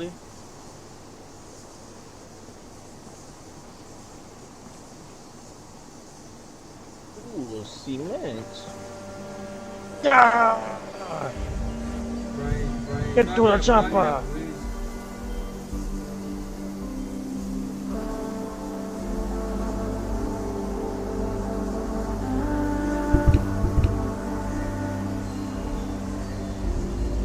Freaking robots.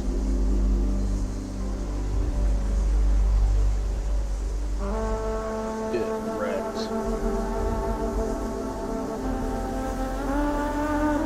Ooh. Messed up your targeting system, didn't I? Weakling.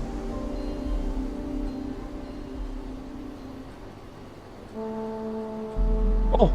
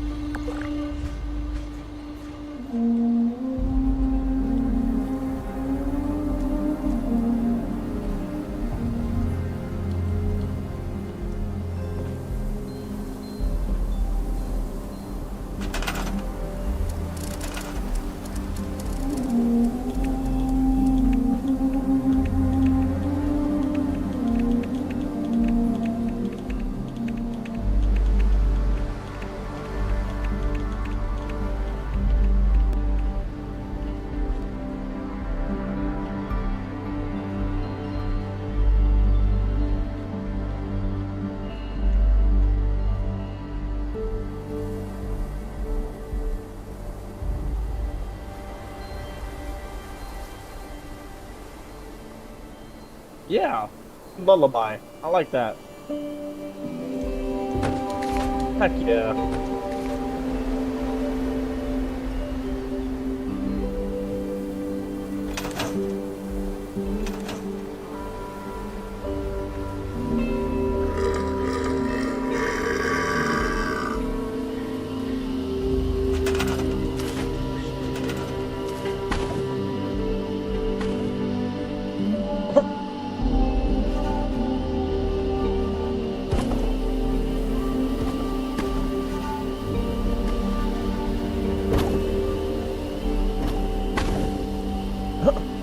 Get your ass in the pipe, little girl. Go fucking unlock the door.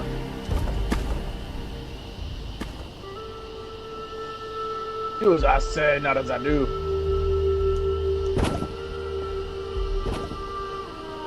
So you're going with the Raiders?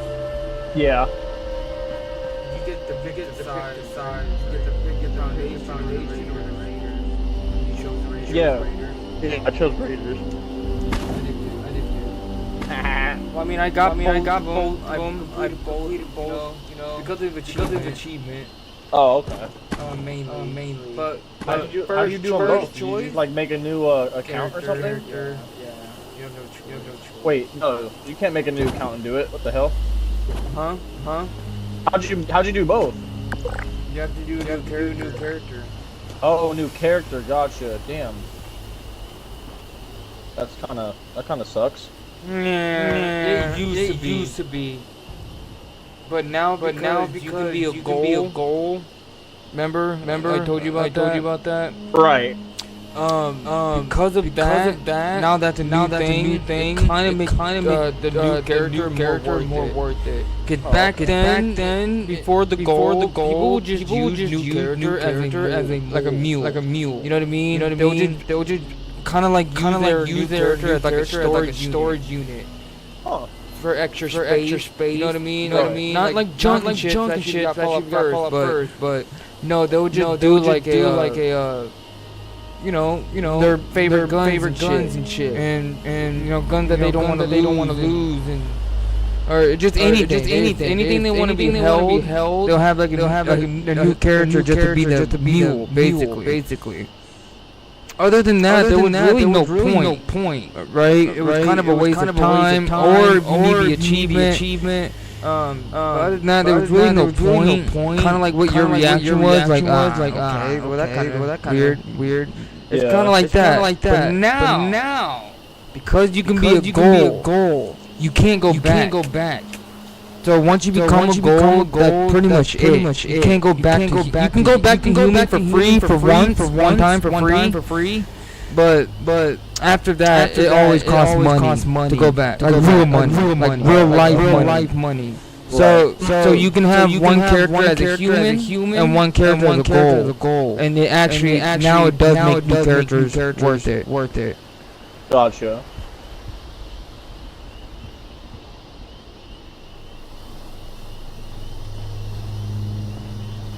This bitch is fucking goofy as hell, crawling through those pipes like that. What the fuck?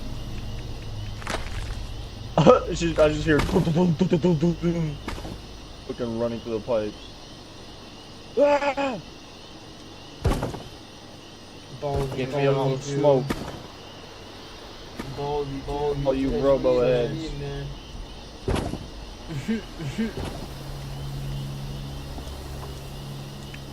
Oh, legendary one. Let's go.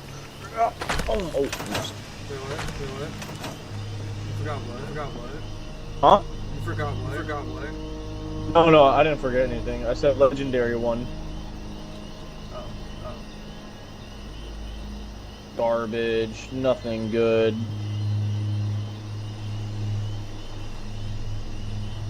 Fine, Rah-Rah's toy.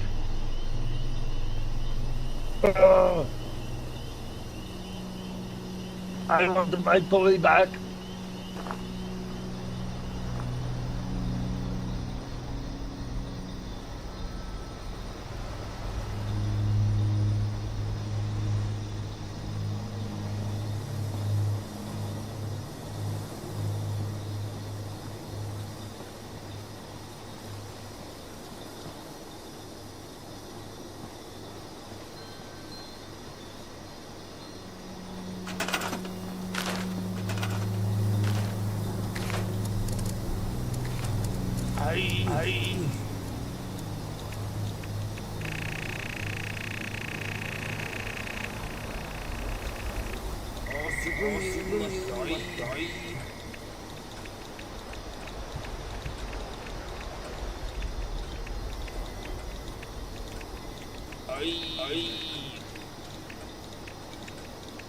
I want my toy. Get to the chopper. Open sesame. Get to the chopper. Oh my god. Not good. No, not good. I want my dick. In the chopper. I mean, what? What? Why would you put the chopper? Why? I just think it hard. That sounds comfortable. Why would you do that? Why? She keeps crawling in these damn pipes. One of these days she gonna get in one and never come out. She'll never come out. Get to the Oh, Fultron. I found you. Oh. Got my These are like trophies. Pressure sensor terminal. Open security door.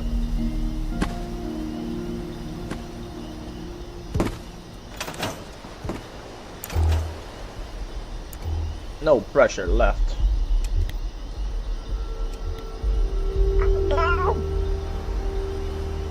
Is the door open? Yes, it is. Oh, power armor. Oh, power armor. Open the door.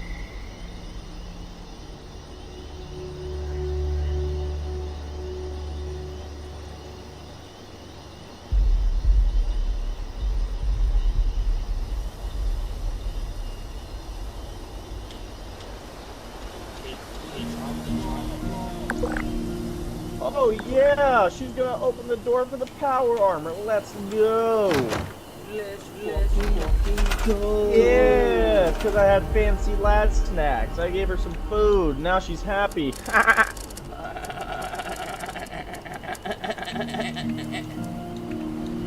Let's fucking go.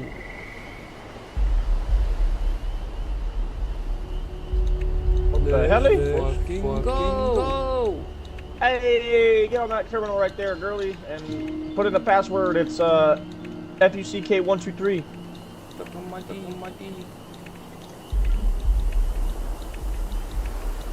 Open the fucking door now, god damn it. Thank you. Whoa, look at his helmet.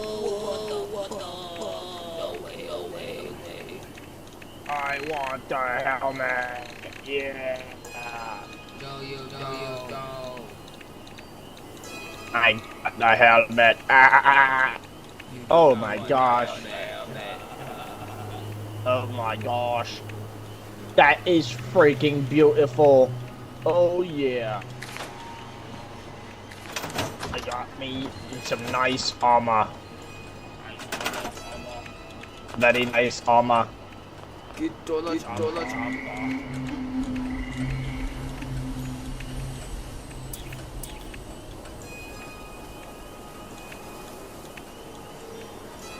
Wow!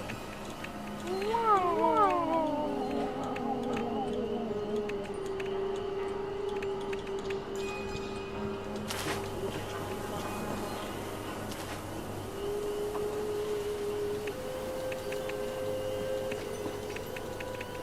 What the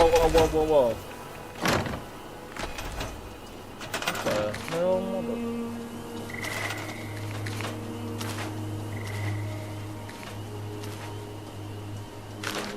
Now I can put it underneath. Rara, what are you doing? Run! Run to the jump.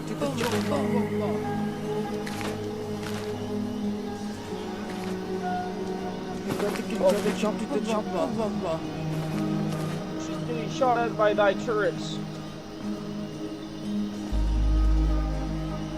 How do I clear the way for Rara?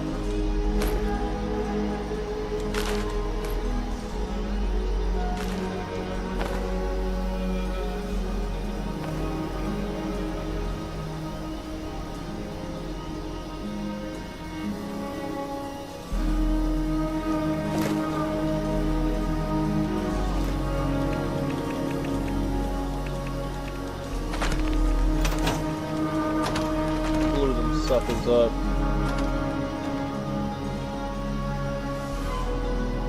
Oh yeah. Oh, whoop it!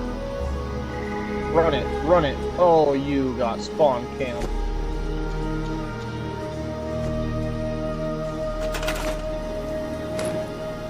Oh my god. Just totally demolishing these robo heads. Come on, everybody.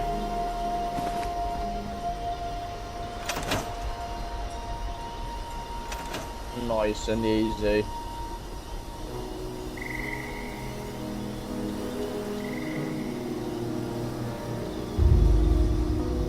Wow, that was pretty easy. Oh crap.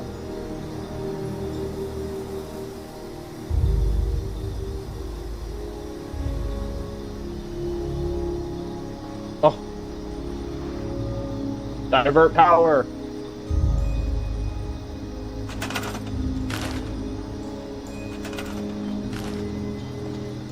Mother trucker.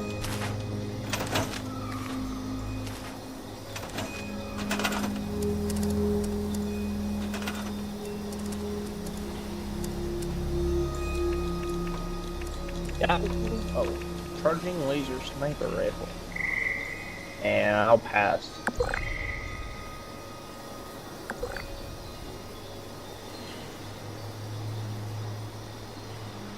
What kind of weapons are you been thinking about getting into? I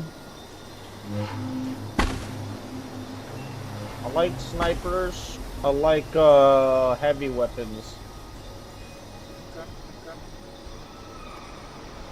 Probably be heavy weapons, snipers, and then small guns. Hell yeah.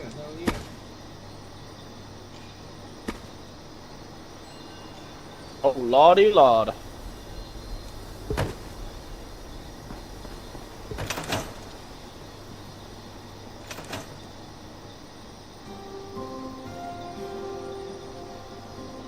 What the hell? Where am I going to do? God damn it.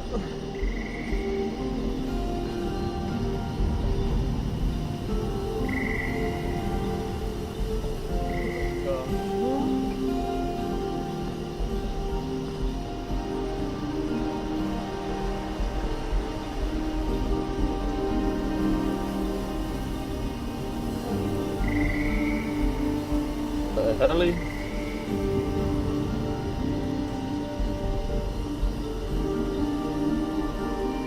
Okay. There we go.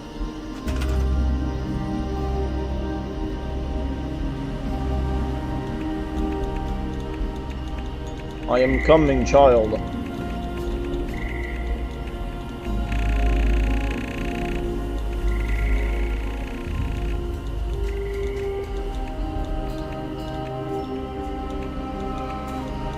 Heck yeah.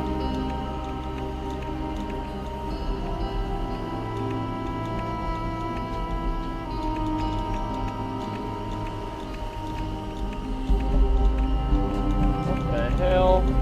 Still Sector Charlie key card added. What the hell? Yeah, son, give me the loot, give me the loot. Ooh, look at the platinum. I like that. Air conditioning. Goodness gracious.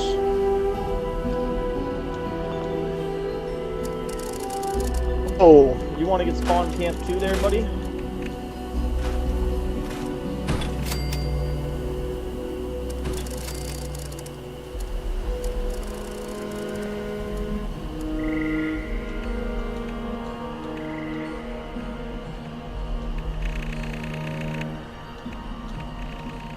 You thought you were.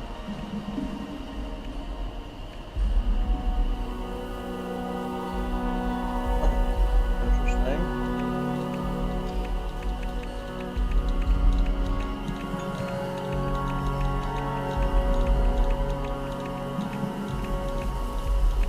Like the item Rara dropped. Pulse grenade. Nice. So you both want to get spawn camp.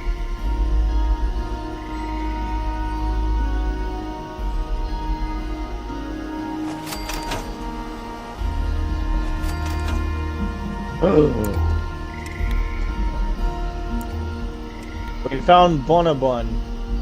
Let me guess, it's a freaking sentry bot. Oh, I knew it! How did I know? How did I freaking know?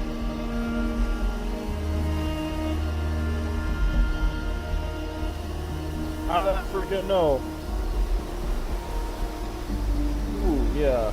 I am breaking you apart.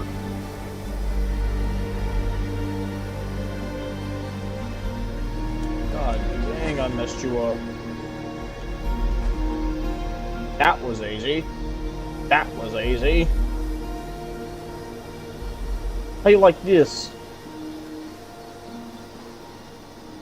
How you like this? Oh god, he's following me.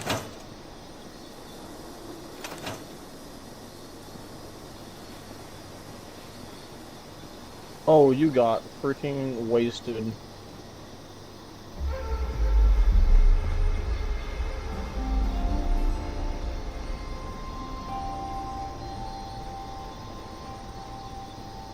God bless.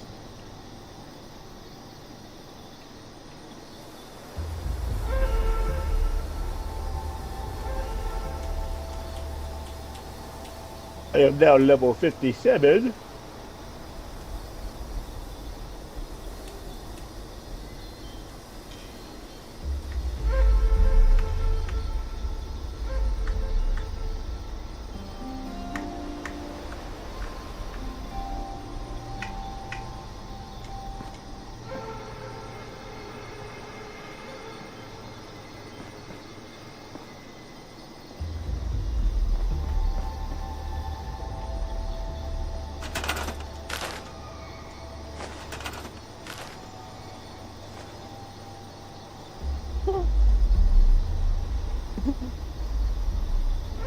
Kaboom and blew up.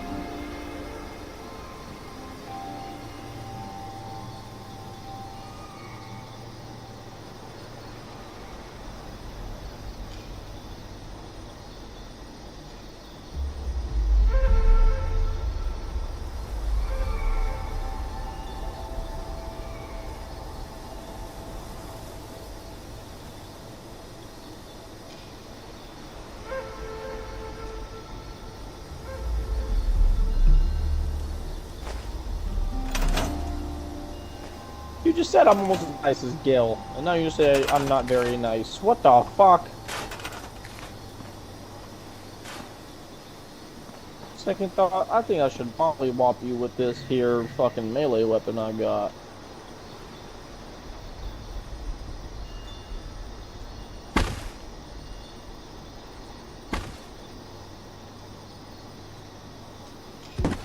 Oh my god.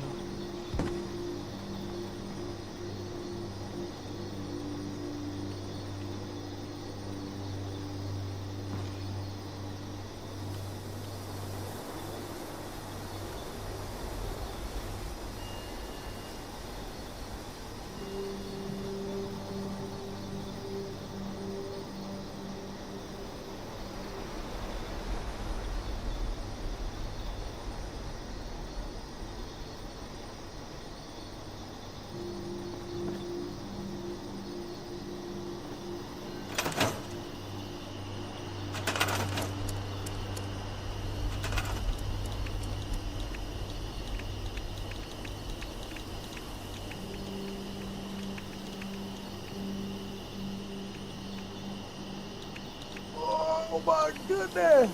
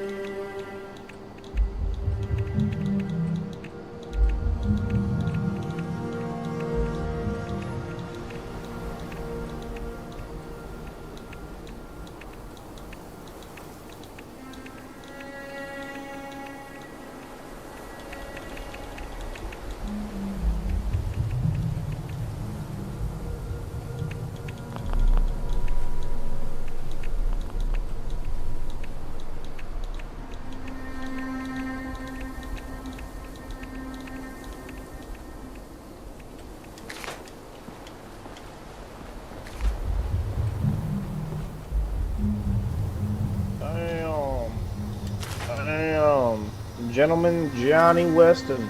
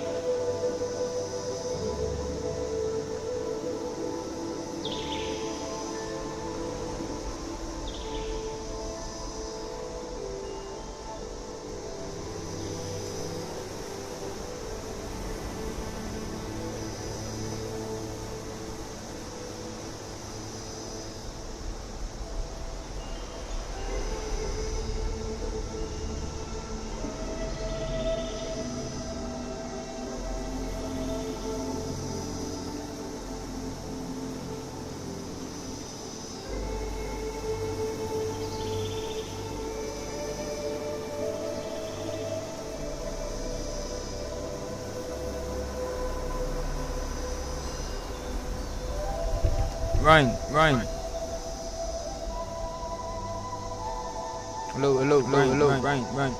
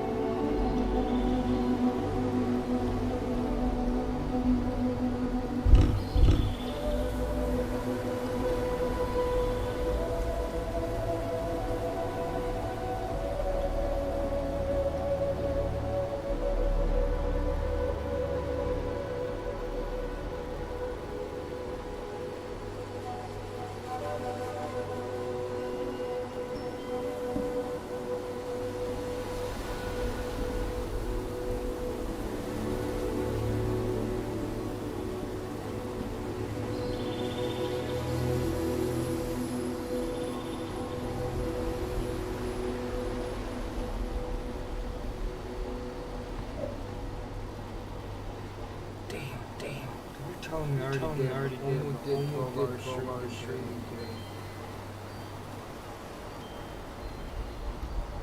2.5 hours to get off.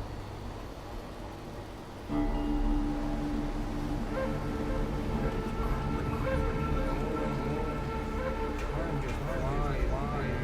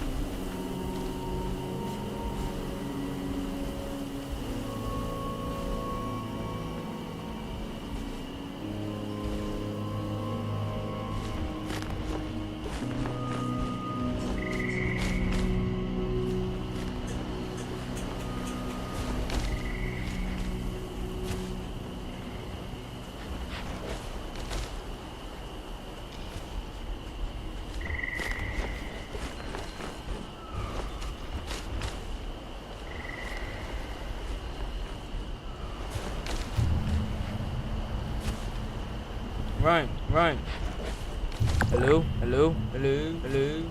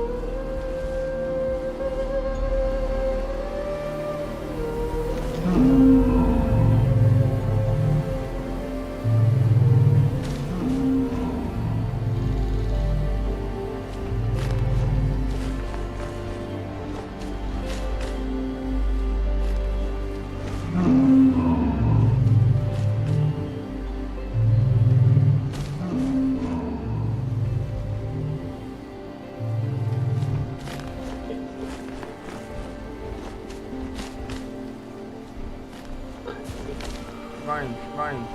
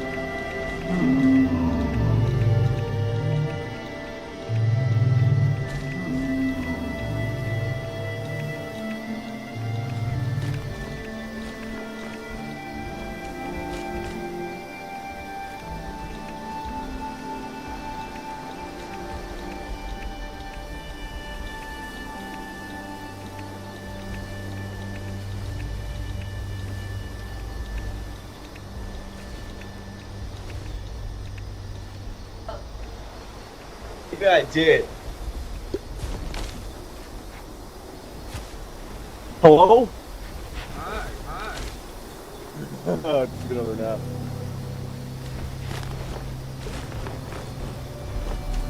I've been getting sleepy after work. Go sleep. I did.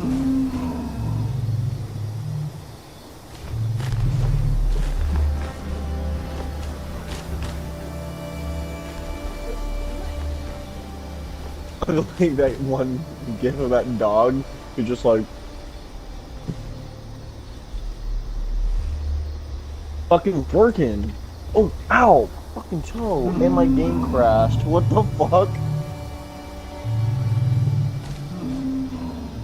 Oh, really?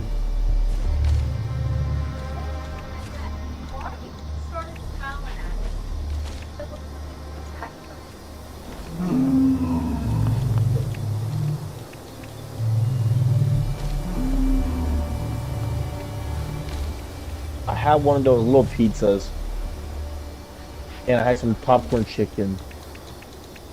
We're not going to get your Instacart.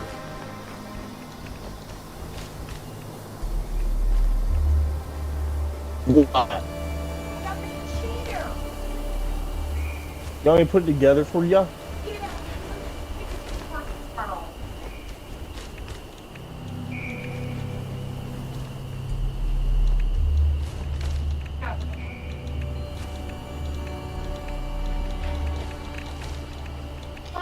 I don't trust my buildings.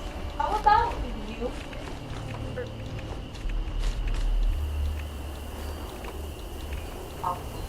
Yeah, Shawty Bay.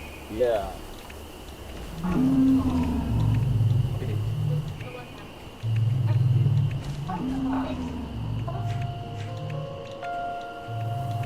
What the hell? Oh. What the helly?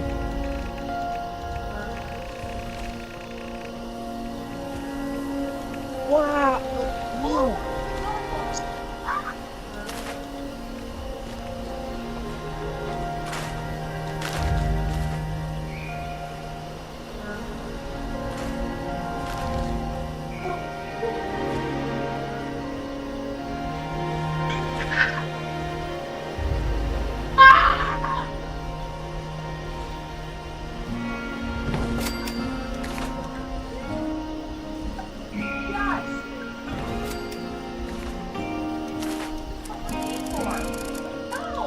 No, you're gonna have to start doing things.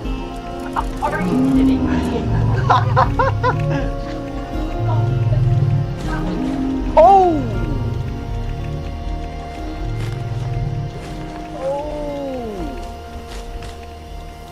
Oh my god, not the hot sauce.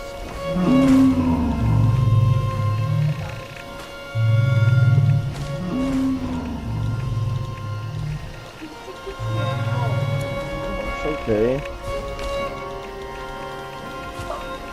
I know. I'm aware now. Hey, you want to take a shot right now? I just woke up from a nap and I'm still tired.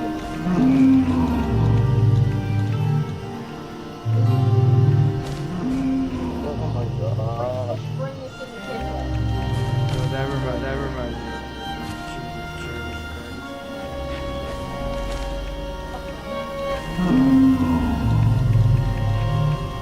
Oh my gosh. Okay, give me fucking 5 more minutes. I'll take 2 shots with you. Did you hear me, Ryan? Yeah. That's crazy.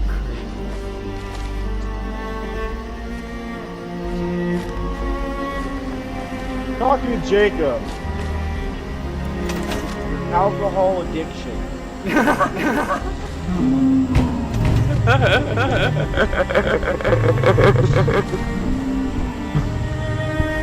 What? Oh, let me finish. Let me stop.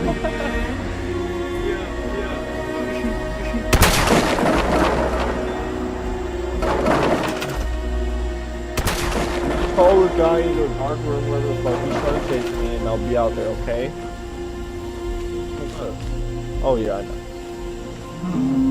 Covered.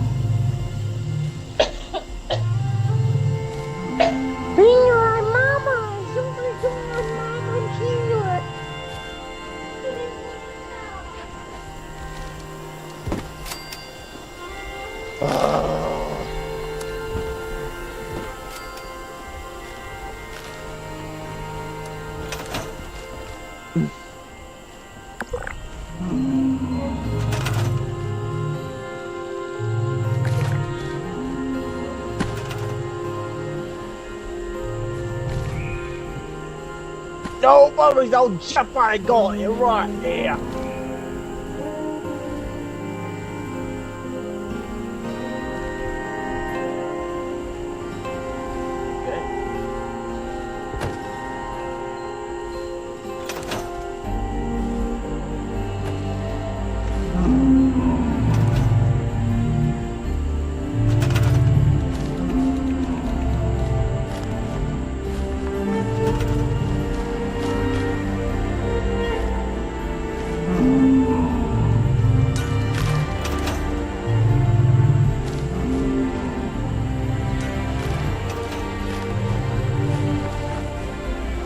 Collar around my neck right now, that doesn't sound too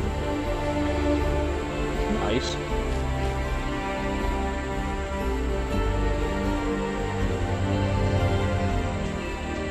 You fucking bloke. You can't walk around a desk, could ya? Come on. I don't got all day. Get your arse around the desk. Yeah. Yeah, that's what I thought.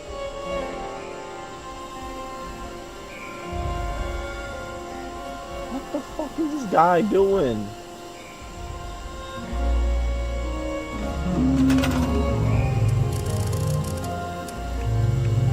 My lord, this NPC is broken, brother.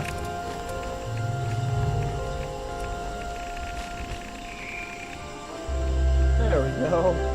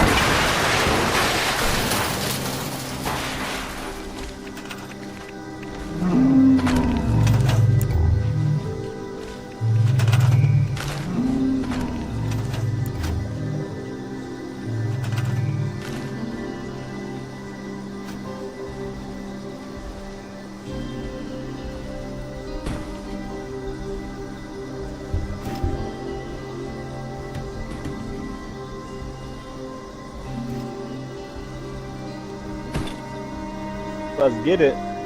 Holy shit, he really put a fucking collar on my fucking neck. God damn, this fucking bloke.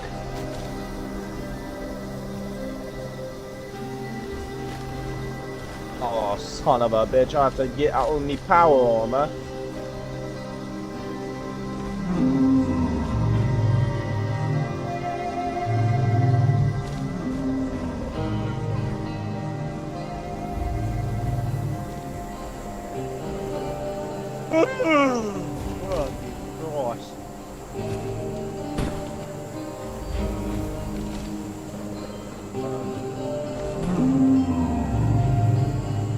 Into the arena, you little petty scum.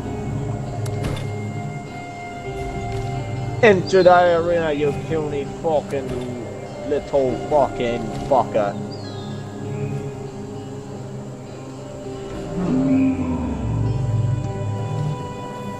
Oh lord. I'm a tad bit overweight.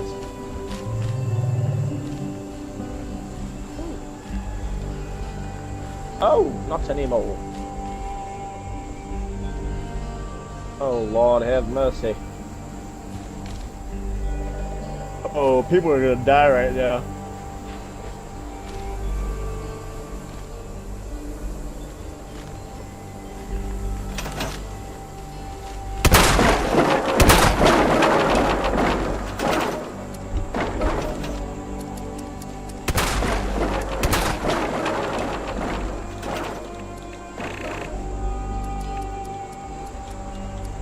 Fucking little bitch, I can't fucking see you.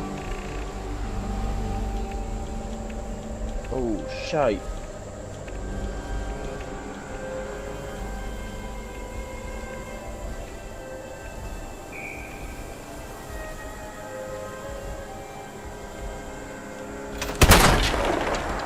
Oh, you'll like them apples.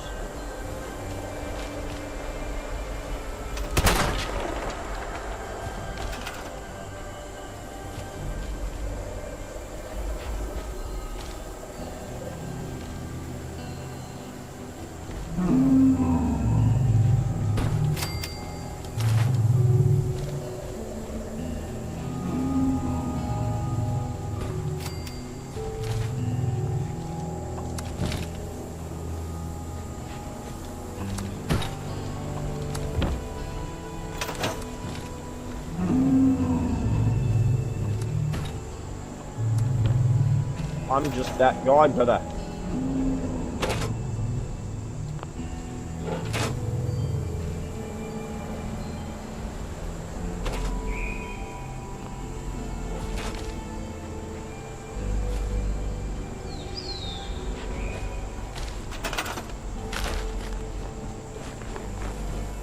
Oh.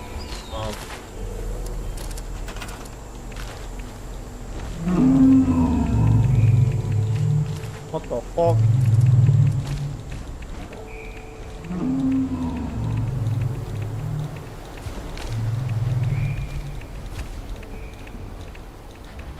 Oh wow, look at that there, brother.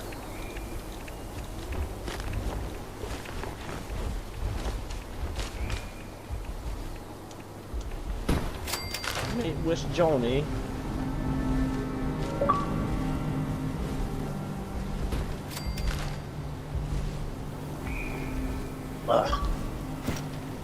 Hey Johnny boy. I mean Huey P fucking Huey bitch.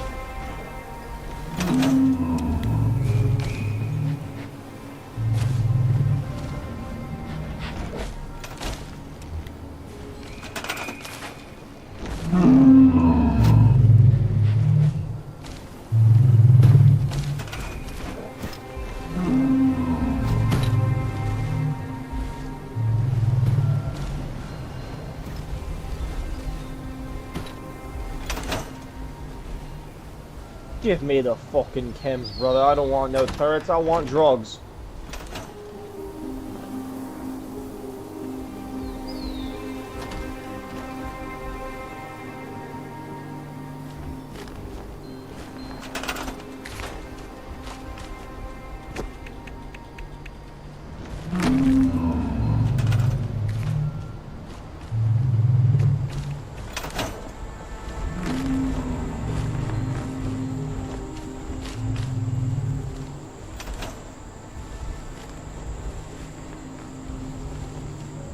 Oh yeah. I am that motherfucker.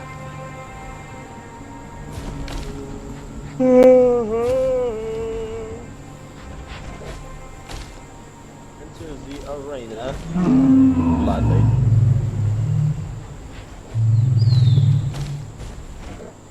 Very much gladly, brother.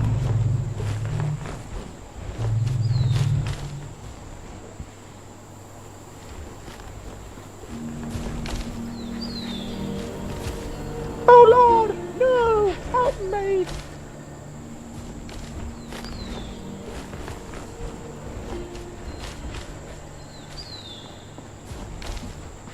Oh yeah, I'm gonna blast myself with these chems.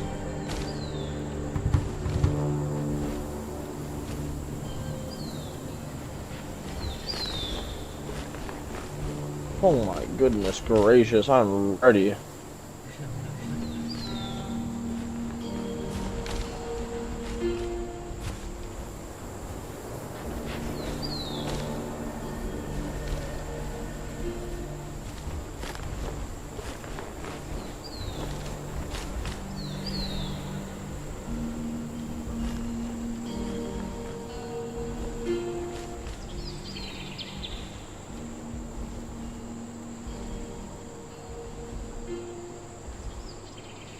What the hell, these fucking floaters?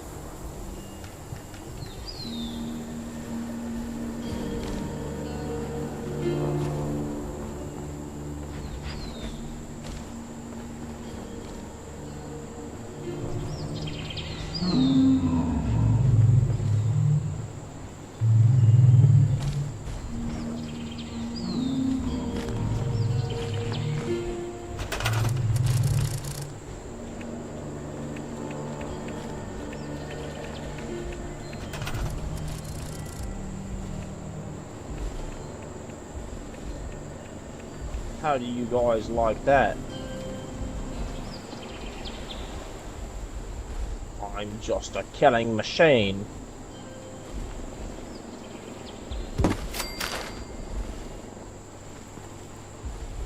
Yeah, cheer for me.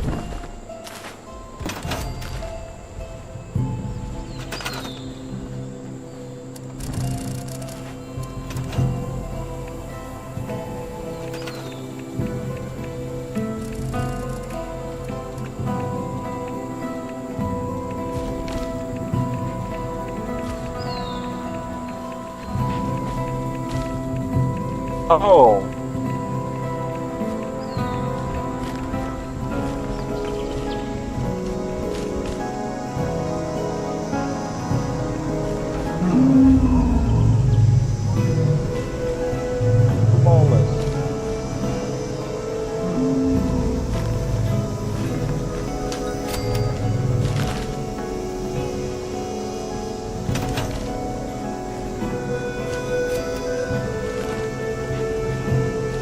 Splendid.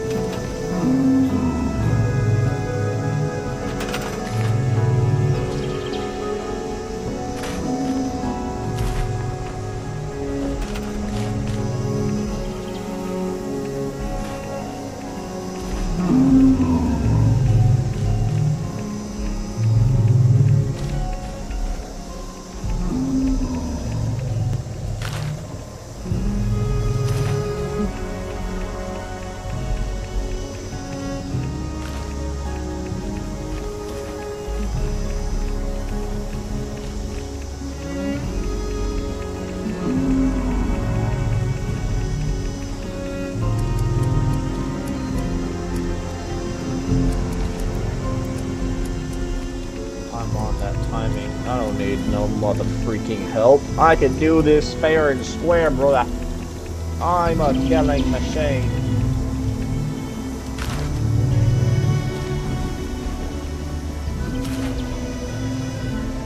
Bring on these pansies and let me whoop them.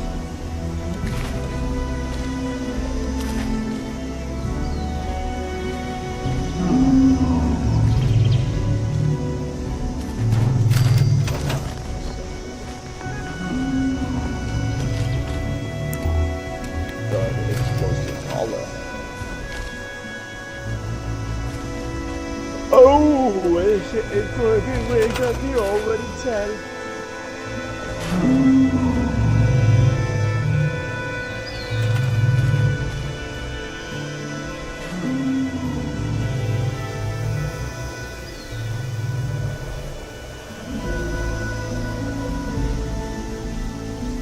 What the? What do you guys even make me fight right now? Is that a big... What the hell is this thing? What the hell is this? Oh, hell no. You're gonna put me up against fucking King Kong. Oh my god, it's really King Kong. Oh shit. Oh, he's running at me. Oh my goodness.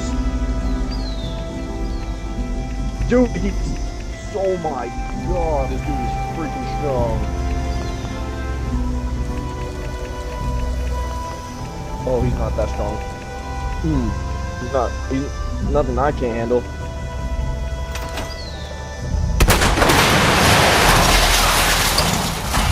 Oh, bring it on. Bring it on, pal.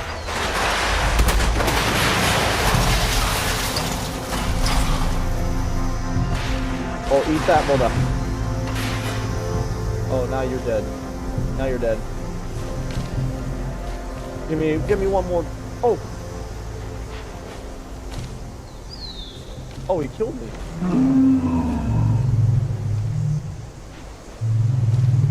Ah! No, you didn't.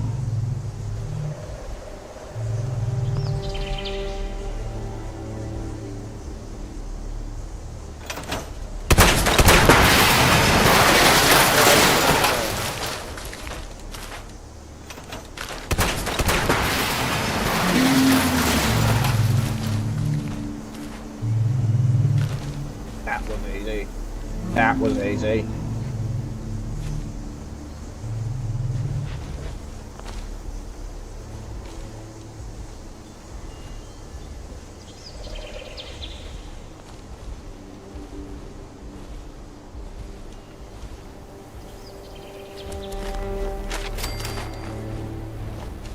Maximum Maddie has been murdered.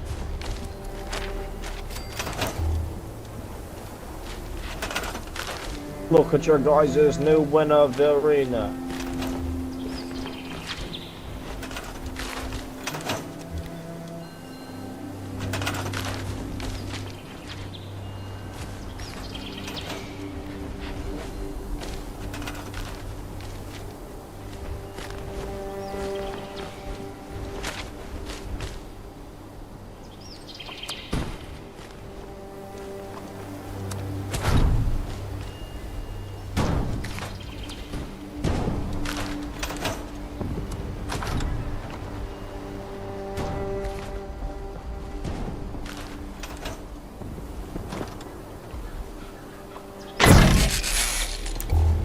Come on, Sargento, bring your arse down here. Oh.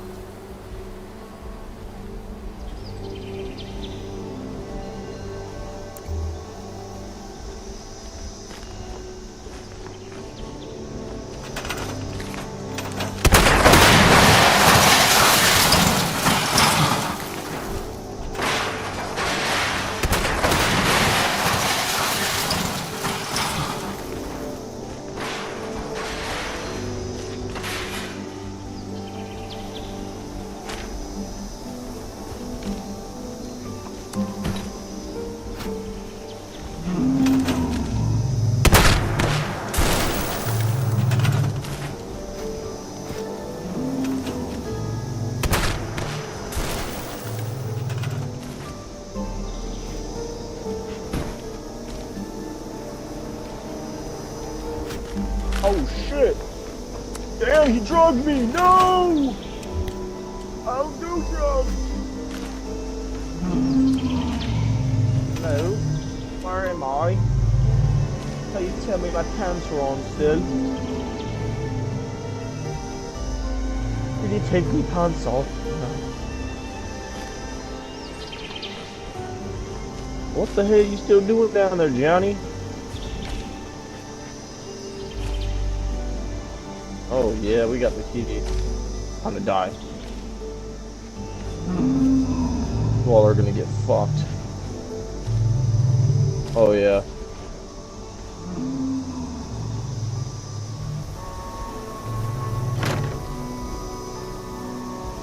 I am nobody's slave. Remember that.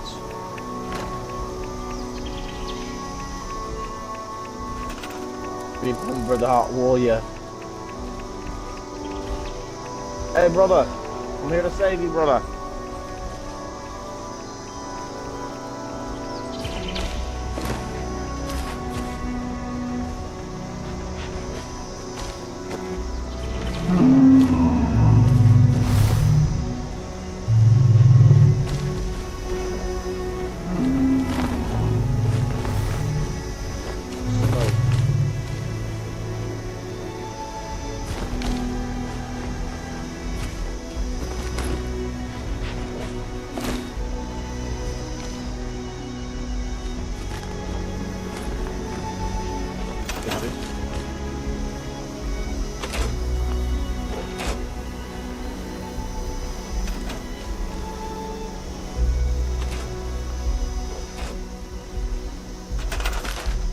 Oh, you mother.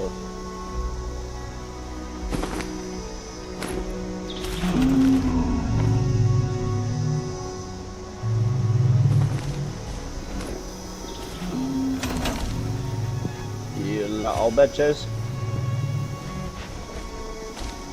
Made it too easy for me.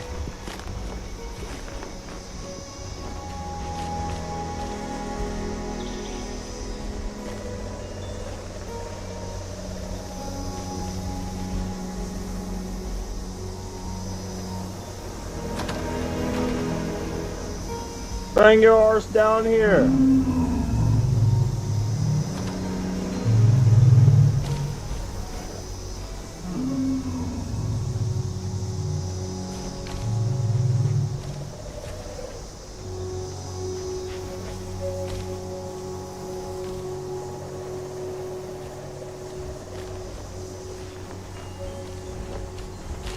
Oh!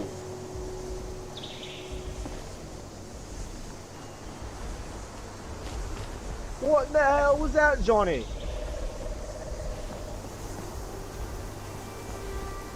Oh, Johnny.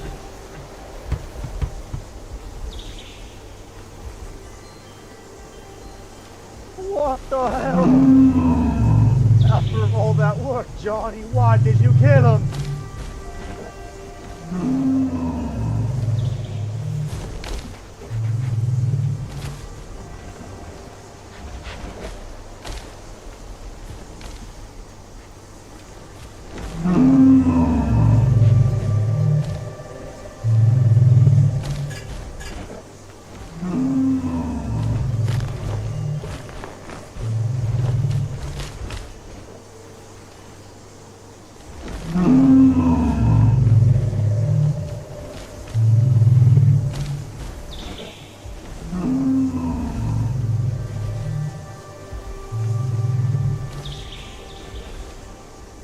In this business, you gotta be cold. Oh, I like that line.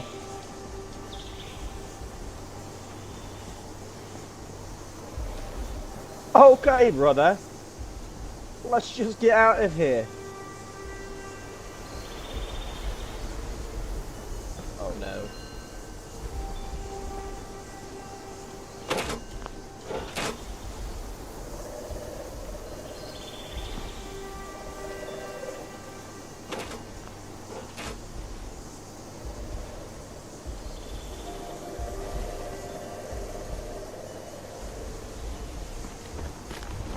Yeah, bitch. You only at 25, you fucking little fucking stubborn bastard. I will fucking murder you myself.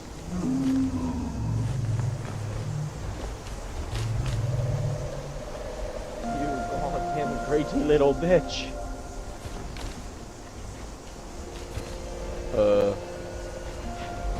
My boy, that's not a door. Oh my lord. My lord. He killed Hal.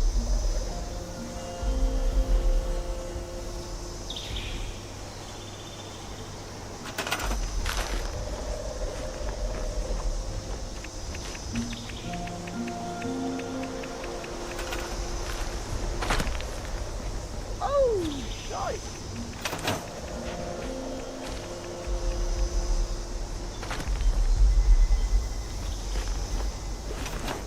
Kill little pretty bitches.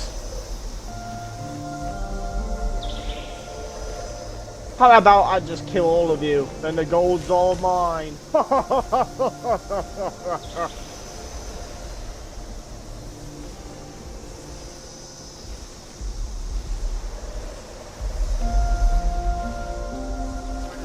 Meets up with Lou. Huh? I was talking to myself. Oh. Say, what if I just do that, brother? What if I just kill them all after we open the vault and the gold's all mine? What's all they gonna do then? I reckon nothing. Yeah, I've been building the whole time. Oh, you've been building the whole time? Yeah, like all day. Shit. What the hell? Oh, this guy's base is pretty dope. It looks like a... What does that say? Neapolitan? Oh my lordy. Do you remember Fallout 4 by Mean? Yes. I know you remember some stuff in it. I do. I remember a lot in it. Okay.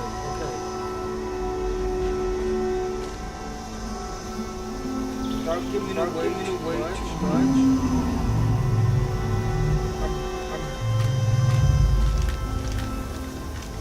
Damn, I might try to play it.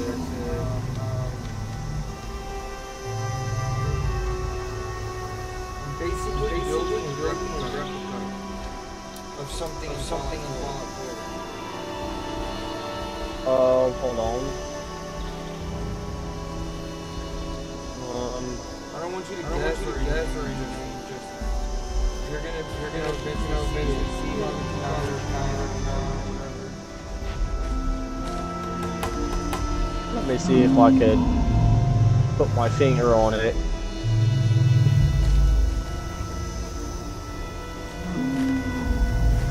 Holy smokes.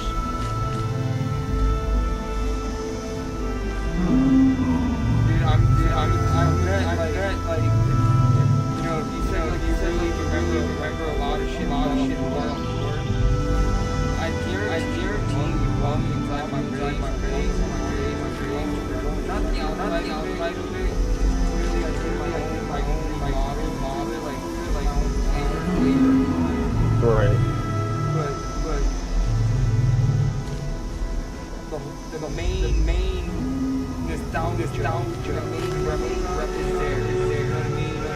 Yeah. I just remember the things that are important.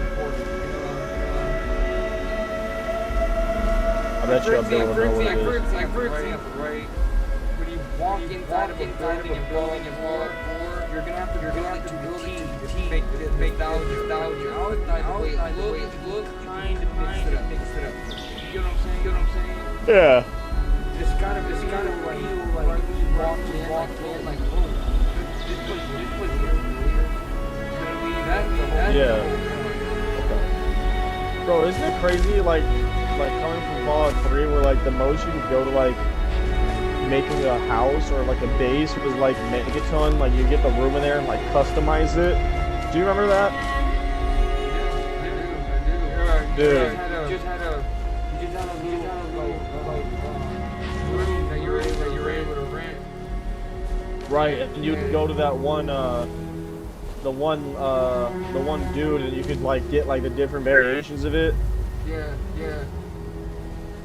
I heard that very well. You know, for me being a builder, right? That was one of the things that like you couldn't do too much, but I became like I even tried everything. You know what's crazy too? It's not even on. I ain't really gonna show it. Yeah, I know, right? Yeah, I really feel like everything in Fallout 3, that little room in Megatown, whatever it's called. Megaton? Yeah. God, I love Fallout 3 so much. Yeah, all of them are good, dude. Even 76. That's why I didn't want to like too much guide you. You know what I mean? I was being out where to go, and stuff like that. But like, that's the best part of Fallout 3, damn, that shit's so fun. Fuck yeah.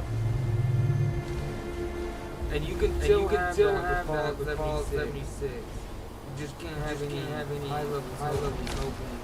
And it takes everything away. I believe me, dude. I want to tell what I bro. Like when I was doing it, I couldn't get myself to shoot anything. I just couldn't do it. Cause I could just one shot every, you know what I mean? Yeah. And I didn't want to gotta wait for you while you get to like unload and get the cover, and man, I miss that. So I wanted you to have that.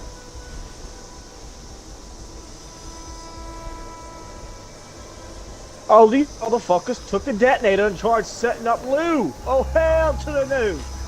Hell to the no. The only one I'll be down to help you with is bombing the boat. I don't know if they nerfed it or anything, but if it gets a little tough in there, I'll definitely help with that part. Okay. I'm gonna go tell Meg about the betrayal that I just witnessed, and I'm going to fucking rain hell on these bastards.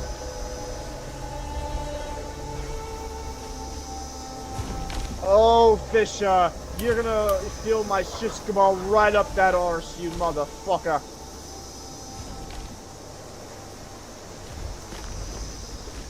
Oh, something fishy's going on around here. It starts with the name Fisher. That's why.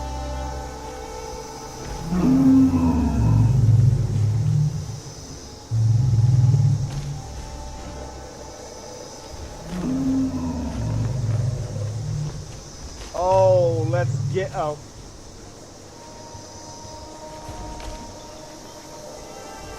A 1 lone 7-6, I'm the one to do it. I'm the one to take care of these fucking traitors. These fucking scallywags.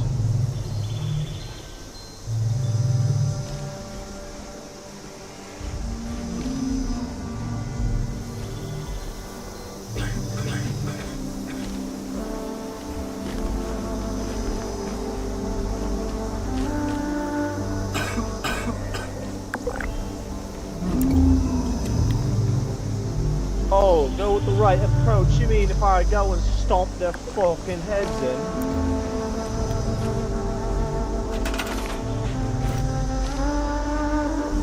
Oh, I will interrogate these motherfuckers and I will get to the bottom of this. I promise you that. Oh, Bob, you're gonna feel it. You're gonna feel my wrath. You're gonna feel my sorry.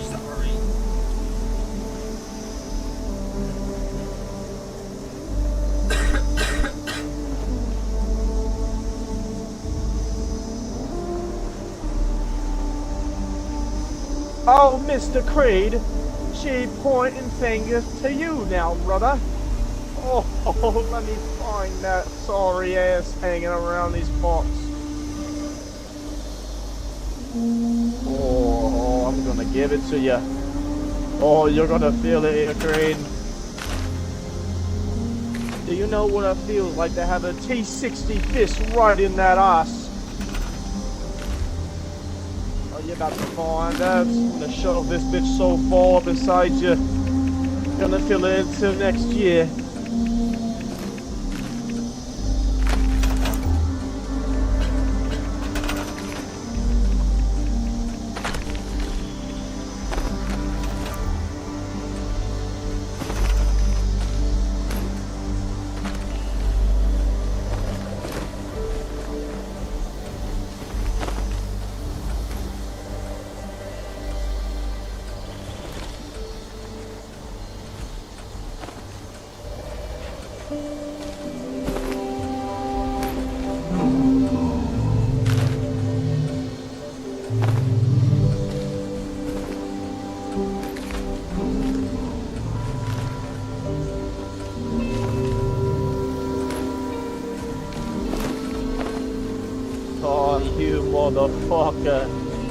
You motherfucker, Creed.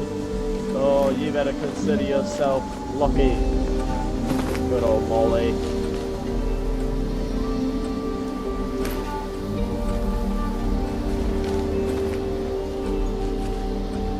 Fighting Craig, I know. Brian. What? You're fighting Craig. Yeah.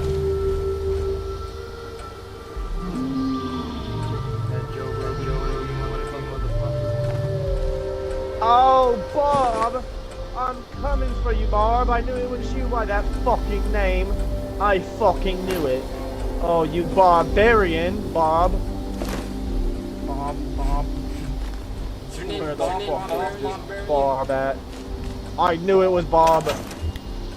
That little fucking shit. Oh, you tried leading me the wrong way, you little fucking slimy cunt.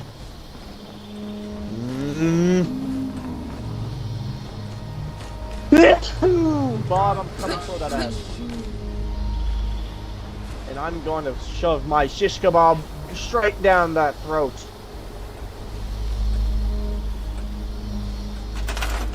Oh, you hear that, Bob? You're fucked.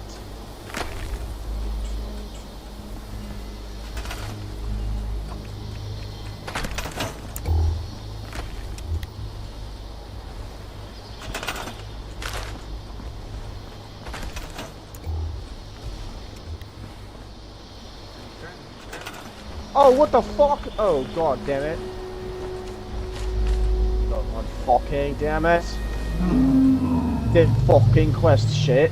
Oh shit, I didn't finish the dialogue with the fucking Molly ho. Oh damn it. Fuck. We'll go back outside. To Appalachia.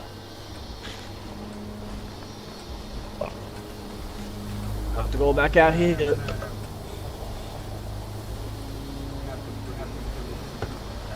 God damn it, Molly, tell me what I need to know now.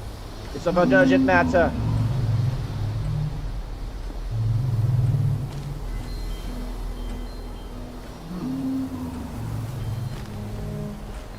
Oh, thanks, Molly.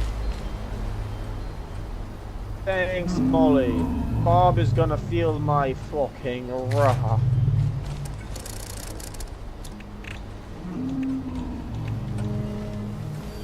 That little slimy bitch.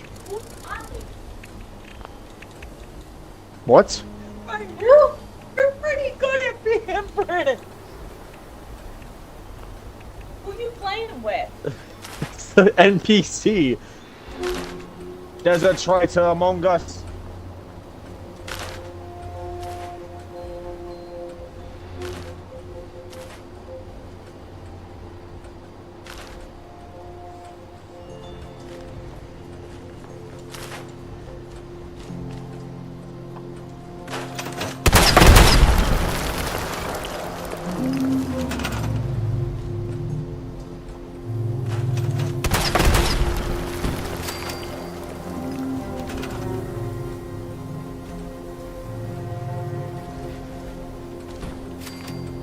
Oh, I'm killing you now, Bob. Don't fucking fuck with me next time, you little bitch.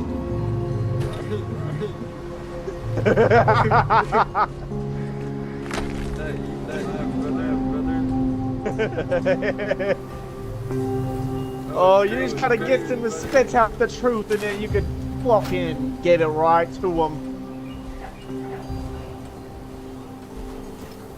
Oh, that felt so good. I fucking hate liars.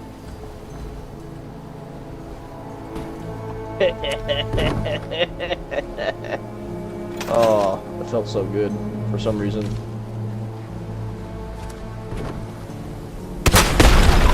I knew it was Barb. I knew it was that little bitch.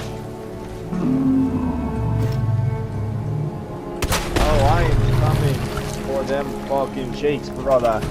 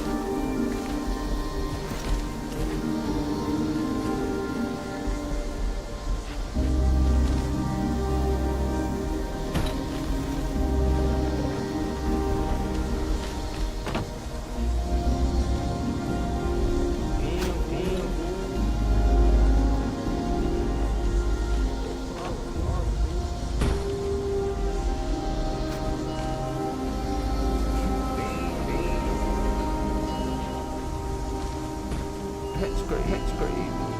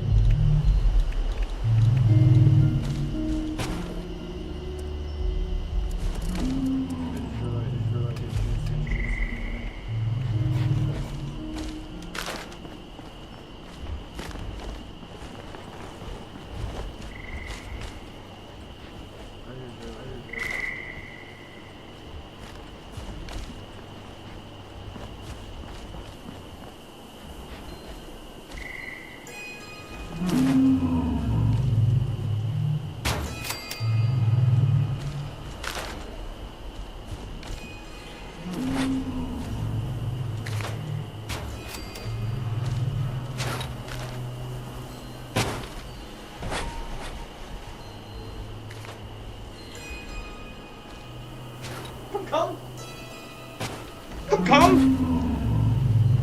Hello there, mate. Are you there? No, I'm not. Understand. I understand. I can't fucking stop speaking in this accent now. It's fucking taking me over. Oh, it's a scallywag!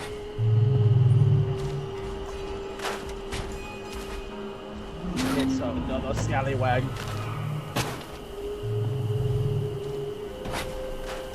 It's another scallywag. Oh, yeah.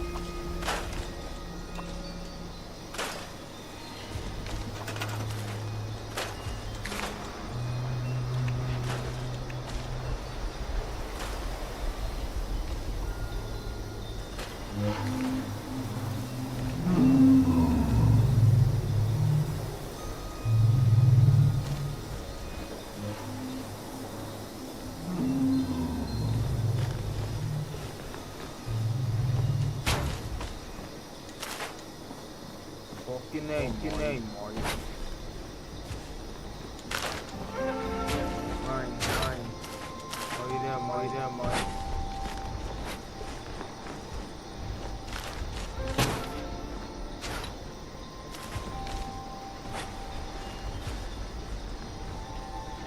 Fucking nail, Marty.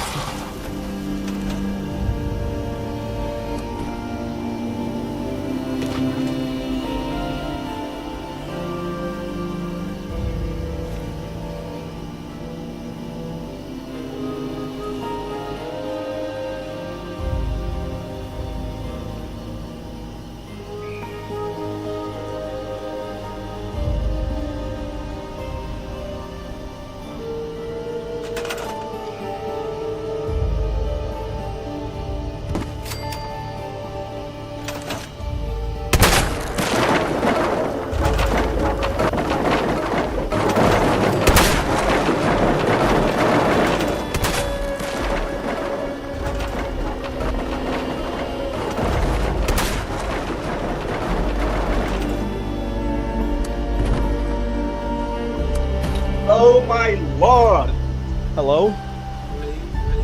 Bro, one shot turned into 5, and then 5 shots turned into putting an office chair together.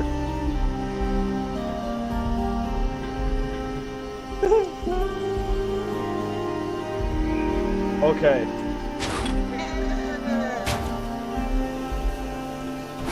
The fuck? Hey, you want to join up? I want to join up. Yeah. Or you busy?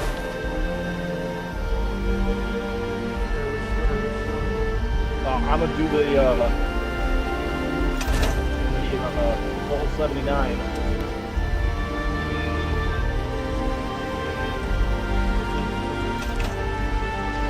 If you don't have to, I'm going if you want to.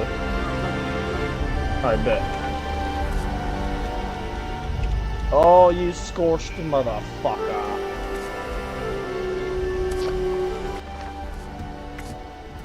What in the helly?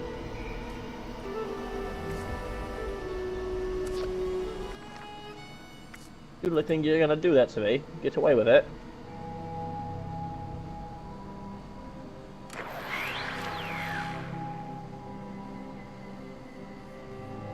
I'm a bitch.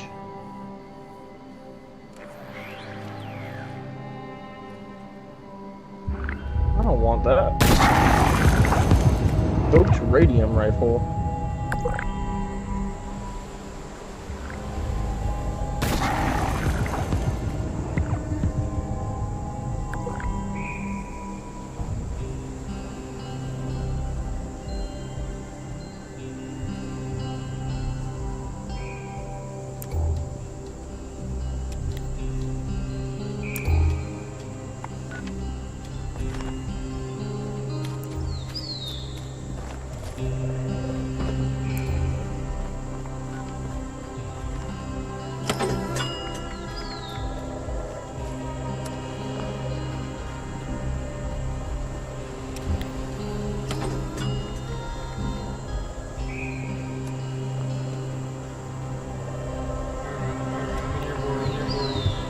Oh, he's in my world. It's white 15. B63 Zehenhunde.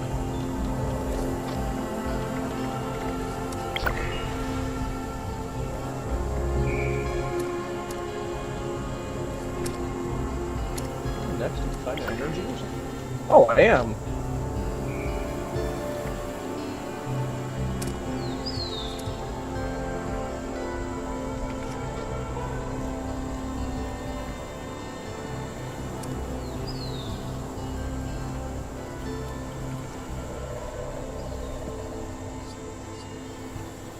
So Ryan. Yeah. Now that you're level 50, you're basic boy now. Hell yeah. Okay. Because after this, like once you get to 250, you technically have access to complete end game. But at level 50, you can still have in-game build. Right. Yeah. You could like actually have a full complete build. Yeah. You still have a really good build at 50. It just at 250 you unlock access to all legendary. That's where it becomes like legit. Bro, I didn't even have one equipped, and I barely saw like what they consist of. I was like, oh shit, what the hell? Yeah. And when you get to 250, you can have six of them equipped. Damn, that's actually kind of crazy. Well, I'm 58 now. Let's get it. We getting there. We going places, blah.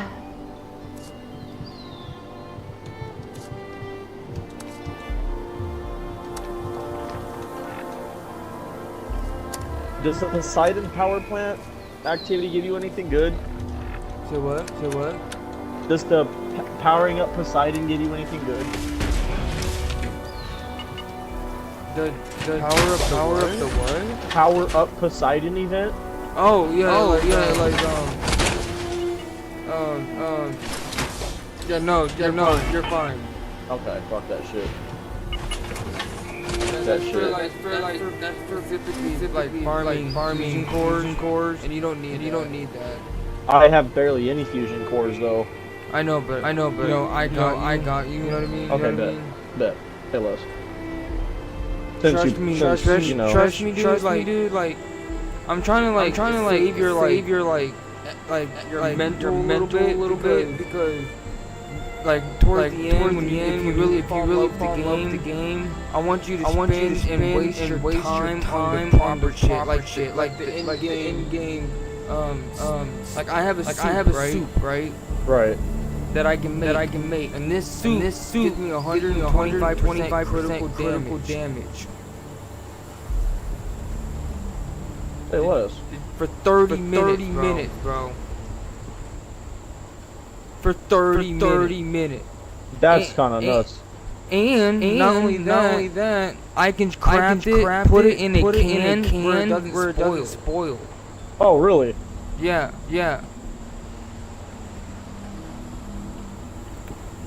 So like that kind of shit, right? Yeah. When you need it farm really important shit. That's where I'm trying to save your energy for. Gotcha.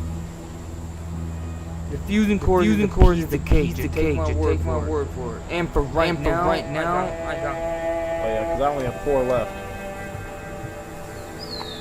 Holy smokes!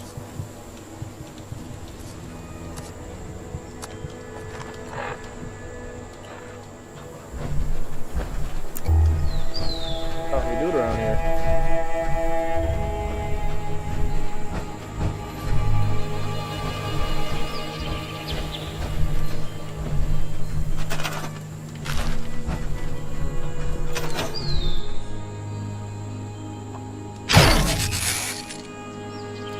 Carried away because I'm slipping. Carried away because I'm sinning. Have you heard any of the new Suicide Boys albums? No. No, they came out with a new album. Yeah. I know you're not like really into them, but it's not bad. No, I'm into it. I listen to music. Hold on one second. I can't freaking hear this. There's so much gunfire going on. Jesus Christ.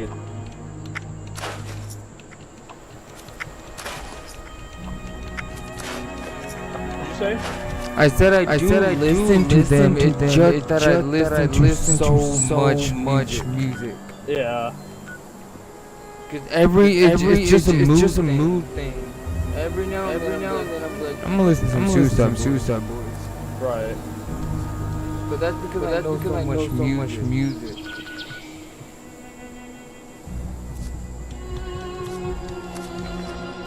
Alright, coming to you now. Ooh. I'm gonna get a drink real quick too. Alright. This is a Level 2 nuclear alert. Repeat, this is a Level 2 nuclear alert. Poseidon I Energy took his Plant WV freaking head off. How do you feel has about suffered that? a critical failure. Hazmat teams are en route. Please remain indoors and await further instructions.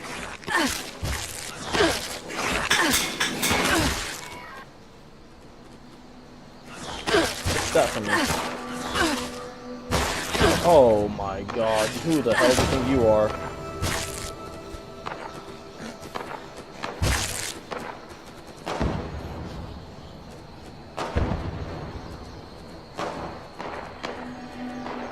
Fucking Fisher.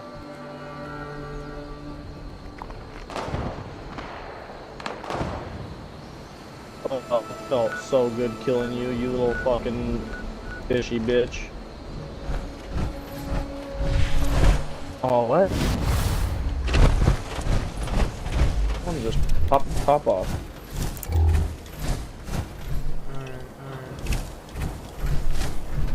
Oh, there we go. Alright. That seemed to be the lot of them. Oh, yeah.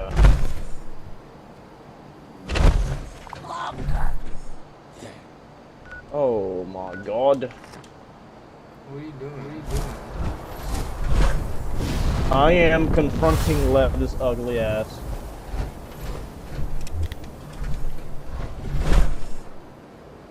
Who is? I'm inside.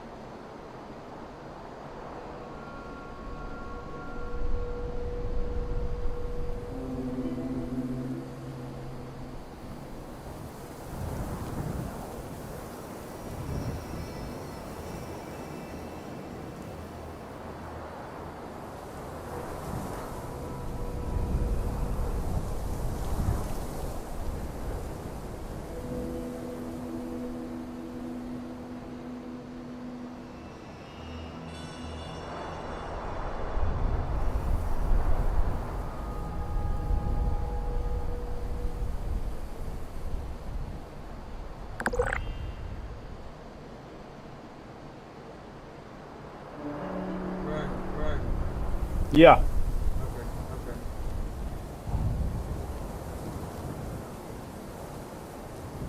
Oh my god, you pathetic little shithead.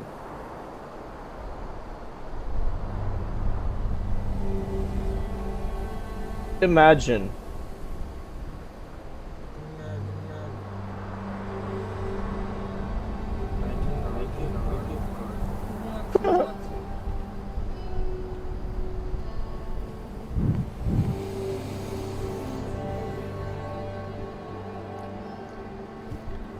Who wants it?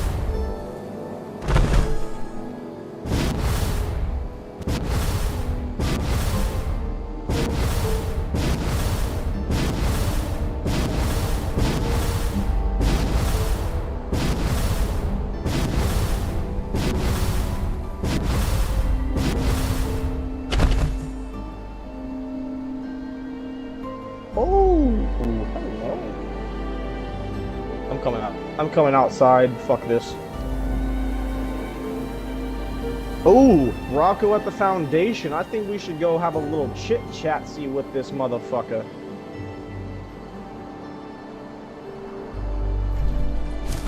Hello there, brother. Hello, brother. Hello, brother. Looking mighty fine there, brother. Right there, brother. Oh, yeah. So what there, brother? Hello there, brother. Oh, yeah. Oh, I like that. I like that.